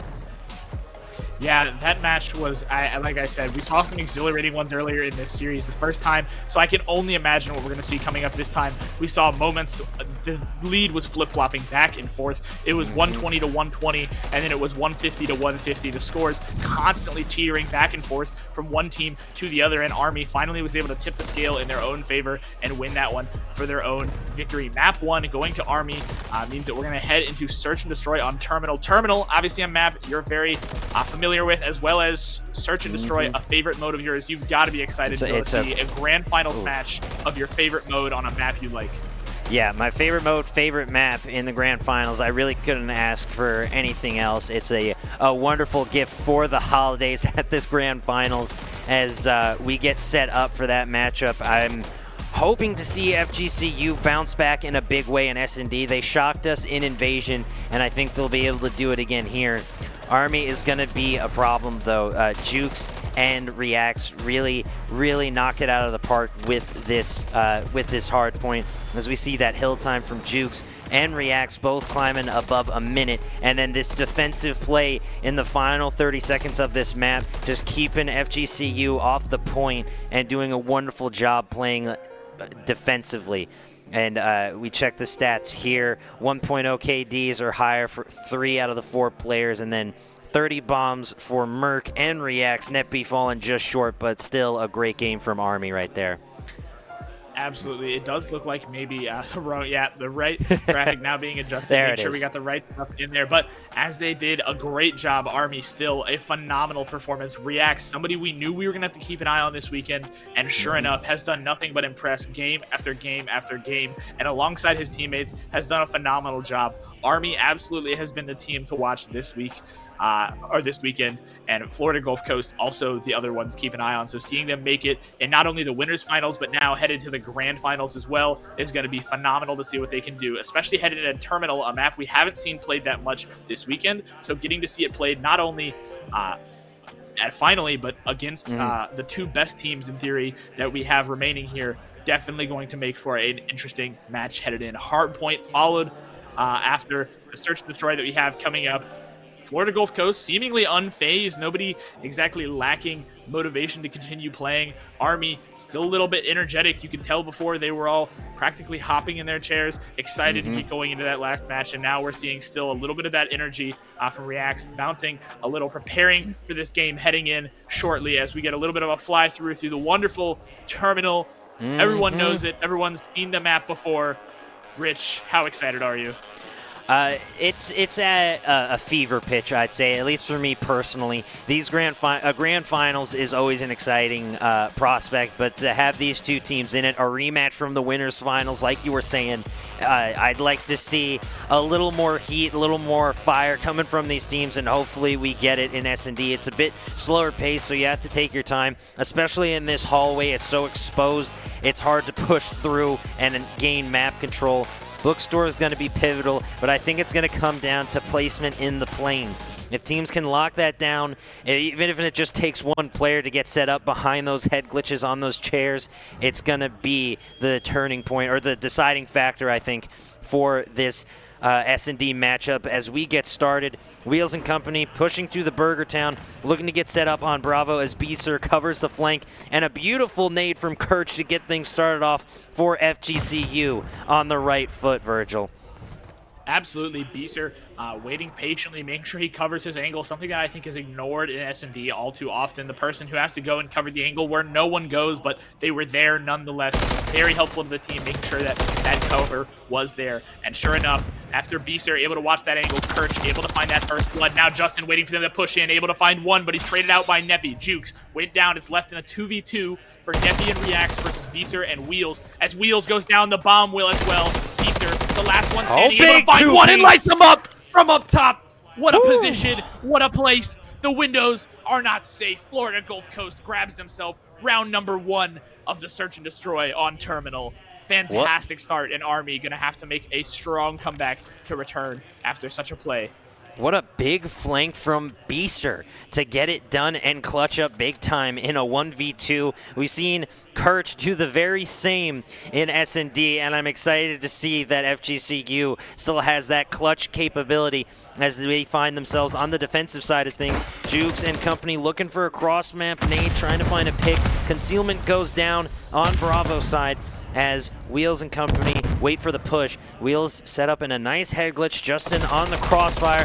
Neppy with some shots through Bookstore, but unable to get the finish, getting a little weakened himself. Jukes looking for a pick and securing it on Kirch as now Army find themselves up 4-3. Wheels and everyone on Bravo, leaving Alpha somewhat exposed, but you see Beeser rotate now. Getting picked off by Neppy in Bookstore, and now 2v4. FGCU could be in trouble here. Justin able to get one. It's a 1v2 now. Justin popping off, but sadly it's not enough. Army taking the win there. It's 1-1, Virgil. Absolutely, Justin put in a phenomenal play there, looking for that opportunity to turn that round around, but Florida Gulf Coast, with the long rotations they were making, it paid off when Army was distracted the first time with gunfights, but this time it got 2 of them picked off early and left their team in a tough position, especially going into this Search and Destroy. You only have 1 life. We've talked about it. It's slower paced. You've got to be more cautious. Bomb in the hands of Wheels, though, as we head into round 3, a 1 versus 1 here. All 4 players still alive, but shots being taken. Neppy can get some damage out, not quite a kill. Wheels takes it out alive. As so soon, Jukes able to find the kill, and that sets up Army into the 4v3. Justin with the bomb in hand instead after Wheels is brought down. Kirch 1-2, Wheels 0-3. Definitely a tough start there for Wheels, as this is not how they probably wanted this match to kick off. Merc playing down there, waiting for somebody to dare to peek that corner, while we see Kirch doing exactly that, daring to peek that corner. And pushing forward, looking for the opportunity to get that bomb all the way over to site A or B is going to be difficult, especially with this angle that Jukes is keeping an eye on. And Kirch, playing behind Burger Town, could stand up any moment to take some shots. Crawled all the way over there. Doesn't seem that they'll exactly know he's back there. Justin daring to peek, and they'll peek together. Justin able to bait for a little while, but Jukes gets the kill on Kirch. And Jukes, Merc, and Reacts are left in a 2v3 as Beeser and Justin are the last 2 standing for Florida Gulf Coast. And Justin, the bomb in hand, is headed to A. Reacts patiently waiting. We were just talking about it. He goes down. Beeser was waiting, able to find a beautiful kill. Reacts goes down, waiting down there with a pistol. Wasn't going to work well enough. Florida Gulf Coast gets the bomb planted, and they're in a 2v2. Merc gonna recklessly push in. Will it be enough? No! Brought down, stung by the Beaster himself. And Merc, the last one to go down. Jukes able to find one, but isn't clearing behind him. Isn't waiting for Justin to be on the long hold of that ladder down far in the plane. Jukes keeping an eye out, knows he's gonna have to play time here. Bait a push if he can from Justin, but Justin patient, knows the bomb is planted and he has the time in his favor. Pushing around now, could go up that inflated raft, but it looks like he's gonna opt for the stairs, bait some time, a peek to buy him some time. Justin, no! But they're sticking the defusal. 6 seconds to go. Pushing up. They'll get the defusal off. Army with the defusal. Justin unsure of what decision to make, and Army takes themselves the lead in search and destroy. 2-1 headed into round 4.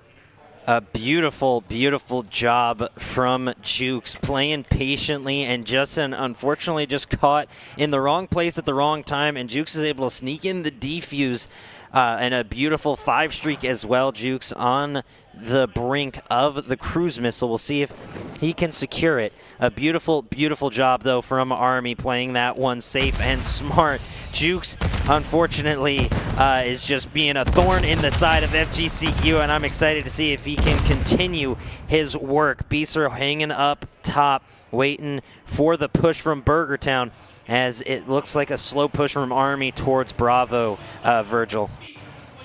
Absolutely. Right now we see Beaster playing up top on this high ground that we saw earlier, where he was able to clean up a double kill to clutch up around. The question is, will he be able to spot them? He's finding some shots, but doesn't quite find the final blow on Jukes. A huge kill that would have been, as Jukes, the bomb carrier, able to find damage again on Merc, but once again, unable to secure the kill. Beaster with damage, but no kills quite yet, as he's looking and waiting for that opportunity. But playing defense here, the benefit is that damage is good for you. It buys time, and Beaster finally able to find one. Merc goes down. Jukes brought down by Wheels, and that's 2 for Florida Gulf Coast. Able to find the opportunity now to set themselves up, but reacts, able to find one in return, but traded out. Wheels brings him down, setting Florida Gulf Coast into a 3v1. Neppy, the last one standing for Army, able to find one, brings down Wheels, swings. Can Justin find the kill? He will.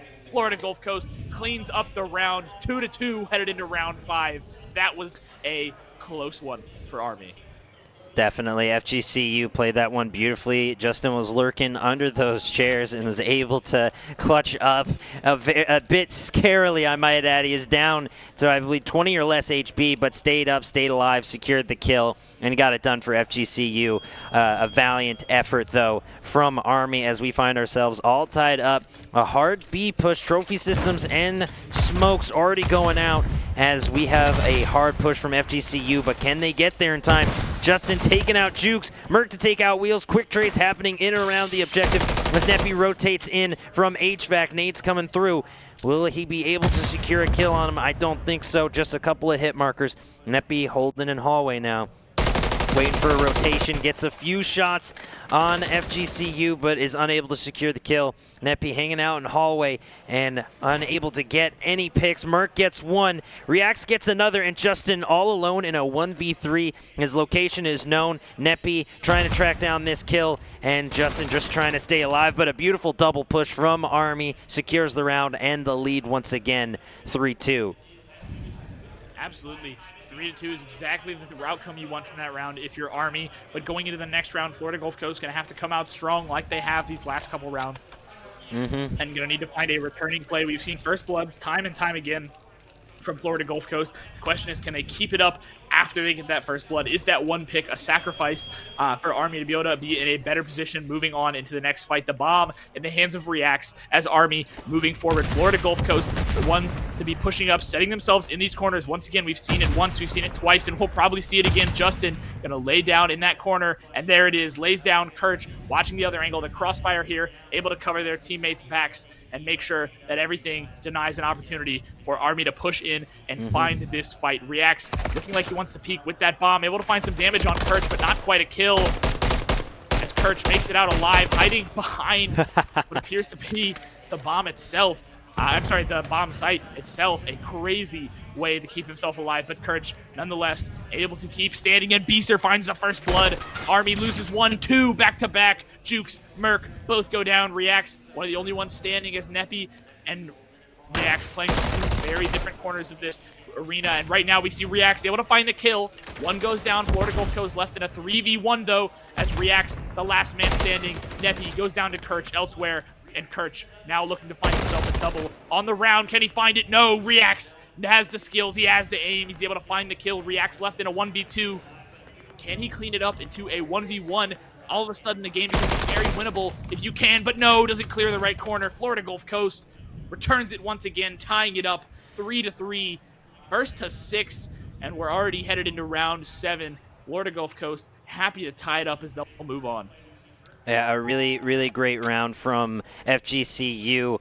Beaster, particularly with a 2.0 KD on the 2 streak right now as we come to the 7th round. Army on the defensive side of things as we continue this matchup. Reacts going to go to the back of plane, set up defensively as the rest of his team rotates to Alpha. Nepi taking out Beaster, and it could be a troublesome A push for FGCU. Wheels able to get the trade, but a beautiful rotation from MWIII. Gets a solid 2-piece, and Kirch all alone in a 1v3 now. Rotating through hallway, and now dropping down, pushing in through HVAC. Going to try to find some positioning and get a pick. Finds one, going for the kill, secures it, but is severely weakened at 11 HP. Reacts looking for the finish, but can't find him. 1v2. Kirch in trouble, though, has got to rotate out of there and secure some better positioning. As Army locked down on the objective, I think they have eyes on bomb as Kirch makes a long rotation from Bravo, trying to find a way back to the bomb and clutch up this 1v2, Virgil. Yeah, absolutely. A crazy start there as we saw Kirch looking for an opportunity to clean this one up now. A 2v1. Kirch has won these before. He's very likely to be able to win them again, but playing around that bomb, Army's going to be denying the opportunity for him to even pick it up. And as he swings out, they see him, but doesn't quite find the kill. Kirch finally brought down, and another round goes to Army. 4-3 to once again grab their lead and extend it by 1. Army now up 4-3, headed into round 8.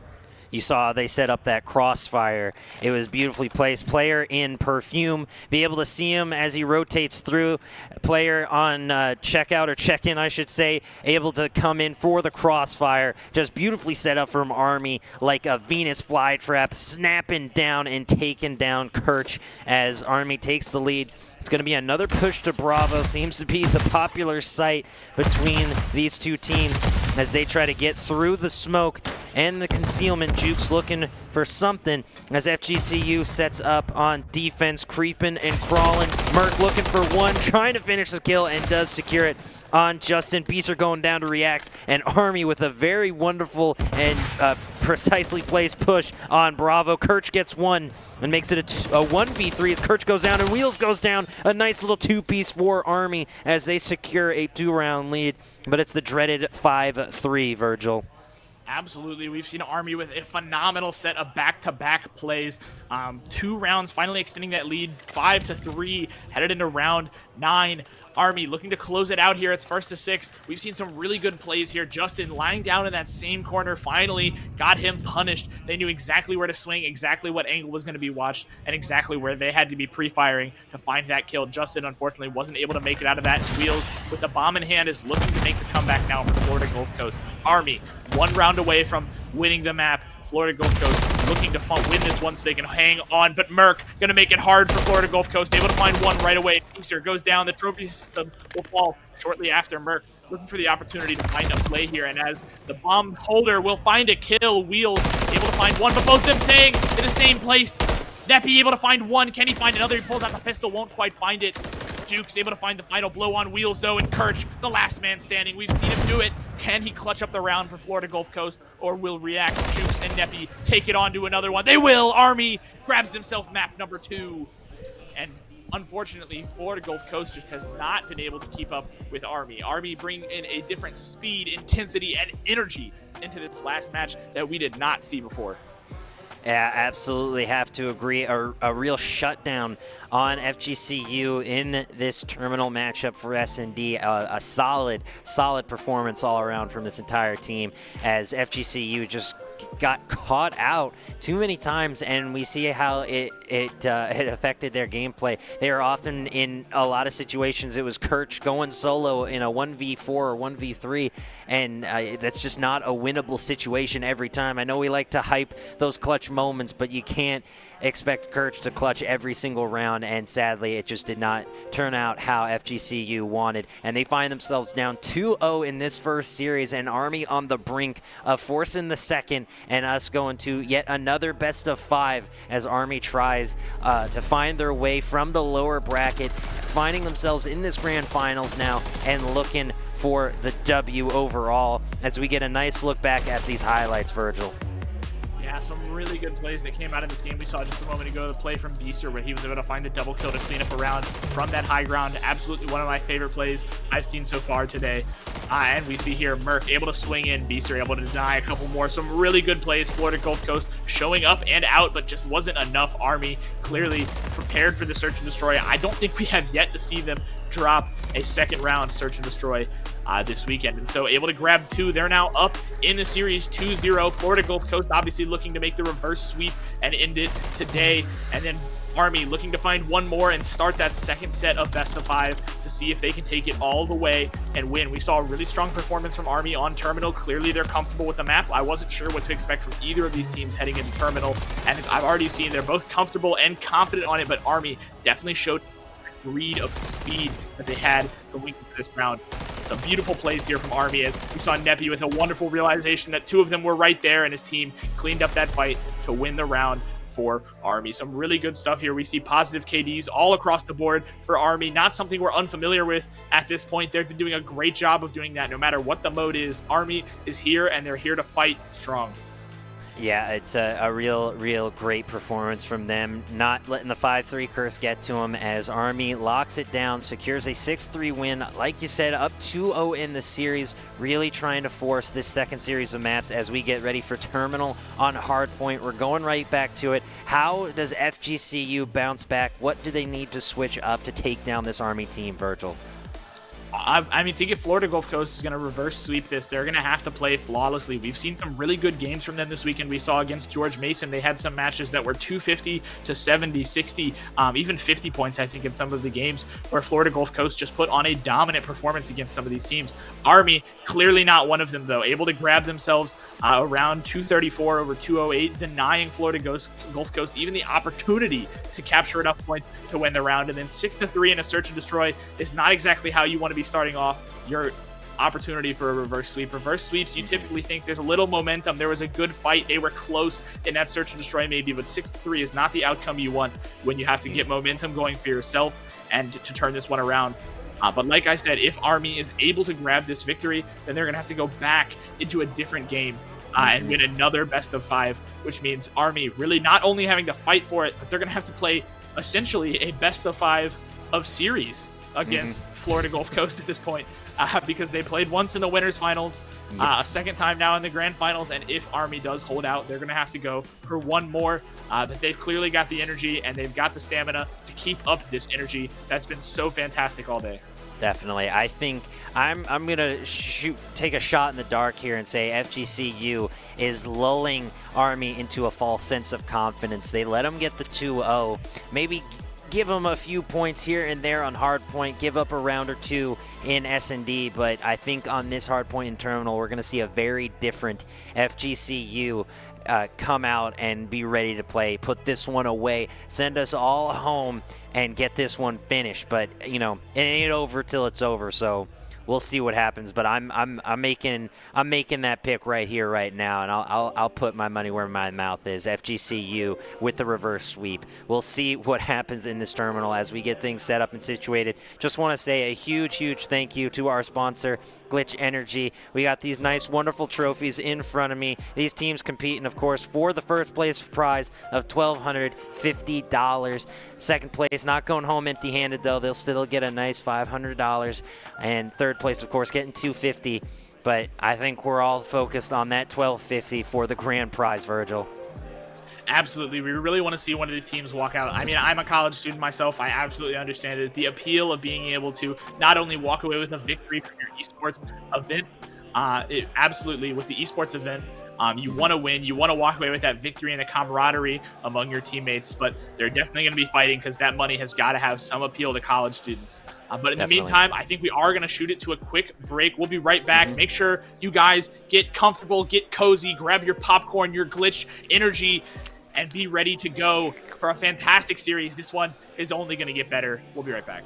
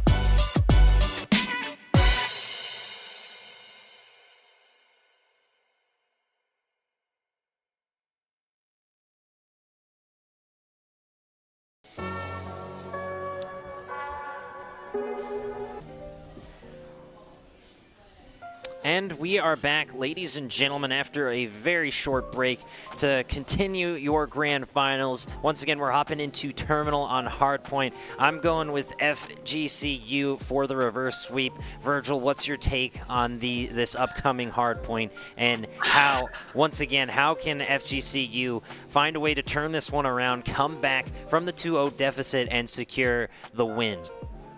I think absolutely Florida Gulf Coast has been a dominant team, really putting every team a run for their money so far throughout the tournament, clearly earning that #1 seed. We have yet to see them lose a match, so to see it happen in grand finals would not be unheard of by all Cinderella story tales, but Florida Gulf Coast definitely has been a good team, but Army so far in these matches this series has looked better. Army has done a great job of taking these matches, turning them into their own favor, and I honestly think at this point, Army, with this performance against Florida Gulf Coast, if they keep playing like they are, we're going to see 2 3-0s back-to-back from Army. That would be astonishing and truly a really nice comeback story for them, coming from the lower bracket and able to bounce back against this team that kicked them down to the lower bracket in the first place. So it'll be interesting to see as we get a preview of this terminal map. That perfume store gonna be a pivotal point on the P2, as P1 is often just sort of meant to feel each team out. You usually don't see too much P1 pointage from either team. We did see it in Army on sub base, but I think that's just their preferred map. Another pivotal hardpoint here in Bookstore. A lot of open space. You can get taken out real easily. So it's just a matter of these teams playing together and covering each other's backs, and I'm excited to get going, Virgil. Yeah, this is going to be a really good one, especially if we see Army start off with an early lead like we did on sub base before. And now getting headed into the lobby, finally starting, we see Army in the gray names once again. The green will be Florida Gulf Coast. Keep an eye out for Army as they start off heading over to P1, looking for an opportunity. These are looking for that chance to find an early pick from inside BurgerTown, but the nades coming in from everywhere. No kills found, but the damage has got to be there. The point contested as Beaster finds the first blood and then goes down immediately after. Kirch able to find one, trades out for his teammate. And Wheels able to find another one. Florida Gulf Coast off to a good start, but Kirch goes down. Wheels able to find yet another, defending his teammate. Beaster waiting for an opportunity to cover his teammate as Beaster finds one on Merc as well. Neppy for a chance to break into this point, but with Beaster and Wheels guarding it the way they were moments ago, he didn't stand a chance. Now pushing in with his teammates. Army has numbers. Will they be able to take this fight into their favor? As Reacts finds a kill on Wheels with the grenade. Merc on the flank is able to find one, and then Reacts able to find another. Beaster will go down, but Justin able to shut down Merc before play can really break out. And so far, not a lot of hard point time like you just said, but 13 to 16 in the favor of Army, as Florida Gulf Coast will hit that 16 just now and keep counting up as they'll grab this as much time as they can. 50 seconds remaining on this P2. Beaster able to find a kill, but Merc able to find two in return, and that's not the one for Florida Gulf Coast. Able to keep fighting. Merc back to back finds another. Jukes able to find one on Wheels elsewhere as well. Reacts does go down. Justin able to find a kill, but Army on the point and gathering time. 27 and counting for Army. 27 steady for Florida Gulf Coast. Florida Gulf Coast able to immediately turn it over, grab themselves some points. 31 and counting to 30 for Army. This game is going to be back and forth. I can already tell this is going to be just like sub-base, and a flip of the coin as Beaster pushes in, finds a kill with a pistol, and looks for an opportunity to set up his team for even more here, Rich. Yeah, a really great hold here from Kirch, down to just 13 HP and able to stay up and trying to get set up on P3 in plane. This could be the deciding factor for FGCU if they can lock this one down. They already have a trophy system in, and two players, if I'm not mistaken, about to get a third and another trophy system. And here comes Jukes and company, getting the nade on Justin. Kirch able to hold as we get a nice fly through, watching Wheels and Beaster on these holds. Neppy looking for a pick, trying to find somebody, but you can't see through there. Merc going down. Justin and Kirch all scoring kills, and Justin popping off for a nice 3-piece, but that third one was Beaster, unfortunately. Kirch taking out Jukes, and a nice hold for FGCU on this P3, Virgil, as they take a 60-point lead here. About to hit that one anyways, as Neppy goes down. Neppy takes out Justin with the nade. A beautiful, beautiful job from FGCU on that P3. Army going to get it set up wonderfully in the BurgerTown, though. It'll be a deciding factor, I think, as well, if FGCU can break through on that point. As Merc gets taken out, Kirch and Justin on an absolute tear. Streaks of 1, 2, and 3. FGCU is doing it for me, if you catch my drift, Virgil.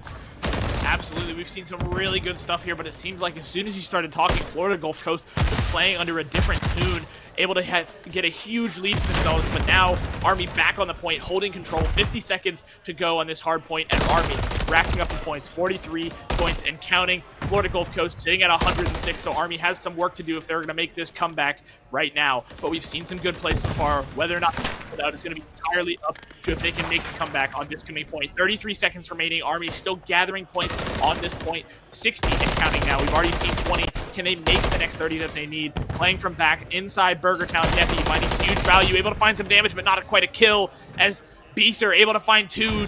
Jukes and Merc both go down. Beaster pushing in alongside his teammate Wheels, and Beaster find one. Beaster actually kills his own teammate in the process, but they're finally back on the point and racking up some more points. Holding that lead over 40 is going to be huge for Florida Gulf Coast. That kind of lead gives you a good, almost entire point break to be able to work with, and that pad gives you some room to work when you may struggle or lose a point, or if Army makes a great break like we've seen so often this weekend. Jukes, Neppy both go down, but Army able to find one in return as React springs down Beeser, but that's all they're getting as Merc, the next one to go down. Kirch able to find one, and Wheels now on the flank could set up another opportunity. Kirch goes down, but Wheels able to find one. Reacts falls, and Beeser will fall shortly after, but it quickly traded. Merc only gets one before he's shut down by Justin. Merc playing inside that side. Jukes also in there, but able to be brought down by Wheels. Reacts able to bring down Wheels. In return, Kirch finds a kill on Neppy. Merc and all of Army is having a hard time getting in here. It's Reacts. Jukes having a really hard time making this their fight as Beeser is the next one to go down. We're seeing some really good fights here as Army finally closing this gap to almost less than 20 points. Now, Florida Gulf Coast really has to step it back up if they're going to be able to turn this fight back into their own favor. Army's been doing a really good job of turning this one back around. 3 seconds to go on this hard point. It looks like it's going to move over to another hard point. Back to P1.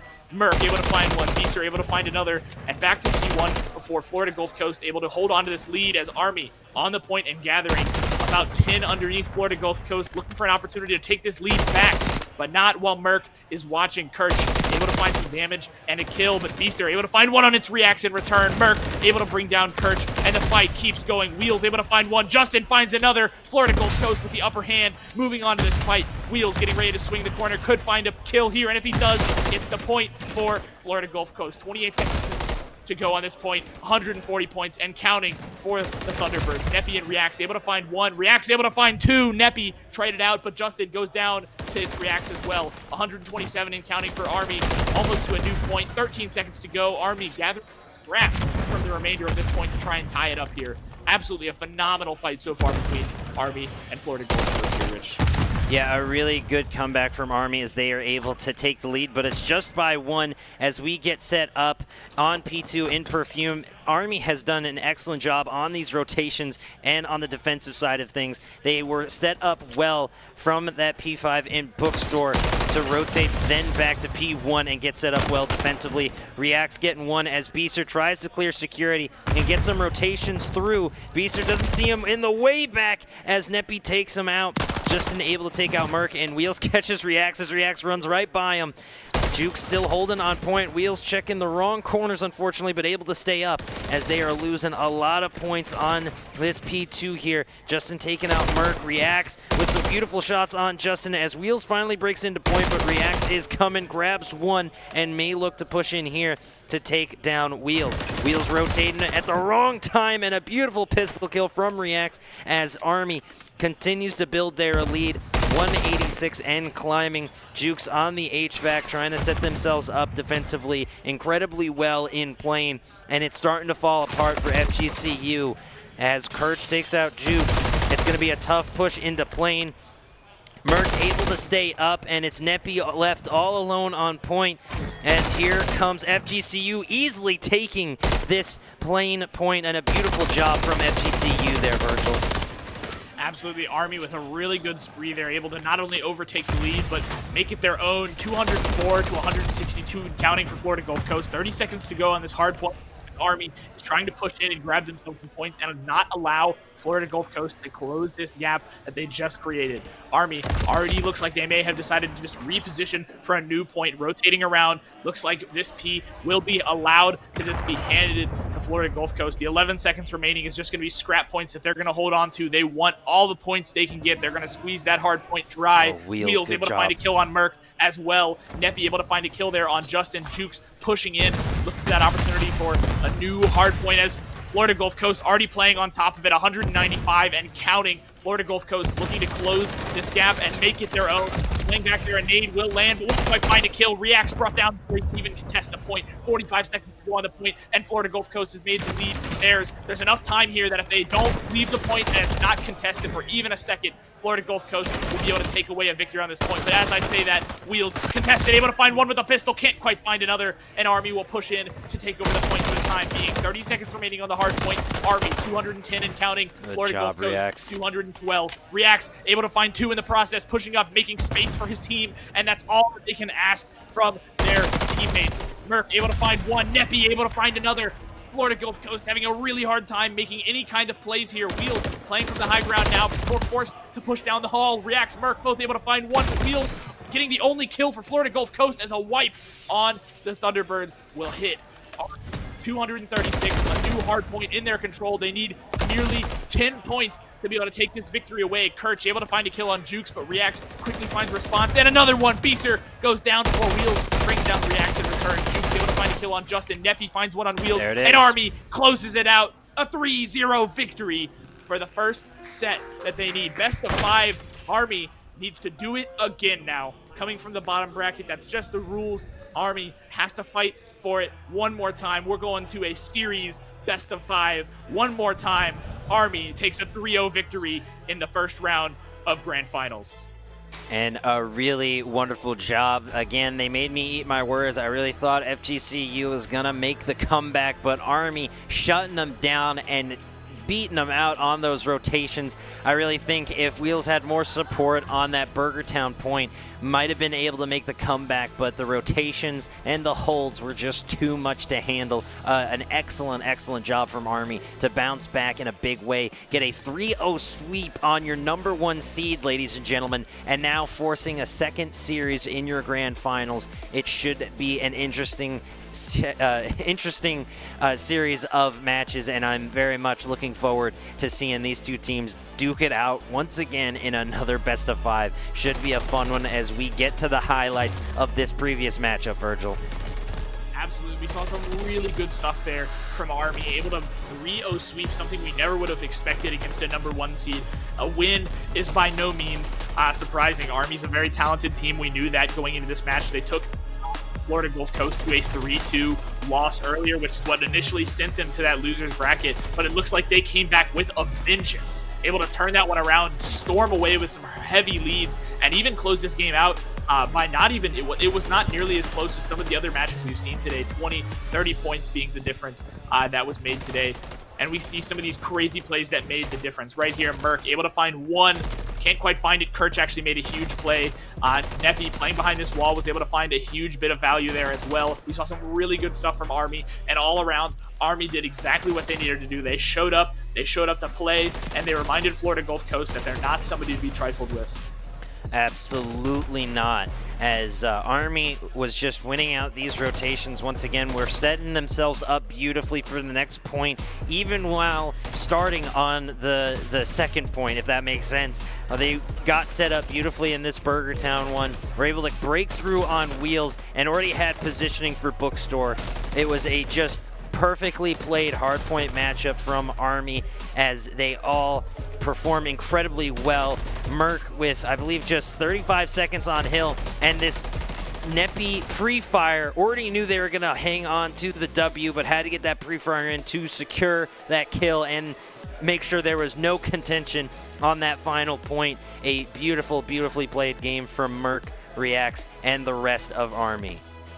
I think the most interesting thing about this game is the KD ratios that we're seeing. One thing I've noticed about Army is that consistently they're getting even if not positive KDs, and usually somebody able to break that 2.0 KD. This game, we didn't see that. Instead, we saw a different Army. They were able to hold out on the point 40 seconds, a minute 37, and a minute and a half is absurd. Across the board, the whole team playing the objectives exactly as they needed to, taking their part to win this one 3-0 over the number 1 seed. Army played that essentially flawlessly, and I could not be more proud of how they were able to turn that game out. Now the question is whether or not they can do it again. We're essentially at stage 0. Winner gets all in terms of the victory. First and second place obviously splitting that prize pool, but I think it's crazy to think that Army was able to 3-0 a team that earlier they struggled with so much to go to a 3-2 loss. Definitely, and I'm excited to see how they fare. I really think FGCU is I mean, I don't think they have to wake up in this next one. I mean, this should put them on notice that they just got 3-0'd in the grand finals. They should wake up, shut this team down, and take that first place. Ladies and gentlemen, I just got news. We're going to take a quick break to set up this second series. So please don't go anywhere. This is the final match of the Winter Warfare Invitational, grand prize of $1,250 on the line. Don't go anywhere.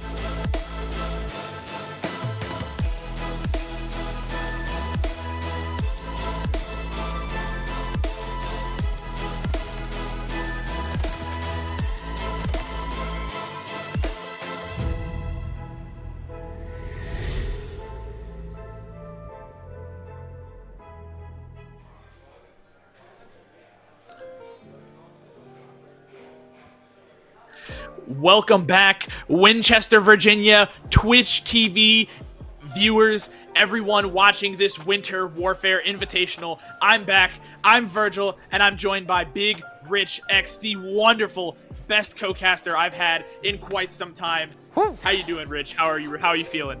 I'm awake. I just got a little bit of the cherry bomb glitch energy in me. I'm feeling good, getting my blood pumping and flowing, and I'm ready to get this final match of the grand finals of the Winter Warfare Invitational set situated and finalized, as these two teams are about to go head-to-head, and of course another best of 5 after Army 3-0'd FGCU, an incredible comeback from the lower bracket, clawing and fighting their way to force this second series, and a beautiful series of matches are on the way as we will take a look at our maps for the upcoming series. It's going to be an exciting one, to say the least, ladies and gentlemen. It's going to be fun, and I cannot wait, and luckily joined by Virgil as well. Virgil, how you feeling? I'm feeling great. I've got some energy. I've got a lot to put into this casting. I'm ready to see how everybody's going to play. We've seen a lot of crazy stuff today, and we've seen a lot of crazy stuff yesterday. So I'm really looking forward to seeing what else is left on that table to be taken as something to happen at this LAN. I think so far with these matches, I'm going to make an early bold prediction. So far with these matches, we've seen a 3-2 from Florida Gulf Coast University. We've seen a 3-0 from Army. And I think the trifecta is only missing one thing, and that's going to be a 3-2 from Army. Ooh, bold take, but I really think FGCU is going to wake up after this one. I've seen a lot of finals matchups in my day, and granted, you have the team from the lower brackets come up and win that first series, but then the upper bracket team is just like, all right, we gave them that one. They're feeling good. Let's shut them down. I'm doubling down on my take that FGCU is going to take the win here, ladies and gentlemen. I just don't think they made it all this way, or seeded as the #1 team, to let it slip through their fingers this late. I really think FGCU, Kirch and company are going to make the comeback and just shut this Army team down. But we'll just have to wait and see what's in store for us, Virgil, as we get a look at our map picks. We're getting Karachi, Terminal, Skid Row, Subbase, and Invasion. It's the absolute quinfecta of maps. No back-to-backs, no repeats. We're getting really fun pick of maps, and luckily we get another Terminal S&D. I know we don't see any high-rise in there for you, so I apologize on behalf of our side at the LAN for not getting any more for you, Virgil. Absolutely, it happens. I can't say I'm surprised. High Rise, definitely a kind of controversial map in terms of who likes it and who doesn't. I am excited to see Terminal on there again. I think that was a really cool match to watch, so I'm looking forward to seeing how that's going to go this time around, especially now that Army a little more familiar with Florida Gulf Coast tactics. At this point, these teams have played against each other. They've practiced against each other before, and now we're going to see they've played against each other. They know their play styles. They know what works. They know what. And now we're going to see, like you said, that quinfecta of maps going across that we would have not seen otherwise necessarily. No repeats, as these teams have practiced, they've prepared, and they've seen what everybody's playbook looks like. So what we're going to see next is going to be a phenomenal showcase no matter how it goes. Definitely, and I hope I used that word correctly. I've heard of trifecta and maybe even quadfecta, but I've never really said quinfecta before, but I took a shot in the dark, and hopefully it didn't sound too bad on the other end. For you, ladies and gentlemen, still with us after this intense and just long day at this the final for this tourney. I appreciate each and every one of you tuning in for this grand finals as we are set to get ready for the final matchup of the night and of this LAN. And a huge shout out to our production staff and everyone that was able to set this up. Thank you to Shenandoah for the invite. I really do appreciate it. As we get a look at this Army team, they're chatting with one another. They're feeling ready, getting locked and loaded. I'm excited to see Reacts, Neppy, Merc, and Jukes go at it once again against the FGCU squad as we get our fly-through of Karachi. I know it's been a difficult map for some, and I've seen FGCU really take advantage of the height on that left-hand side, so I'm excited to see if they're able to dominate this map like they've done so many times before, Virgil. Absolutely. Karachi has been a map that I think we talked about a few different times. Scroggs himself said that he wasn't a huge fan of it. I agree, seconding that emotion, but it's definitely grown on me in terms of a map to watch. There's been a lot of crazy things that have unfolded on some of these maps, as well as some crazy upsets from some of these maps as well. So I'm really looking forward to seeing what's going to happen. I think these 5 maps really are going to be a best choice for being able to see which team truly is better in this scenario. We've seen so much from Florida Gulf Coast. We've seen so much from Army. We saw a lot happen when each of them got their preferred map picks in the set. And now we have an even keel split of 5 maps, no repeats, like you said, going to make for a really interesting final series as Army has already 3-0'd once in that first round of the grand finals, but the redemption chance for Florida Gulf Coast, as they were the winners bracket side, going to be what we're watching now. 5 maps, best of 5, no more redemptions, no more chances. Winner of best of 5 takes this one home, and I'm stoked. I could not agree more. A beautiful, beautiful series of maps ahead of us as we finish up the fly-through, get everyone loaded in. Pre-game rituals are set. Glitch energy in the system, and hopefully a just banger of a first game here on Karachi as we go through these final few points. I really think the point in this lobby is going to be teamwork once again. I've hammered this point home almost the entire LAN, and that's what it comes down to, is these teams working efficiently and effectively together. This high point gonna be a particular point of interest on the map, providing so much information in one spot and providing great cover for multiple hard points throughout this map. So I'm really excited to see those teams utilize the high ground, play to their strengths, and hopefully give us a grand finals worth it for these for this entire span of time. It's all led up to this, ladies and gentlemen. I cannot wait to get started here. Absolutely. And this tower we're actually flying around right now, one of my favorite places to see a fight break out, because there's so many, there's not much to work around aside from just a big old merry-go-round to essentially walk around. That clock tower giving you something to make your way around, and the fights really come down to a mental battle of which way am I going to go, rock, paper, scissors, which one of us will come out of this on top, and it makes for an interesting fight every single time. Flying through the map, always a favorite part of mine. You get to see so many details. There's intricacies behind it that you don't normally think about or notice, and it creates even new angles that you wouldn't have thought about taking before. So I'm definitely looking forward to seeing what Army is going to be able to do going back into this. Army taking that last series 3-0 definitely shows that they can hang with the big dogs, and not only can they hang with them, they can actually do better than them based on what we saw. But I think you're absolutely right. This is going to be a little bit of a wake-up call for Florida Gulf Coast. Seeing what they can do go into this match is going to be absolutely phenomenal, and I'm looking forward to seeing what Florida Gulf Coast can pull out for the remainder of this game. It should be interesting to say the least. Hardpoint has been a tough cookie for FGCU to break, especially against this Army team. We saw them get absolutely eviscerated in that previous series. You know, we haven't seen this team lose yet, and to see them fall like that, it was shocking to say the least, Virgil. So Kirch and company trying to get hyped up, trying to get motivated. They are ready, they are loud, and hopefully we see an incredible bounce-back performance after getting 3-0'd. Absolutely. We can see right now, like you said, Florida Gulf Coast giving out those fist bumps before the round, making sure that they're all locked in, ready to go. Wheels, Beeser, Justin, and Kirch. We've heard so much about each of these players performing so well throughout this whole weekend. Let's see if they can match up against Reacts, Neppy, Merc, and Jukes. Another phenomenal roster that we've seen so many great things from this weekend. Absolutely. We get a final look at our rosters before getting this matchup started.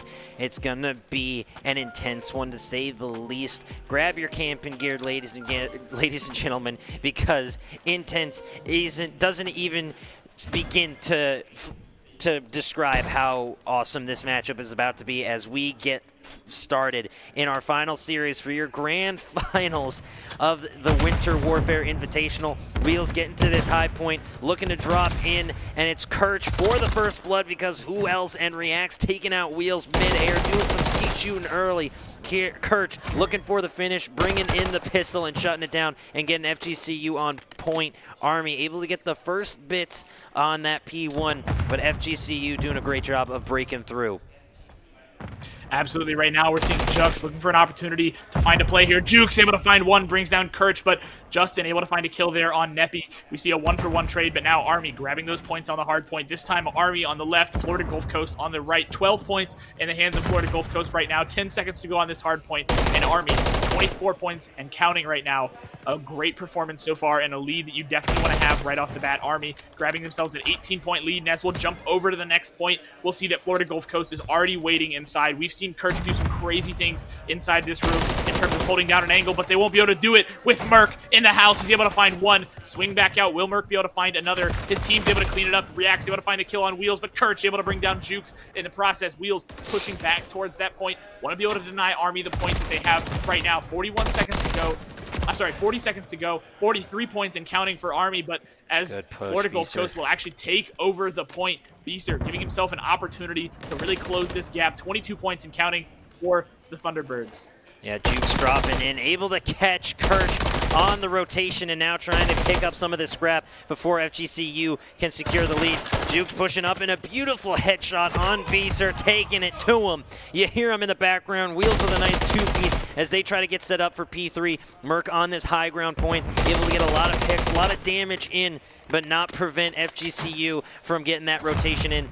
Army able to pick up a bit of scrap, but FGCU set up wonderfully in the cafe. Justin on the head glitch in the corner back here, but getting taken out as Neppy rotates in with Merc dropping in as well. Getting up close and personal, wants the full display and gets to take the point. Justin taking out Jukes and a hotly contested P3. Mercs has to rotate off. Neppy getting back on point, or Mercs, excuse me, getting back on point. And a beautiful, beautiful job from Army, able to break this point from FGCU and secure an even higher lead, Virgil.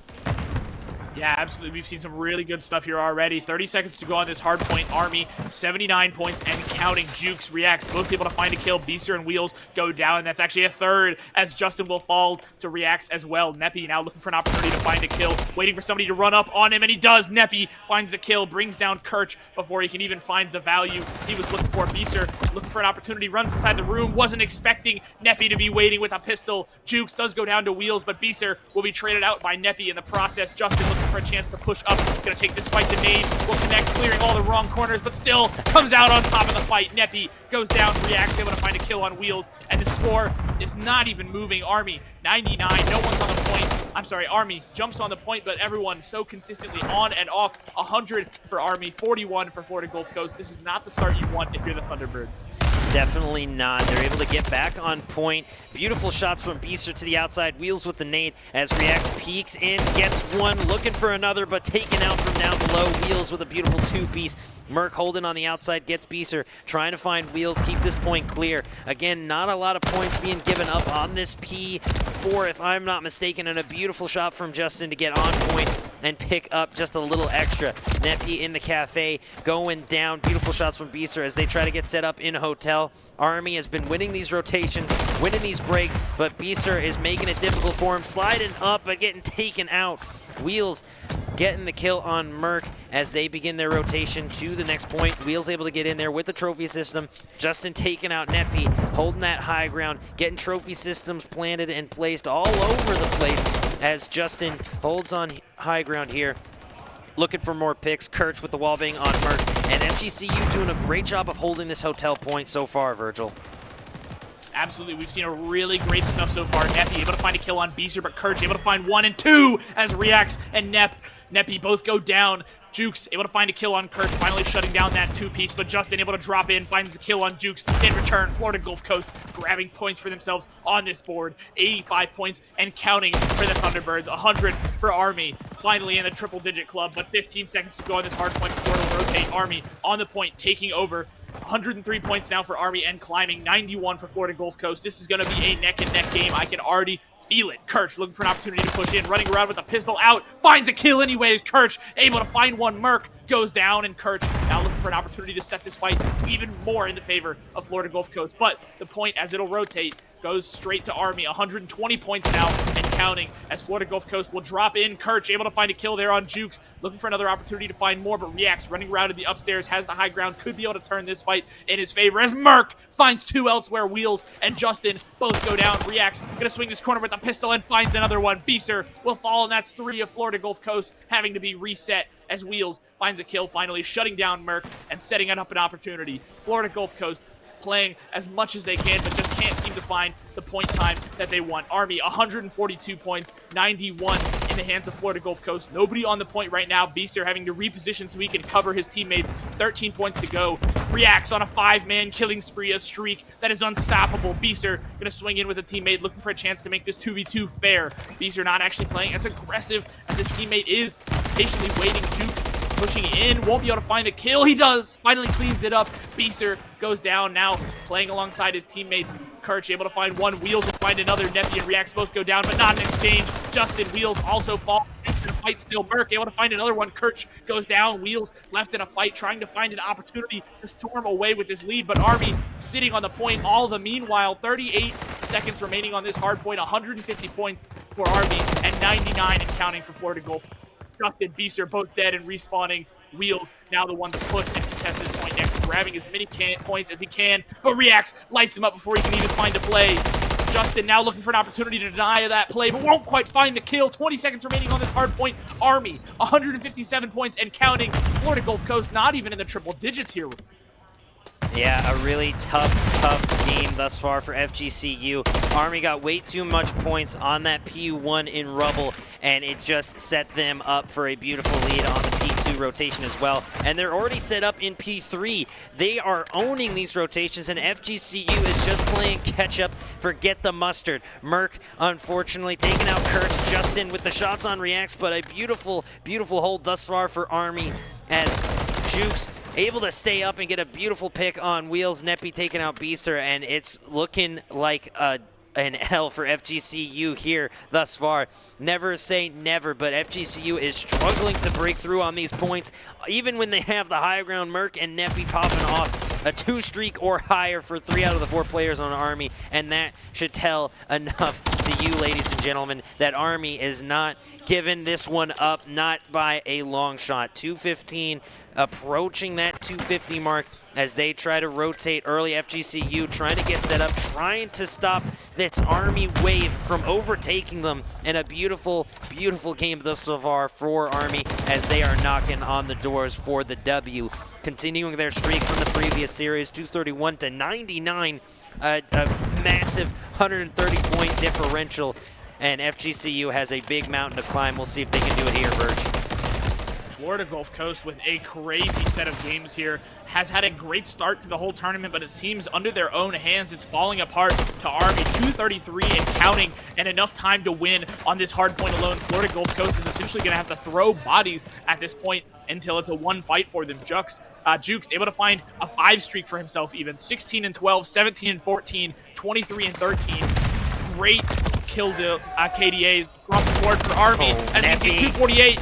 And not quite 250. Neppy able to find a triple kill, but it's enough. Army grabs the score they need. Map number 1 goes to Army. Florida Gulf Coast not finding the map that they want quite yet, and Army grabs an early 1-0 lead, headed into map 2 shortly, but Army with a phenomenal start. What a bounce back for Army. I mean, we are shocked to say the least here. Army in an impressive 4-0 against the number 1 seed, Florida Gulf Coast.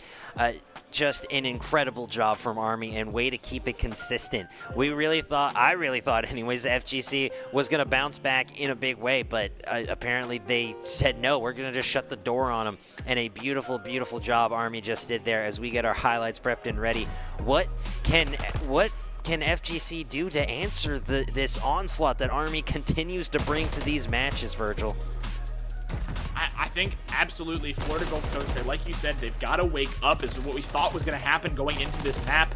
But unfortunately, it looks like Florida Gulf Coast may still be sleeping or just not able to keep up with the games that they set the precedence for yesterday. I mean, yesterday we saw Florida Gulf Coast absolutely dominating maps. We saw them winning 250 to 70, 250 to 40. We saw them doing things like this, what Army just did to them, 250 to 99 kind of games. that were not even close, and an opportunity for Army to really storm away is going to be if they can keep up this momentum. They have 4 games running now in their pattern, so whether or not they can storm away with this one the way that they did earlier. They've won 3 games against Shenandoah, 3 games against Florida Gulf Coast University, and now they've got another one under Florida Gulf Coast as they carry on. They're essentially on a crazy winning streak of maps, and it doesn't look like they're anywhere near stopping, as we saw some absolutely phenomenal plays this game. Reacts with some great plays, able to find 1 and a second there, I believe, if I remember correctly. Some really good stuff here. Kirch with some really good plays, but it's just not enough. Florida Gulf Coast is going to need more than 1 to 3 players if they're going to turn this one around. A really rough start that we saw for the Thunderbirds. Yeah, it was shocking to say the least, just with how well they've been performing throughout this LAN, and to see Army, really find themselves in this lower bracket and bounce back in such a huge way. A 3-0, the #1 seed. I'm still in shock about it. And we get a look at our specs, like you were saying in the previous series, just how consistent Army has been. 1.0 KD or higher for 3 out of 4 players. 27 seconds is the lowest hill time, and near 2 minutes for Jukes. A beautiful, beautiful job. And Merc popping off for a 23-13 game. Not any 30 or 40 bombs, nothing too flashy or fancy, just clean, consistent Call of Duty coming from Army here at the Winter Warfare Invitational, ladies and gentlemen. As we get set up for Map 2 Terminal, S&D, we're running it back. We just saw it. It should be interesting to see how FGCU adapts on the second run around through Terminal, and if they can halt Army in any way, shape, or form, but it's going to be tough, Virgil. Absolutely. I'm really looking forward to this. Terminal we saw earlier, Army put a really strong performance out against Florida Gulf Coast, but hardpoint on Karachi was not one I really knew what to expect. I definitely thought Florida Gulf Coast was going to step it up a little more than they did. So going into Search and Destroy now, especially on a map that we've already seen Army perform well on, I have to say, going into this match, it definitely feels like Army has the upper hand going into a map that they've already performed on, a mode they've performed on, and the momentum is behind them as well. So a phenomenal gameplay so far from both teams, but really, Army showing that they are strong indeed, and they're going to take this fight in their favor and set it up. They want that prize. They wanted it the most. We've seen it from the start. They have the energy. They have the motivation. They have the power as a team. They play together. They move as a unit, and that's the most important thing when it comes to playing as a team. And sure enough, that's what Army's been doing, enough to get themselves where they are now. A phenomenal game, a phenomenal start, and this winning streak is going to be nothing short of a Cinderella run for Army if they manage to bring this one out. That would be quite insane if we see back-to-back 3-0s against the #1 seed. I might literally lose my mind. That would be truly sensational. It's been an absolute blast, and I'm very much looking forward to this Terminal S&D. Like I've said before, it's my favorite map. It's my favorite mode. It's my bread, my butter, my sugar, my cream, my everything when it comes to Call of Duty. It's a cornerstone of the competitive scene, ladies and gentlemen. So to say the least, I'm excited. Virgil, again, I gotta ask this: how does FGC respond? How do they find a way to take down this Army team? Their teamwork seems to be off. The synergy isn't there. They're not winning their gunfights. Kirch the Killer has been locked away and can't seem to break out again. We need something to change from this FGC team to just find a way to contest this Army squad and shut them down.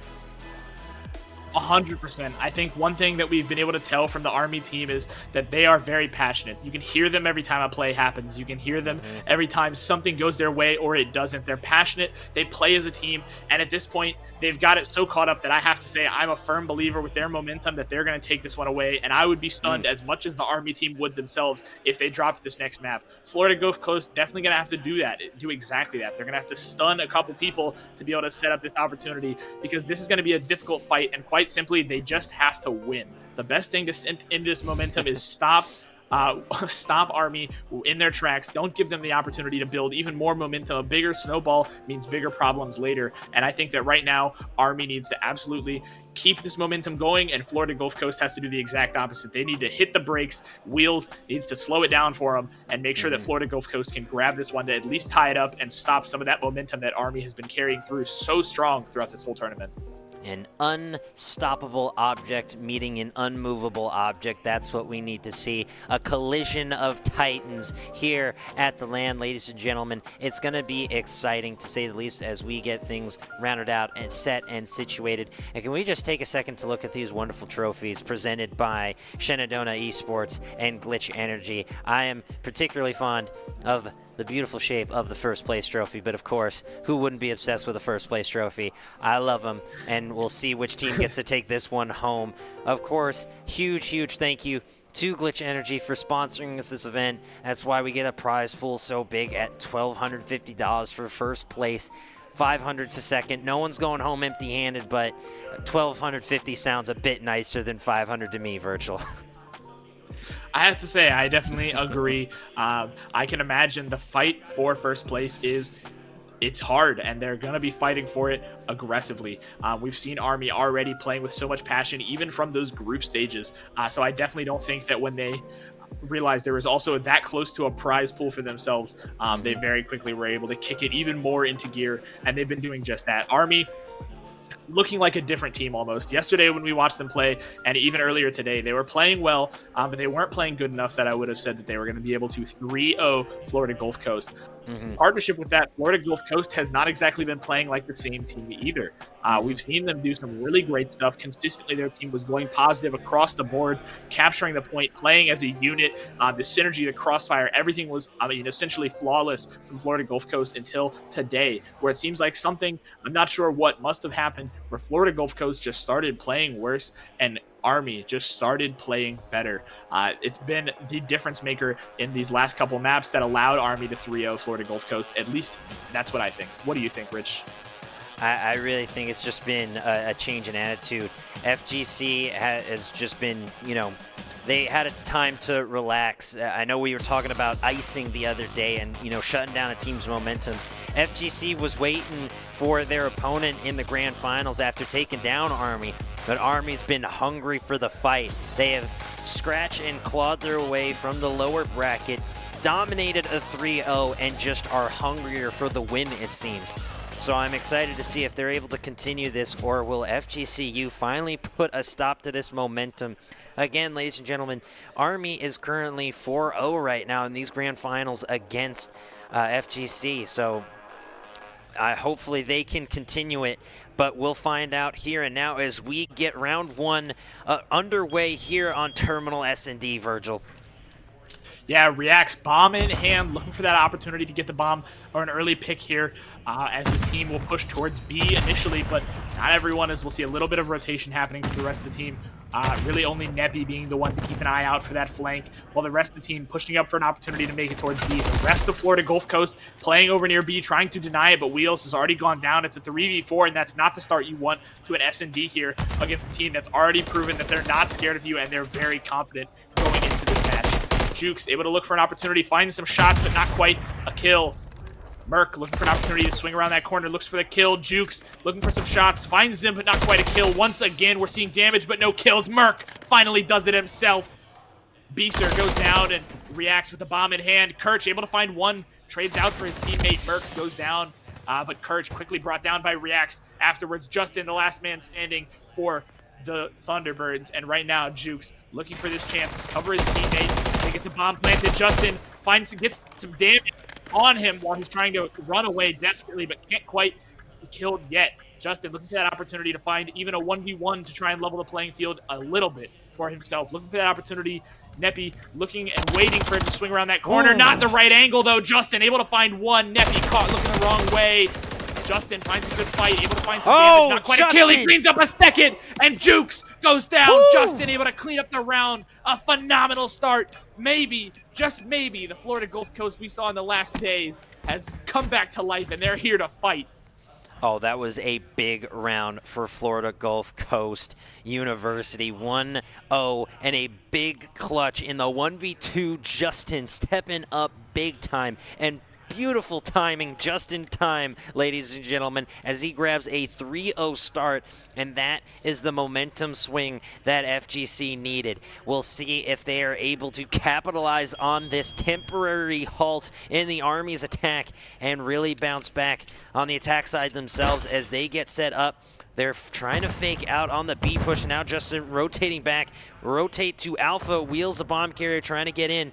You got Reacts at the backup plane, but he's not set up on ladder. Beaster watching, waiting for that as Reacts takes out Kirch in the back. Wheels is able to get the pick, and now they have control of plane. They're going to try and lock this down, go for the plant, get set up as it's going to be a long rotation for Army to try to get in there. Neppy down below looking for the wall bang. Can't get him, but got one with the nade. A beautiful timed nade right there to take out Beaster. Justin getting caught on the outside, and Neppy popping off. Justin once again in a 1v3, but there's not going to be a clutch this time. The Army gonna be the stopgap for FGCU and take him out. They tie it up 1-1. Some really good stuff here from Army. We saw that nade, definitely a turning point of that fight, able to find that extra pick to give Army that upper hand, that opportunity to push into that plane. And sure enough, Army taking advantage of that situation, able to find that round 1-1 as we're headed into round 3. This is definitely going to be a little closer. Army already having a little bit more of a tougher time than we saw in some of these earlier maps. Justin putting on a clinic on that first round, finding all 3 kills, but Neppy also 3-1. So where one player thrives, another is matching it. Wheels 1-2, Kirch 1-2 as well, but Jukes and 2-2 for React. So definitely similar KDs across the board for both teams as we're 1-1. This is definitely looking a lot closer than that hard point we had on Karachi moments ago. And Beaster throwing a stun, looking for that opportunity, a nade to follow up. The whole kitchen sink is headed towards Burger Town, and Jukes holding this flank angle, wants to deny any kind of opportunity. I'm sorry, he's holding a forward angle. I totally misread where he was standing. He's looking forward, looking for that opportunity to swing and peek. Won't quite find the bullets that he's looking for. Jukes takes some good damage there, but won't quite go down either. Reacts with the bomb in hand. Will has to be careful if he decides to swing around, but no kills quite yet from either team. Just a standoff at this point. Neither team able to find a kill. Just a little bit of bullets here and there as Merc finally finds the first blood. Kirch will go down. Beaster falls shortly after to Reacts, and all of a sudden Army in a 4v2. The upper hand is there as Justin in the same spot. We've said it once, we'll say it again. He's got to find a new location. They're starting to read it too easily, and Army grabs themselves another round. 2-1 headed into round 4. Army, a phenomenal showcase that round. Yeah, really, really good trigger discipline and patience on this slow rotation from Burger Town, and they were able to take advantage of FGCU's costly mistakes as they get caught out in several gunfights where just FGCU was outgunned. As Beaster falls to 0-3, Kirch at 1-3, Wheels at 1-3 as well. It's a very lopsided game thus far in terms of KD for the Army as they try to keep FGCU off of this Bravo objective. It's a very familiar push. Burger Town, but there's not a lot of cover to rotate from. You have these columns, but you get called out almost immediately, and then the nades and stuns start coming. It's only a matter of time. Merc and company getting set up for the crossfire. You have Reacts protecting plane, and now Neppy rotating as well, leaving Bravo somewhat exposed, but Merc and Jukes able to keep it locked down. FGCU just sort of stuck in their spawn, have not made any aggressive movements toward objective, and it's going to be difficult. Shots start being traded, but no one going down just yet, Virgil. Yeah, Jukes looking for that opportunity to give Army the upper hand here. We've seen some really good stuff as Wheels finds that first blood. Merc goes down. It's a 3v4 in the favor of Florida Gulf Coast. 30 seconds remaining. The bomb in the hands of Wheels. Jukes going to rotate around, see if he can cover some space. Playing in the same corner Justin was. Neppy, Jukes, both fall quickly. React to the last one standing. Justin waiting for where he's going to come from. Doesn't quite find the kill, but the shots connect. Florida Gulf Coast ties it up 2-2, and we're headed to a round 5 as Florida Gulf Coast able to swing in on the power of a smoke grenade and a kill and turn a round into a victory. 2-2, Florida Gulf Coast with a lot more energy behind them than we saw from these past couple rounds. Finally, as you said earlier, waking up after that slap in the face 3-0 loss. I mean, I'd wake up too. That is not a pleasant feeling to go down 3-0, and it would definitely rattle my senses for the game. Justin now pushing in, looking for an opportunity with a pistol out. Going to rotate quickly, likely to see him set up in a similar corner that we've seen before. Justin waiting for anyone to dare to push forward into his realm. Reacts the bomb in hand at this time, waiting for an opportunity to push through and get that bomb planted. His teammates to find a kill or even two to set up that opening play. Wheels watching the plane. Merc pushing through the bookstore, that shop, looking for an opportunity to find a pick here. Justin and Merc moments away from getting in a fight if either of them so much as decides to chow. Just one corner, and Reacts finds the first blood, finds a kill. Kirch goes down, and it's a 4v3 in the favor of Army. Reacts bomb in hand, still finding the kill as well. Jukes traded out those shortly after. Another one going to Florida Gulf Coast. It's a 3v3 with 40 seconds remaining for its Reacts to get the bomb planted. Justin daring somebody to swing around this corner, and the same going from inside the bookstore. Neither one of them wanting to swing that, knowing that the other is probably nearby. Beeser likely to peek this corner moments away, but we're not seeing it as he crouches down, waiting for anyone to push in. Able to find one kill. Can he find the second? Breaks out the pistol, gets shot in the back, and he goes down. Neppy with two. Justin, Beeser both go down, but Wheels able to find a kill on Reacts, and all of a sudden Neppy and Wheels are in a 1v1. It's going to be really tight and tense. Wheels has to deny the plant, and 6 seconds remaining. Neppy knows he's got to find the kill if the round is going to go to his. Wheels all of a sudden has to be a professional at tag, and he's just hiding and waiting and wins the round. Florida Gulf Coast able to buy the time that they need, grabbing yet another one, 3-2, and this is the Thunderbirds I saw yesterday. Yeah, a really great comeback for them as they take the 5th round and the lead 3-2. A beautiful job from all of FGCU, but props got to be given where they are due. Wheels with a solid 3 streak coming in off of that round, and a beautiful job as they swap to the attack. They are going to have to be aggressive. You can't really play the delay on this B-bomb. It just takes too much time, and it's far too long. Wheels looking for the pick on Neppy in mid, and unable to find him. Jukes holding, cannot see him in concealment, but able to hear him instead. Justin going down early as FGCU makes the rotation to plane. Wheels and company are able to get in there, but they got to be careful. Reacts is lurking down below. Neppy watching, looking for a wall bang, trying to track him down, but cannot as Wheels rotates back. Beeser takes out Merc, keeping things even. Reacts is still very, very close to that plane objective. Jukes getting into a bit of a fight, bit of a scrap here with Beeser as Beeser tries to delay the rotation over.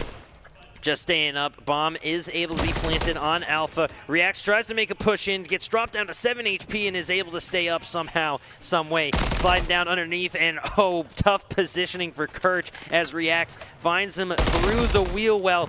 Jukes going down to a nice headshot from Beeser, and it's a 2v2 situation, Virgil. Beautiful shot from Beeser as well. Yeah, quickly turns into a 2v1. Beeser finds one more. Reacts, really talented player. We've seen him clutch up these rounds before. The question is whether or not he can do it. He doesn't know Wheels is behind him. The shot's landed, but he finds the kill anyways. Wheels falls down. Reacts going for the defuse. Sees if he has time. Beeser pushing quickly, and he's going to be able to find the kill. Shut it down. Florida Gulf Coast able to find that final blow. Army going for that ninja defuse. Knows that Beeser is going to be playing far away and has to hope that he can buy the time with that early kill. Wheels miraculously saved by his teammate, able to turn that round around. Wheels unfortunately just could not quite find the value he needed in that fight, and a great play from Reacts to nearly turn that one around. Army down 2-4, headed into round 7. Jukes has the bomb in hand. Army definitely wants to get that momentum back under their feet so they can try and get this rolling in their favor once again. Beeser waiting patiently, playing a more back-sided shot here, waiting for anyone to push in. The bomb in the hands of Jukes this time instead of Reacts. Reacts now playing that coverage over near the perfume store. Neppy keeping an eye on Reacts as he waits for anybody to try and push out of that bookstore. Setting up near B point. We could see that push happen here as Jukes laying down in the middle, and Merc finds first blood. Beeser will be the one to go down. Florida Gulf Coast now in a 3v4. The favor to Army, but a 2-4 score means that Army does not have the momentum that they once did. Wheels trying to make it up these stairs, but he just can't. Merc waiting up there for him. Neppy able to fire some shots, won't quite find the kill, but the bomb finally being planted here. We could definitely see a crazy play from Neppy as he goes down to a nade from Justin, but the bomb is planted. Jukes now looking at an opportunity to find one kill, sees the other, goes back for more, doesn't quite find the fight right away, takes the time to reload and reassess the scenario. His teammate nearby, able to give him a hand with the fight, and he cleans it up just like that. Army grabs another one, 4-3, headed into this 8th round. Army back on the track to be able to turn this one to their favor. A confident start to their own return. Yeah, a really, really good job from Army. Way to bounce back as we get into round 8. FGCU has been playing exceptionally well, able to get some clutch moments in these key rounds as they get set up on the attack. It's going to be a hard B push. No one going on A side, and you see Reacts getting to the end of plane and getting set up wonderfully. Nades and concealment coming in as Jukes takes out Justin. Wheels gets the trade. Beaster gets another, and a beautiful start for FGCU on the aggressive side of things, and quickly find themselves in a 3v2 against Army. React's going to have to rotate from plane. Neppy up top looking for a pick. Got one beautiful shot on Beaster. Now a 2v1 as Kirch is able to take out Reacts. A 2v1 situation. Neppy on HVAC as he tries to rotate and find a pick. Bomb has been planted. Spots him in the corner but cannot take out Kirch. Wheels hiding down below. Neppy still peeking around this HVAC, but has got to make a move soon. 30 seconds left. Gets the pick on Kirch. And Neppy on the 2 streak in a 1v1 situation against Wheels here. Neppy with MCW in hand, rotating through now. Wheels in trouble. Shots coming in. Neppy with a big boy clutch to take down FGCU, and a solid 3-piece to tie this one up 4-4. What a round for Neppy, and what a round for Army right there, Virgil. Yeah, absolutely. Neppy with a crazy round, able to clutch that one up for Army to tie it up 4-4. Remember, Search and Destroy is first to 6, so 4-4 means that either team still is not even at match point, and they're already tied up. We've seen Beaster with some really good plays this game, 8-6 right now, 10-4 for Neppy, putting on an absolute clinic here on Terminal. But right now, the one thing I want to draw attention to is Wheels and his 3 plants. FGCU has had a significantly better win rate on Search and Destroy when they actually get the plants down. So that's going to be the factor we're going to see them trying to play for here to win these rounds, as Neppy throws some nades, looks to make some space for himself. His own trophy system will go down in the process, and we see an opportunity for them to play behind Burger Town and set up their team. Justin playing in that hallway, that corridor, trying to deny a rotation for a flank on his team. Yeah, he's got to be careful here. It's going to be a very hotly contested round 9. These two teams are tied up on the brink of a round 11, as nothing has given up just yet, but eventually something's got to fall. Shots coming from MWIII, but sadly not able to take out Beaster. Jukes still holding in Bookstore, now trying to rotate, but Justin's going to run into him, and Jukes taking him out. Wheels gets the trade, and it's a 3v3 already. MWIII creeping and crawling, but gets discovered. That little worm cannot make it. It's a 3v2. Reacts and Neppy looking to be in trouble early. FGCU doing a great job on the defensive side of things, checking that rotation on the tarmac, and Kirch taking the high ground, as it looks like Reacts and company going to rotate through Bookstore to try to pick up that bomb. It's been dropped just outside on the tunnel, and Neppy sliding in, getting close to objective, sees him on the escalators. Reacts gets one. Neppy going for the plant now, Virgil. Yeah, absolutely. A really good play there. Reacts able to cover his teammate. Reacts now has to find another one if he's going to return this fight. Pushing, able to find some damage, and gets the kill, but now has to find one more, and he's not ready. Doesn't have his gun out. Wheels able to clutch the round up. Florida Gulf Coast has time to defuse. The bomb does get planted. Reacts with a wonderful play there. Tries to cover his teammate the best he could, but it just wasn't enough. Florida Gulf Coast at a 3v2 takes the round away. And Army now down 1. Florida Gulf Coast on map point. Army going to have to make a double back-to-back round recovery if they're going to win this map. Yeah, it is going to be a tough flip. This has been a very hotly contested S&D. This is the game FGCU needs to win. They cannot fall 2-0, losing 5 in a row. I don't think they'd be able to come back from that one, but they've done a beautiful job of keeping the positivity, keeping this teamwork working, as it's going to be a push to Alpha. React's going to run into Wheels. They've got to be careful, but Beaster taking out Neppy will be your first blood, as FGCU gets set up wonderfully on Alpha. Can they make the rotation? MWIII not seeing any push and might have discovered it. Now rotating in, Wheels and company able to stay up, but Reacts gets one. Wheels able to take him out, and then shots coming from back of plane. We got number 7 Wheels going in for the plant, and MWIII left all alone as Beaster takes out Jukes, and MWIII all alone in a 1v3. We've seen it done before, but read like a book. MWIII gets taken out, and FGCU taking the W. Virgil, beautiful round for FGCU right there. And just like that, the momentum goes back to the favor of Florida Gulf Coast University. We saw them play well yesterday. We've seen them play well today. And it looks like they're finally back. The energy, I can see the sparkle in their eyes after that round. They are ready to go, ready to keep fighting. It's 1-1 after that map, which means we're headed to a map 3, and we're going to be headed to a phenomenal set. Coming up, we're going to have Hardpoint on Skid Row. Really looking forward to this one. A phenomenal map. We've seen some really cool stuff from Skid Row Hardpoint. We've seen some 11 streaks. We've seen some triple kills from cruise missiles. The fights that break out on Skid Row are beyond me as the Thunderbirds make a quick appearance on camera behind you a moment ago. And moving on, though, 1-1, we're seeing a really close game here. Florida Gulf Coast obviously not happy that they got 3-0'd earlier, and now we're going to get a chance to look at some of these replays and the highlights from that last round. A phenomenal map from both teams, and well fought by Florida Gulf Coast. Yeah, I really think the turnaround for FGCU was that 1v2 clutch from Justin. It set the tone for the rest of this SND and saw FGCU return to form, those clutch moments that they have been just known for throughout this land. These aggressive pushes paying off. Beeser and company scoring wonderful streaks, and just a hard-fought win that FGCU really needed to stay alive in this land, as they are forcing at a minimum a round 4 in this best of 5, and we'll see if Army can respond on hardpoint. They were dominant on sub base, but we'll see if they can carry it into Skid Row, a very, very different kind of map, and I'm excited to see those teams go at it there. I apologize, ladies and gentlemen, my voice is getting a little raspy. I've been commentating for 6 hours today, I think, if I add it all up correctly in my head. Virgil has been with me every step of the way. I appreciate you, Virgil, as we get set up for that hardpoint match. It's going to be a fun one. Absolutely. I'm really looking forward to it. As I'm reading through some of the chat, I'm able to see some people supporting both sides. We're seeing people glad to see Army still fighting and kicking in this tournament, and I see some other people, Florida Gulf Coast believers. I even saw one person saying, yeah, new series, they're ready to go. It's not the same 3-0 they just had. It's not the 3-2 from the other day. It's a new series. They got to have a new mindset, and I think that's a great mentality to have about this. We see right here, Florida Gulf Coast able to take this round away. The KDs almost positive across the board. 8.8 coming out from just nearly a 0.9, 1.5 from Beeser, as well as 8 and 6 coming out from Wheels. So definitely a really good game from Florida Gulf Coast, but Beeser doing what he could to make sure he could ensure a victory for his team.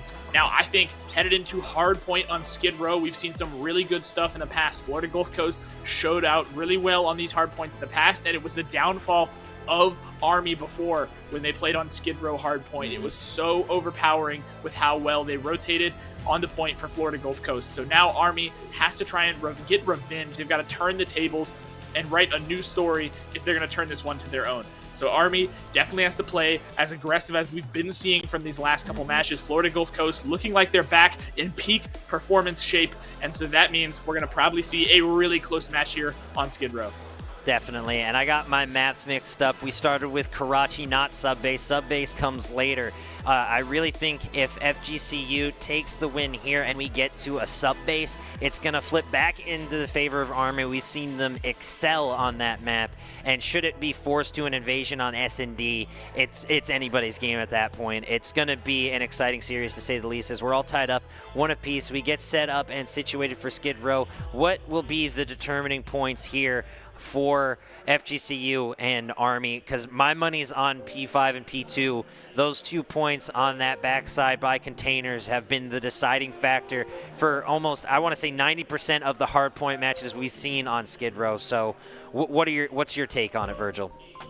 100%. We've seen some really great stuff here. And in most of the matches today, we've seen Florida Gulf Coast, yesterday and today actually, Florida Gulf Coast was seemingly the top tier team in terms of rotations on these hardpoint maps. But what we're seeing now is exactly that. Florida Gulf Coast is going to have to keep up with that expectation that has been set, and that will be their win condition, I think, is being able to rotate on top of these points like we've seen them do so well in the past. They need to bring that to this map, or Army is going to be able to get their momentum back up. As for Army, I think absolutely that's the win condition. The energy, the momentum, simply everything about that team is energetic and ready to go for this match. So I'm looking forward to see how Army keeps their momentum going after a tough loss like that, and if Florida Gulf Coast can get the momentum back under their own feet to take this one away with good rotations. Yeah, I am really, really excited to get this one started. Hopefully we see some more out of Kirch. Not really Kirch the killer type of game, sitting at 4 and 8 with a 0.5 KD. So hopefully we can see Kirch step up like we have seen Kirch do before and have a real MVP status of a game to keep his team alive in this grand finals. Definitely do not want to fall behind on behind Army, especially going right into another hard point on sub base, which again has been their strong point. So it's definitely going to be an exciting map 3 as we get set up and situated for Skid Row. Absolutely. We've seen some phenomenal stuff here. Again, I can see in the chat everybody's really excited about what's coming up next in these matches, as am I. I know it shouldn't be too long till we're getting into Skid Row Hardpoint, as I see some of the players starting to get back to their computers over there, starting to get set up and ready to go for these matches. And I've got to say, I am stoked for the outcome of this match. We've seen some really good plays so far. Army, absolutely, I cannot express it enough. We've seen them play so many games over the span of this weekend, and every single one has had something, if not multiple things, worth highlighting for each player. And I think that this is going to be nothing different. Florida Gulf Coast has been in the same boat. They've had at least one player perform in all of their games and do a fantastic job. Kirch, obviously a name that stands out for the two of us, as well as Army, having people like Reacts doing a phenomenal job for their team. So as we head into Skid Row, the famous apartment buildings, the burning shop, and everything else in between, Skid Row, a famous map that we all love, they're going to really have to be careful when they're crossing across that field. The easy way to get yourself picked off, especially in the middle of a conflict or a fight that could be breaking out. So right now, what do you think are going to be the biggest things that Army is going to have to do to get this one back in their favor? Well, like I said earlier, it's the P5 and P2 on that container side that we'll see shortly. That'll be the determining factors. Barbershot, a really solid place to hold up, but it's not as pivotal as those P2s and P5s. Just in terms of timing for most hard points, it really comes down to who has the better rotations, who's able to get set up, and who's able to defend the best, obviously. Who's able to play the best? That's what it really comes down to. In a long-winded way, that's what I'm trying to say. Who can play the best and who's going to work well together? That's what we will find out here. We get a nice shot through apartments and the laundromat, this back alley, so pivotal on the P3 as we get a few more final shots of this Skid Row map. This P3 as well, we've seen a lot of fun moments here. Trophy system kills and cruise missiles coming in. I'm really excited to hopefully see some more nades and, of course, fly through on this P1, which we've seen Army dominate in previous hardpoints, especially against FGCU. Really, a lot of teams are playing for that P2, but that you don't want to give up every single bit of this P1 because you could find yourself in a hole early that you just can't climb out of. As we swing over to that container side, we will get a look at that P5 and P2, and I'm really just excited for this matchup to begin, Virgil. Yeah, definitely. This has been phenomenal all around. Again, I want to thank Shenandoah for putting on such a fantastic event, the production team for running it so well, and then all of my other co-casters, as well as a special thanks to Rich for being such a phenomenal co-caster this weekend. As obviously I know you had to make a little bit of a drive to get there yourself, so I know you'll have a great time on the way back, as it's, I'm sure, been an absolute blast there in Shenandoah. I can hear the electricity coming from Winchester all the way up here in Michigan as the round kicks off. Round number 3, 1-1 is the score, and Kirch already finds first blood and a kill on React's Wheels, able to find some damage, but not quite a kill, as Kirch will go down to Merc, unhappy that they killed his teammate. Jukes able to find another one on Wheels, and Army already in the right position to be able to take this round away. 6 points and counting for Army and for Florida Gulf Coast. Nobody quite contesting the point yet, as Army already racking up some points. Neppy, Reacts able to find themselves the kill here, and Jukes landing some shots at long range but hasn't quite found the pick yet. Wheels sneaking up behind another member of Army as Merc is able to kill his own teammate but then finds another one. Wheels goes down as well. Army with a great start to this round, 25 and counting to the 7 points that Florida Gulf Coast was able to grab right off the bat. Yeah, and here we see just these teams already dedicating a lot of resources to the P2, trying to get set up. We have Justin and company holding up top currently, but Reacts pushing through for the quick kill, and a beautiful job to get themselves set up, but quickly taken out just as quickly as they got there. Justin holding Wheels on the cross. Army was able to get a solid amount of P1 pointage, Neppy taking out Kirch, and Wheels getting the trade. Looking on that head glitch, you got 3 players on Army stacked up, and Wheels starting to pop off as React shuts him right back down. FGCU off point currently. Justin dropping down to clear house and secure the point. Hopefully for the rest of it for FGCU, but we'll see if they can hold on this P3. Kirch already getting set up, trying to get that trophy system. Or sorry, trying to get that rotation set up, but unfortunately going down as it's a near team wipe on FGCU. They're able to hold the lead, but they rotate off point a little early. They left a lot of scrap on the table, but we'll see if it pays off in the long run. Wheels went for the trophy system, but wasn't ready for a Neppy on that rotation, Virgil. Absolutely, we've seen some really good stuff here starting off this round already. But we see Florida Gulf Coast already catching up, taking that lead back and trying to increase it, but Army takes over the next point. 51 seconds to go on this hard point as Army is going to look to take their lead back here, and they do. Army going 41 and counting to Florida Gulf Coast 40, but as the point is contested, it looks like they're in a landlock in terms of who's going to find the point. Kirch able to find one. Reacts will go down, but MWIII able to find one on Wheels. Beaster and Kirch able to find one more for Florida Gulf Coast, but Kirch goes down shortly after. Justin able to find a kill on Jukes, but the fight is still going on. Florida Gulf Coast able to grab the point down to it. Finally, for some extra points under their belt. Beaster playing on the point while Wheels will run for it, find one. Kirch gets another, but Wheels brought down by MWIII, and now Justin holding the point, waiting for somebody to push through, and they do, but they find the kill anyways. MWIII able to find it. Army now playing on the point, 46 points and counting, 57 for Florida. But Kirch setting up for that next point already, daring somebody to push in as much as they would like to, and he finds one already, an early pick, as MWIII is able to find a kill on Wheels, but MWIII traded out by Beaster, and then another one. Kirch daring a push from Army here, and as they push in, Neppy quickly brought down by Kirch. This is exactly what we were expecting to see from our very own Kirch at this point. 7 and 9, but just able to win the fights when it matters most. Justin, Wheels, able to find one more. 2 for Wheels as Jukes will go down, and Florida Gulf Coast will continue to rack up the points on that hard point. 32 seconds and counting. 84 points for Florida Gulf Coast and still going up. 51 for Army. They're going to need to make a play here and fast, but not like that. Neppy goes down just too quickly. Justin able to find another one as Jukes will fall as well. Florida Gulf Coast still increasing their lead to over 40 points now. The first tearaway we've really seen of points in hard point. 12 seconds to go on this hard point, and Florida Gulf Coast is doing a great job here on Skid Row. Yeah, the real pivotal moment, like I said, it's going to be this P5. We see Army set up wonderfully already. Wheels and Beaster going down. We got Neppy on point, Kirch holding from below P2. Justin trying to find a way to push through Garage. Looking for something, gets a stun, rotates in, and gets the kill. Wheels and Justin scoring a nice little two-piece.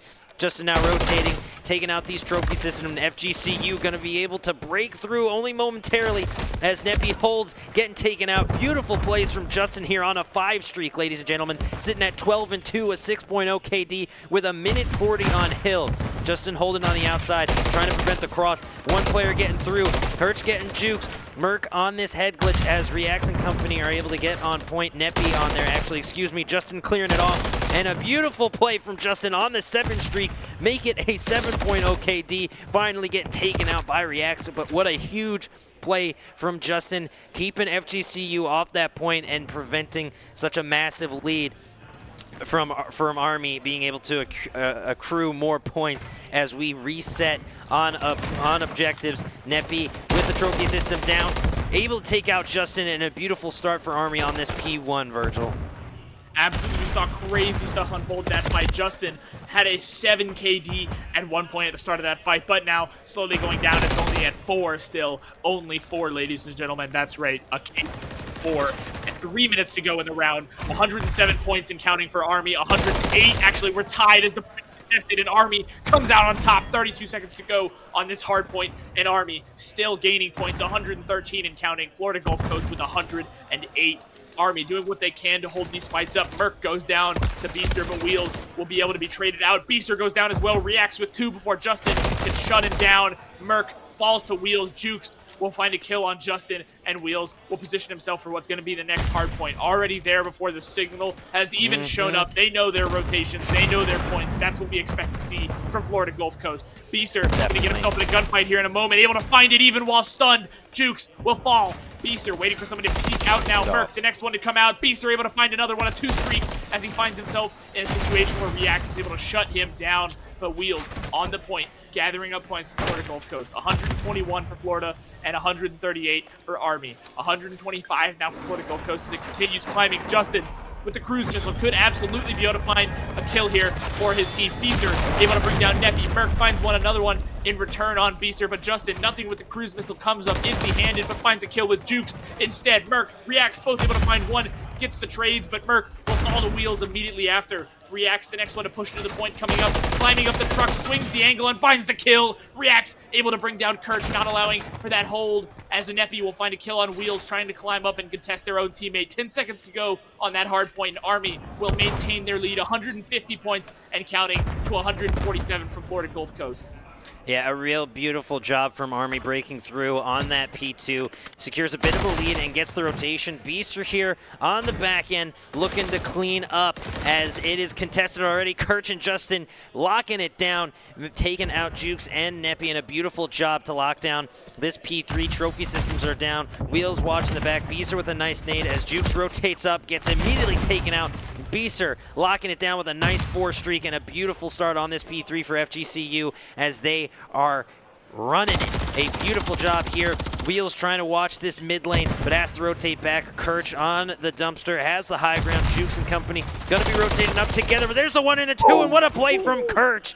Beautiful little 2-piece, and Kirch, the killer, is back, ladies and gentlemen. He broke out, and he's on the murder spree. A beautiful multi-kill on the 4-streak, and all that point just went to FGCU. Beautiful job from Kirch right there, Virgil. Florida Gulf Coast at one point was starting to lose their lead, lose their footing here, was down by a good 40 points or so, but that single point was able to be held down for so long by Kirch, and that gave them that upper hand to take that lead and storm away. 200 now for Florida Gulf Coast and counting, for our 160 for Army. Wheels able to find the kill. Beaster able to find one as well. Justin with the nade kills his own teammate, but Kirch able to find a kill on Merc nonetheless, and they still hold down that point. 210 now and counting for Florida Gulf Coast. If they can hold down this point for the remainder of the time, it will look like it will be just short of enough to find that seam between Beaster able to find two, but Justin shut down after he finds a kill on Merc. Jukes able to find that kill, and Wheels now the next one to push out, looking for an opportunity, gonna find a kill. Beaster able to find one, sprays with the pistol, finds Beaster. two. Merc Bad and boy Reacts Beaster doesn't stand a chance with Beaster in town. Always happy to pull out that pistol and find that final blow that he needs. Army grabbing himself some points here. 216 for Florida Gulf Coast and 183 for Army. This could go either way. They're within 30 points, but Justin sets up the opportunity. Wheels finds another one with a nade, but Justin finally brought down by Jukes, but Florida Gulf Coast already positioned on that point. Beaster, Kirch waiting, daring Army to try and contest him as they only need 25 more points to bring home a victory on Skid Row. What do you think they can do to hold this one down here, Rich? They've already done it. They locked this point down even before P4 was up. A beautiful job on that rotation from Kirch and company. We got two people on point. They need just 10 seconds. Kirch beacon out, wants a pick, got another, and a near team wipe. It could be all over. Can they get there? They cannot. Wheels shuts it down, and that's going to be the W for FGCU. You hear them chirping in the background. They are excited. They are stoked. They are leading right now. Justin clapping. Hopefully that's for me and his teammates. A beautiful job from FGCU right there, ladies and gentlemen. What a round. Absolutely. We can see Kirch chirping a little bit in the background, and there's nothing more Call of Duty land than a little bit of chirping going between the teams, and that creates a fantastic atmosphere as long as it's all kept friendly and fun. I've seen a phenomenal game from these two teams, and it's only getting better. Florida Gulf Coast grabs himself a hard point on Skid Row. We're headed to South Bay, headed there next. We've seen Army do well there. Florida Gulf Coast, a definitely strong team on this map, but is it going to be enough to match Army? 2-1. Florida Gulf Coast, one map away from taking home a victory and $1,250 for their players. What a round. What a comeback for FGCU, dominating on the end of that hard point with, I believe, as much as a 90-point differential at the finish there. A beautiful, beautiful job from FGCU on their rotations. They set up wonderfully, and like I said, the timing was everything. That P5 and P2 critical throughout this entire series.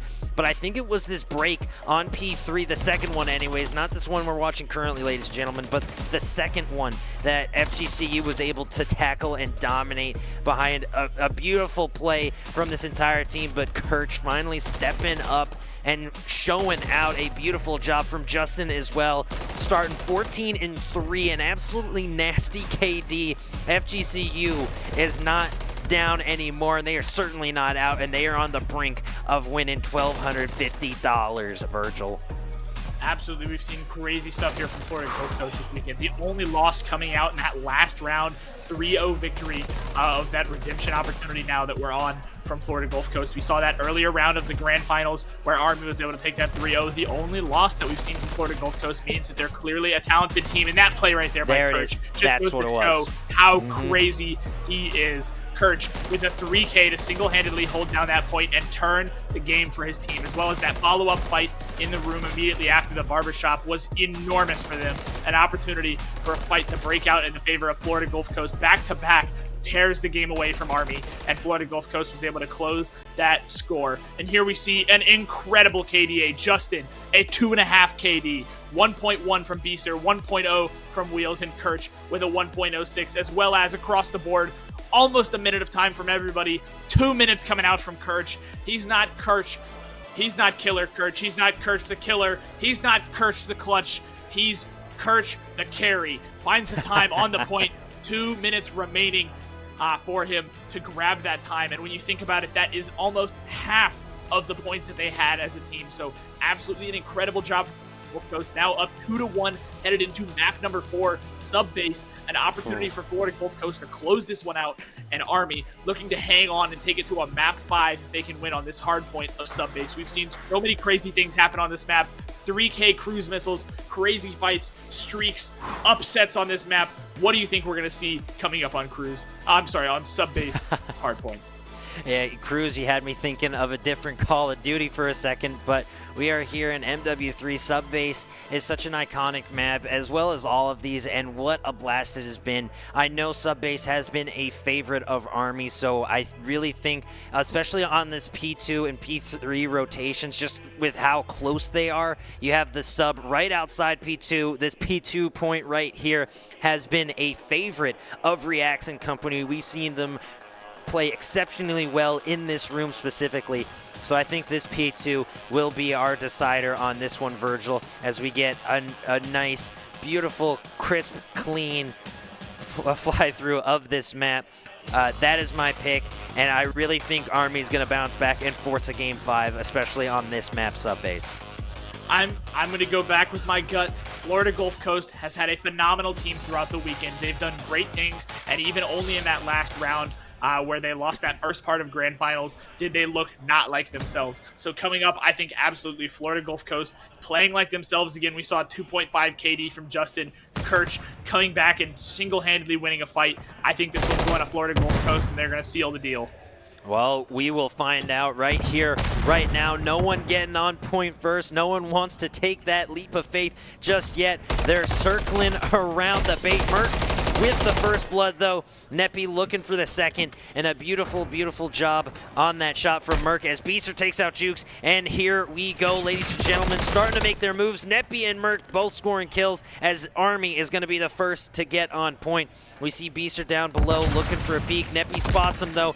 MWIII eating some shots early, and Wheels and Beaster rotating up through the underground, and a beautiful two-piece from Beaster to secure the point. But P1 really isn't going to be the decider here. A beautiful, beautiful shots from MWIII there as everyone tries to get set up for P2. It's a slow start for P1 in terms of points, but here we go. Kirch and company are going to be there first, but Army does so well in this room. We'll see if they can break through, and MWIII already off to a great start as Reacts gets another. An incredible, incredible series of matches we've had, and I'm excited to get this one fully underway, Virgil. Absolutely, we've seen some really good stuff here.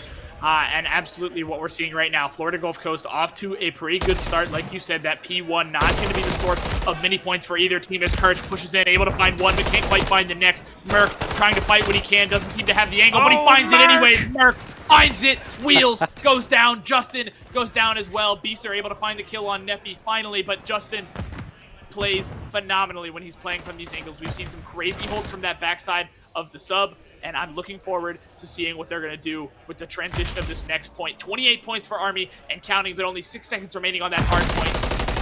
Florida Gulf Coast hoping to grab this next point right away, and it looks like they're already set up for it. They are. Wheels already racking up the points for Florida Gulf Coast here. Wants to be able to deny Army as many opportunities as they can, as well as create as much of a source of points as they can for themselves. Beasts are able to find a kill there on Reacts, playing from the high ground, can't quite find it. Wheels able to find a kill on MWIII with a grenade, but MWIII shuts down Beaster, but not before Wheels and Kirch are both able to find one apiece. Kirch actually brings down his own teammate. Beaster finds the kill on Reacts, but is quickly traded out by MWIII, and I'm looking forward to seeing if Florida Gulf Coast will be able to hold on to this point like they had a moment ago. Yeah, rotating in, Kirch trying to break through, but Army able to lock it down. They had that high ground advantage, but Kirch coming in with a big 2-piece. He's off to a great start on a 3 streak, 9 for 7, and they are going to pick up some scrap. Here comes the pivotal P3 tunnel, though. Reacts has the high ground and going to be able to get a flank, trying to rotate through, take him out, and a beautiful rotation from Reacts. MWIII to take out Beaster, and Army going to get set up nice and cozy in this corner. A beautiful job from Army on those rotations. FGCU got a bit of scrap there, but it's going to be a tough time breaking through onto this point. Trophy systems are already set up.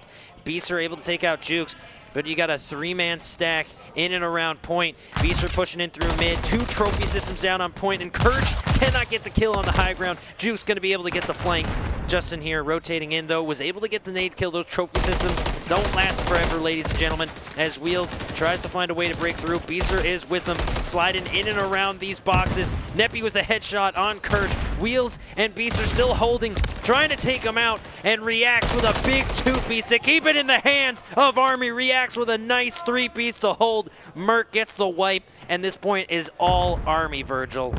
Yeah, Florida Gulf Coast going to have to definitely make a change of pace here if they're going to be able to turn around and win sub-base, because right now they have not been able to dominate any of these hard points, and that is proving to be detrimental for their score. 34 points to the 86 that Army has. They're starting to gather a couple extra points on this next hard point, 38 and counting for Florida Gulf Coast, but 86 is a long ways away from 40, and Army's already back in control of the point. Wheels steps off, finds a kill on Jukes, and it looks like he may step back onto the point, but not before he's brought down. MWIII able to find the kill, deny the opportunity for Florida Gulf Coast to grab those points that Wheels was looking at getting. Beaster now looking for an opportunity to rotate around and help defend the point. 34 seconds to go on this point.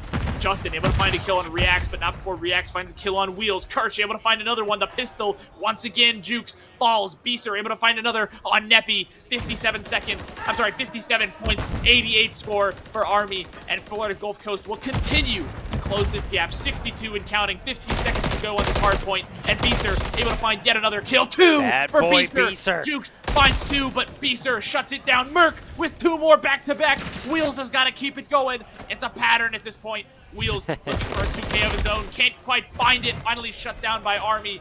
Jukes finds another one as soon as he's back up. And the hard point in nobody's control. 88-71 in the favor of Army right now. A real hotly contested hard point thus far. Army going to get set up on P1. Already being contested, though. Justin there with MWIII.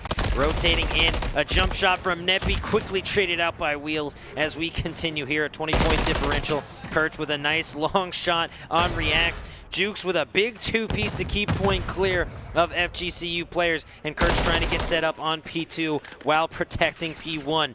As we see Jukes and MWIII on P1, Kirch able to continue these trades on the 3 streak currently. Reacts with a big 2-piece, taking out his own teammate. And MWIII taking out his own teammate with the trophy system. Are you kidding me?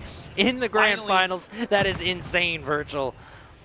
Really getting to see one of those trophy system kills that we talked about on day 1 of the first time we casted together. It came up, and finally here it is. Army, though, storming away with a lead now, almost a 40-point lead again, as Florida Gulf Coast is back on the point. 53 seconds to go on this hard point. Florida Gulf Coast grabbing the points that they can. 81 and counting now for the Thunderbirds, and they are positioned on this point, not creating any opportunity for Army to be able to break in and find an opportunity. Two of them pushing in that window at the same time could be an issue. Able to find one. Justin cleans it up. MWIII goes down. Wheels able to find a kill on Reacts as well. And Florida Gulf Coast will continue to hold out this point for themselves.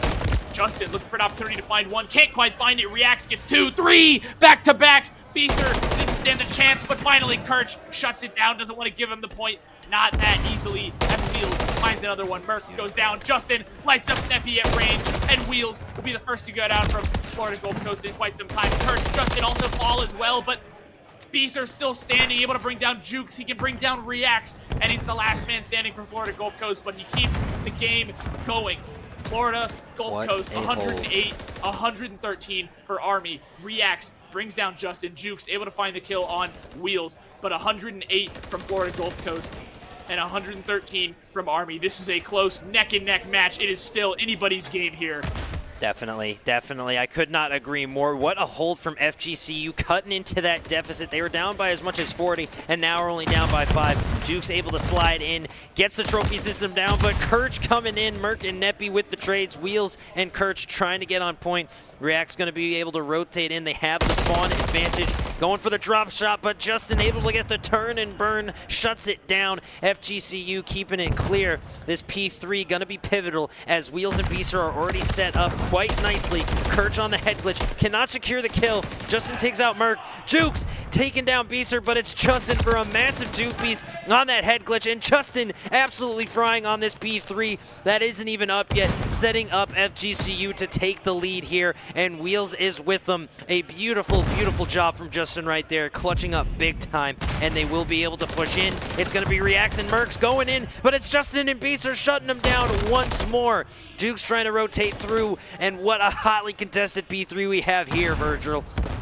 Yeah, crazy fight breaking out there. Justin with a phenomenal run, able to find 1, 2, and then 3 at the cost of his teammate, but Jukes able to push in, can't quite find it. Wheels denies it before he can even find the opportunity. Beaster spraying down, Wheels able to find 2, but traded out. Kirch, Beaster, Wheels, Justin, it's a wipe! Army clears out the point, clears out the team. Florida Gulf Coast no longer in the lead as Army 133 and counting, 121 for the Thunderbirds of Florida Gulf Coast. MWIII first to go down in this fight, but Wheels able to find yet another one. Florida Gulf Coast able to regain control of the point and already starting to position for the next one. We see the rotation starting to happen. Jukes gonna start making rotations of his own, trying to find a pick to help his team if he can, but stuck in a really tough position here as Florida Gulf Coast will slide in. We're likely gonna see them grab this point away in just a moment as Beaster looking for an opportunity to find a kill, set up his team. We're back on P1, so there's gonna be a lot of point blank. I'm sorry, not P1. There's P5, going to be a lot of point. Yes, P5. There's going to be a lot of point blank fighting here around that tank. MWIII able to find a kill on Beaster. Merc finds another one. Kirch goes down. Wheels will fall as well. Army got the momentum that they need. Justin able to find one, but it's not enough. He falls to MWIII at 144 and counting for Army. To Florida Gulf Coast, 146. Oh, what a cruise missile from Kirch. Back over. Oh, huge two-piece cruise missile from Kirch. They're able to lock down the point, trying to take the high ground and clear that top office, but a beautiful drop down from MWIII keeps it in the hands of Army. It's a back-and-forth matchup on this P4, if I'm not mistaken. I might have misspoke earlier, and I apologize, Virgil, as Beaster on the high ground looks to clear off P1 on the rotation as this matchup is neck and neck. A nice wipe for FGCU, and all the players of Army have to rotate back, and they are set up wonderfully on the defensive side of things. Wheels on point, waiting for the rotation. Kirch taking out MWIII. Wheels holding, waiting for something to give. Holding with the stun and finally eating the nade, but Jukes takes out Merc as well. Kirch dropping in, looking for the pistol, but can't get it, but it's Beaster up top, trying to stay alive, but unfortunately going down. MWIII dropping in and securing some pointage on this P1 for Army, but it's trades back and forth, and once again, it's neck and neck as Wheels gets a big two-piece, trying to rotate in and contest. Reacts gets one, or doesn't get one. Beaster gets the double. I am all over the place, Virgil. Help me out, brother. Beaster able to find a kill there. Jukes will go down, but MWIII able to find the revenge kill for his teammate. Beaster and Justin both going down. Florida Gulf Coast with a little bit of a lead here, closing in on that 20-point lead as the hard point only has 4 seconds remaining on it. We have 26 seconds across the board in terms of timer as it starts counting down. Army already going to grab that next point, start racking up the points that they can. Florida Gulf Coast up by almost 30 points, 20 points right now as they look to hold this lead they have over Army. 176 in the hands of Army and counting, 192 for Florida Gulf Coast. Florida Gulf Coast looking to seal the deal on this tournament right here and right now on this sub base, but Army gonna make them fight for it by holding down this point, and I have yet to see Army really lose on this point as Reacts finds 2, able to set himself up for another one. Reacts with a crazy 3 streak, looking for an opportunity for more. Jukes able to bring down Wheels, and Army holding down this point relentlessly. Jukes not even to give the opportunity, finds a kill on Kurtz, but Beaster finally able to find the trade for his teammate. Reacts with yet another. Beaster goes down, and it's a 4 streak for Reacts, closing in on that cruise missile, but as he finally goes down, Justin finds the kill, shuts it down, doesn't want a cruise missile to deal with later. Florida Gulf Coast grabbing the points that they can. It looks like they'll be just short of tying it up here at the end of this hard point. 9 seconds remaining. The teams have got to get on the hard point if they want any kind of opportunity, and Army is doing exactly what we saw before. They're up just barely enough, and they're denying the contesting of the point, and they do! Army takes us to a map 5 in deja vu-like experience from our last match. We saw earlier Army took us to that map 5 and was able to win on sub-base hardpoint before in just the same fashion. Got a lead and denied the opportunity for Florida Gulf Coast to even touch the point, allowing the timer to run out. And 2 games today, back-to-back almost in terms of series, as Army is able to let the timer run out and neither team will hit 250. Reacts and I were talking before the matchup. He said, what if this goes all the way? What if it goes the distance, a game 5 in the second series after this 3-0? And I was like, I couldn't believe it, but I wished him luck. But now we're here. A 3-point differential in hardpoint. The clock ran out. It is absolute pandemonium in these grand finals as we watch these highlights back. What a nail-biter of a hard point. Army came out on top. It's their map. They, like you were saying towards the end of that, Virgil, they just played defense toward the end. They got just enough of a lead on that P2 on the rotation. They locked down that P2, and that, like I said, was the deciding factor for this Army team. An incredible game all around as we are going to a map 5 S&D on Invasion, which we have seen FGCU dominate in. So Army still has a tall task ahead of them, but they might just be able to do it, coming from the brink of losing it all to now tying it all up, making this a 2-2 series. My voice is giving out on me. It's popping and just giving out, but we got one more S&D matchup, so hopefully we can continue to cast this incredible series for you, ladies and gentlemen. Virgil, what are your thoughts on that last hardpoint matchup? Absolutely, Florida Gulf Coast with a crazy fight, holding out a lead for so long, but in the last seconds, Army was able to sneak ahead by a couple of points and then deny the opportunity to even touch the point. What I thought Florida Gulf Coast was going to have an opportunity to do in return to Army after the 3-0 earlier, instead turned out to be a play out of Army's handbook, and they did it again.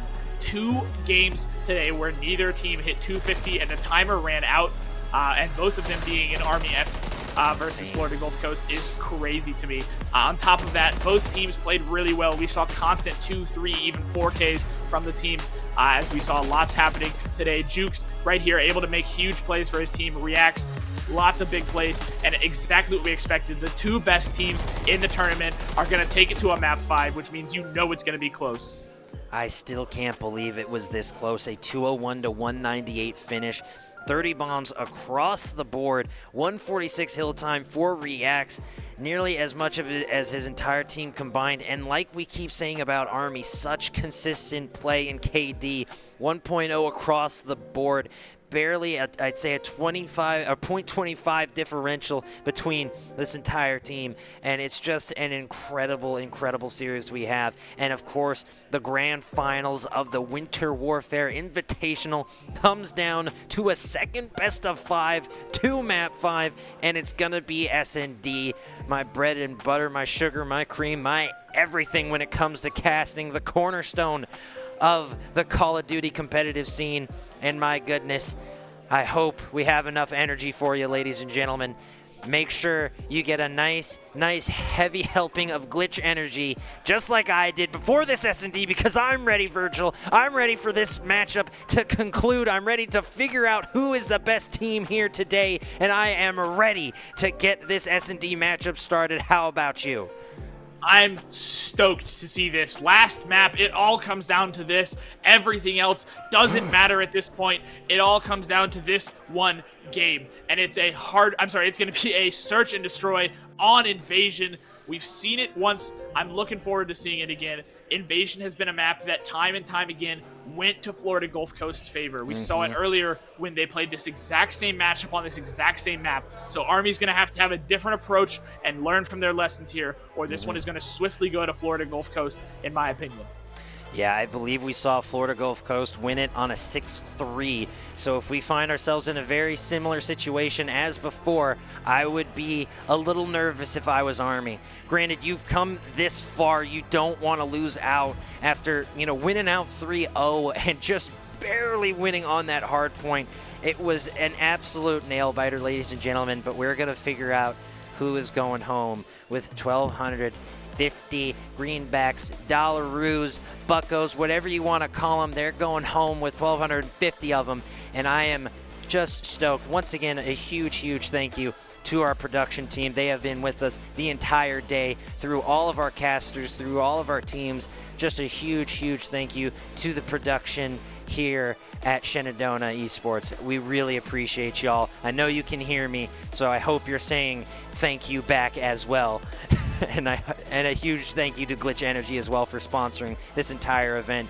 Virgil, do you have anything else to add before we get started for this final game of this incredible series? I'm not really one. I wasn't really raised to be somebody who goes, I was right. But I'm really closing in on the fact that before this, I made a bold prediction that Army was going to take it to a 3-2 opportunity over for themselves.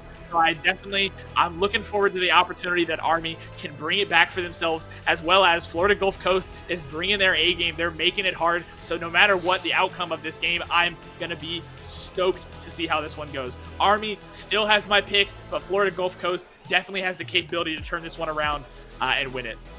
I'm really just stoked to see this. Hopefully we get more clutch moments from Kirch. We've seen him clutch a lot of 1v2s on this map, so hopefully we can see some more. Just a little more effort is all FGCU needs to take home the win. But really, it's anybody's game at this point, if you ask me, Virgil. It really could go either way. These teams are locked and loaded. Beaster getting a quick snack in before starting this final matchup, as Kirch and everyone else seems locked, loaded. It is all business here at the Winter Warfare Invitational, ladies and gentlemen. Locked and loaded, ready to go. This team is ready for a W, Virgil. Absolutely. I see some questions in the chat about the prize pool. It's a $2,000 prize pool, and it is combined into a... Yes, 2,000 total. 1,250 will go to the first place team, 500 for the second place team, and 250 after that for the third place team. Really looking forward to see who's able to bring it home. I see a lot of people, like I said, Reacts seems to have a really large fan club in this chat, and right now that's exactly what I'm seeing. I'm seeing people saying Reacts for MVP. Everyone is stoked for how this event is going to go. So everyone in the chat for the match number 5. If you're going to go for Army, let me get a 1 in the chat. And if you're going to go for Florida Gulf Coast, let me see a 2 in the chat. Let's see where the votes are headed. I'm stoked to see how this match is going to go. Headed in, we're getting the fly through. Florida Gulf Coast took this one earlier. Can Army get their revenge? We will find out. I know production is probably working on a prediction in the Twitch chat right now, so be sure to put your channel points where your mouth is and pick your team to take this one home. Of course, it's going to come down to this S&D Map 5 on the best of 5 second series as we get this final fly through on this invasion map. It's going to be pivotal, holding this mid lane, not allowing the attacking team to garner too much map control quickly. It's all about containment. Can they contain them, not allow them to get too much map control, and secure positioning. That alleyway on Alpha side is going to be critical as well. Playing those head glitches, playing those angles as smartly and as safely as you can on the defensive side of things. It's going to be a fun matchup, ladies and gentlemen, and thank you so much for being here. We know it's been a long day. We know it's late. We know you're tired, but so are we. So stick it out with us. Grab some glitch energy, and let's get ready for this S&D matchup of your grand finals for the Winter Warfare Invitational. Here we go. FGCU on the attack, wheels the bomb carrier, and they're going to Bravo. Here we go, Virgil, as Beaster gets the cross map. Beautiful toss, beautiful game thus far as Neppy goes down.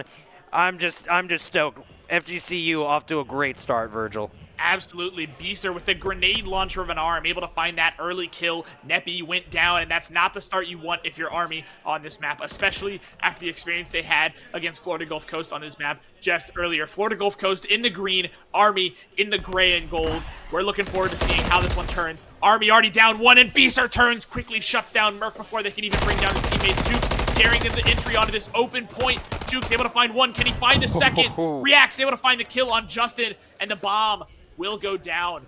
The bomb planted, actually. I'm sorry, I thought they did not get it down. Getting it down in time, Wheels able to now play around this concrete, giving him something to work with. Can't quite find the kill, finds some shots, but it's not enough. Wheels gonna play for time. 30 seconds remaining. He just needs to stall, doesn't need to get overly aggressive or anything unnecessary. So we see him peeking a little bit, looking for that opportunity to find a kill, but quickly crouching back down as his teammates find the kill. And that's just enough. Big round from Kirch. FGCU taking round one. Really beautiful stuff as FGCU gets started off on the right foot, and I think that sets the tone for the rest of this series. Kirch 2-0, Beaster got the other two. FGCU playing great S&D, playing great Call of Duty as we get loaded and locked for round two.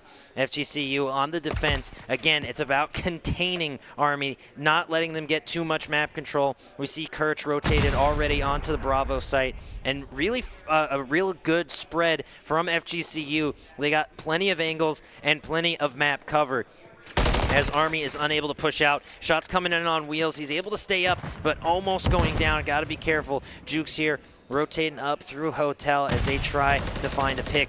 Wheels going down, MWIII taking them, and a beautiful job from Army. Slow, methodical, waiting to make their moves, and here they come. MWIII looking for some more as it looks like Kirch getting discovered on that Bravo objective as Army starts to make their swing over. Justin here holding against Jukes. Jukes trying to find a pick through mid, but unable to get the finish. A very slow-paced round thus far. Wheels the only one going down as Army makes their move towards Bravo. And a beautiful job from Kirch, but Reacts gets the trade. And now a 2v3. FGCU might be in trouble here, but Beasts are evening up the odds. It's a 2v2. Jukes and MWIII now feeling the pressure, and a beautiful turn and burn from Beaster, baby. Justin and Beaster trying to stay up. MWIII looking for the finish, but Beaster can't be stopped. He's an absolute beast, Virgil. Float like a butterfly, sting like a Beaster. An absolutely phenomenal play there as Beaster able to turn that round around for Florida Gulf Coast University. The Thunderbirds fighting powerfully in this one. They came to play, and they're here to show it. 2-0, a strong lead, but they've got to be able to hold it out through the rest of the matches. It's not smooth sailing yet. Army is still here to play. We're still in the grand finals, and there's still a lot on the line for these teams. 4 versus 4, 2-0 lead for Florida Gulf Coast, headed into round 3. The bomb in the hands of Wheels. Reacts, waiting patiently for anyone to try and rotate around that far right side, and sure enough, their whole team will. Trigger Discipline able to keep him alive to stall and find one, but it's not the bomb carrier. Justin goes down in a trade for Reacts, and that's going to leave Beaster, Wheels, and Kirch left to find a play here. Now pinned down a little bit. The rest of the team knows they're headed A. Communication has already been given. The trophy system goes out. It's able to deny one grenade already. And we see Florida Gulf Coast looking for the opportunity, may look for an even longer rotate all the way over to Bravo. Right now we see on Alpha, though, they're looking for that opportunity, and they find a pick. MWIII able to kill Beaster while they weren't looking.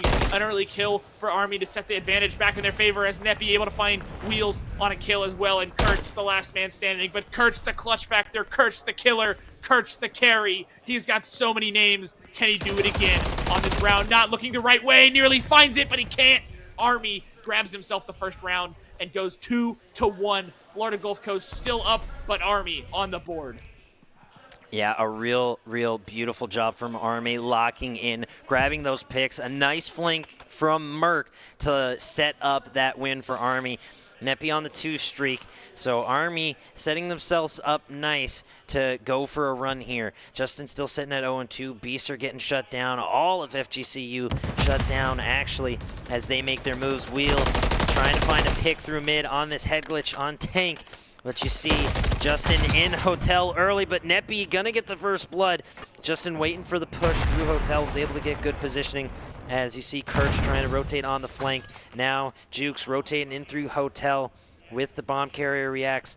They may not expect Justin to be in there, but Jukes sliding up. Justin getting one, but cannot get the other. It's a 2v3. Beaster and Kirch now pressure on them. MWIII looking for the shot. Beaster gets reacts and is able to slide away to safety. A 2v1 as Beaster takes out reacts, and MWIII looking to be in trouble on the bus station. Now has to rotate back. Pressure is on. Bomb has been dropped. He does not have it. He's rotating away from it. Now just trying to find those gunfights to win in a 1v1. Doing a little parkour action to get on the height. Might have spotted number 4 there, Kirch, but Kirch able to rotate back to cover. MWIII making a lot of movement, but has not secured the bomb yet, and finally does. Rotating on that left-hand side. Doesn't see Beaster, and there it is. Bad boy Beaster stepping up in a big way, and FGCU taking a solid 3-1 lead, and Army might start sweating a little bit here, Virgil. Absolutely a crazy round there from Florida Gulf Coast, managing to hold on and take that one for themselves. 3-1 now. Remember, we've said it a couple times, search and destroy for those of you unfamiliar. 1st to 6, and we're headed in the last map. Florida Gulf Coast already has the lead and the leg up 3-1. It's not an impossible comeback, but Army definitely going to have to do some running to catch up on this one. Justin looking for that opportunity to find an opening pick for his team, waiting patiently inside that hallway, daring someone to come in that door, but no one's going to push in over there because they're waiting for an opportunity to go B. Beaster already keeping an eye out for who's going to rotate towards his teammate. The bomb in the hands of Wheels. Looks like they may be going for a rotate, but a flank from Army. MWIII able to find a kill on Kirch. Can he find another one? He does! MWIII in their spawn, able to find 2. Army 4v2 now as MWIII absolutely turns the tide of that round. Florida Gulf Coast is going to have a near impossible time turning that one back to their favor. Of Beaster and Justin are the 2 remaining, and Beaster's 7-2, but he goes down just like that. Neppy shuts it down. MWIII defending the bomb, doesn't want to allow a rotation from Justin, as Justin holding an angle, waiting for an opportunity. We've seen Justin clutch up a few times this weekend. The question is whether or not he can do it again. Rich. Yeah, only 25 seconds left on the clock. A 1v4. May not have enough time and may just try to stay up, but he's gonna make a move. Doesn't even have bomb. Justin in a lot of trouble here. This round is frankly unwinnable at this point. Can't get enough kills. Tries to get a pick, but just has to rotate away. 8 seconds left on the clock and goes down anyways as Army gets a flawless round and brings it within 1. 3-2. Still FGCU, but Army keeping this one close. Absolutely. That round single-handedly won by MWIII, I would say. Able to sneak into their backline while they weren't looking, find 2 kills, and turn the tide of that round to the better for Army. We see everyone doing their little bit of pre-round rituals, pulling out their pistols. Everyone's got one. I think most have to do with lucky numbers, I found. At least in talking to people, you pull out your gun a certain number of times, and that part has to do with your lucky number. So it's definitely a fun little fact I found out this weekend. Justin keeping an eye on this angle, and just like that, Army decides not to push through there quite yet, but may still go out. Justin just patiently waiting. Beaster keeping an eye on that long angle. Wheels looking for a corner push. The closet, that hallway not going to be enough as Jukes finds the first blood. Wheels will go down, and Army in a 4v3 now. The bomb in the hands of React. Jukes firing some shots but won't quite find the kill. Looking to find a different position and rotate alongside his team. Florida Gulf Coast down 1, but definitely still able to defend this. Justin posted up on A, doesn't want to allow that opportunity. Jukes looking for an opportunity to find some intel for his team, but Justin goes down just like that. Army off the upper hand. It's React still with the bomb in hand. A 4v2 now. 3-2 is the score, and the bomb is planted. React gets it down. Beaster will fall in. Army just like that ties it up. 3-3 headed into round number 7. Army does not want to go down without a fight. 2-0 is not a tell-all or a be-all, end-all for this match. Army's still here to fight. Army's still here to win, and they want to bring it home. Definitely MWIII on a 4 streak. Jukes on the 3. MWIII just starting off with the 1 streak as we get started for a very pivotal round 7. MWIII gonna get set up on the highway side looking for an early pick as the bomb carrier Wheels rotates to B side.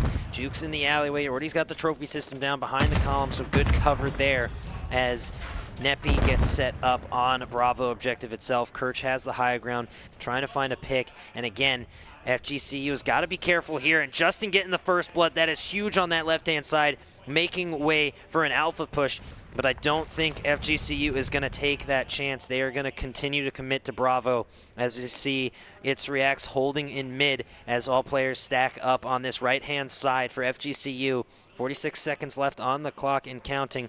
MWIII on this nasty head glitch on Excavator might be able to make some beautiful shots happen for Army. As now they begin to rotate to Alpha. They realize this B push ain't what it was supposed to be, and now might be able to catch Reacts off guard if they push together. Kirch rotating up as Reacts lays low in the courtyard. Kirch holding back and waiting to push up as they get the bomb planted on A. Reacts now going for the defuse almost, and Justin taking him out almost too easy. A 4v2, Beaster to take out MWIII, and Jukes all alone in a 1v4. Once again, can Jukes clutch it up somehow, some way? Unlikely as the clock begins to run out. Beaster sitting at a pretty 8-4. As Jukes tries to rotate in, but gets caught in the alleyway. FGCU shutting it down 4-3, taking back the lead. No, they will not go quietly into that dark night, Virgil.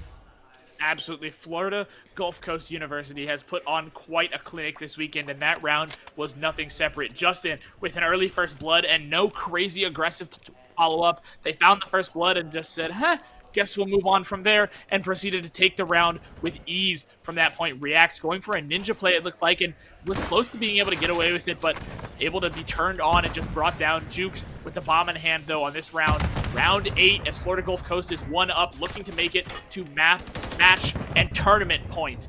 And Jukes with the bomb in hand, looking to tie it up and keep Army in it for a little bit longer. Justin looking for that opportunity for an early kill, and he finds it again!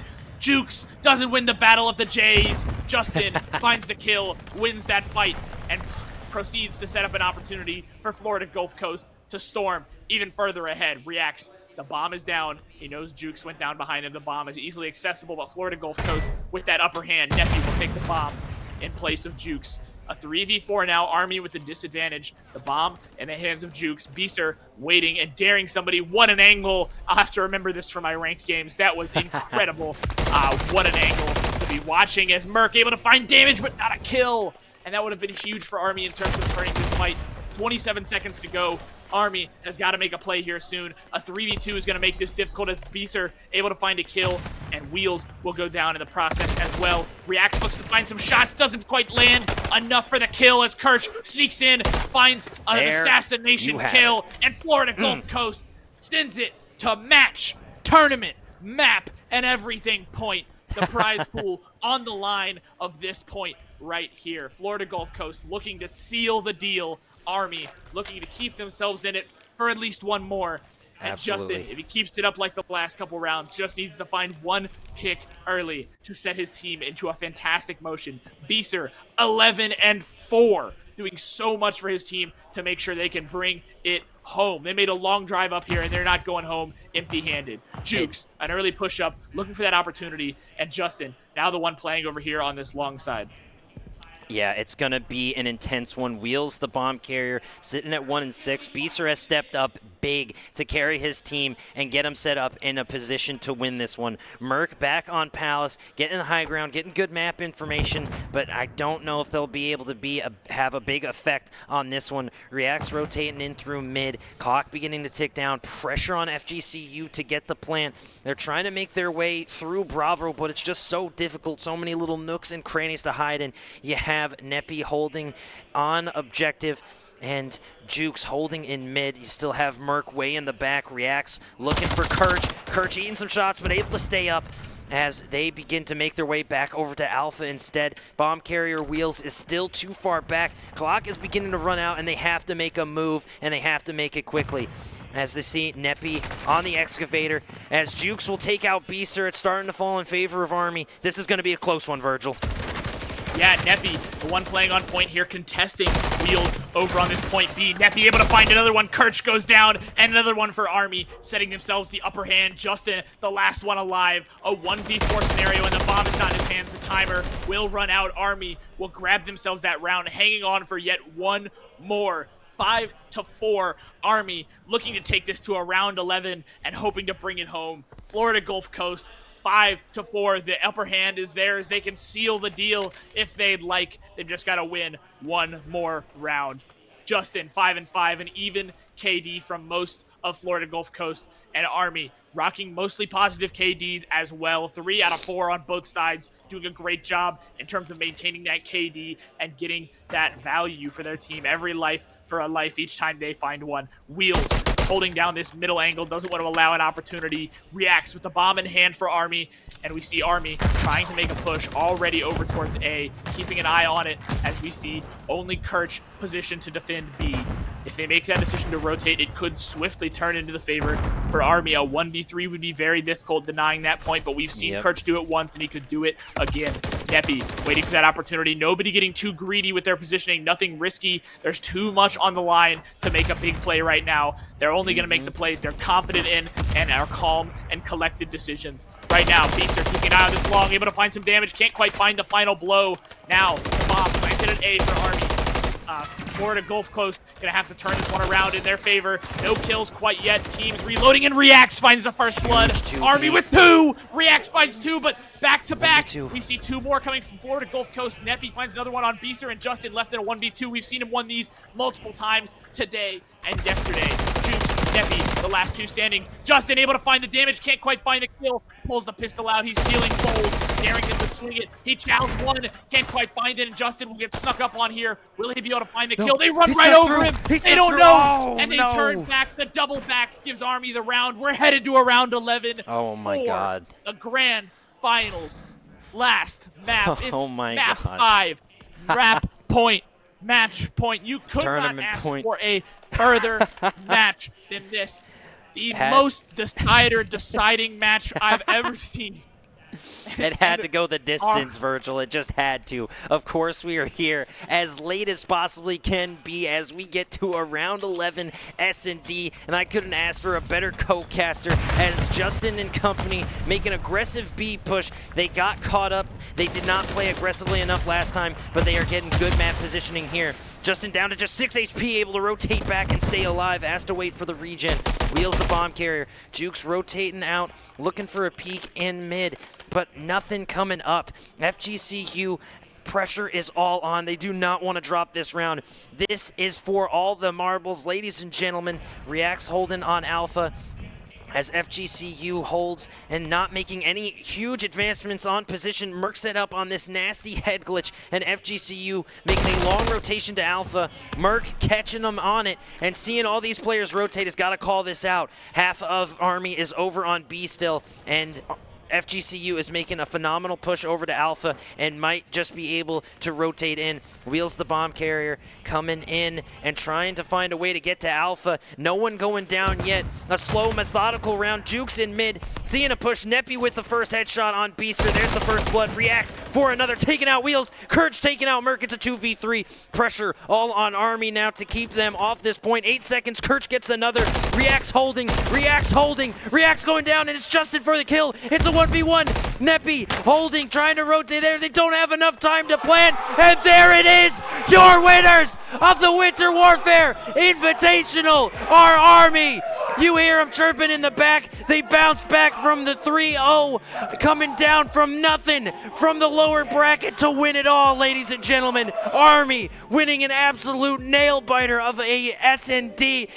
Production caught me without my glasses, but I don't care. What an incredible game that was, Virgil. Woo! That was GG's, boys.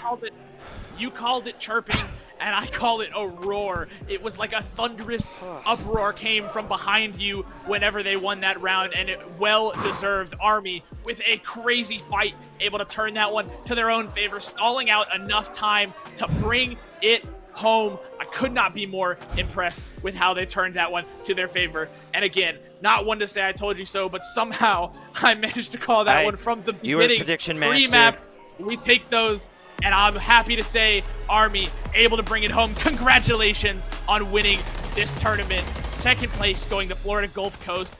Unfortunately, could not hold on to that undefeated record forever. And Army, happy to be the ones to hand it to them, bringing it home. We're able to look at some of these crazy highlights from this match. I could not have asked for a more phenomenal event. Shenandoah, thank you for hosting this. Rich, thank you for co-casting with me. And of course, production, thank you for putting on a phenomenal show. Just Rich, incredible. anything else you want to add? The only thing I have to say is thank you. Thank you again so much to our sponsor, Glitch Energy, for making this all possible. Thank you, Shenandoah Esports, for the invite. And what an incredible, incredible series to watch with you here today, Virgil, as it's just a phenomenal finish from Army, coming back from the lower bracket, 3-0ing your #1 seed and then taking it the distance in the second best of 5 series. Ladies and gentlemen, it is approximately 9 o'clock at night. Your boy is tired. Everyone here is tired. We have our winners. Thank you again so much for tuning in and sticking with us throughout this entire event. And what an incredible, incredible event it was, Virgil. I absolutely could not have been more excited with how this event turned out. Again, thank you to Shenandoah for the invite. In the meantime, that's all I've got. I want to thank everybody for listening to me talk about Call of Duty for the last 2 days. It's been an absolute blast, and I look forward to seeing more of you at future events. That's all I've got. Ladies and gentlemen, have a wonderful night. Me and Virgil are signing off. We are going to go rest our weary heads, and hopefully the rest of production can as well. We thank you for tuning in. I'm out of here. Good night, everybody. Stay safe, and don't forget to tip your waiter. Have a great night, y'all.